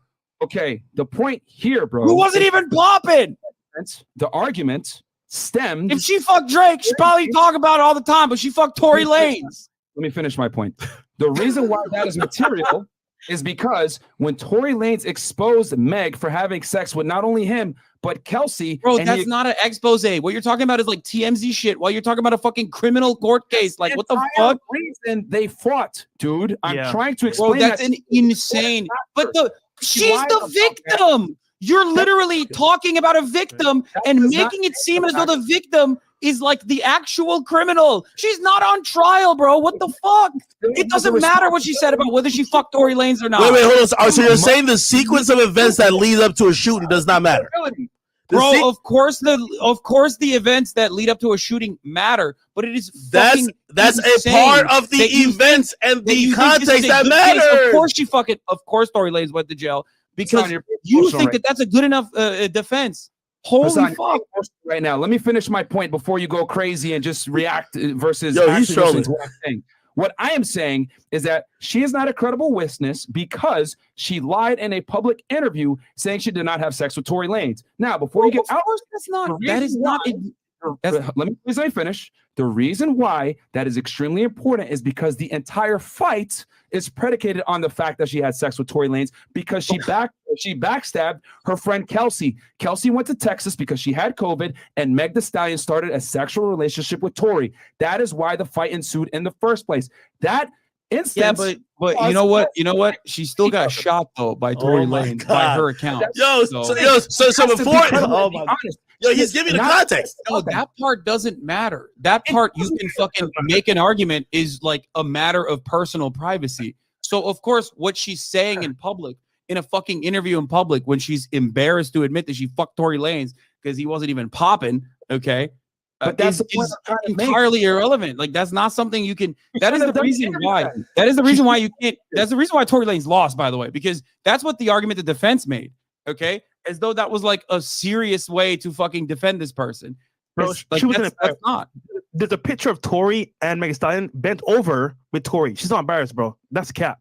So that argument is flawed. She's not embarrassed. No, I think she's well, you know, you do things and then you might be embarrassed by them afterwards, is what I'm saying. You know what I mean? Like that's cool. But the point I'm trying to make is that you cannot argue the point that her having sex with Tory is not a part of the case. That's very important because that's what led to the entire argument. I know public interviews and saying something in a public interview, especially when it's like, you know, the person who shot you and being embarrassed to admit that you fucked that person is totally valid in my opinion. And also, did Meg Thee Stallion lie? Yes or no? About what? About fucking Tory Lanez? I guess she did. Who gives a fuck? What do you mean? I'm saying who gives a fuck? She got shot. So she lied. So that in itself hurts her credibility in a court of law. Dude, that's crazy. That's crazy. It's like, no, you're not understanding what I'm trying to say here. Okay, I'm gonna say this again. Sure.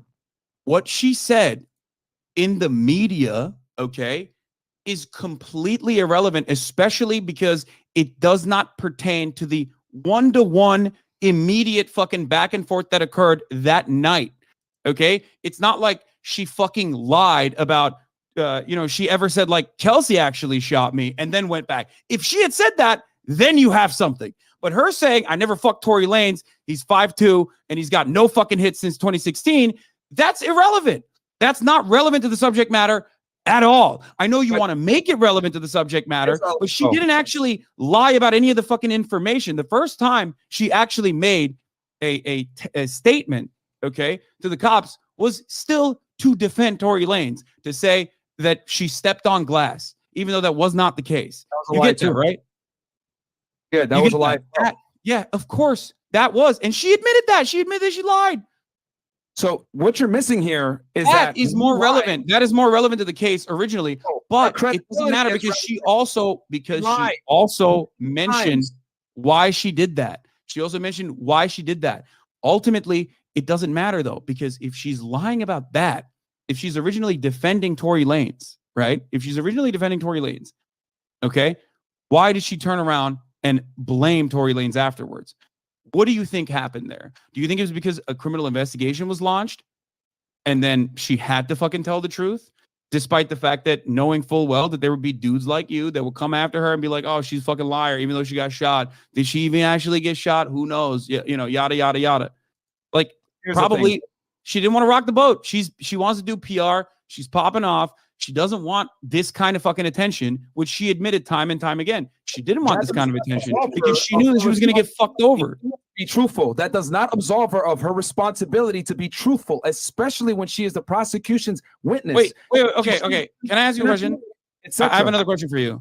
Credibility. Is Megan Thee Stallion a rapper? Yes, she is a rapper. Okay, maybe she wanted to fucking tell, maybe she didn't want to snitch because she's a rapper. Just like you said, Tory Lanez didn't want to snitch because he's a rapper. I think one is more valid than the other. She already snitched. She already snitched. What are you talking about? It's too late. She already snitched. Yeah, I'm saying originally she was like, I don't want to snitch because I'm a rapper. Are not held to the ethics and codes that male rappers are. Nice try though. Oh shit, dude. Yeah, that makes sense. That's just male rapper code. Okay, got it. Bro, come on. You argue like a 14-year-old Myron. Like, what do you mean? In my worldview, only male rappers have that snitch code. So there's a double standard there. Like, come Hassan has practiced the shtick so good. He's like Thanos at avoiding shit. I'm watching this. I told you guys, if the roles were reversed, I would 100% have the exact same fucking take. Okay, if Megan Thee Stallion shot Tory Lanez, and the other party involved there was like, yo, Megan Thee Stallion shot fucking Tory Lanez, I wouldn't turn around and be like, let's look into this a little bit further. Let's be more skeptical of the narrative here. Like, that's crazy. So basically, it's like you don't ever get an open shut case like this, and yet you still were able to simultaneously create a separate narrative here.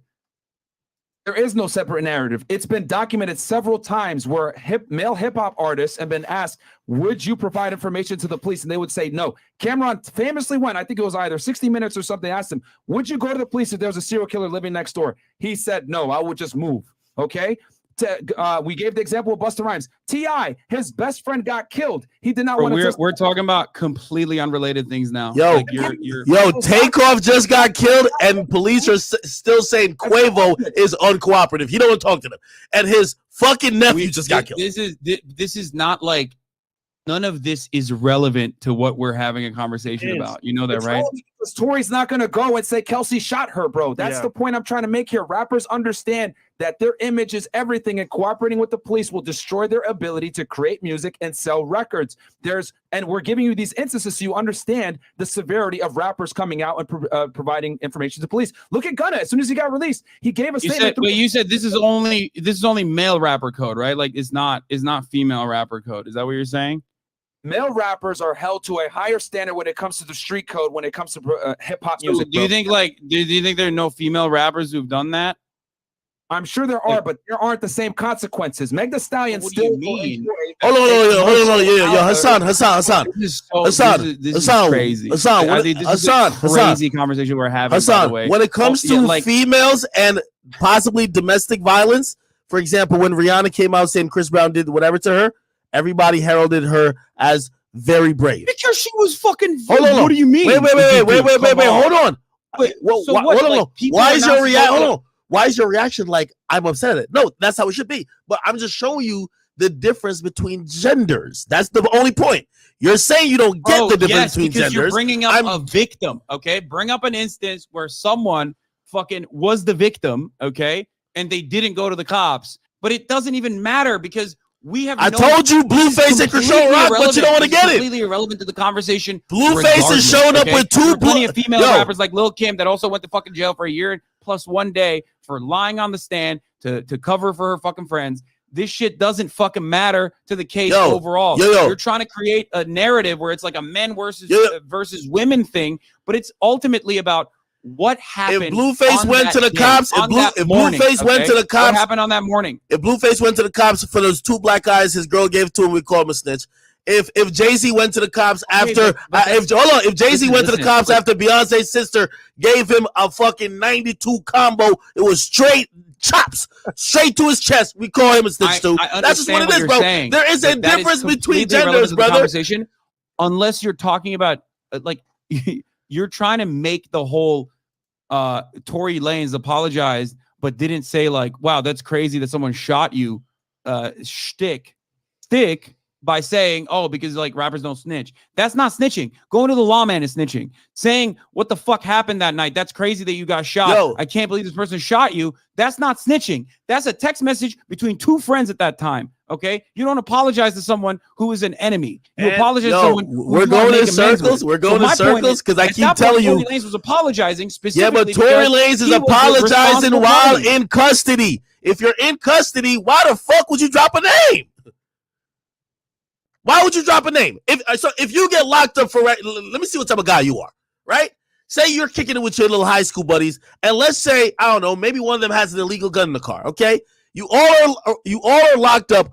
Would you call your other friend and be like, yo, you know that Marcus had the gun in the back? Would you say that on the jail phone, brother? Bro, you and I both went to Rutgers, dog. Okay, this whole like street cred shit is so stupid. But okay? it's not. Whoa, hold on. Come on. Wait, no, that's not about street cred. It's about, bro. It's about why would you say something on the jail phone? The statement you're getting that you're trying to use as two people privately talking to each other was recorded on a jail phone. You might as well just put it in writing for the jury. It's not like they ran a warrant on his phone later on and said this was a text message that you thought you guys were the only person going to see. Anybody who has gotten locked up or if people are doing crime, not saying that I was trying to say that you're a criminal or whatever, or neither am I. But here's the point. But listen, here's the point. You're acting like Tory should have said a name when he knows the fucking warden, or not the warden, but the person who is in charge of the jail is listening to his call.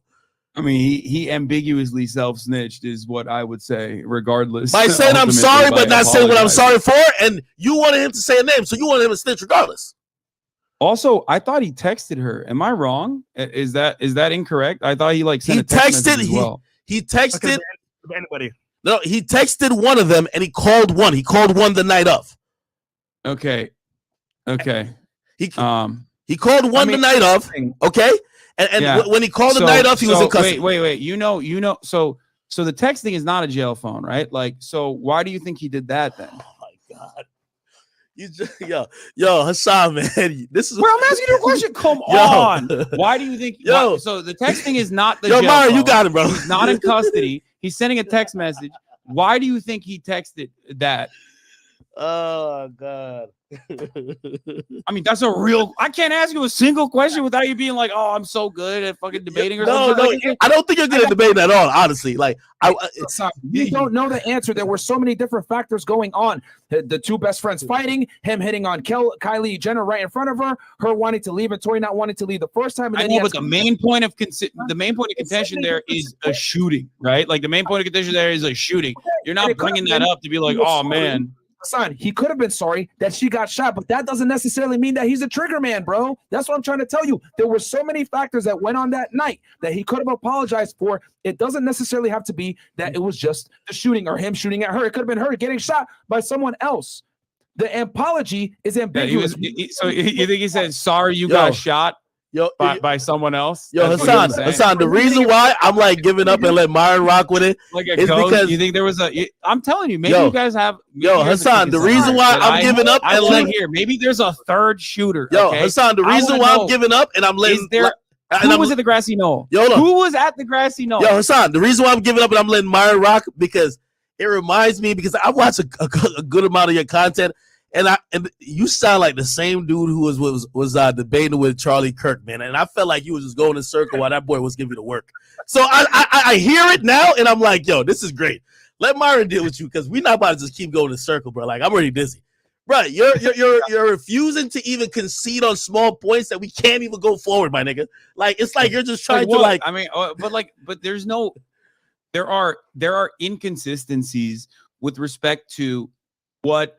Kelsey said afterwards, but we've addressed them, right? Like I already addressed them. I told you the fact that I didn't address them. She addressed it. Like she said it. She said why she said what she said. Whenever a witness has inconsistencies, that makes the witness less credible. Do you not understand that testimony needs to be uniform across all platforms? If you say one thing here, they get on the stand and give something here, that hurts your credibility. My the argument point is she gave nothing though on the stand. She Kelsey literally and- said that she has postpartum and also on top of that had a death in the family, and That is therefore she's to having lie. a hard time recalling incidents. That And is that not- in and of it's itself a lie. is an inconsistency, certainly, but it's a one that has been addressed. And I think that it was enough for the jury to take Saying I have account what she had postpartum said depression originally. is not it does not absolve you of your duty to tell the truth as a witness. That hurts her credibility. So did Meg. I'm arguing simply this.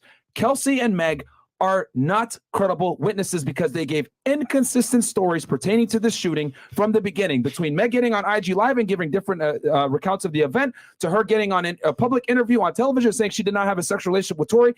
And that was extremely material to the situation because a fight broke out, as said by Kelsey as well, due to Tory Lanez having a sexual relationship with Kelsey. So what I'm saying is that Kelsey and Meg are not credible witnesses. And then you add in the factor that they were all drunk. Bro, you think Megan Thee Stallion is not a credible witness because she didn't want to admit that she fucked Tory Lanez? Like, that's crazy. Come on.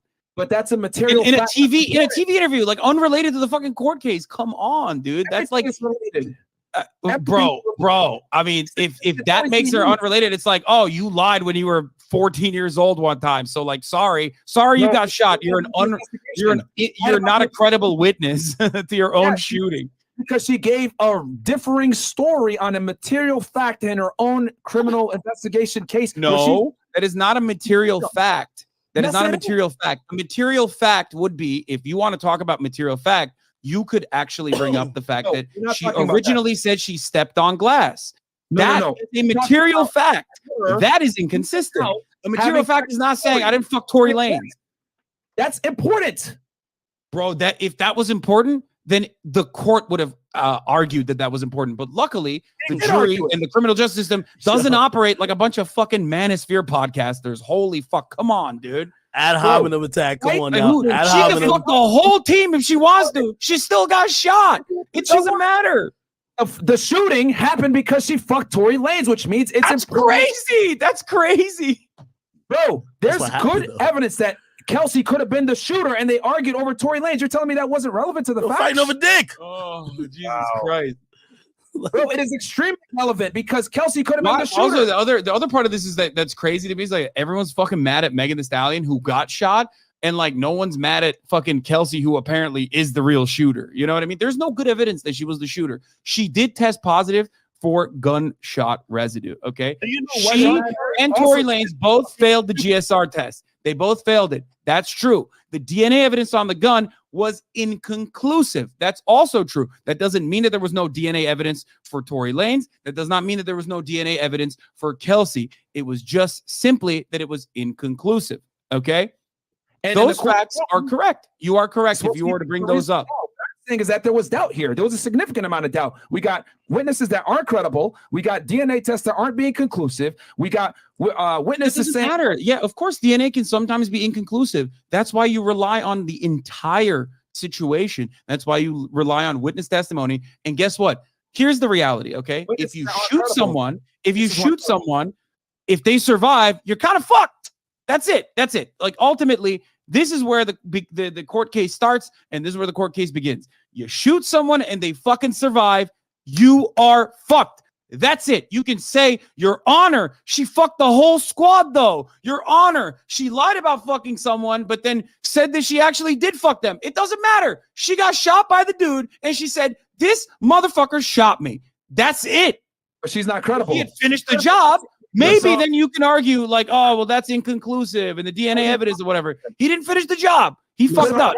Do you know why people are mad at Meg? Because she lied multiple times. That's the Bro, big issue. no, I know why people are mad at Meg, because you have built an entire career shitting on women. That's why, and there are plenty of people who also fucking really don't.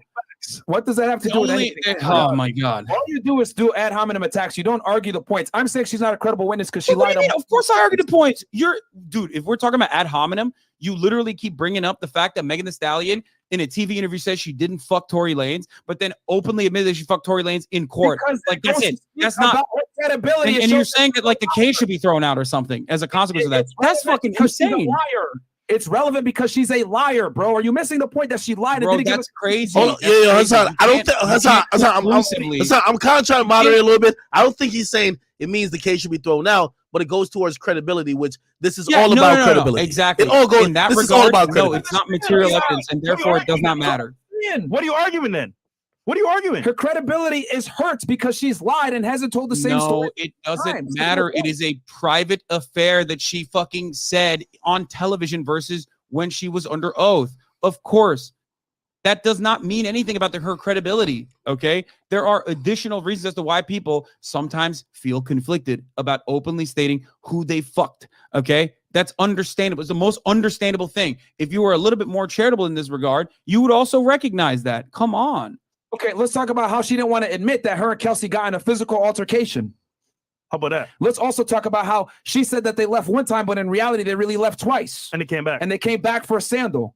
Let's talk about her lying on a public interview. Let's talk about her IG stories and her IG lives where she gave different conflicting. Bro, ultimately, when you're recalling shit, there's going to be instances where you're not 100% accurate, okay? This happens all the time. Now you have to measure that. You have to measure that on how severe it is, right? You have to measure that on how severe that is.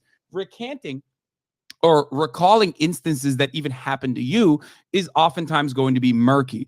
Now, if you are, let's say, a third-party person who claims you woke up the gunshots and then change your testimony to, oh, actually, I was watching them fight, so I saw every single thing that happened, that's pretty inconsistent, especially because of your proximity to the situation. But if you're Kelsey in that regard, your testimony, if it had changed dramatically, which it never did, right? Remember, she only pled the fifth. She never dramatically changed her testimony. She never dramatically changed her testimony, and was literally given the opportunity to address it with immunity in a court of law. Hold on, real quick. I'll let you guys go. Let me get a word in. So remember I said it's about credibility. And I think the way you even try to describe certain things is probably the reason why we're having the problem even kind of like understanding how this case even devolved how it did. Like when people are mentioning her sexual history, it's not to shame her, this and third.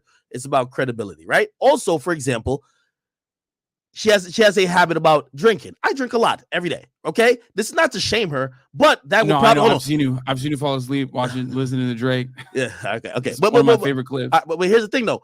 If we mention her drinking, it's not to shame her habits or her possibly being an alcoholic. It's probably to say, well, she was in a state of mind that she could probably not remember these details accurately. For example, like what Myron said, when she stated the sequence of events, she did not recall leaving the party, then returning.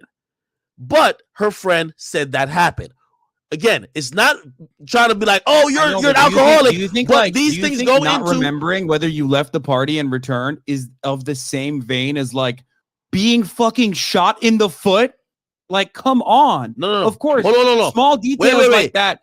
Small details the details of in a lot of instances, the details of who was behind. There's a big difference between going, I got fucking shot in the foot by that 5'2" man right there, and saying she never seen who pulled the trigger. Hold on, she never seen who pulled the trigger. And everybody else other testimony and also hold on. Let me finish. She testified. No, she never said she seen. Hold on, no, she never said she seen who pulled the trigger. She said right before. She literally turned around. I bet $1,000. Let's bet. Okay, let's bet. I bet $1,000. She never seen the trigger pull. No, she never seen the trigger being pulled. She said she heard dance, bitch, dance. She looked over her shoulder. She seen Tory. Then she turned back around. I'll lock $1,000. We can lock on it. She never actually seen. So obviously, by circumstantial evidence, you'd assume it is Tory. However, going back to her state of mind and not remembering, though, according to the GSR report, Tory, if the gunfire happened at that moment, Tory had to be right next to Kelsey. They asked her, did you see, when you turned your back and you heard that, did you see Kelsey anywhere near there? She said, never seen Kelsey. Kelsey was nowhere in the vicinity, right? Can you tell me? By the way, I already told you what happened in that regard. Megan Thee Stallion also said that she had turned around after hearing the voices. She never said she saw the gunshots, though. Chelsea said she turned around as well. But listen. I have another question for you. But like, so you're doing the thing and we move it. No, because we already. This is literally addressed in the court. Like we're in a loop now. No. You just said something that was false. As possible. Wait, hold on. I'm trying to move the conversation along as quickly as possible. Yeah. This is why I like your moves, right? You said something that was obviously false from jail. Yo, you said something that was obviously false. I am holding you to the fire, saying that is false. You know what you do? Let's move to another point. You said something. Wait, okay, we can go back to that. What is it here? Go ahead. Sorry, she did not. You're right. I will have this conversation again. She testified under oath that she believes Tory shot her, right? Because she saw him with the gun. She didn't see when he pulled the trigger. She saw him with the gun before the shoot. No, she also did say that she turned around, like she was walking away from them. But when she heard noises, she did turn her upper body around. She did say that. She said that in court. Hold on. You're trying to say the same thing I am, but you're trying to twist it in your way. Yes, she heard. Hold on. We don't care what she heard. If she heard dance, bitch, dance. If she heard, listen, gallop, bitch, gallop. If she heard whatever, did she see the bullets coming out of that gun? Was her eyes locked with the shooter? No. She said she saw Tory with the gun. Okay, Bro, that's what she said. Crazy. Okay, that's an insane. So what happened? Tory Lanez is a fucking acrobat, and like he grabbed the gun out of Kelsey's hand in the fucking 5 seconds. Yeah, hold on. You know how fast bullets travel? It's kind of the whole point. Okay, so you're now doing the theatric shit to avoid. No, hold on. Wait. No. Normal human being brain. Obviously, hold on. Like turned around, I saw Tory with the gun. That's. Immediately after. Okay. Immediately after she got shot. All right. So let me give you why that's relevant. Are you gonna let me make this point? I'm gonna tell you exactly why it's relevant. I want to hear this. Yes. Okay. I want to hear why this is Once relevant. again, it goes back to intoxication and her not remembering what happened. According to her, there was no there was a witness that testified that she got out of the car and she walked towards the passenger side. I forget on which side, but that's also in line with Sean Kelly, who said there was a fight. She claims she doesn't remember that. She only remembers walking away, then hearing dance, bitch, dance. The reason why I'm saying that, I'm not saying that she's just blatantly lying about that. I'm saying because her memory's now in question because of how inebriated she's at. Keep in mind, they also said, well, if you turned around and it literally still like straight up fucking is corroborated by Kelsey's testimony originally. And you can't undermine it by no, it's not corroborated. But hold on, you keep saying initially her original testimony does not matter. You keep trying. You can't just say it doesn't matter. Of course it matters. Yo, Hassan, here are the facts. Okay, she went in. She gave the police a statement in September of 2022, 2 years after the fact, and she went ahead and implicated Tory as the shooter. She went and corroborated a lot of Meg's story and said all this stuff to pin it on Tory. She gets on the stand, switches her story, says straight up, I lied. And then they asked, why did you lie? And she says, to protect myself. No, and she never said like straight up, I lied. When you say that, you're making it seem like every part of her testimony was incorrect, which she got immunity to clarify for and still refused to do so. So she openly said, I lied in that interview earlier with the police. There were lies. But there's multiple facets to that conversation. She's not directly pinpointing a singular piece of information that she said was incorrect. Yeah, Hassan, do you realize how ridiculous you sound if someone is saying that they lied? Hold on, someone said they lied. Hold on. Someone said they lied. Apples are red. No. And then they say the sky is green in that interview. No, Hassan. And then they turn around and if someone is admitting, actually, I lied about that interview. Does that mean apples are not red? No, you don't get what I'm saying. If I said I lied about something, no matter what I lied about, you don't think my credit? Hold on. It was inconsistent with. Even if okay, let's go with that. You don't think that you don't think your credibility is now in doubt, brother? You still think that that's a credible thing? You have no problem. She was not 100% truthful and was given immunity so she could clarify her statements, which she refused to do. She did not do that. She also said she is currently under like a lot of pressure, which is understandable, and ultimately did not reveal any additional information, but she had the opportunity to say what she lied about and change her testimony, which she did not do. So, of course, ultimately, they used her original testimony. Okay? Which is incredible because she said that she lied and it wasn't true. Like, no, bro, you can't, but you can't use that. It doesn't work like that. This is like evidence that has been gathered. You know, you've built cases before, right? Like, this is evidence that's been gathered. You can't just be like, okay, well, I guess we just throw the whole case away. Like that. That's not how this works. Oh man, bro. I mean, come on. That's not how this works at all. You know that. You know from your own personal experience, you know that that's not how this works. The witness's credibility is everything, Hassan. Okay. And the other thing, too, we could talk about the witnesses not being credible. We could talk about the lead detective being under investigation, having giglio issues and being on admin leave. We could talk about how the police didn't properly secure the area and properly place evidence tags on all the bullet fragments and the blood, and they weren't able to get an actual trajectory of, a path of how Megan walked. We could talk about how Kelsey was sitting in the back seat behind Megan. Megan was sitting in the front seat. Tory was sitting in the back left passenger seat behind the driver. How would he have had time to go ahead and run around the corner, grab the gun, say, yeah, dance, bitch, dance, and then actually shoot her when she was he shot from the open door. He shot from the open door of the car. She said he was standing. See, no. I'm trying to tell you, bro, there's holes all over the place where there's not necessarily a clear-cut situation. Also, there's discrepancy. Hassan, let me finish. There's discrepancy between what the prosecution said in the opening statements and Meg. And I'll go ahead and I'll read it for you because I went ahead and took some notes on this from before. I have another question. I have two questions for you guys, right? One is about you gotta let him finish the point. You do this a lot. You gotta let him finish. You gotta let him finish.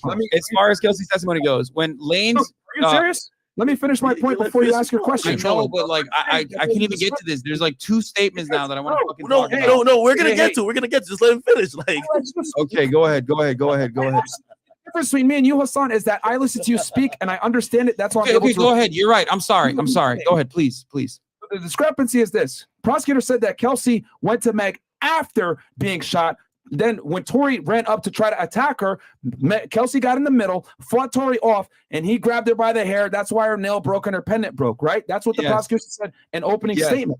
However, Meg said when she got shot, Tory and Kelsey came at her at the same time, and she didn't make any mention of them actually fighting. So that's a huge discrepancy there. No, that's not no, that is literally not a discrepancy.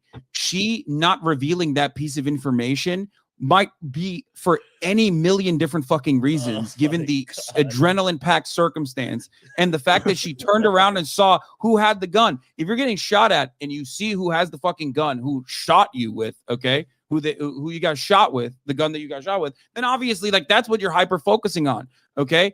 That is totally understandable. That does not make her like a non-credible witness. This standard, if this standard was applied to every single court case, literally no one would get jailed for murder. I hope you understand that. Like, there is no situation. The only thing that would be additional evidence on this would be just video footage of Tory Lanez shooting Megan Thee Stallion going, dance, bitch, dance. And even then, I feel like you'd probably still defend it. Now, having said that, going back to what I was talking about, there are two instances that I want to mention, including the text message that Tory Lanez sent to Megan Thee Stallion. That was not actually a phone conversation from jail. That was a text message that Tory Lanez actually sent to Megan Thee Stallion saying, I apologize. I'm so sorry how things happen. I can't remember. It was not on a jail phone. It was not actually like a snitch situation. And in that circumstance, you would absolutely say something like, oh, that's crazy. Like, I can't believe that shit happened, rather than saying, oh, I'm so sorry, Meg. I know you're probably never going to talk to me again, but I genuinely want you to know I'm sorry from the bottom of my heart, and I was just too drunk. Nonetheless, shit should have never happened, and I can't change what I did. I just feel horrible. You think after Megan Thee Stallion got shot, you think that like that's a text message that you're sending to a human being? We're talking reason, okay, within the bounds of reason. You think you're sending that text message to be like, oh man, it's so crazy. I revealed your information. Or do you think you'd be like, how crazy was it that Kelsey fucking shot you? Because this is between two parties that are still trying to make amends. Okay, Hassan, I already addressed this text message when I was going through the evidence. I told you that there's reasons why he could be apologizing. It could have been for him hitting on Kylie Jenner in front of her. It could have been on him getting a fight started. But Megan Thee Stallion got shot. You know what I mean? Okay, she got shot. I feel like that's something you would address first, right? I get that. But there were so many things that. You get that. Okay, good.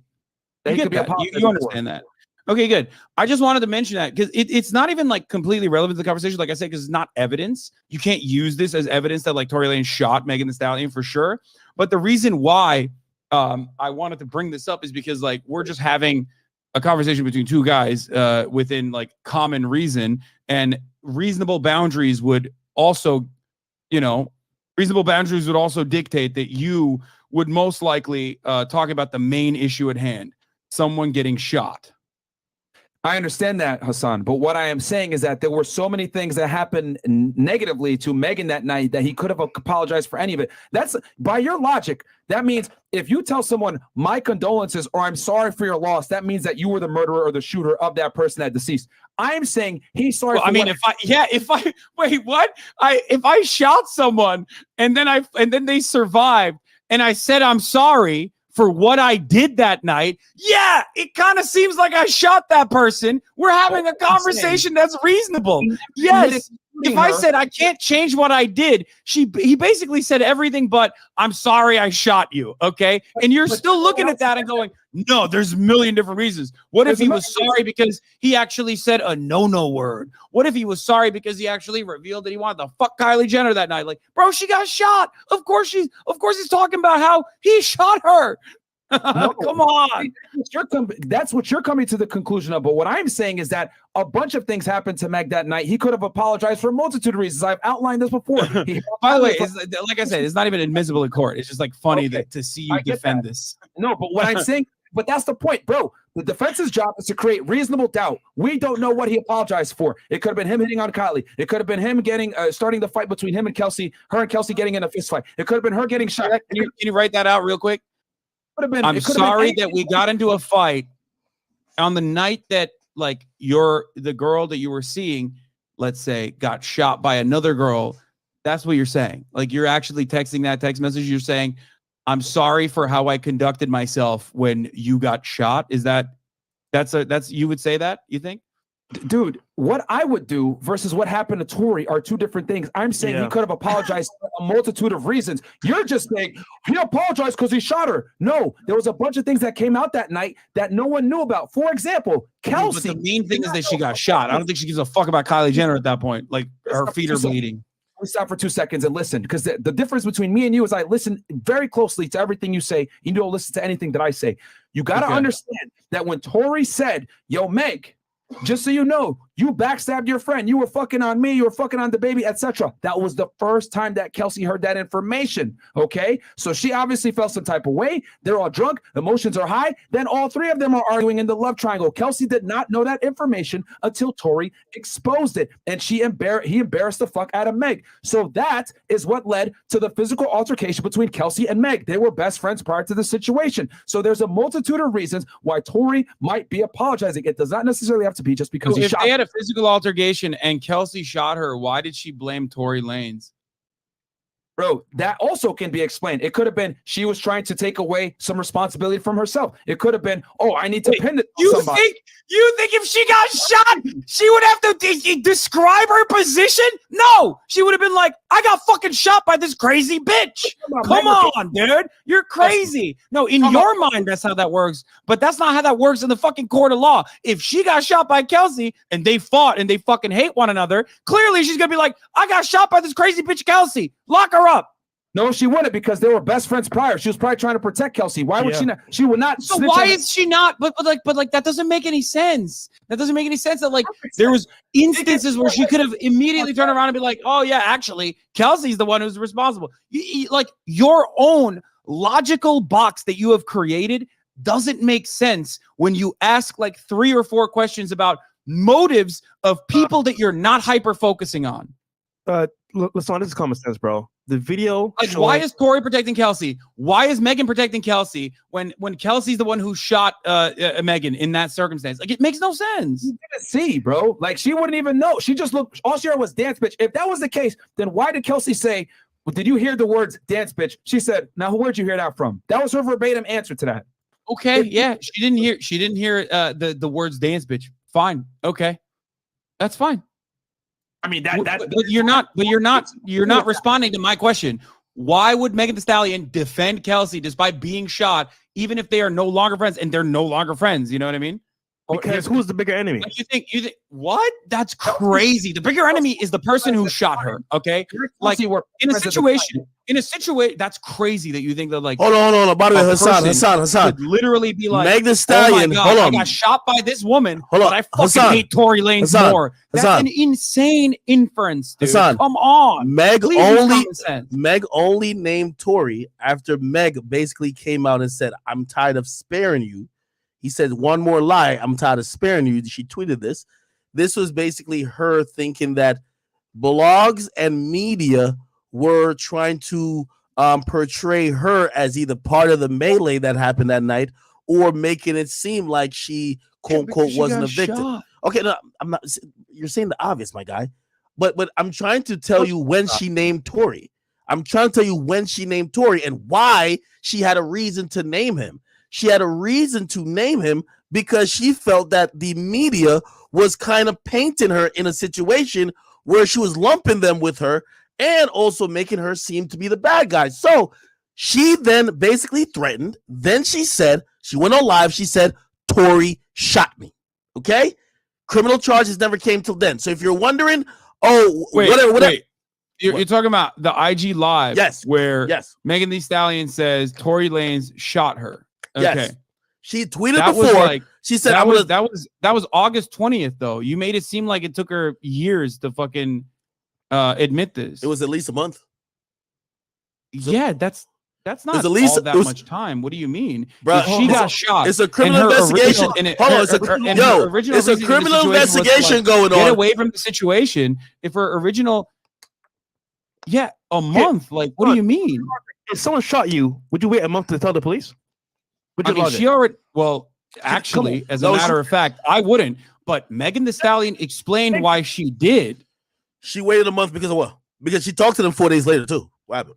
Wait, she waited a fucking month because during that entire timeline, people were, as you already said, literally blaming her for fucking being shot and putting the responsibility on her after she got fucking shot. That's crazy. Hold on. She did not originally want to fucking snitch. Maybe because she's a rapper, like you guys also said, there's a rapper code. She didn't want to snitch. She didn't want to fucking snitch on Tory Lanez. But after people fucking constantly push you to the goddamn brink and you're literally the victim in that circumstance, of course you're going to fucking come out and say like, what the fuck is this shit? I got shot by Tory Lanez and you motherfuckers are claiming that I'm the responsible party when my feet got bullet holes in them. Well, again, I'm answering your statement of why wouldn't she possibly say, let's say it was Kelsey. Why wouldn't she come out and just say Kelsey? Well, she didn't just hold on a second. You jumped the gun too much. Hold on. I'm telling you, she didn't come out to say Tory either. The reason why she came out to say Tory is because she felt Tory was playing games with the media. So it's So it's fair to assume that her calling his name was a direct result of what she felt he was doing, not that she came to some type of, I'm ready to speak. So now when you say, well, why wouldn't she name Kelsey? Kelsey isn't a star. Kelsey has no type of power and control over the media or the narrative. Again, why, if you waited that long, even if it was Kelsey, why say anything? Kelsey can't affect your career, can't affect the narrative, but who can? Tory Lanez. I hope you understood that part. Again, that's crazy. You think she got clout off of fucking... Hassan, brother, your listening skills. She would have just said what happened that night. Hassan, your listening skills are so crazy, brother. You don't listen. Hold on, my dude. You said one thing. I'm gonna repeat what you said. You said, if it was Kelsey that shot her, why would she just say Kelsey? So I reminded you. Well, she didn't say Tory till at least over a month later. Then I reminded you. Why did she? Hold on. See, okay. So she can't lie about being shot because she was. Brother, hear what I'm saying. She named someone a month later. It's important. Why did she name someone at that juncture? She named because everyone kept fucking blaming her for being shot. No, and that is why she admitted who was actually the person who's responsible. This is why. This is why you have to explained why she did not name Tory Lanez originally. No, whoa, we're talking about why she was the one who named Tory that night. Hold on. We're talking about why did she name him a month later. This is why you got to listen more and read more, my brother. I'm trying to tell you because it's clear.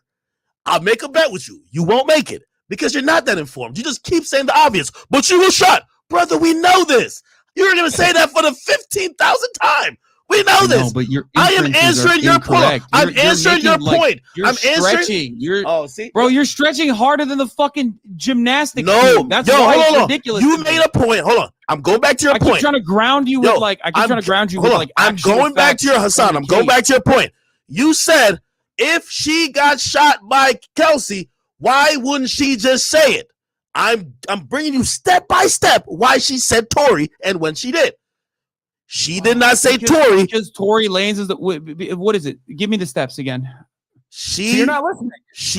I am. Hold but on. It makes no fucking sense. I have to hear it because you times. Don't know the facts. If you knew the facts, I responded to it, and you said that's not what I meant. So Hold on. Please clarify.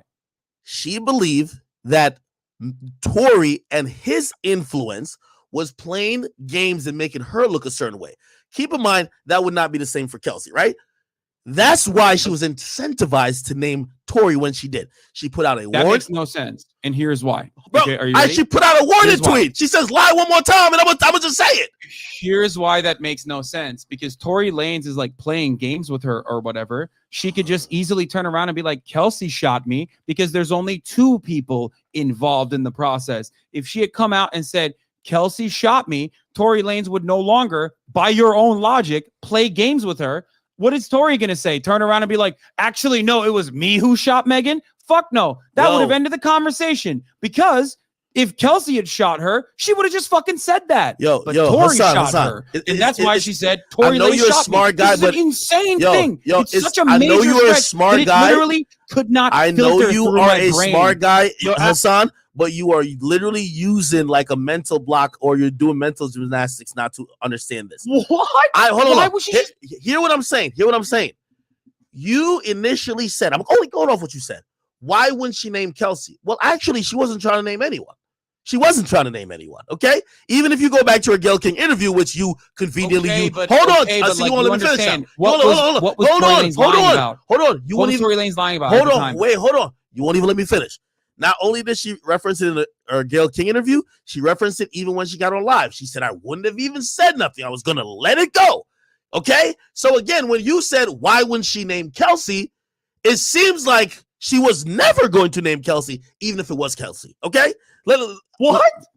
Oh my God. No, that you can't make that. You literally just leaped into that. Okay, bro. She literally said she was never going to reveal who shot her. The most logical thing for her to say is Kelsey fucking shot me. Tory Lanez is just lying for some weird reason. I don't know why. And what is Tory Lanez going to do in that situation? Be like, no, actually, Kelsey didn't shoot her. Megan shot herself. Or no, actually, Kelsey didn't shoot her. I shot her. No, that would have fucking destroyed any argument that anyone could have ever had. The reason why she came out and said Tory Lanez shot me is because fucking Tory Lanez shot her. That's it. And this is a wild, these are wild leaps to make. I'm serious. Like, these are wild leaps to make. Like, it's I'm trying as best as I possibly can to try to like comprehend where you're coming from with this, but like there's so much motivated reasoning I'm going playing off a role of what you're in your saying. assertions here. I'm going that, off like what you're saying. it's hard to like, get in there. It's hard to like I'm going off your armor a little bit. I'm going off what you're saying. Women can't lie. That's the problem. That's why women of course lie. Women lie all the time. Everyone lies. Human beings are liars. This is a fucking bullshit straw man that everyone's like, oh, you're a SJW. Women can't lie. Of course women can lie. What the fuck do you mean? Okay, and Megan's lied plenty of times, and I'm saying that the whole case was based on her testimony. You're saying I believe her, but she got shot though. You're like failing to comprehend this thing. It's not like Megan went and said Tory Lanez is doing tax evasion. You know what I mean? She doesn't know who shot her. She really doesn't. That's not true. She does know who shot her. And every single counter that you brought up about like why she didn't name Kelsey is ridiculous. It falls flat on its fucking feet. She lied in her testimony several times. She did not admit that they got into a physical altercation, which again is very important to the story. right? She did not admit. Why is it important to the story? You think it was self-defense? You think like Tory Lanez shot her because like it was self-defense? Is that what you think? If she doesn't admit that her and Kelsey got into a physical altercation right before the shots were fired, guess what it does? It paints Tory as the probable shooter. And oh my God! But you're still making the argument that like she somehow has reason to defend Kelsey, even though Kelsey fucking shot her, which is insane. Okay, bro, like that's insane. If someone shoots you, okay. If someone shoots you, in that situation, I'd probably fucking tell the cops. Okay, you can call me a snitch. There are many instances where I am a victim of shit, and I do not collaborate with the police. Okay, Hassan, remember this comes down to I'd be like, okay, well, I got shot by this motherfucker. Hassan, remember this comes down to credibility. Okay, Hassan, remember this comes down to credibility, right? Now, granted, okay, like I know you're gonna say the same dumb 3 things that we're kind of agreeing with, but just listen to my train of thought. Just think you're a juror for 1 second. You're trying to make shit make sense. I think there's a reason why both Kelsey and Meg both conveniently forgot when they may have fought each other, even though an eyewitness said they were fighting for several minutes. They both misremembered that exact part. Okay? Now, granted, I think in the defense side, that part is very important if you're trying to cast doubt. Right? If it seems like a woman's just walking away and you shoot her, you seem very malicious, and it just seems like it's open and shut. But if there was a fight that was happening for minutes, for this, that makes sense. But here's what doesn't make sense. Okay, for this to work, Megan Thee Stallion would have to hate Tory Lanez more than the fucking person that she fought who shot her. And that is insane. That's my point. And that's wild. You cannot connect those 2 dots. Okay. Like you're literally saying like she hates men so much that she wanted to blame a man or something. So there's a video, right? After the incident happened, the police showed up. You can hear Kelsey saying clearly, Megan, you're okay. Megan, you're okay. So they were still friends at that point. So they even though they fought, they were not like enemies. So what's the best option here? You know what? As girls, let's talk. You know what? Tory's the one that's being left out here. We're still friends. Let's put on Tory. Pretty much, bro. That's it. They're friends still at that point. So it's like, bro, your argument, I get it, but they're still friends at that point.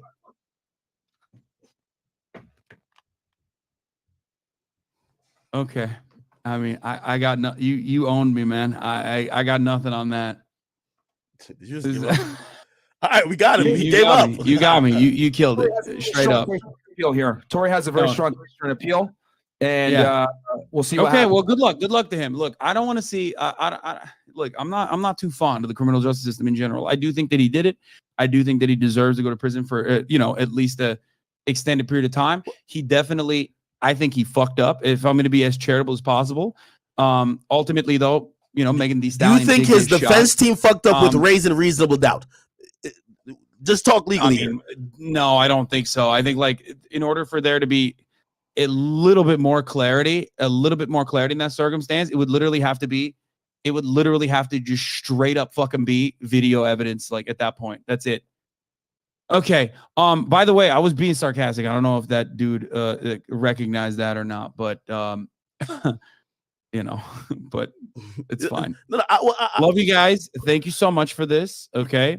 Personally, hey, listen. Number one, I do say I accept the verdict. I thought there was a pretty decent job done with raising, reasonable doubt. Clearly not to the jury, and it is what it is. You know what I mean? Life goes on. Listen, you came for your content. You got your content now. Hope you're happy. And your trolling was hilarious, by the way. So thank you for trolling. Okay, listen. You're the one who asked to be on this call. Okay, like I mean, I'm fine with having a conversation with you, debating you or whatever you want. But like, it's not like I was like, oh, please bring the fresh and fit boys in here. Why can't we all be friends, man? Especially, wait, which one is fresh and which one's fit? With the one, I've been talking with Akademiks about this for the better part of a week. We've been covering this case, so nice. Yeah, no, I know. I really wanted the fucking content from you guys. I was like, please, DJ, please bring him. No, that's not what happened. You wanted to come on, which is fine. You're like Akademiks felt like he wasn't doing a good job. No, he didn't feel like he was doing a good job. Hassan, it's fine. Stop it's cool. it. Nah, Hassan, but I'm gonna have a little bit of fun. Like I'm gonna troll a little bit. Come on. Yo, no, Hassan, trust me. When you're taking L's on arguments, you take ad hominem attacks. You're supposed to be a master debater. You couldn't keep it factual. I am not a master debater. I suck at debates. I don't know where that came from. Really I don't like debates. I'm not very good at debates. Everybody keeps saying that I am, but I'm not. I don't think. Unless it's like Andrew Tate, he's just very bad at debates. Do you think Charlie Kirk got you or not? No, absolutely not. And your argument about drivers was also comical as well.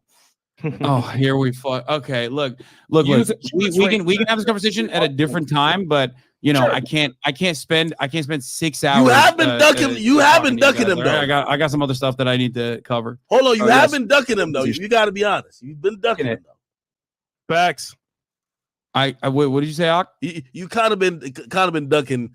Every time I mentioned Myron, like you were like, it's because the reason why I do debates when I end up doing them, I guess, is often because I think like someone has really damaging ideas and they're able to spread those damaging ideas to like a very large audience, right? And it's more so, it's not even like to stop the spread of said ideas, right? It's not like I'm calling for deplatforming or anything, but it's more so to just like address them adequately so people have a better understanding of like what the other side's perspective is, right? And so the reason why I will like debate someone like Andrew Tate is because like, I mean, he's all over the place. People will turn around and say, oh, that's clout sharking or whatever the fuck. And to them, I say, well, you know, that is what matters in this circumstance. I want to temper someone's influence and at least like show that there's a different perspective on a large enough platform. And I guess this is a long way of saying that like Fresh and Fit didn't have enough clout for me to like address them. There was a time when they did though. Me and Andrew literally said we would debate you two, you and Ethan, gladfully on intersexual dynamics, and you guys ducked it and said, no, we're not going to do that, blah, blah, blah. And I've never said that. That is not a factually accurate statement. I don't know why you're saying that. But as you can tell, I am perfectly willing and able to hold a conversation with you. I don't know what happened with the Ethan thing, but I was always very much down to have a conversation. And I don't know where you got that from. You're the one that talks about us first, bro. We never mentioned you not one time. It was you making a bunch of hit pieces on us. Yeah. Dude. Well, when I first started, I mean, I don't know if you're talking about like me and Ethan together, but like when I first saw you guys were popping. I would have definitely debated you back then. I'm saying now, not so much. So this guy with a backhanded compliment. Yo, stop it, bro. What are you talking about? We're more popping than you are. This thinker, bro. Okay, I mean that's great. I'm happy for you guys' success. I haven't seen it, but if I do, I will. You know, I'll hit you guys up. Yo, stop me, bro. We've been on YouTube 2 years, bro, and we're almost as many subscribers as you. What are you talking about? We're definitely popping. No, I mean, congratulations to you guys. Like I said, when you guys have like a big enough influence, or if you have like a big enough audience, like Andrew Tate did at the time, then we can have a conversation. You know what I mean? Us and Andrew would debate y'all, and you guys still ran. So what is this excuse, bro?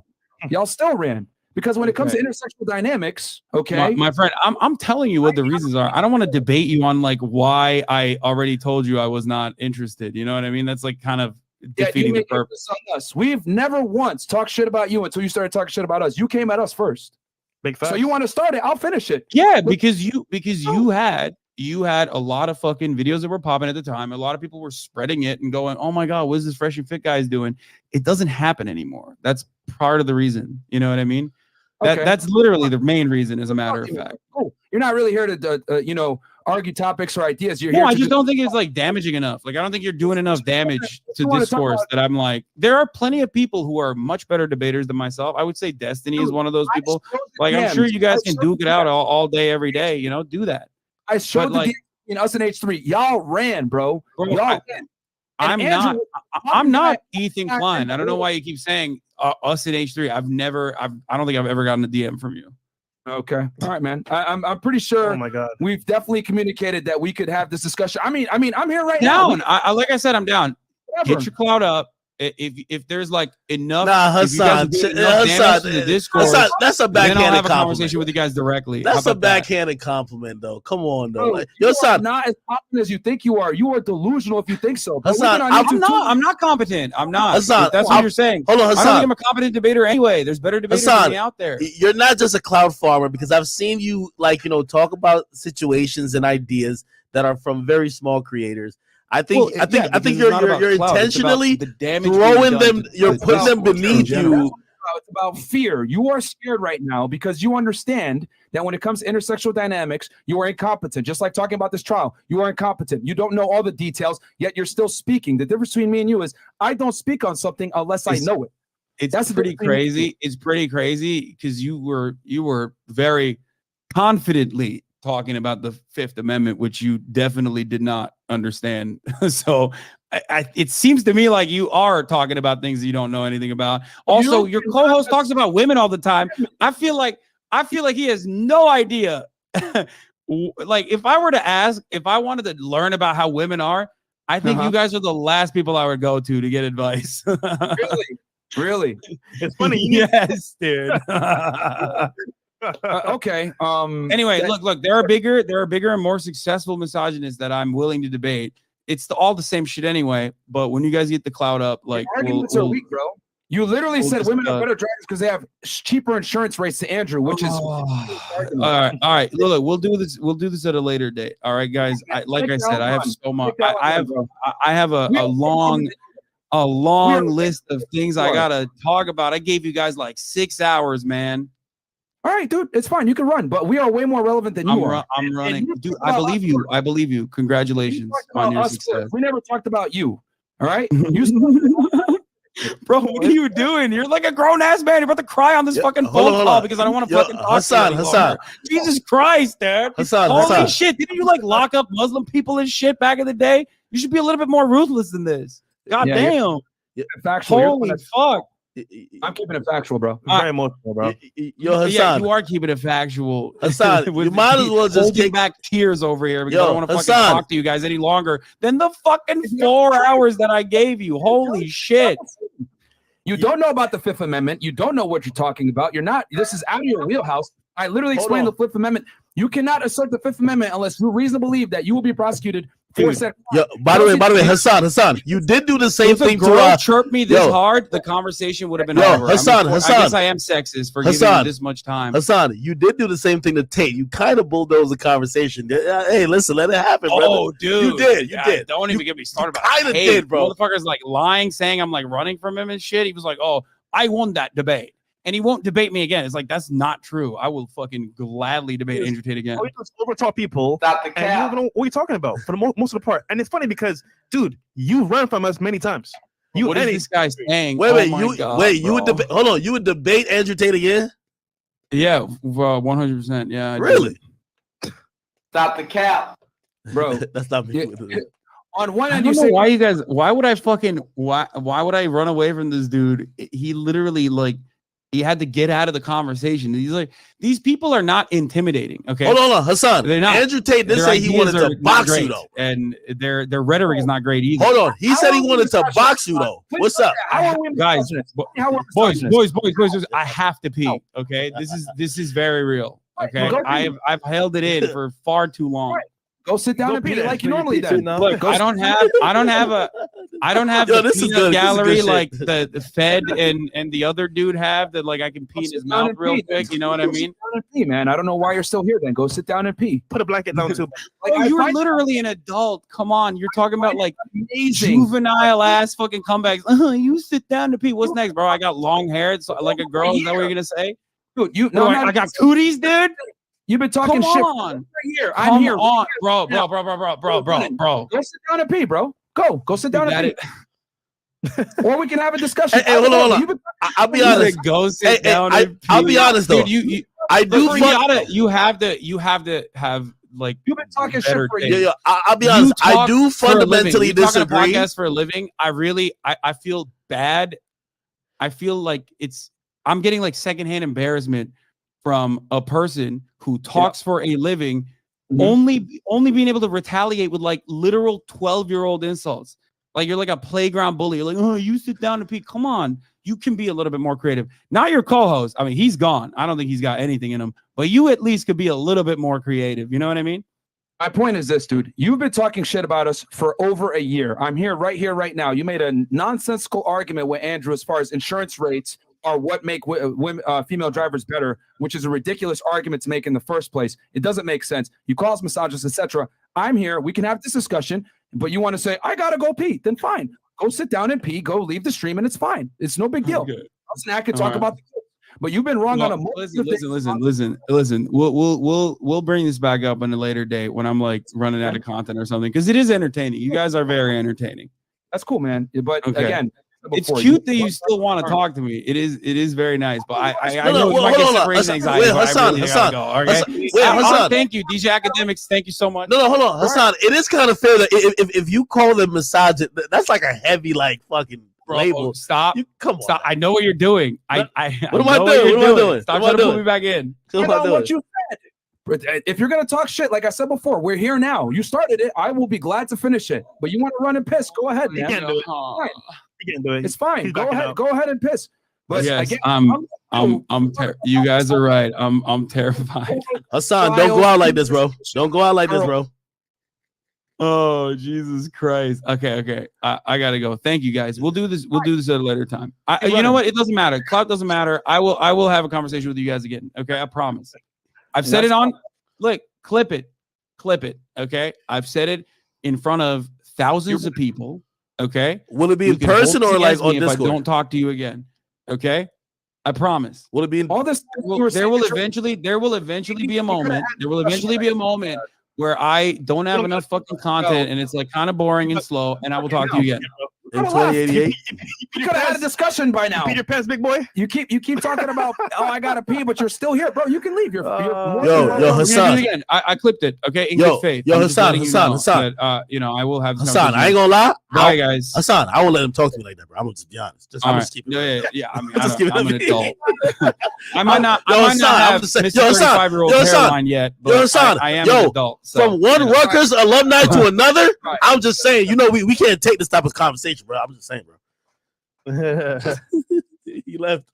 Running, turn into Goku instant transmission, which is fine. It's fine.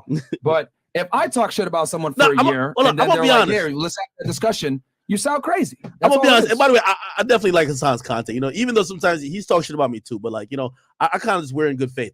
I definitely think he is kind of dunking you guys though, and I don't know why, because I think the whole thing about clout is BS. Because I'm telling you, I've watched his content a bunch of times and I've seen him really get into it, kind of debate ideas and ideology that a lot of people would definitely less a clout had. You know what I mean? So it's like, you're picking and choosing now.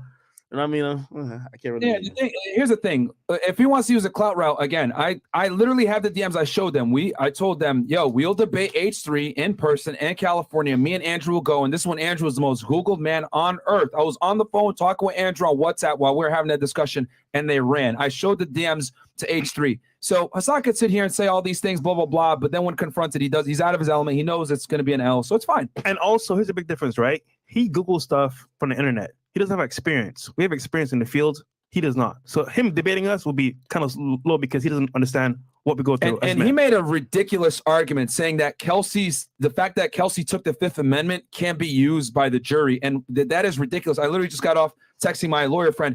It absolutely can be used by the jury to disqualify her as a witness because she took the Fifth, which contradicted the prior statement she gave to the police in September. But Hassan's saying that, no, she gets that Fifth Amendment privilege and they can't judge her. They absolutely can. The only person that gets that protection is Tory Lanez because he is the actual accused that's on trial, not Kelsey. Kelsey was a prosecutorial witness. But of course, again, as usual, Hassan talks out of his ass and doesn't necessarily talk with facts. But yeah, man, I mean, as far as like this reaction to this trial now that this guy's gone, yeah, bro, it's I think Tory definitely needs to file an appeal. I think he would have good grounds for one. I think there was a strong amount of reasonable doubt in this investigation, and I'm shocked that they actually were able to convict him. Yeah, I'm wondering how quickly the appeals process is going to work for him. Clearly, he's supposed to be he's going to be sentenced in January, I believe January 27th. He's going to be incarcerated till then. I know in a lot of cases, but I'm not sure if it's just I know civilly, sometimes you'll have either 30 days or 90 days to appeal. Not too sure how long he has to appeal, and then when they'll hear the appeal to maybe even grant it or go through a hearing for that. So, keep it 1,000. You cool with this verdict? Keep it 1,000. I would disagree. Like, I wouldn't have voted for this. You get what I mean? So, like, again, from everything I've seen, I'm like, yo, this kind of seems off. Now, I gotta accept it because at the end of the day, 12 people fucking made the agreement that that's what it is. So, I don't know. They saying that Rock Nation paid them off, bro. That's what they're saying in Nah, the I wouldn't conspiracy say world. that. Nah, listen, I wouldn't say that. Definitely would not say that.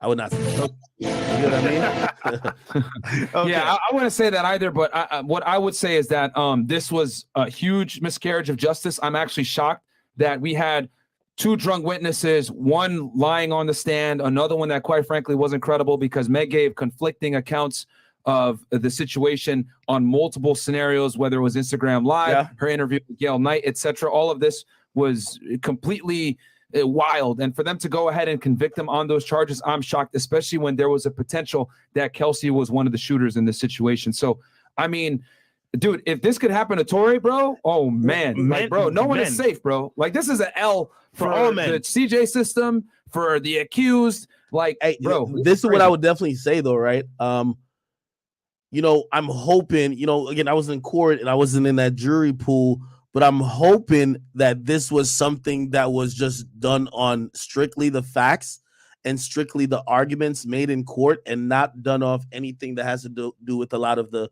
woke agenda and kind of the peer pressure that comes from social media for you to basically jump to judgment without even listening to the facts of a case. So I'm hoping those things didn't seep into anyone's decision making process. But it is 12 people, so I don't know, man.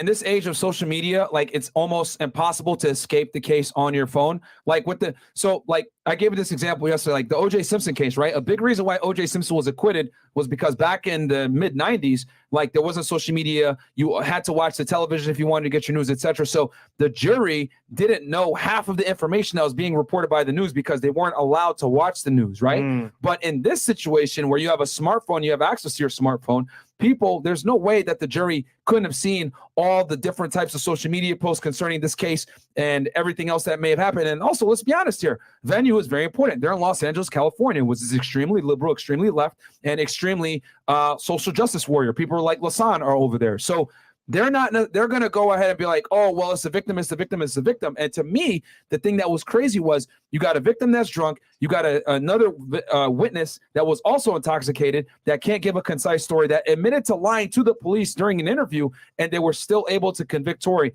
despite the fact that DNA wasn't necessarily found, the evidence wasn't properly gathered, the bullets and the blood wasn't marked properly. We have conflicting testimonies. It's just, it was all over the place. And then you have police officers, right? The main detective on this case had a bunch of credibility issues. He was under investigation and might get fired. So the fact that all of this stuff was going on and it didn't create reasonable doubt for a jury is, man, I'm shocked. I'm really surprised. I think Tory Lanez has a very strong ability to appeal this though. And I'm really shocked at the thing. I'm just shocked at the verdict here. If he's convicted fully, is he like done for? Like, there's no well, yeah, back? they're gonna deport him. Yeah, Deport him? 100%. I mean, he's a Canadian national, right? So this isn't just like being convicted of a crime. This is once he does his jail time, right? He's gonna get sentenced, I think, January 27th. Well, let's say they sentence him to 2 years. After 2 years, immigration is going to be there waiting for him at the jail, and they're going to take him and put him in removal proceedings and send him up to Canada. Damn. And he won't be allowed to come back to the United States. Yo, Act got a dog now, man. He's a dog dad. Yo, Act, congrats, bro. You hit like 70K live viewers on Twitch and YouTube altogether. That's a W, bro. Yeah, it's down to Marco right Yo, there. I'm not gonna lie. I was getting a haircut. I was in the gym. I was on the toilet listening to this whole like coverage by Akademiks, bro. Shout out to you, bro, for keeping it 1,000. Yeah. No. Of course. I ain't gonna lie. It's the most I've ever streamed in life, and just kind of watching this whole thing. I'm gonna be honest with you. Like, I'm so shocked that it happened like this. It's I don't know, man. And real quick, because I have the verbatim language here, which if Lasan had let me speak, basically when it comes to the Fifth Amendment, the test is this: whether the witness reasonably believes that the disclosure could be used in a criminal prosecution or that it could lead to other evidence that might be used against him or her, right? So, and then there's also jury instruction that the jury isn't supposed to consider pleading the fifth as implying criminal liability or guilt, right? However, in this case, that only applies to Tory because he's the accused. As far as Kelsey goes, they can absolutely use it against her to attack her credibility as a witness. So again, Hassan was incorrect saying that she was protected through the Fifth Amendment for not wanting to testify. Yes, though she might not be criminally liable, she is liable to have her credibility hurt as a witness, and that is the point. No, she was the investigation, not the target. So since she was a witness, the fact that she took the fifth, the fact that she lied to the police, this can all be used to discredit her as a credible witness. This is where Hassan doesn't know what he's talking about. By the way, you know what this also reminds me? This is why California is so dangerous for, like, you know, anything to do with, you know, anything to do with a weapon, period. You know what I mean? Obviously, this is a particular situation, but, you know, their penalties and how they write their laws according to these things and how it's amplified when it's a, you know, man and woman issue. This got to be scary for a bunch of people. You know what I mean? And no, I'm not saying it's scary for people who are abusing women. Again, if we all seen a lot of data and a lot of you know, things that came from court, and we said, oh, we believe that it's gonna go this way, and we're all wrong. I mean, we've ran polls. We've had over 100,000 people vote, and it was overwhelmingly 90% believe that it was going to be a not guilty verdict. And if the average person can not even get the lawyer that Tory got to fight this case, so the average guy is screwed.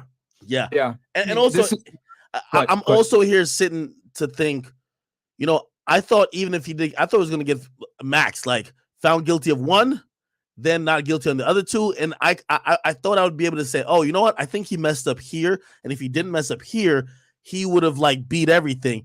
With this verdict, is like, it just seems, I don't even know where to start to kind of decode what he could have done differently this and third. I know some woke motherfuckers will be like, well, you could have started by not shooting her. I get it, right? But like, here's the thing. So, and this is the discussion I was trying to have with Hassan, but he kept cutting me off. This investigation, this trial was a case of feels before reals, because if you go through each of the prosecution's evidence, there's a reasonable expectation, there's a reasonable, there's plausible deniability that Tory might not be culpable. And I'll explain what I mean by this. So in the jail call and the text messages to Meg, right? He says, I'm sorry, and apologizes. And the prosecution heavily relied upon this. However, we know that on that night, Tory was flirting with Kylie Jenner. Tory didn't want to leave the house. Meg left the house and it came back for him. He went ahead and exposed a secret to Kelsey that Kelsey had not known prior, that Meg was running around and having sex with a bunch of dudes that Kelsey was involved in a relationship with. That led to a fist fight. That fist fight led to Meg getting shot. So there's a multitude of reasons that Tory could have apologized to Meg. It doesn't necessarily mean that I'm apologizing for the exact reason of me pulling the trigger and shooting you. There's a bunch of things there. Then they want to talk about the DNA. Well, we know that the DNA wasn't necessarily conclusive. And to take it a step further, both DNA experts testified that if Tory had shot the gun 5 times, more than likely his DNA would have been able to be found on the weapon conclusively. It was not. And then the other piece of evidence that they used was, what else, Ak, here? I'm going to look at my pictures. I know we took a thing here. What was the other piece of evidence that they had? Sean, the gunshot residue, it was on Tory and it was on Kelsey. So that adds 2 potential shooters. And then Sean Kelly, right? He testified that he saw Kelsey, a woman shoot, and he testified that a man shot as well. Well, I mean, what man are we talking about? Are we talking about Tory? Or are we talking about the other guy? Like, that's just him saying, oh, yeah, I saw Tory shoot. But none of the other witnesses besides Meg can say Tory shot, right? And from what they're saying, when he shot, was it shooting at Meg? Because Sean Kelly also testified that he saw Kelsey shoot the first shot. So, and his testimony was kind of all over the place as well. But what I'm trying to say is that each piece of evidence that the prosecution brought forward had some kind of doubt in it, that there was a plausible deniability that Tory might have not been the one responsible. And Mark, put it like this: trial, it's got to be proven beyond a reasonable doubt. Put it like this: I'm floored because I thought, you know, it was going to be a combination of maybe many different things why they were going to possibly vote for any guilty charge against or any guilty verdict against Tory. What we now find out is that basically all 12 members of the jury believed Meg Thee Stallion's story, despite it omitting a bunch of details, despite her saying things that everybody else was like, no, that didn't happen. They believed her. And again, you know, that's scary.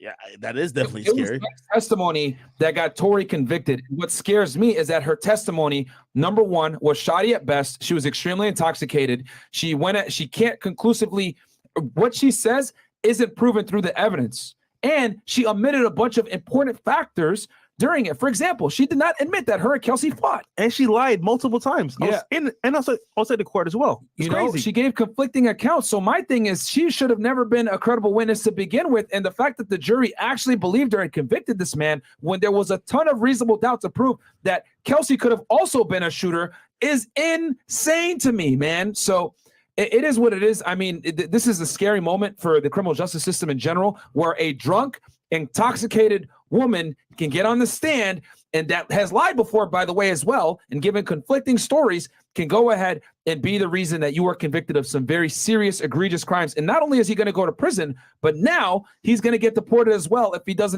isn't able to beat this on appeal. And yo, as a yard man, how do you think Tory's father felt when he heard that verdict, bro? Shit, I feel like his whole family was probably, I'm gonna be honest with you, I think they probably all went in today to say, hey, we're gonna get a verdict maybe today, if not on Tuesday. But I believe they were all going in like, yo, hey, get the champagne bottles popping, like, yo, get, like, I think they were everybody watching it. Granted, they're asking random people that's been at the court throughout this whole process, hey, what do you guys think? Everybody's saying, yeah, and I think Tory's getting off. Everybody, I don't see no one who says, nah, I think Tory's fucked. No one said it. Look at Mo Lawyers for Worker. He interviewed a bunch of different people. Hey, what do you guys think? Yep. Everyone's like, I'm gonna be honest with you. Even people who said, hey, I came into this biased for Meg, and I believe no, Tory's gonna beat this. So I gotta imagine that the shock from all these individuals, including like, you know, everybody from Tory's team and even family, is ridiculous. Yeah. So going forward now with this verdict, no, that everyone knows about, you think Meg got a staple in the industry still? You think she's going to be popping or no? You know, that's so interesting how this is going to play out, because here's the thing. I feel like her status in the game ain't changed, right? So like she's been getting awards. I know she said she's been going through it personally, but she's been getting awards and really all these accolades. There's certain male entertainers, which she has even said in her own testimony, like Drake, like DaBaby, right? People, and obviously she says blogs, like every blog just hates her, right? But she says these people have picked a side, and I'm wondering if how those relationships in the future will go, right? Like I'm wondering, does Drake address this? Does Drake say anything about it? Does she ever do a song with Drake? Does she ever do a show with Drake? Like I see Tusi say something about it, saying kind of like it's fucked up. He didn't really speak against Meg, but like, is there gonna be a divide? I don't know. You know, bro. If I'm an artist and I saw what happened to Tory and Meg, nigga, I'm staying far away from Meg, bro. 1,000 with you, bro. I'm staying far away from Meg 100%. Because she can lie about him. Nigga, what about me?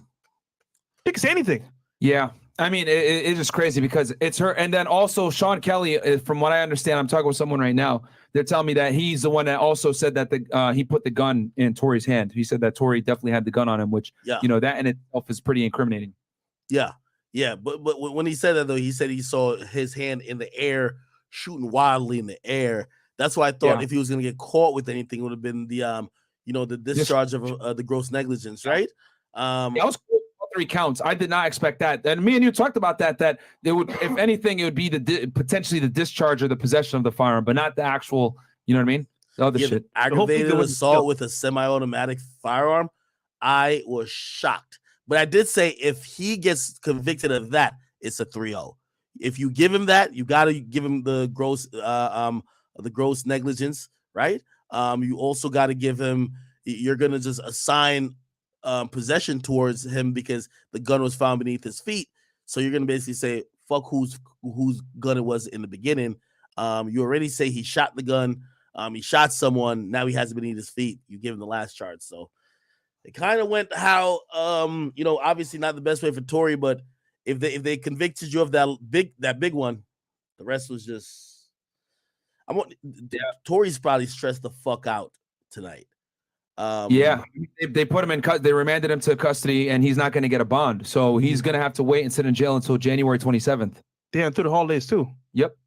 Yo, right by the before way, Christmas. No, all the rappers gonna say, bro, that you're a news outlet because, bro, everyone's watching your channel for this update, bro. Everybody and their mama. This was, you know, there's moments in time in the history that I remember feeling like everybody was watching me. I remember when Drake and Meek were going back and forth. I felt like everybody was watching me. I remember when 6ix9ine was on the stand. I felt like everyone was watching me. I think I had like 30,000 people watching me read tweets. It was kind of like this, except I was just only on Twitch at that time. This time, you know, we're on multiple platforms, and it was just like, you know, people were waiting 2 years for this. And here's the funny part.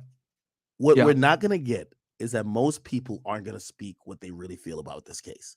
Facts. Yeah. They can't. Like, especially they're going to hit me on out. my phone, be like, yo, this is crazy. They're going to whatever, and be like, yo, just between me and you, da-da-da-da-da-da. They're not going to say shit. You know what I mean? And I'm gonna be honest with you. You're gonna see a lot of females who speak up, as you could expect, but the male rappers who don't speak up is more than likely because they don't necessarily thought this was gonna be how it was gonna be. So, you know, they're just not gonna put themselves on the record that it could be used against them. You know what I mean? I want to hear you on Watt 100 and then Charleston White talk about this. What do you think is going to happen? What do you think is going to happen as far as like her career goes? Do you think people are going to just say, well, we're not working with her, or is she going to be able to? I mean, I don't think it's going to affect her that poorly because, like I said before, female artists don't necessarily get affected as negatively for cooperating with the police like male artists do.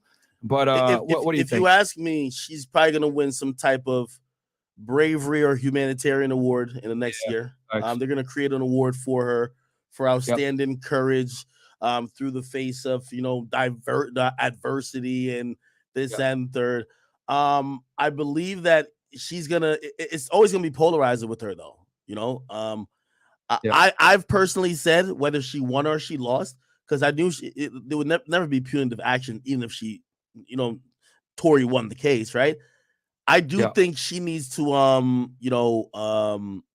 be a little bit more likable to both genders, because right now I feel like, you know, a lot of dudes, whether they accept this verdict or not, they're feeling like, oh, Meg is the type of woman who would be lying on a dude. You get what I mean? And I don't think there's going to be nothing that happens to her career. She's only going to get bigger. I think certain artists are going to stay away from her. And I won't say it will be necessarily a blackballing, but you're going to see certain artists rather not. Not sure if it's going to be noticeable, though, because there's going to be a new line of artists or a new lineup of artists trying to work with her. So it might not even look noticeable. When it's very, and that again, Hassan coming in saying, well, what do you mean that male artists are more inclined to not work with the police? I mean, bro, come on, let's be honest here. He don't know the culture. He doesn't understand the culture that, you know, if a woman comes forward and, you know, says, hey, he shot me, especially if she's a victim and it's a male perpetrator, well, it's not going to have the same level of issue as if a male artist went ahead and said, yeah, I'm a snitch and cooperate against other dudes. It's not the same. The reason why I didn't argue with him, about that particular point of view is that I had him on here before and we were talking about, you know, violence in Chicago and due to drill music, and he refused to even acknowledge that, you know, revenge killings, retaliations, and making songs about dead ops and all this stuff that's fueling it is a very important contributing factor to why the violence continues. He literally stopped that. They're only killing each other because of poverty. And I said, well, while that is, he said, it says only poverty. I said, well, while that's a contributing factor, you have to understand that there's a bunch of things that might be cultural in nature that's fueling the crime rate. He just was like, no, it's just poverty. And I'm like, if you don't understand culture, I can't really even get to the point of arguing these things with you because you don't understand it. You know what I mean? So while that's a cool argument. Did you tell him that FBG Duck was a multimillionaire and still died from gang violence in one of the richest areas in Chicago? I told him all this. Like, where he just didn't want to hear it. Just didn't want to hear it. That's what I'm saying. Like, I like having him on sometime, but that's what I'm glad you hopped in, because after a while I could just laugh, bro. Like, I fuck with him though, but I just gotta laugh, bro. I mean, he's someone was blinded by Meg being a victim, and he refused to acknowledge the fact that just because she's a victim and she got shot does not mean that everything she says is on point, right? She's a witness just like anybody else, and her witness is, you know, it can be criticized and or deemed to be not credible, especially since she went on multiple platforms, gave multiple reaccountments of the incident, and they were not consistent, which therefore hurts her credibility as a witness. And that's how it should be looked at. Him saying, oh, well, she was shot, she was the victim, etc. I mean, I get it. We're not here to victim blame, but at the same time, the victim's got to be able to be truthful to a degree, especially when we're looking at a man's life and being able to have him put in prison for a serious offense and having them be deported. Kelsey, same thing. Oh, well, she was going through postpartum depression. I don't give a fuck about any of that shit. You cannot lie. You cannot sit there. And he's basically saying, we got to give women the benefit of the doubt, is what he's essentially saying. And I'm saying you can't do that. Postpartum depression, her being sad, her being a victim, fuck that shit. This is why this believe all women mindset that a lot of people like Lasan try to subscribe to, even though he's saying, no, I don't subscribe to that. But by your actions and what you're saying, you are subscribing to it because you're using female excuses such as postpartum depression, her being sad, her being shot, blah, blah, blah, makes their testimony credible. No, it does not. Yeah. Men lie, women lie, numbers don't. And that's why I'm such a big proponent on we cannot sit here and say, believe all women. It's bullshit. Look at Amber Heard. If Johnny Depp had never recorded those situations or those instances, he would probably not only be culpable from a liability standpoint for the civil case, he probably also would have went to prison. Yeah. But thank God he recorded those conversations and him attacking. And I really wish that someone had recorded this situation too, so we could have seen what the hell really happened. Because even if Tory did shoot at her, to you, Kelsey was involved too. Yeah. No, I agree. But that's why I say I think Hassan is someone who knows how to sidestep really well. And look at his audience, bro. You gotta look at his audience. My bad, Myron. Yo, what the fuck nigga diss me, bro? Nah, he was upset at you. That nigga diss me, bro. No cap, bro. I'm a boom on that nigga, bro. No cap when I see that nigga. Yeah, okay. Like again, if you understand, by the way, I watch fairly a good amount of his content. So like I understand how like he approaches shit. And like I think it works for his audience. He's like first of all, the moment I realized he was a socialist political like streamer who, you know what I mean, like I feel like there's some hypocriticalness there anyway. You know what I mean? This guy lives pretty good, but he's saying that we should be in a socialist society. I get it with him. I get it. No, act. My thing with Hassan was like I fuck with Hassan, but it was just like on this case I watched his stream, so it was like I know he was reading blogs and like listen, this is what really made me like don't add this nigga, bro. He was reading Meg Thee Stallion blogs and he was believing everything Megan Thee Stallion was saying, right? And then when Kelsey got on stand and she was testifying under oath, he was like, why should we believe her? Why should we believe her? And I was like, bro, you're talking about niggas being biased, but you believe Megan Thee Stallion instantly, even though she lied on Gayle King, but you don't believe Kelsey when she said, oh yeah, that testimony I did. And every time we mention that, you know what she said? Why wouldn't I believe her? She got shot. And I'm like, all right, so you're one of those. Like, you know what I mean? Oh, that shit made me, like, that made me realize he don't know what the fuck, like I'm not gonna diss Hassan. Like Hassan knows what the fuck he talking about on debates and shit, but on this specific on politics, I'll give him his credit. Yeah. When it comes to talking about culture, like he's a headline reader, and that's just really what it is. Don't know but he was telling you that, he was telling you female and male streamers, rappers don't condone snitching. It's only the real male rappers, bro. Female rappers rap about popping their pussy, riding dick. These niggas rap about shooting and killing niggas. Of course, their codes are different from a bitch who just rapping about Remy Weave and riding dick, bro. Like, let's be real. Yo, he was arguing about the details of the case with me, who have covered pretty much every inch of it.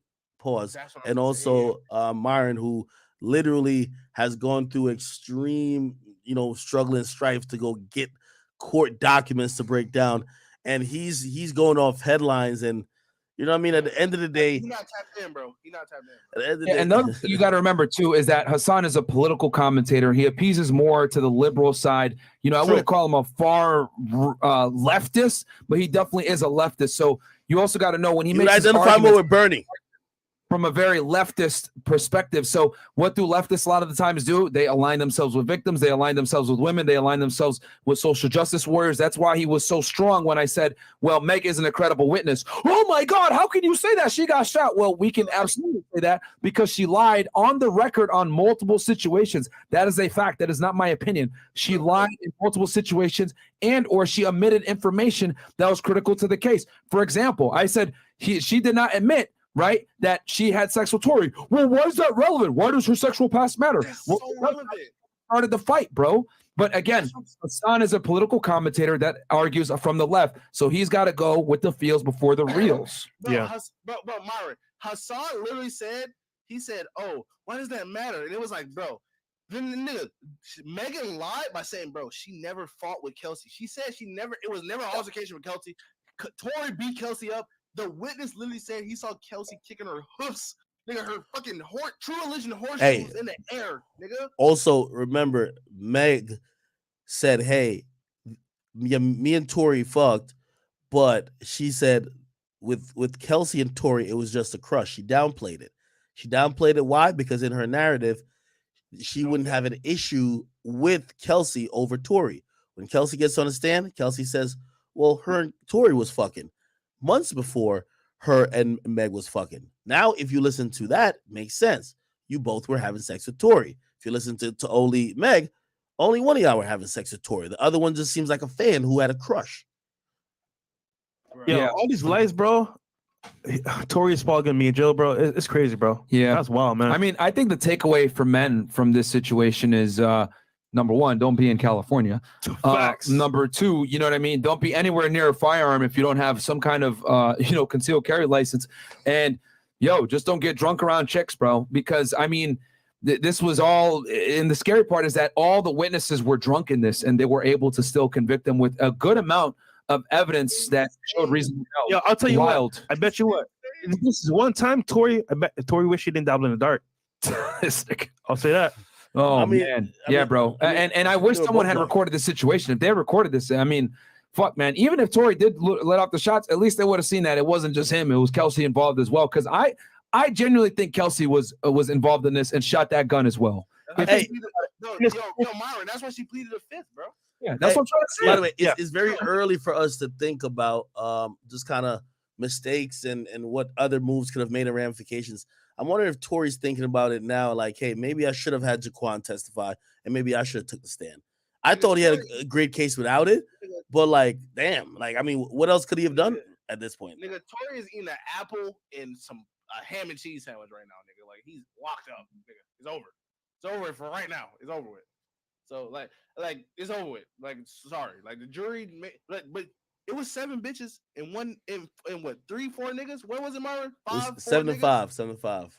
Yeah, so it's like when bitches see Megan Thee Stallion cry, they gonna eat that shit up, bro. They gonna eat that shit up like a Lifetime drama, bro. They eating that shit up, bro. And they gonna influence the niggas, bro. You know. Yeah, and I said it before that Meg did a good job because her job wasn't to necessarily report the facts. Her job was to report the feelings, and what she was able to do was to be able to pull at the heartstrings as a victim, as the star witness for the prosecution alongside Kelly, who's supposed to be the other star witness, and they believed her, bro. That's what she did. Was she got on there and she cried and she made it a scene, and they believed her. And this is scary how someone's testimony that quite frankly isn't a credible witness, and that has been proven through fact because she lied on multiple situations. That's not my opinion. That's a fact. She lied multiple times.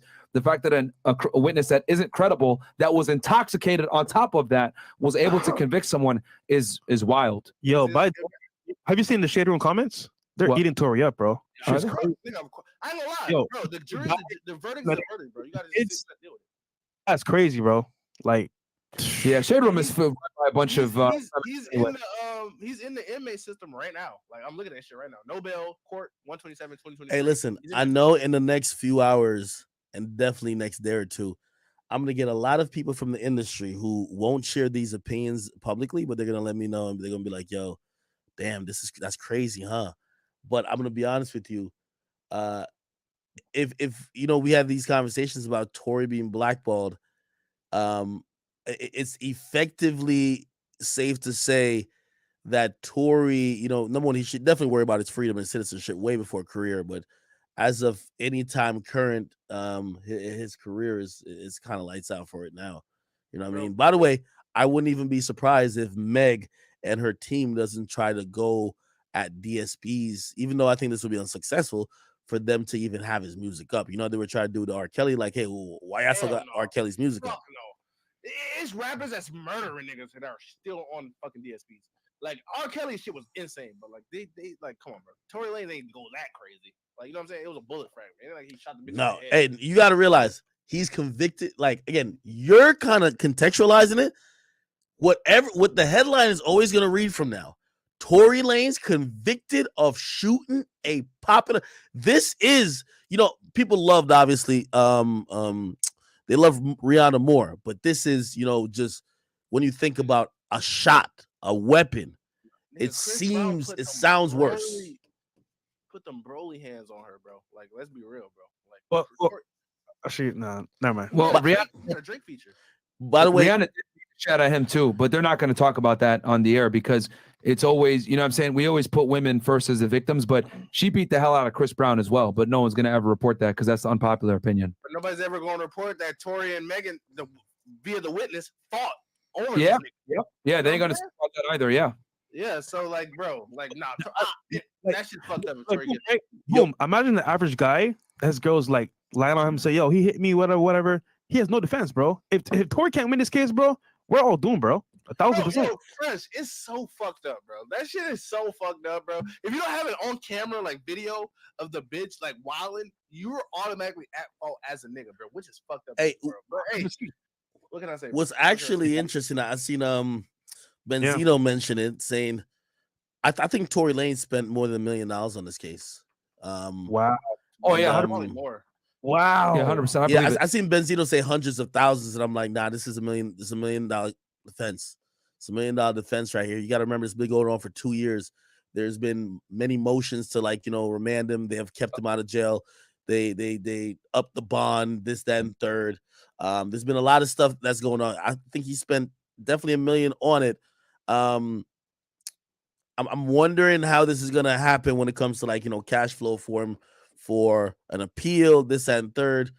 He definitely spent a good amount to get this. He's gonna have to be an international artist. You know, he's gonna have to do the 6ix9ine thing and just do abroad and that's it. Because I estimate, let's say he doesn't win the appeal and he's got to actually do jail time. Since he went to trial, he's probably gonna have to deal with a higher jail sentence. It's the California penal system, so they'll probably give him somewhere between 5 to 15 years, somewhere in that range. He'll probably get out on good behavior, and then immigration is going to be there waiting for him, and then they're going to put him in removal proceedings and deport him. I don't know about that, bro. I don't think he's gonna do 5 years. I think he'll probably get like 3 years. I don't know, 2 years. Because he didn't really shoot the bitch. You know what I'm saying? Now, you gotta remember that he went to trial. Anytime you go to trial, they're gonna hit you with the book a little bit more. Than if you do a deal. So I estimate somewhere between 5 to 15 years is what he'll end up getting. He might end up serving 3 years for good behavior, and then I think he's gonna get 9. I think the sentence for the aggravated assault with a firearm is 9 years. It was semi-automatic. I think that's 9 years. I think he'll get concurrent for the other charges, which get less years. So and being in California, I think in California you might be doing 60% of your time in California. So I just gotta say, man, there's a saying in the Bible that talks about women destroy kingdoms, bro. And dude, that man built a massive music career over a period of time, put in the work, destroyed by a bitch, bro.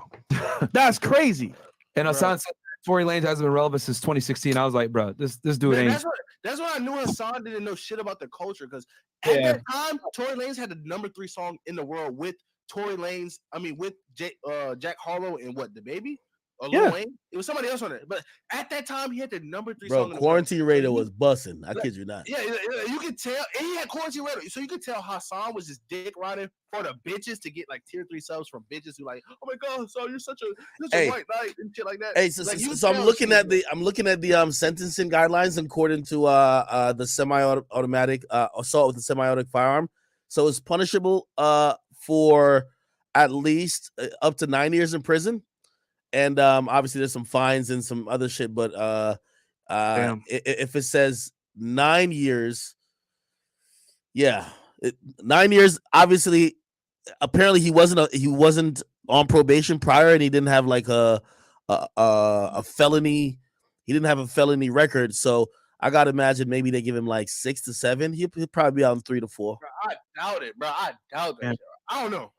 Like, I doubt it though. For a first felony, bro. I mean, Martin is the Fed nigga, so you know more than me. Well, you got to realize this is California. This is That's California. a trial. Why I think he's gonna have to do some time because he went to trial. Anytime you go to trial, bro, they're gonna You amplify it, but it's like, bro, it's your first time still. I don't know, bro. It might be 5 though. You're right. He might get out 3 years time served. Yeah. You know what I mean? And in California, there's parole, there's good behavior, there's all this shit, and then obviously he's got the deportation waiting. So he's gonna get deported for real? Yeah, bro, 100%. Oh yeah, he's out of here, nigga. He's in Barbados, nigga. He's in Cancun somewhere, bro. Where are you from?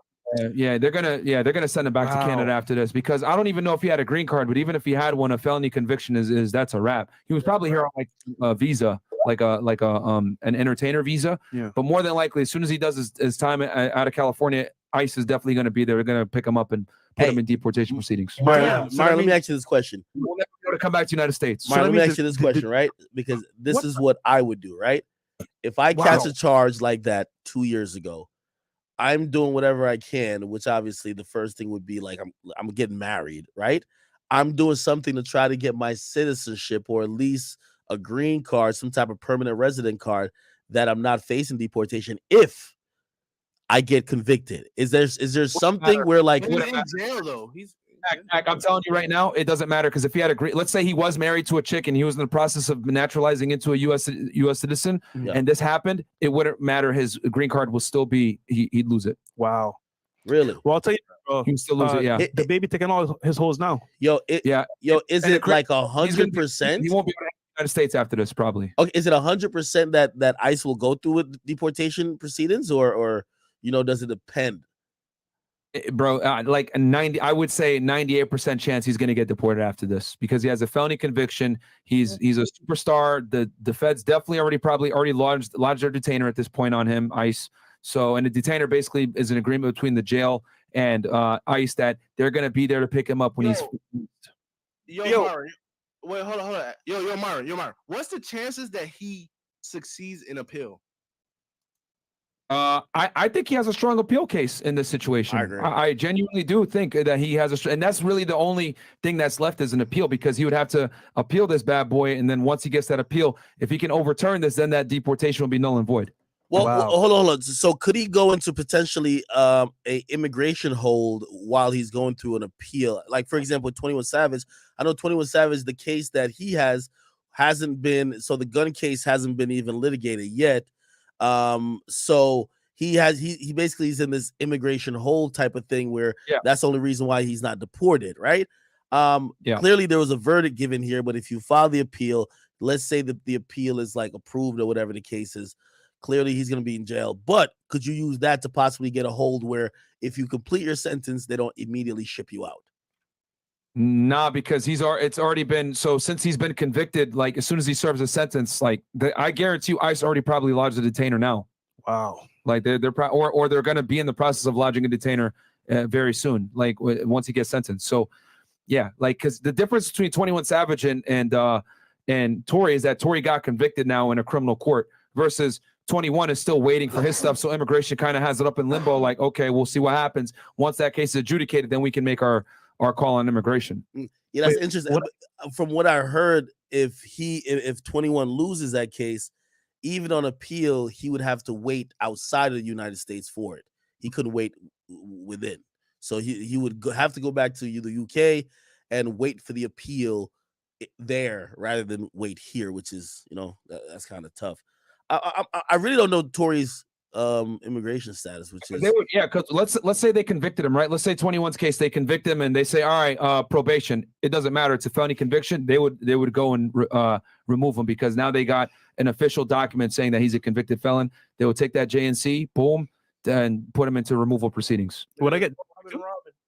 No, you're a citizen. Okay, cool. Wow. Thank God. Wait. So I got a question. Yeah. I don't know if I know this shit. I'm on a Hassan shit right now. I don't know much, but I'm gonna ask you about it, nigga. So You remember the one jury who was like, "Oh, I know about social media. I follow them or something like that," and she was like, "Oh, but I'm gonna be fair." Is she still in the jury, or was she like substituted by somebody else? No, apparently she was still in there. Yeah. Yeah. So I mean, you have a case for what appeal, right? The defense can absolutely, raise an appeal. They can raise an appeal and cite a multitude of reasons as to why Tory Lanez didn't get a fair trial. Bro, and I ain't gonna lie, bro. It's so much evidence for a reasonable doubt, bro. It's like you have to get an appeal, bro. It's like you have to just appeal that shit because like that shit don't make sense. They're 100%. It's like an auto thing. Like they almost always file an appeal immediately after a verdict is written. But let's be real here. Can they afford to take a loss with Tory? They can't. Who can afford to take a loss? Like the system itself, the agenda. If they lose, if Tory wins his case, then he proves all them wrong. I'll look bad on them. True. You know, LA did anything to try to they try to get him on bribery. Like they try to get anything to. I think it's well, it's gonna go to the Supreme to the California Supreme Court, and then if it needs to get elevated even more, then it can. So I don't think I don't even think an appeal is gonna come through before he does at least a few years. I think it's gonna be out of sight, out of mind by then. So he's gonna do some jail time until this appeal is finally filed away and everything. Wow. Yeah, and he's gonna do some time because it takes a long time, man. And here's the thing: I believe that people are gonna just take this into their just mentality that okay, this is what happened and move on. People are on to the next thing. They're thinking about YSL. A year from now, they're not going to be like holding on to hope, like, yo, whoa, we're waiting for the appeal. Nah, it's going to be like, all right, yo, even if we disagreed with it, like that shit's over with. You know what I mean? The same steam and the same, you know what I mean? Like support that people were kind of giving, hoping that he was going to be innocent. I don't see them giving a fuck like that again. I think this is a one and done thing. That's crazy. That's tough. Obviously, he still got to fight for his freedom and it's like, his ability to make a living. But I don't think the public will be invested like this again for anything to do with this particular case, especially an appeal. By the way, I'm still waiting on Meg to do the ultimate gloat thing, like do the encore, like the victory lap. I know it's gonna be. What about Vibes Cartel's appeal? Vibes Cartel. Yeah, but Vibes Cartel is like completely different though. Like Vibes Cartel is like bigger than Drake in Jamaica. So like what Drake is to the United States, he's bigger than that because he's almost like he's a cultural leader that almost has power like a government official. You get what I mean? So like people grow up on him, so people care about him way more than they would care about a Tory Lanez. You get what I mean? Okay. Yeah. All right. Yo, you think they're gonna make a custom jumpsuit for Tory Lanez in there? Man, stop playing with Tory, man. Stop playing with Tory. Well, I'm just saying, bro. He guilty, bro. He in there right now. He in the system. I'm looking it up. Yo, I actually believe that. Yo, I think Tory might have been doing like a documentary or something like that, man. It's over with for that documentary, nigga. I'm not gonna lie. That documentary got a halt to that shit, bro. This gonna be mad, bro. I'm not gonna hold you. Yeah, it's wild. I mean, all I took away from this was that if there was this amount of conflicting information, this amount of conflicting testimony, this amount of evidence that showed that there's potentially another shooter. Yeah, dude. And it wasn't necessarily just Tory Lanez by himself. The fact that he was still convicted with a real defense team and experts testifying on his behalf, even the state's expert that testified for the DNA couldn't conclusively say it was Tory Lanez. I mean, yeah, bro, this is an L for the criminal justice system in general. And the only thing I could take away from this is California is an L. Gun laws in California are an L. Don't be drunk around women and don't do stupid shit. And you got to be, on your P's and Q's, man, because we live in a world where believe all women. And yeah, it's just wild shit, man. It's just wild. It's crazy. I told y'all niggas Megan was innocent, bro. I told y'all niggas, bro, 3 days ago, bro. Niggas ain't bruh. Get out of here with that. Hey, I'm gonna be honest with you guys though. Like, I'm watching all the comments on even Shade Room. Like, yeah, there's a lot of fans, and obviously, like a lot of women who probably more than the case, they're probably thinking about maybe situations they feel they've been victimized, so they're kind of just coming out and like cheering. Yeah, they're going for feels versus the reals. But like I'm scrolling through, I don't really see many people from the industry who are like, oh yes, finally got him. I'm gonna be honest. Like I'm looking at this one with 13,000 comments. I don't see a bunch of like industry folks, who are like celebrating this. And if you ask me, it's because I really believe the majority of the industry the tides were turning, and they really were believing Tory. You know. What if you see Drake post on his story like, "Yeah, Manga was innocent, man. I feel so sad for her." What you gonna do, Ak? Nah, Drake can't do that. You trolling. What did he do it though? He's trolling, bro. He's trolling, bro. Oh shit! Let me stop. Yeah, I'm looking at. They have 90,000 comments on this one thing, and for all the verified people, it's like Instagram. It's like shade room celebrities. There's no like rapper. There's no one. I'm not seeing it. I saw another admin there, bro. It's just sad, bro. This is just sad, bro. Like we as men took an L. Keep it 1,000, bro. Yeah, criminal justice system took an L. Hey, bro, y'all just gotta move. Y'all just gotta move smarter with these hoes, bro. You know how these bitches be. Yeah, bro. this is a lesson for all the guys out there, bro. Hey, just have your phone out, bro. I'm sorry, bro. Just have your phone Yeah, out. you gotta record any bullshit that you're on with a woman, bro. You gotta pull your phone out and record, because even in this situation, like Kelsey and Meg were trying to protect each other in the beginning, which is why they didn't necessarily admit that they had fought each other, which is a very important fact that they didn't disclose to the police in the beginning. And the point as well, you brought a video showing what happened right after the altercation, and Kelsey was saying, "Yo, Meg, you good? You good, girl?" I'm like, bro, they were still friends at that point in time. So it's like, it's 2 against 1, bro. You But can tell she beat her ass and was like, "Damn, I did not mean to shoot your ass." Like, damn, you good? Wow. But I know you got to be somewhat but I mean you were very like objective. You weren't like on one side or the other. So No. I get that part. Let me tell you, as I try to play this as objective I can. You know, obviously, you know, I'm a man, so like I know how sometimes people, once they just hear about a man and a woman, a lot of people are inclined to believe like just the word men means abuser. You get what I mean? Like they've almost vilified having a balls and the dick. So it's like as soon as they hear something between a man and a woman, they just be like, "Oh, this thing is guilty."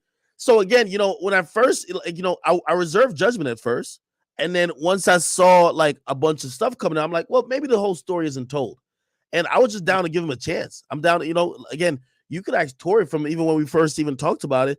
You know what he said? He said, "Ak, I'm gonna be honest with you." He says, I'm actually surprised. Remember, I don't know if y'all remember, me and Tory weren't on the same page for a second. People in my stream remembered, because it was some shit on Clubhouse, this and third. But in reality, I just looked at I looked at him, and it wasn't about, oh, that is Tory. I was just like, I'm just looking at the facts of what I'm hearing coming out, and it looked like it could be more to the story. And unfortunately, me not jumping to conclusions, people thought I was being paid by Tory. People thought that like, yo, you want to fuck Tory, like, you know, like there's this, like they make up all type of stuff, right? Like they make up all type of things just because you're like, let me see what's going on. Then I would report things that were accurate, but it didn't make Meg look the best. And then people were like, no, why would you report that? And I'm like, wait, are we only in the business of reporting things that make Meg look like the absolute victim? And I realized that, you know, Tory was in a fixed fight. You know, I call the shots on my own platform. There's no Rock Nation or nobody else that could just program me and tell me how to do it. And, you know, I'm my own man. And if you ask me if I would do anything any different going back, no. Like I would have covered it the same way. Yes, towards the end of it, after covering like 10 days in court, I started making up my mind personally on what I think. I'm like, you know, I think, listen, I still don't know who did it, right? But I definitely thought it was going to be the case. I thought that's an easy assumption. I'm like, yo, this case is bullshit. You get what I mean? I'm like, this case is bullshit, right?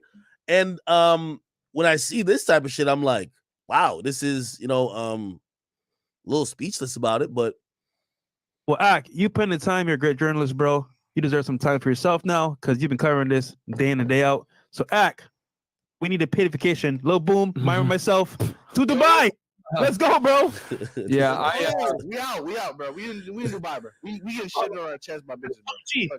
Hey, by the way, yo, you know, I guarantee Tory's sitting back and thinking, if this had happened in Florida, he's free. He's super free, nigga. There you go. Yo, Chris, let's tell the streams on everywhere except for YouTube. Guys, come on over to YouTube on Fresh and Fit, man. Sorry if you're watching us on other ones. Boogie posted "Free My Bros," but you think it had anything to do with Tory Lanez, bro? Yeah, they just had a song together. Take shots. Nigga posted "Free My Bros" 20 minutes ago. Nigga. Oh, he said "Free My Bros." He put an S on it. Nigga, "Free My Bros," nigga, with a black heart. Oh, you probably talking about Young Thug and Tory Lanez. Nigga, you talking about Tory the GOAT, Daystar Peterson, nigga? Fuck You say A Boogie? A Boogie with the hoodie, nigga. What are you talking about, nigga? Bro, I definitely am clicking on his page. There's nothing in the story. Nigga, on God, nigga, on his page, nigga, on his post. But he said bros, if anything, so it will be. Well, multiple he people. posted a picture of himself. Like, come on, He man. said free my bros though. Like that's a crazy caption, bro. Okay, last thoughts. bro. Yeah, I'm on Tory Lanez shit on the like inmate shit, and this is his shit. He in there. That boy in there, bro. I think the problem here is that the state didn't really prove their case yet. They still got the benefit of a conviction.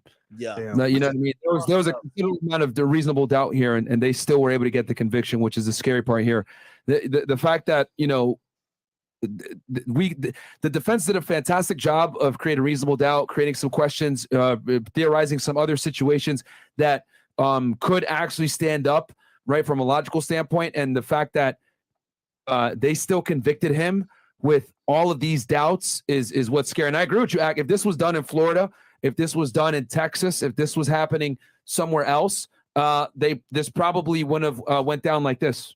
You know, I mean, there were so many holes in the prosecution's case between the lead detective being in trouble and not being able to do things properly, from the police that when they arrived on the scene, they didn't properly mark the evidence. There was blood and bullets everywhere, yet they didn't properly mark it. You got your star witness, Meg the Stallion, not necessarily giving testimony that was, how do I say this, cohesive with other statements that she had made prior. You got Kelsey, who took the fifth when she went on the stand, and then she had to get immunity to finally say what the hell happened when they asked her, hey, why did you lie? She said, oh, to protect myself. She just kept repeating, to protect myself. They had DNA evidence that wasn't conclusive whatsoever. There was a considerable amount of doubt put into this case, and the fact that they were still able to convict is scary to me. Extremely scary. In And it should be scary reality, to everyone out I there. think the only thing to take from this is that I believe the goalpost was moved. I believe that, you know, instead of creating reasonable doubt, I think based on public narrative and the atmosphere we're living in today, it was incumbent on Tory to prove beyond a reasonable doubt that he didn't do it. And that's not how the law is supposed to work. It's supposed to work in the opposite. That's the prosecutor's job. And I feel like unless Tory was going to bring a videotape that showed Kelsey herself shooting a gun, it feels like what else could he have done this time around? Like what else could he have done? I mean, we could sit here and be like, well, he could have took the stand, but in reality, the majority of cases, you're not even supposed to take the stand. You get what I mean? I feel like no. Only time you take the stand as a defendant is self-defense cases, right? That's why Kyle Rittenhouse took the stand. That's why I think, if I'm not mistaken, Zimmerman took the stand in his case. You have to be able to articulate the facts as to why you pulled the trigger and or killed that person in your situation. But rarely, if ever, do you ever put your defendant on the stand. And there was no need in this case because Kelsey had done a lot of the heavy lifting for them by creating a good amount of doubt. And this is if just you really wild. think about this, you know, you've covered this particular case when it comes to like OJ. By the way, he was just recently on Nelk podcast. A lot of why he got off was the reasonable doubt. You know what I mean? Again, it wasn't on the defense to prove that, oh, this is the person that did it or whatever the case is. Think what y'all want to think, right? That's basically what it was. It was just like, yo, listen, there's a lot of doubt that my client did this, and actually the evidence is leaning towards that it's highly probable that he didn't do it. You know what I mean? And that's usually enough. You know, even if it's highly publicized, even if it's a case where, you know, people are torn down the middle, but for whatever reason, this is a case where I don't know. I'm scratching my head a little bit because I feel like we need a little bit more clarification. I know the jurors, Megan Cunniff is saying that she's down to talk to the jurors, and I would love to hear an anonymous interview from one of these jurors kind of explaining the process of how did this kind of happen. By the way, also, if you know anything about the woke agenda and all this type of stuff, I was just listening to Ben Shapiro. He was on Nelk. I'll be listening to that podcast a lot. And basically, he was talking about how social media companies are so woke, for example. And the reason why is most of them are based in California. All these people that are from like San Francisco, all of them got trans kids. You know what I mean? Their kids are picking genders. You know what I mean? They're gender neutral, and they support that type of, you know, way of life and that type of, kind of woke living a little bit. And if you're living in California, you got to be a little bit scared because, now if a narrative of a crime goes against what you're being accused of, and you're now going to be relying on a bunch of people who are supposed to be your peers, they're probably more likely to walk up in that courtroom with that same mentality because that's the prevalent mentality over there. You know what I mean? That's what I'm telling you. Too. I'm not saying that Tory was innocent, but the prosecution definitely didn't prove that he was guilty. And that's my problem here. Bam. That is the main takeaway here. Yeah, I am not saying he's innocent, but the prosecution 100% did not prove that he was guilty, which is what I think is the problem here, because the criminal justice system exists so that it is better to let a guilty man walk free than to put an innocent man in jail. That's the basis upon this criminal justice system. That's how it's supposed to be. And the fact that they could not conclusively prove that he was the shooter with all the different types of evidence that conflicted that he was the shooter, it's wild to me, man. It's crazy. Absolutely crazy. Yeah. I think he has a strong case for an appeal, though. And I think he has to appeal it because the thing is with Tory, he has a lot to lose in this situation. He has more to lose than any other defendant that I've ever seen, because we're not just talking about him doing some jail time. We're talking about him being deported from the United States and not being able to, tour in the U.S. We know rappers, a lot of their money comes from touring and doing shows. And let's be honest, the United States is the largest market share for when it comes to hip hop. Can he still go abroad and make money in Europe and stuff like that? Like artists like 6ix9ine? Absolutely. I think he'll be fine from a financial perspective and making music, but a good market share of his is going to be missing by not being able to be in the United States. Hey, no DNA was found either, bro. Just letting you know. It wasn't. I know. That's what I'm saying. That's scary. Hey, bro, this is crazy. And by the way, for anybody who's thinking, because he's probably gonna be in there for a while now. If you're thinking on the lines of a Lil Wayne or a Kodak Black, Gavin Newsom, who's the governor of California, he's the one that's within his jurisdiction. It's not a federal case. He just got reelected, so usually they do pardons at the end of their term. But that nigga's Democrat. That nigga not. Trump free my nigga Tory. They gonna vote. He can't. Trump, even if Trump got the presidency, he couldn't do it. Like, this is a state case. Yeah, but even Trump could trade that nigga like Brittany Griner, nigga, no cap, nigga. Guys, even if Tory got a pardon, it wouldn't change the fact that he's still convicted of a felony, so he would still be deported. Damn. Really? Even if they did give him, let's say the governor say, you know what, man, fuck that shit, I don't believe that, whatever, and he gave him, and he let him out, he still would have that felony conviction, so he would still have to, he would still get deported. Really? Yo, it's a RP for my nigga Tory, bro. Just give it up, bro. So obviously, in a nutshell, his career is done. Yeah. So wait. Conviction would still stand. When you pardon someone, it doesn't vacate the entire conviction? From what I understand, you're still convicted. They just let you out of jail. I thought when your sentence was commuted, they just basically let you out of jail, which means they just end your sentence. But a pardon should kind of clear it. I'm not. You might be right on that one. That's a good thing to look up.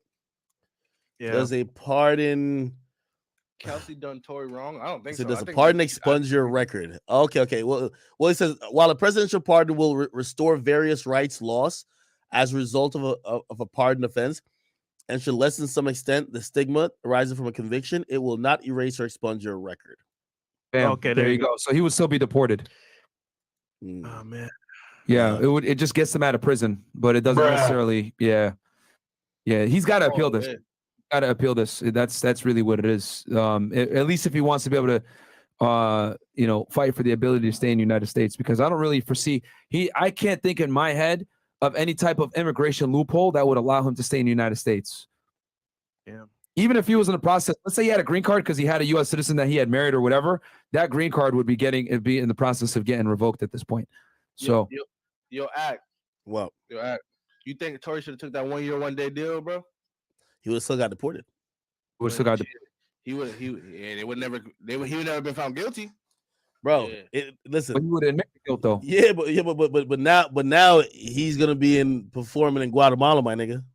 Hey, but he can perform Ghana with Chance the Rapper, nigga. What's wrong? Nigga said Guatemala, brother. I'm telling you, his stakes were high. And if you ask me, No choice. Yeah, I'm pretty sure like Kathy Ty and Alexander Bott walked out of that courtroom or walked into it today for the second day of deliberations thinking, yeah, we fucking blew this and we kind of got embarrassed. And they somehow got a Hail Mary. And obviously now you have the district attorney dropping statements this and third. They probably wrote that up in like 15 minutes. They'd be like, oh shit, we won? Like seriously, like they fucking wrote that shit up in shocked they won too. Yeah. Be honest. Wow. They definitely weren't supposed to win, bro. Like that's just so much reasonable doubt, bro. They were not supposed to win. But hey, fuck it, bro. What can you do, bro? The jury made a verdict, bro. What can you really do? Appeal. So now everyone's on Gunner's case now. Oh yeah. Gunner was hoping this shit didn't end. Yeah, Gunner snitch, but he the GOAT. You know what I mean? Like, Gunner snitch, but he's still the GOAT. You know what I mean? Gunner was hoping this shit didn't end. All right, man. Listen, yo, this has been great. I'm getting off of here now. Yes, sir. I put my little 9 hours in. Actually, it's more than that. It's 10 hours. It's 4 minutes till 10 hours. Yo, boom, if you want, I'll give you a host. Yo, thank you guys for watching on YouTube. If you guys are watching on YouTube, you guys, I'm live, bro. I'm live. I'm getting them niggas a real, bro. If you guys are watching on YouTube, you guys are definitely more than welcome to go check out Fresh and Fit. I believe they're also live on YouTube. Fresh and Fit, guys. We'll close this out here in a minute. If you guys are watching Act Stream, yeah. Cool. So, all right, no, it was great talking with you, man. Big all right. Yes, chat. I ain't gonna lie, man. Kind of interesting and a little bit shocking, you know. I'm gonna go kick it for the rest of the day. I see a lot of phone calls coming into me, so I'll be having phone calls with a couple of people. Again, that's unfortunately how it goes. I'll say this: this was a hell of a trial. You know, obviously Tory's somebody who I do consider a very cool dude, and I think it's definitely unfortunate that this happened to him. But what could you do? You know, you keep moving forward. And you know, I was very honored to be able to provide you guys good content, good coverage. Hopefully, I believe during the whole thing, we're gonna be continuing with this YSL stuff. If I'll definitely be probably streaming tomorrow. If not, I want to wish you guys a Merry Christmas.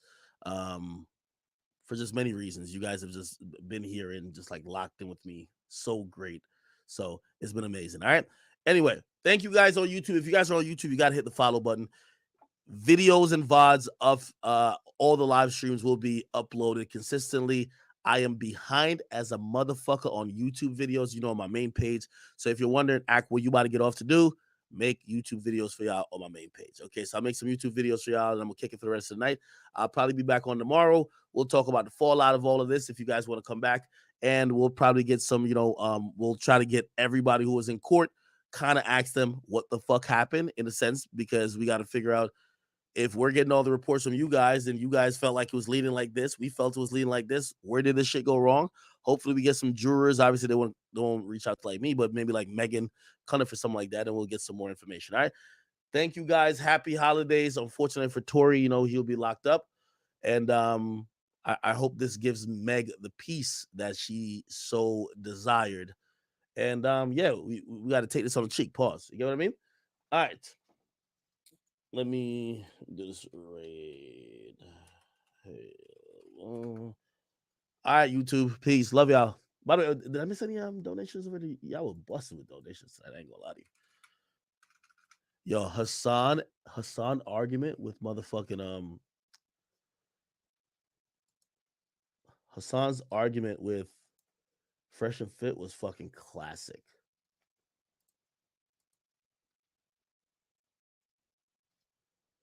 Like, I felt like he came into the argument to try to virtue signal, like, well, try to defend Tory while I just try to dunk on you. And I'm like, bro, I'm not here to defend Tory, my nigga. Like, it's not the case.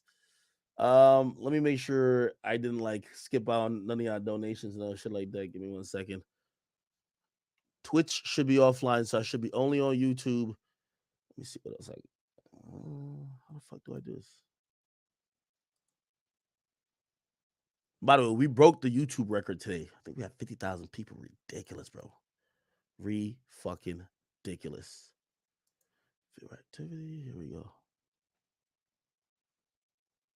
Somebody said, no, bro. I'm exhausted.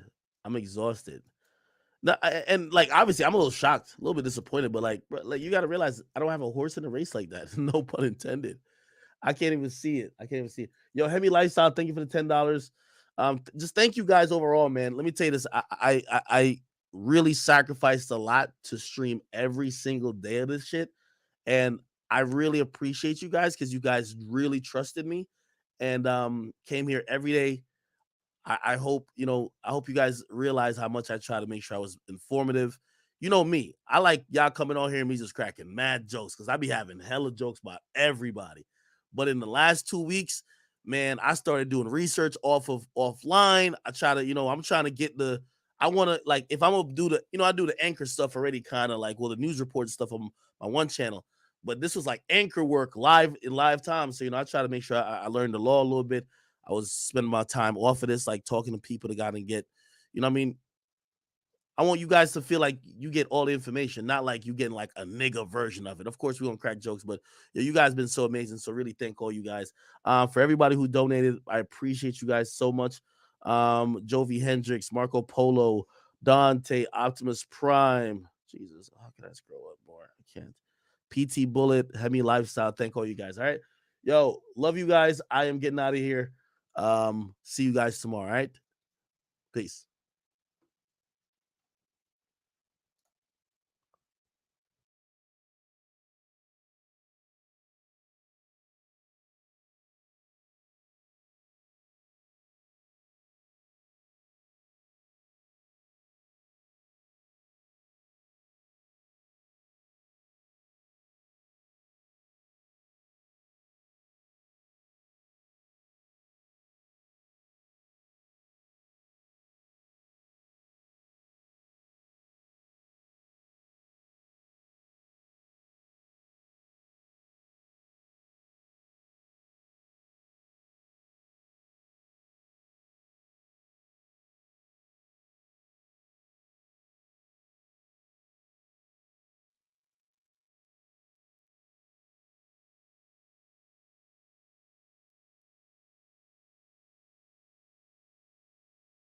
I believe like day 9 of the trial, or might be day 10. I'm losing track at this point. How y'all been? Yeah, YouTube's coming online. Don't worry. Somebody says drink water. Yeah, we gonna have some water in rotation. Don't y'all worry. We gonna stay hydrated. I think they're saying. I still haven't got the official word. I see gave nothing though on the stand. She literally said that she has postpartum and also on top of that had a death in the family, and therefore she's having a hard time recalling incidents. And that in and of itself is an inconsistency, certainly, but it's one that has been addressed. And I think that it was enough for the jury to take account what she had said originally. It's not it does not absolve you of your duty to tell the truth as a witness. That hurts her credibility. So did Meg. I am arguing simply this. Kelsey and Meg are not credible witnesses because they gave inconsistent stories pertaining to the shooting from the beginning, between Meg getting on IG Live and giving different recounts of the event, to her getting on a public interview on television saying she did not have a sexual relationship with Tory. And that was extremely material to the situation because a fight broke out, as said by Kelsey as well, due to Tory Lanez having a sexual relationship with Kelsey. So what I'm saying is that Kelsey and Meg are not credible witnesses. And then you add in the factor that they were all drunk. Bro, you think Megan Thee Stallion is not a credible witness because she didn't want to admit that she fucked Tory Lanez? Like, that's crazy. Come on. But that's a material in a TV interview, like unrelated to the fucking court case. Come on, dude. That's like related. Bro. I mean, if that makes her unrelated, it's like, oh, you lied when you were 14 years old one time. So like, sorry, you got shot. You're not a credible witness to your own shooting. Because she gave a differing story on a material fact in her own criminal investigation case. No, that is not a material fact. That is not a material fact. A material fact would be, if you want to talk about material fact, you could actually bring up the fact that she originally said she stepped on glass. That is a material fact. That is inconsistent. A material fact is not saying I didn't fuck Tory Lanez. That's important.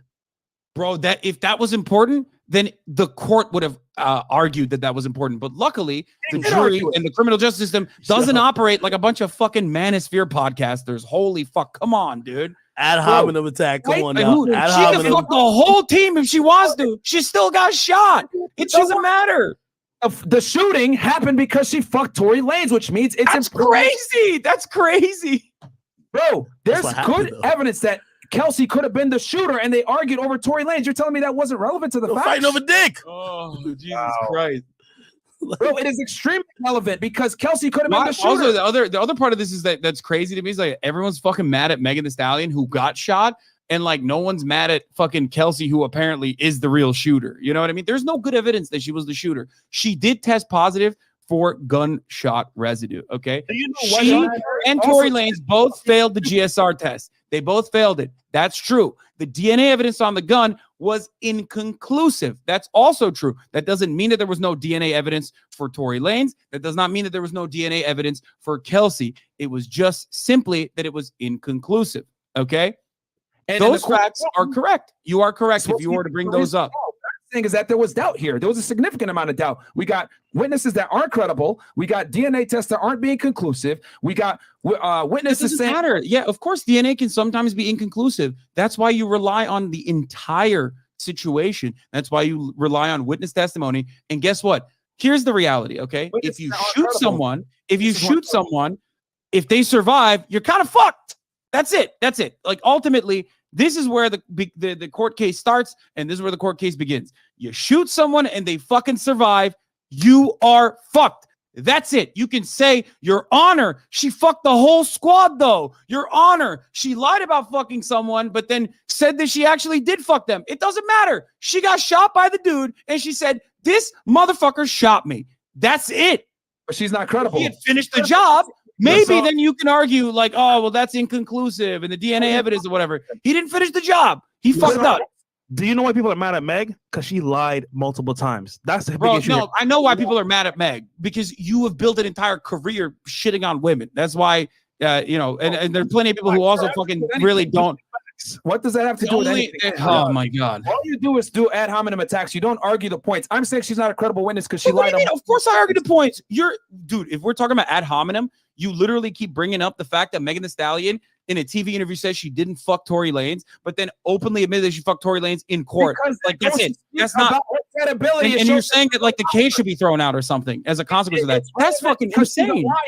It's relevant because she's a liar, bro. Are you missing the point that she lied? Bro, and didn't that's crazy. Hassan, I don't think Hassan, I'm kind of trying to moderate a little bit. I don't think he's saying it means the case should be thrown out, but it goes towards credibility, which this is all about credibility. Exactly. It all goes in that this regard. is all about credibility. No, it's not material evidence, and therefore it does not matter. What are you arguing then? What are you arguing? Her credibility is hurt because she's lied and hasn't told the same story. No, it doesn't matter. It is a private affair that she fucking said on television versus when she was under oath. Of course, that does not mean anything about her credibility, okay? There are additional reasons as to why people sometimes feel conflicted about openly stating who they fucked, okay? That's understandable. It's the most understandable thing. If you were a little bit more charitable in this regard, you would also recognize that. Come on. Okay, let's talk about how she didn't want to admit that her and Kelsey got in a physical altercation. How about that? Let's also talk about how she said that they left one time, but in reality, they really left twice. And they came back. And they came back for a sandal. Let's talk about her lying on a public interview. Let's talk about her IG stories and her IG lives where she gave different conflicting. Bro, ultimately, when you're recalling shit, there's going to be instances where you're not 100% accurate, okay? This happens all the time. Now, you have to measure that. You have to measure that on how severe it is, right? You have to measure that on how severe that is. Recanting or recalling instances that even happened to you is oftentimes going to be murky. Now, if you are, let's say, a third-party person who claims you woke up the gunshots and then change your testimony to, oh, actually, I was watching them fight, so I saw every single thing that happened, that's pretty inconsistent, especially because of your proximity to the situation. If you're Kelsey in that regard, your testimony, if it had changed dramatically, which it never did, right? Remember, she only pled the fifth. She never dramatically changed her testimony. She never dramatically changed her testimony and was literally given the opportunity to address it with immunity in a court of law. Hold on, real quick. I'll let you guys go. Let me get a word in. So remember I said it's about credibility. And I think the way you even try to describe certain things is probably the reason why we're having the problem even kind of like understanding how this case even devolved how it did. Like when people are mentioning her sexual history, it's not to shame her, this and third. It's about credibility, right? Also, for example, she has a habit about drinking. I drink a lot every day. Okay, this is not to shame her, but that would probably. I've seen you fall asleep listening to Drake. Yeah, okay. It's one of my favorite clips. But here's the thing, though. If we mention her drinking, it's not to shame her habits or her possibly being an alcoholic. It's probably to say, well, she was in a state of mind that she could probably not remember these details accurately. For example, like what Myron said, when she stated the sequence of events, she did not recall leaving the party, then returning. But her friend said that happened. Again, it's not trying to be like, oh, you're an alcoholic. Do you think but these things go not into remembering whether you left the party and returned is of the same vein as like being fucking shot in the foot? Like, come on. No. Of course. No. Small details like that. Small details like that. The details of you in a lot of instances. The details of who was behind. There's a big difference between going, I got fucking shot in the foot by that 5'2" man right there, and saying she never seen who pulled the trigger. Hold on, she never seen who pulled the trigger. And everybody else other testimony and also. Hold on. Let me finish. She testified. No, she never said she seen. Hold on, no, she never said she seen who pulled the trigger. She said right before. She literally turned around. I bet $1,000. Let's bet. Okay, let's bet. I bet $1,000. She never seen the trigger pulled. No. She never seen the trigger being pulled. She said she heard dance, bitch, dance. She looked over her shoulder. She seen Tory. Then she turned back around. I'll lock $1,000. We can lock on it. She never actually seen. So obviously by circumstantial evidence, you'd assume it is Tory. However, going back to her state of mind and not remembering though, according to the GSR report, Tory, if the gunfire happened at that moment, Tory had to be right next to Kelsey. They asked her, did you see, when you turned your back and you heard that, did you see Kelsey anywhere near there? She said, never seen Kelsey. Kelsey was nowhere in the vicinity, right? Can you tell me, by the way, I already told you what happened in that regard. Megan Thee Stallion also said that she had turned around after hearing the voices. She never said she saw the gunshots, though. Chelsea said she turned around as well. But listen, I have another question for you, but like, so you're doing the thing and we move it. No, because we already, this is literally addressed in the court. Like we're in a loop now. No, you just said something that was false. As possible. Wait, hold on. I'm trying to move the conversation along as quickly as possible. It's not. This is why I like your moves, right? You said something that was obviously false from jail. Yo, you said something that was obviously false. I am holding you to the fire saying that is false. You know what you do? Let's move to another point. You said something. Wait, okay, we can go back to that. What is it here? Go ahead. Sorry, she did not. You're right. I will have this conversation again. She testified under oath that she believes Tory shot her, right? Because she saw him with the gun. She didn't see when he pulled the trigger. She saw him with the gun before the shoot. No, she also did say that she turned around, like she was walking away from them. But when she heard noises, she did turn her upper body around. She did say that. She said that in court. Hold on. You're trying to say the same thing I am, but you're trying to twist it in your way. Yes, she heard. Hold on. We don't care what she heard. If she heard dance,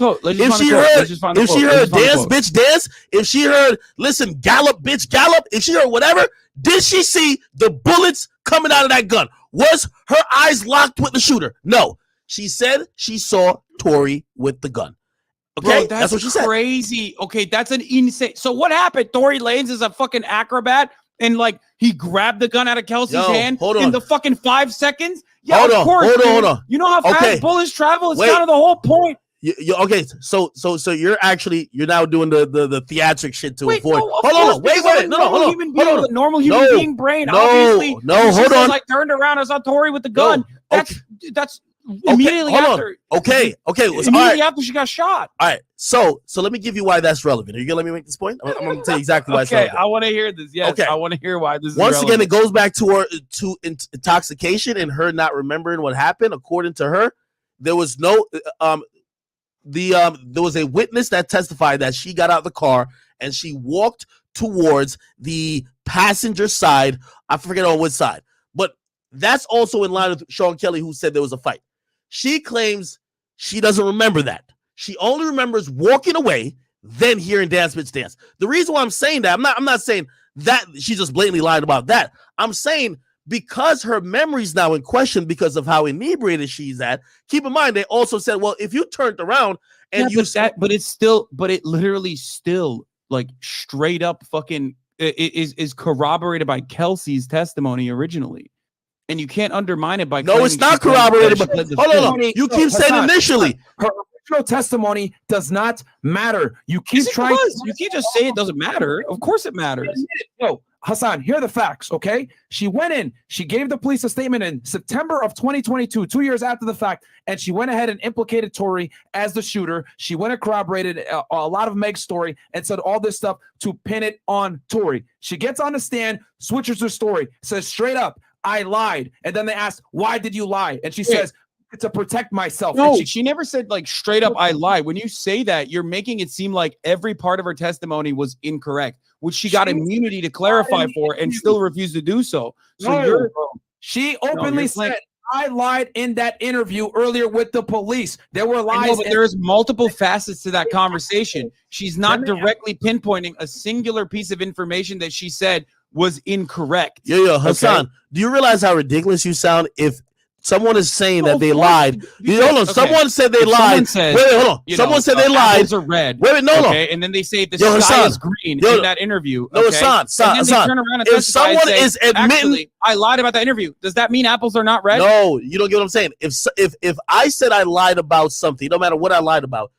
you don't think my credit? Hold on. It was inconsistent with. Okay, even if okay, let's go with that. You don't think that you don't think your credibility is now in doubt, brother? You still think that that's a credible thing? You have no problem. She was not 100% truthful and was given immunity so she could clarify her statements, which she refused to do. She did not do that. She also said she is currently under like a lot of pressure, which is understandable, and ultimately did not reveal any additional information. But she had the opportunity to say what she lied about and change her testimony, which she did not do. So, of course, ultimately, they used her original testimony. Okay, which is incredible because she said that she lied and it wasn't true. Like, bro, you can't use that. It doesn't work like that. This is like evidence that has been gathered. You know, you've built cases before, right? Like, this is evidence that's been gathered. You can't just be like, okay, well, I guess we just throw the whole case away. Like that. That's not how this works.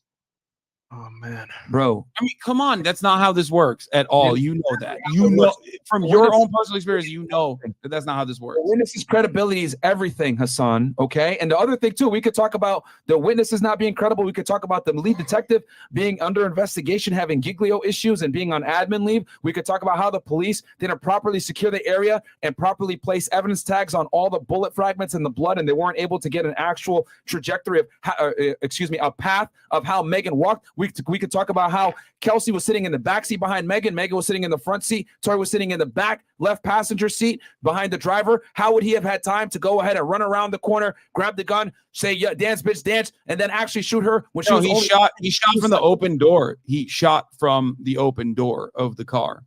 She said he was standing. See, no. I'm trying to tell you, bro, there's holes all over the place where there's not necessarily a clear-cut situation. Also, there's discrepancy. Hassan, let me finish. There's a discrepancy between what the prosecution said in the opening statements and Meg. And I'll go ahead and I'll read it for you because I went ahead and took some notes on this from before. I have another question. I have two questions for you guys, right? One is about you gotta let him finish the point. You do this a lot. You gotta let him finish. You gotta let him finish.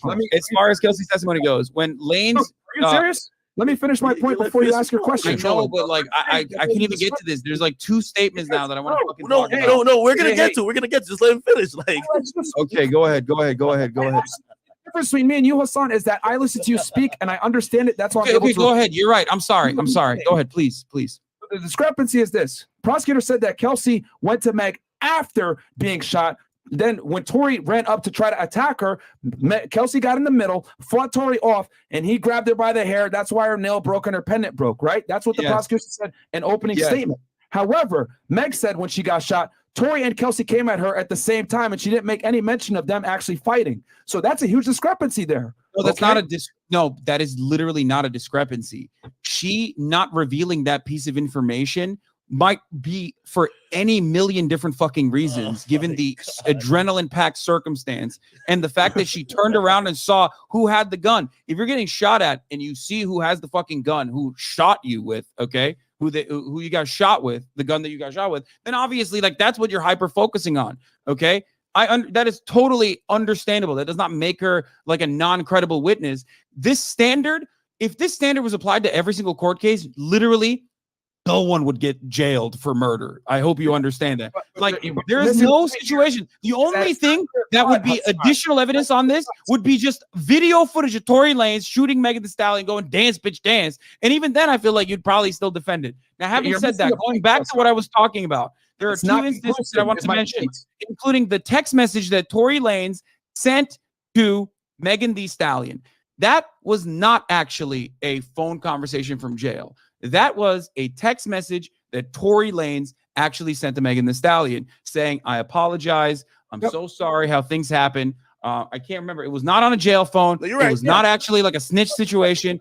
And in that circumstance, you would absolutely fucking say, something like, oh, that's crazy. Like, I can't believe that shit happened, rather than saying, oh, I'm so sorry, Meg. I know you're probably never going to talk to me again, but I genuinely want you to know I'm sorry from the bottom of my heart, and I was just too drunk. Nonetheless, shit should have never happened, and I can't change what I did. I just feel horrible. You think after Megan Thee Stallion got shot, you think that like that's a text message that you're sending to a human being? We're talking reason, okay? Within the bounds of reason. You think you're sending that text message to be like, oh man, it's so crazy. I like, revealed your information. Or do you think you'd be like, how crazy was it that Kelsey fucking shot you? Because this is between two parties that are still trying to make amends. Okay, Hassan, I already addressed this text message when I was going through the evidence. I told you that there's reasons why he could be apologizing. It could have been for him hitting on Kylie Jenner in front of her. It could have been on him getting a fight started. But Megan Thee Stallion got shot. You know what I mean? Okay, she got shot. I feel like that's something you would address first, right? Okay, I get that. But there were so many things that. Okay, good. You understand that. Okay, good. I just wanted to mention that because it's not even like completely relevant to the conversation, like I said, because it's not evidence. You can't use this as evidence that like Tory Lanez shot Megan Thee Stallion for sure. But the reason why I wanted to bring this up is because like we're just having a conversation between two guys within like common reason, and reasonable boundaries would also, dictate that you would most likely talk about the main issue at hand, someone getting shot. I understand that, Hassan, but what I am saying is that there were so many things that happened negatively to Megan that night that he could have apologized for any of it. That's, by your logic, that means if you tell someone my condolences or I'm sorry for your loss, that means that you were the murderer or the shooter of that person that deceased. I'm saying he's sorry. Well, if I shot someone and then they survived and I said I'm sorry for what I did that night, yeah, it kind of seems like I shot that person. We're having a conversation that's reasonable. Yes. If I said I can't change what I did, he basically said everything but I'm sorry I shot you, okay? And you're still looking at that and going, no, there's a million different reasons. What if he was sorry because he actually said a no word? What if he was sorry because he actually revealed that he wanted to fuck Kylie Jenner that night? Like, bro, she got shot. Of course he's talking about how he shot her. No, come on. That's what you're coming to the conclusion of. But what I'm saying is that a bunch of things happened to Meg that night. He could have apologized for a multitude of reasons. I've outlined this before. By the way, like I said, it's not even admissible in court. It's just like funny to see you defend this. No, but what I'm saying, but that's the point, bro. The defense's job is to create reasonable doubt. We don't know what he apologized for. It could have been him hitting on Kylie. It could have been him starting the fight between him and Kelsey, her and Kelsey getting in a fist fight. It could have been her getting shot. Can you write that out real quick? I'm sorry that we got into a fight on the night that like the girl that you were seeing, let's say, got shot by another girl. That's what you're saying. Like you're actually texting that text message. You're saying, I'm sorry for how I conducted myself when you got shot. Is that's you would say that, you think? Dude, what I would do versus what happened to Tory are two different things. I'm saying he could have apologized for a multitude of reasons. You're just saying he apologized because he shot her. No, there was a bunch of things that came out that night that no one knew about. For example, Kelsey. But the main thing is that she got shot. I don't think she gives a fuck about Kylie Jenner at that point. Like her feet are bleeding. stop for 2 seconds and listen, because the difference between me and you is I listen very closely to everything you say. You don't listen to anything that I say. You got to understand that when Tory said, yo, Meg, just so you know, you backstabbed your friend. You were fucking on me. You were fucking on the baby, etc. That was the first time that Kelsey heard that information. Okay, so she obviously felt some type of way. They're all drunk. Emotions are high. Then all three of them are arguing in the love triangle. Kelsey did not know that information until Tory exposed it, and he embarrassed the fuck out of Meg. So that is what led to the physical altercation between Kelsey and Meg. They were best friends prior to the situation. So there's a multitude of reasons why Tory might be apologizing. It does not necessarily have to be just because he if shot they had a physical altercation and Kelsey shot her, why did she blame Tory Lanez? Bro, that also can be explained. It could have been she was trying to take away some responsibility from herself. It could have been, oh, I need to pin it on somebody. You think if she got shot, she would have to describe her position? No, she would have been like, I got fucking shot by this crazy bitch. Come on, dude. You're crazy. No, in your mind, that's how that works. But that's not how that works in the fucking court of law. If she got shot by Kelsey and they fought and they fucking hate one another, clearly she's going to be like, I got shot by this crazy bitch Kelsey. Lock her up. No, she wouldn't, because they were best friends prior. She was probably trying to protect Kelsey. Why would she not? She would not. So why is she not? But like that doesn't make any sense. That doesn't make any sense. That like there was instances where she could have immediately turned around and be like, oh yeah, actually Kelsey's the one who's responsible. Like your own logical box that you have created doesn't make sense when you ask like 3 or 4 questions about motives of people that you're not hyper focusing on. Listen, this is common sense, bro. The video, like, why is Tory protecting Kelsey? Why is Megan protecting Kelsey when Kelsey's the one who shot Megan in that circumstance? Like, it makes no sense. You didn't see, bro. Like, she wouldn't even know. She just looked. All she heard was dance bitch. If that was the case, then why did Kelsey say, well, did you hear the words dance bitch? She said, now where'd you hear that from? That was her verbatim answer to that. Okay, yeah, she didn't hear the words dance bitch. Fine, okay, that's fine. I mean but you're not responding to my question. Why would Megan Thee Stallion defend Kelsey despite being shot, even if they are no longer friends? And they're no longer friends. You know what I mean? Because who's the bigger enemy? Like you think what? That's crazy. The bigger enemy is the person who shot her. Okay, like in a situation, that's crazy that you think that like. Hold on. By the way, Hassan, could literally be like, Meg Thee Stallion. Oh my God, hold on, I got shot by this woman. Hold on, but I fucking hate Tory Lanez more. That's an insane inference, dude. Hassan, come on. Meg only named Tory after Meg basically came out and said, "I'm tired of sparing you." He said, one more lie, I'm tired of sparing you. She tweeted this. This was basically her thinking that blogs and media were trying to portray her as either part of the melee that happened that night or making it seem like she, quote, unquote, wasn't a victim. Shot. Okay, no, I'm not. You're saying the obvious, my guy. But I'm trying to tell you when she named Tory. I'm trying to tell you when she named Tory and why she had a reason to name him. She had a reason to name him because she felt that the media was kind of painting her in a situation where she was lumping them with her and also making her seem to be the bad guy. So she then basically threatened. Then she said, she went on live. She said, Tory shot me. Okay? Criminal charges never came till then. So if you're wondering, whatever. Wait. You're talking about the IG live, where yes, Megan Thee Stallion says Tory Lanez shot her. Okay. Yes. She tweeted that before. She said that was August 20th though. You made it seem like it took her years to fucking admit this. It was at least a month.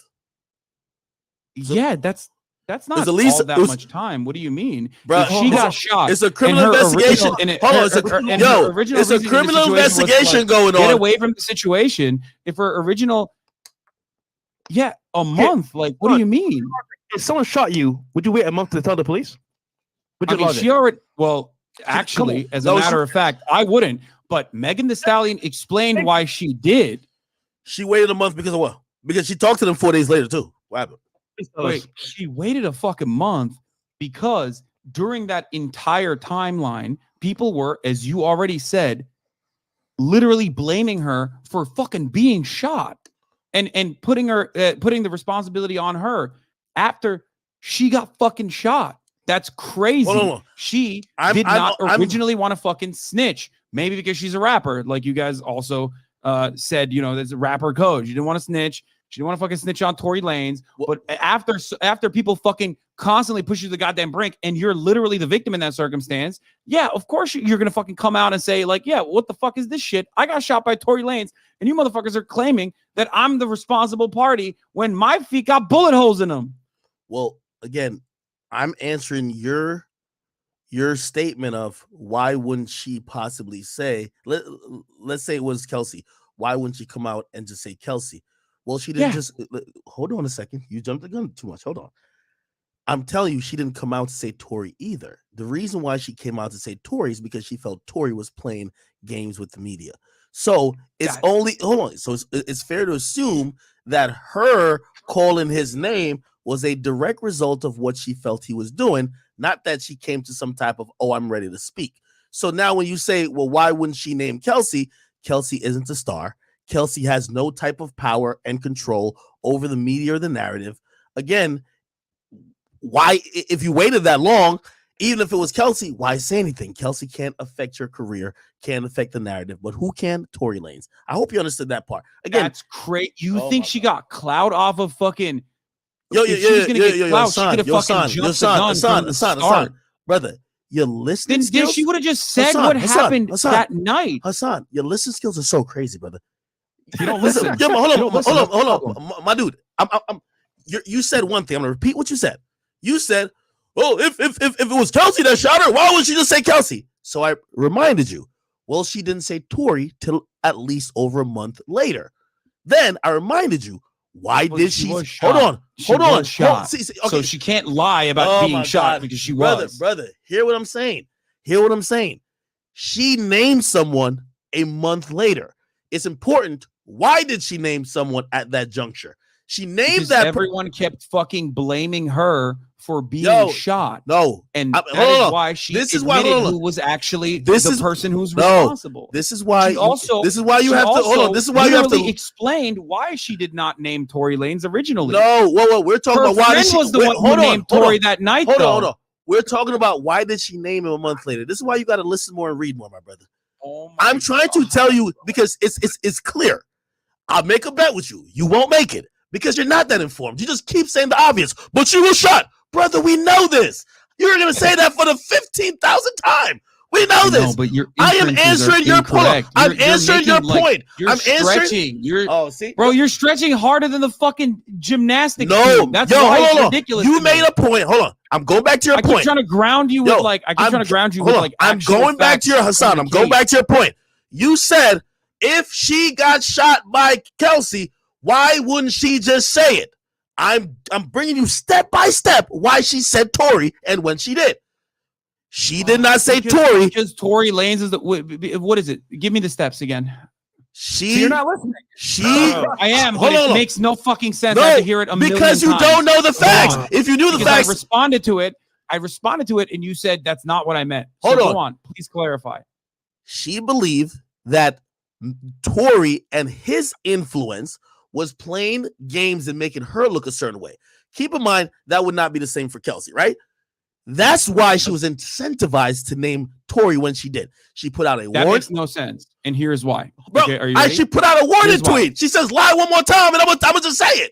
Here's why that makes no sense. Because Tory Lanez is like playing games with her or whatever. She could just easily turn around and be like, Kelsey shot me, because there's only two people involved in the process. If she had come out and said, Kelsey shot me, Tory Lanez would no longer, by your own logic, play games with her. What is Tory going to say? Turn around and be like, actually, no, it was me who shot Megan? Fuck no. That would have ended the conversation. Because if Kelsey had shot her, she would have just fucking said that. But Tory shot her. And that's why she said, Tory Lanez you're shot a smart guy, this is an insane thing. It's such a major I know you're a smart guy. Literally could not I know you are a brain. Smart guy, Hassan, but you are literally using like a mental block, or you're doing mental gymnastics not to understand this. What? Hold on. Hear what I'm saying. You initially said, I'm only going off what you said. Why wouldn't she name Kelsey? Well, actually, she wasn't trying to name anyone. Okay? Even if you go back to her Gayle King interview, which you conveniently hold on. I see you want to finish. Hold on. You won't even Hold on. You won't even let me finish. Not only did she reference it in her Gayle King interview, she referenced it even when she got on live. She said, I wouldn't have even said nothing. I was going to let it go. Okay? So again, when you said, why wouldn't she name Kelsey? It seems like she was never going to name Kelsey, even if it was Kelsey. Okay? What? Oh my No, that you can't make that. You literally just leaped into that. Okay, bro. She literally said she was never going to reveal who shot her. The most logical thing for her to say is Kelsey fucking shot me. Tory Lanez is just lying for some weird reason. I don't know why. And what is Tory Lanez going to do in that situation? Be like, no, actually, Kelsey didn't shoot her. Megan shot herself. Or no, actually, Kelsey didn't shoot her. I shot her. No, that would have fucking destroyed any argument that anyone could have ever had. The reason why she came out and said Tory Lanez shot me is because fucking Tory Lanez shot her. That's it. And this is a wild. These are wild leaps to make. I'm serious. Like these are wild leaps to make. Like it's. I'm trying as best as I possibly can to try to like comprehend where you're coming from with this, but like there's so much motivated reasoning. I'm going playing off a role of what you're in your saying. assertions here. I'm going that, off like what it's you're hard saying. to. It's hard to like get in there. It's hard to like. I'm going get off. through your Hold armor on. a little bit. I'm going off what you're saying.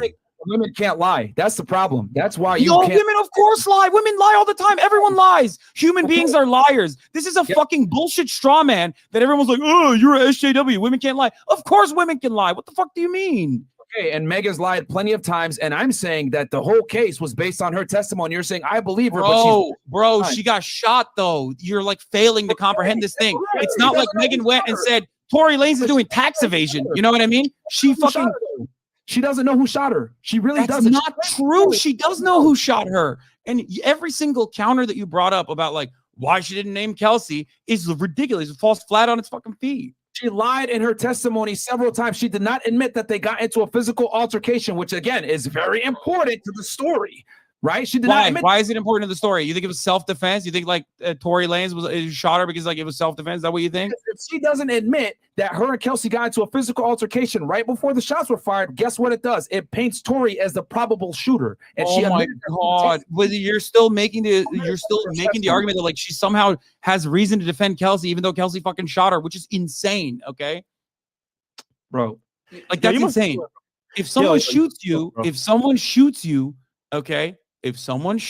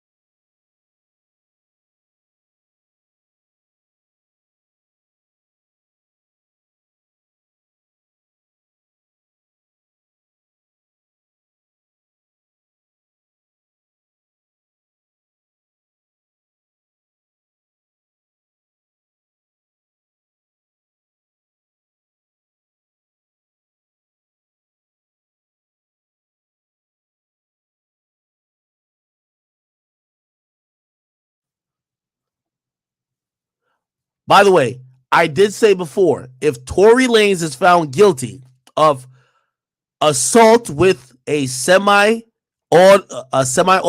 firearm, he would get found guilty of all three. It was either he's going to beat it all 3-0 or he was going to go down all three. Because based on how these charges were set up, you're either going to believe one narrative or the other. And yeah, so if you believe the narrative that he shot Meg, you're going to probably agree with the fact that he had possession of the weapon, of a concealed weapon in a vehicle. That's one of the charges. Then he also grossly, he was negligent in discharging that weapon as well. So it is what it is. Let me see. I'm trying to get other people to co-sign it. I'm trying to get other people right now. Only No Jumper. I'm seeing it. I'm only seeing No Jumper say it. Oh, here we go. Here we go. A jury has convicted Tory Lanez of all 3 charges for the 2020 shooting of Meg Thee Stallion. A crazy and downright scary scene in the courtroom as his father and stepmother screamed about wicked injustice. Tory Lanez's father stood up, guessed, and screamed, "This is a wicked system." He screamed at the prosecutors that they're evil and they know exactly what they did here. His stepmother stood up, screaming and yelling. Father was yelling about Rock Nation. Hey, chat, let me tell you this. By the way, this is very unexpected for me. I will tell you though, at the beginning of this trial, at the beginning of when this all started, I've always just said we should wait until a verdict was actually presented. And just like I told you, obviously I don't know the outcome. I didn't know the outcome. Whether it was him being innocent or him being found guilty, of course he's going to probably appeal. This is an outcome that we all have to accept. This is an outcome we all got to accept. I'm gonna be honest with you. All right. So I'm not gonna be the nigga who's gonna be like, oh my God. No, I'm going to be the person who said, listen, those jurors who are in court, granted, we have gotten a lot of the information supposedly that was presented in court, but for whatever reason, they have all concluded that he is guilty.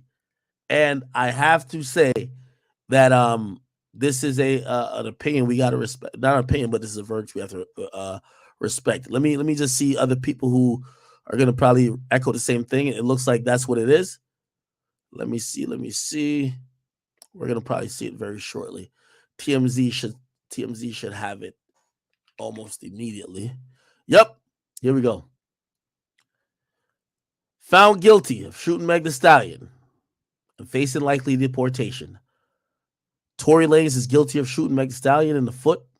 In 2020, a jury has decided. The verdict came in Friday, just before the holidays, where a group of LA jurors found the Canadian rapper guilty of all 3 charges against him: felony, negligent discharge of a firearm, assault with a semi-automatic weapon, and carrying a loaded and unregistered firearm. After the verdict was read, several of his family members shouted, calling the jurors evil. Tory was filmed entering the court before the verdict was read, telling the cameras his spirits were high.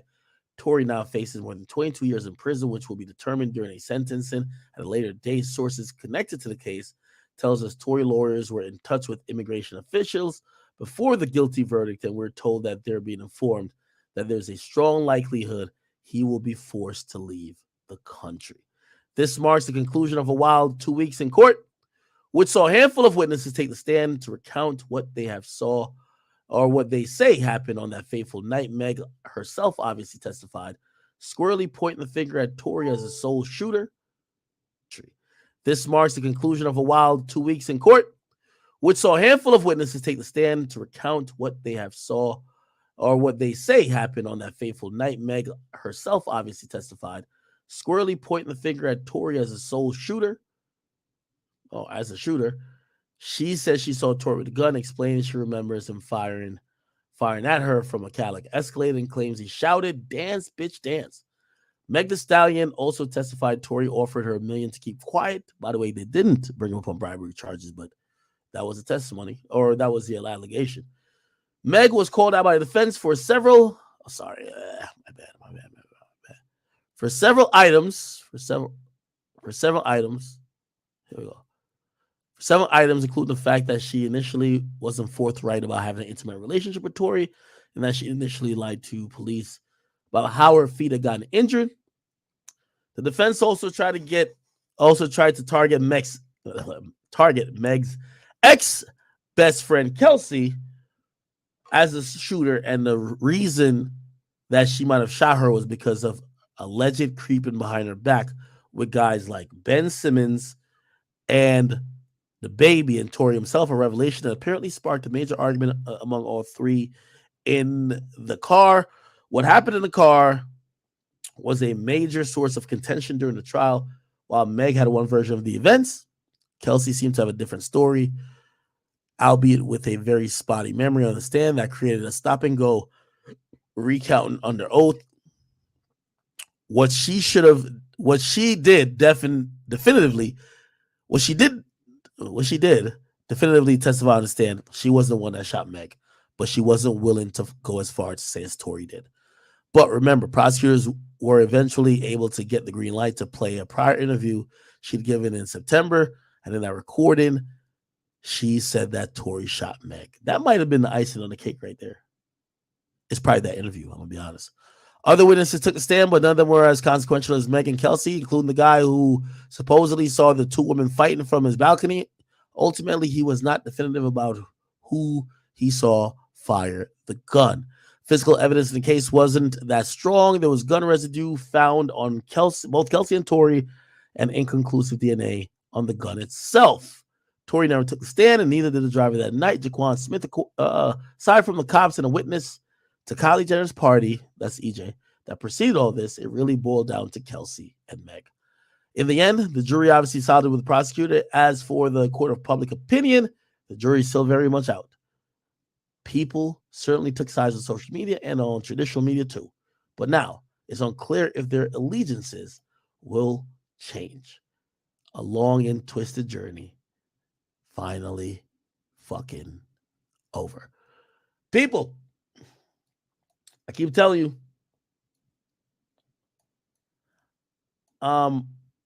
I told you my intent. My intent is to accept the verdict that was given. Gotta accept it. You get what I mean? Did I think there was going to be a different did I think it was going to be a different outcome? Yes. Definitely thought it was going to be a different outcome. You get what I mean? But if you ask me why this verdict is here, clearly the jury took into account what Meg said and her being the victim. And even though you or me might say, well, she lied before. Sorry. Oh, she lied before about this, that, and third. The jury found her credible enough to say, we're going to side with her. Kelsey's, her testimony was all over the place. If they use her testimony, they probably didn't use what she said in court. They used what she said in September to the prosecutors. Hold on. I believe Tory is going to be remanded immediately. He was out on bail and he was let off house arrest for the sake of the case, that he could have a good chance to sit with his attorneys and do what he got to do to get his defense in. You know what I mean? To prepare for this case. He was always on some type of bond, and I believe he should be remanded immediately. And after him being remanded, they're going to go towards sentencing. Unfortunately, he's going to spend, I believe, unless something else happens. I don't know if his lawyer could fucking convince the judge to, hey, listen, just put him on house arrest till sentencing. But I could imagine they would be like, hey, let's remand him now. Right? Posting to Instagram. I'm sorry, guys. Chat. It's over. It's over. It's over. We're probably going to be discussing this, and we're all going to have our opinions for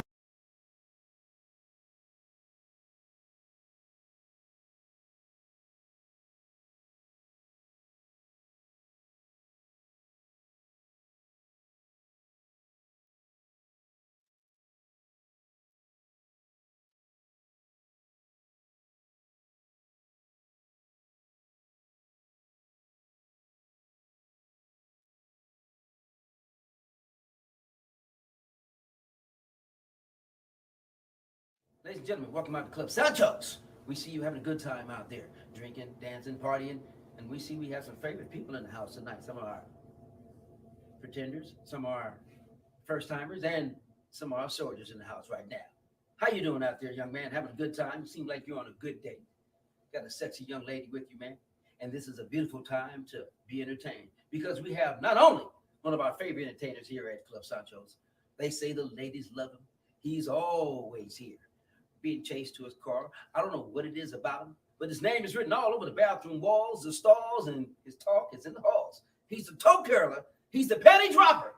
Welcome to the stage, because he'll tell you all about himself. Club Sancho's finest act, Mr. Corey. Oh, yeah. Listen to the mellow sounds of the truth. This goes out to the men of the armed forces around the world. Claim jumping and land jacking people in foreign places that have done nothing to you. Yeah, you know what you're doing. But I want you to know something. Your girl is home alone.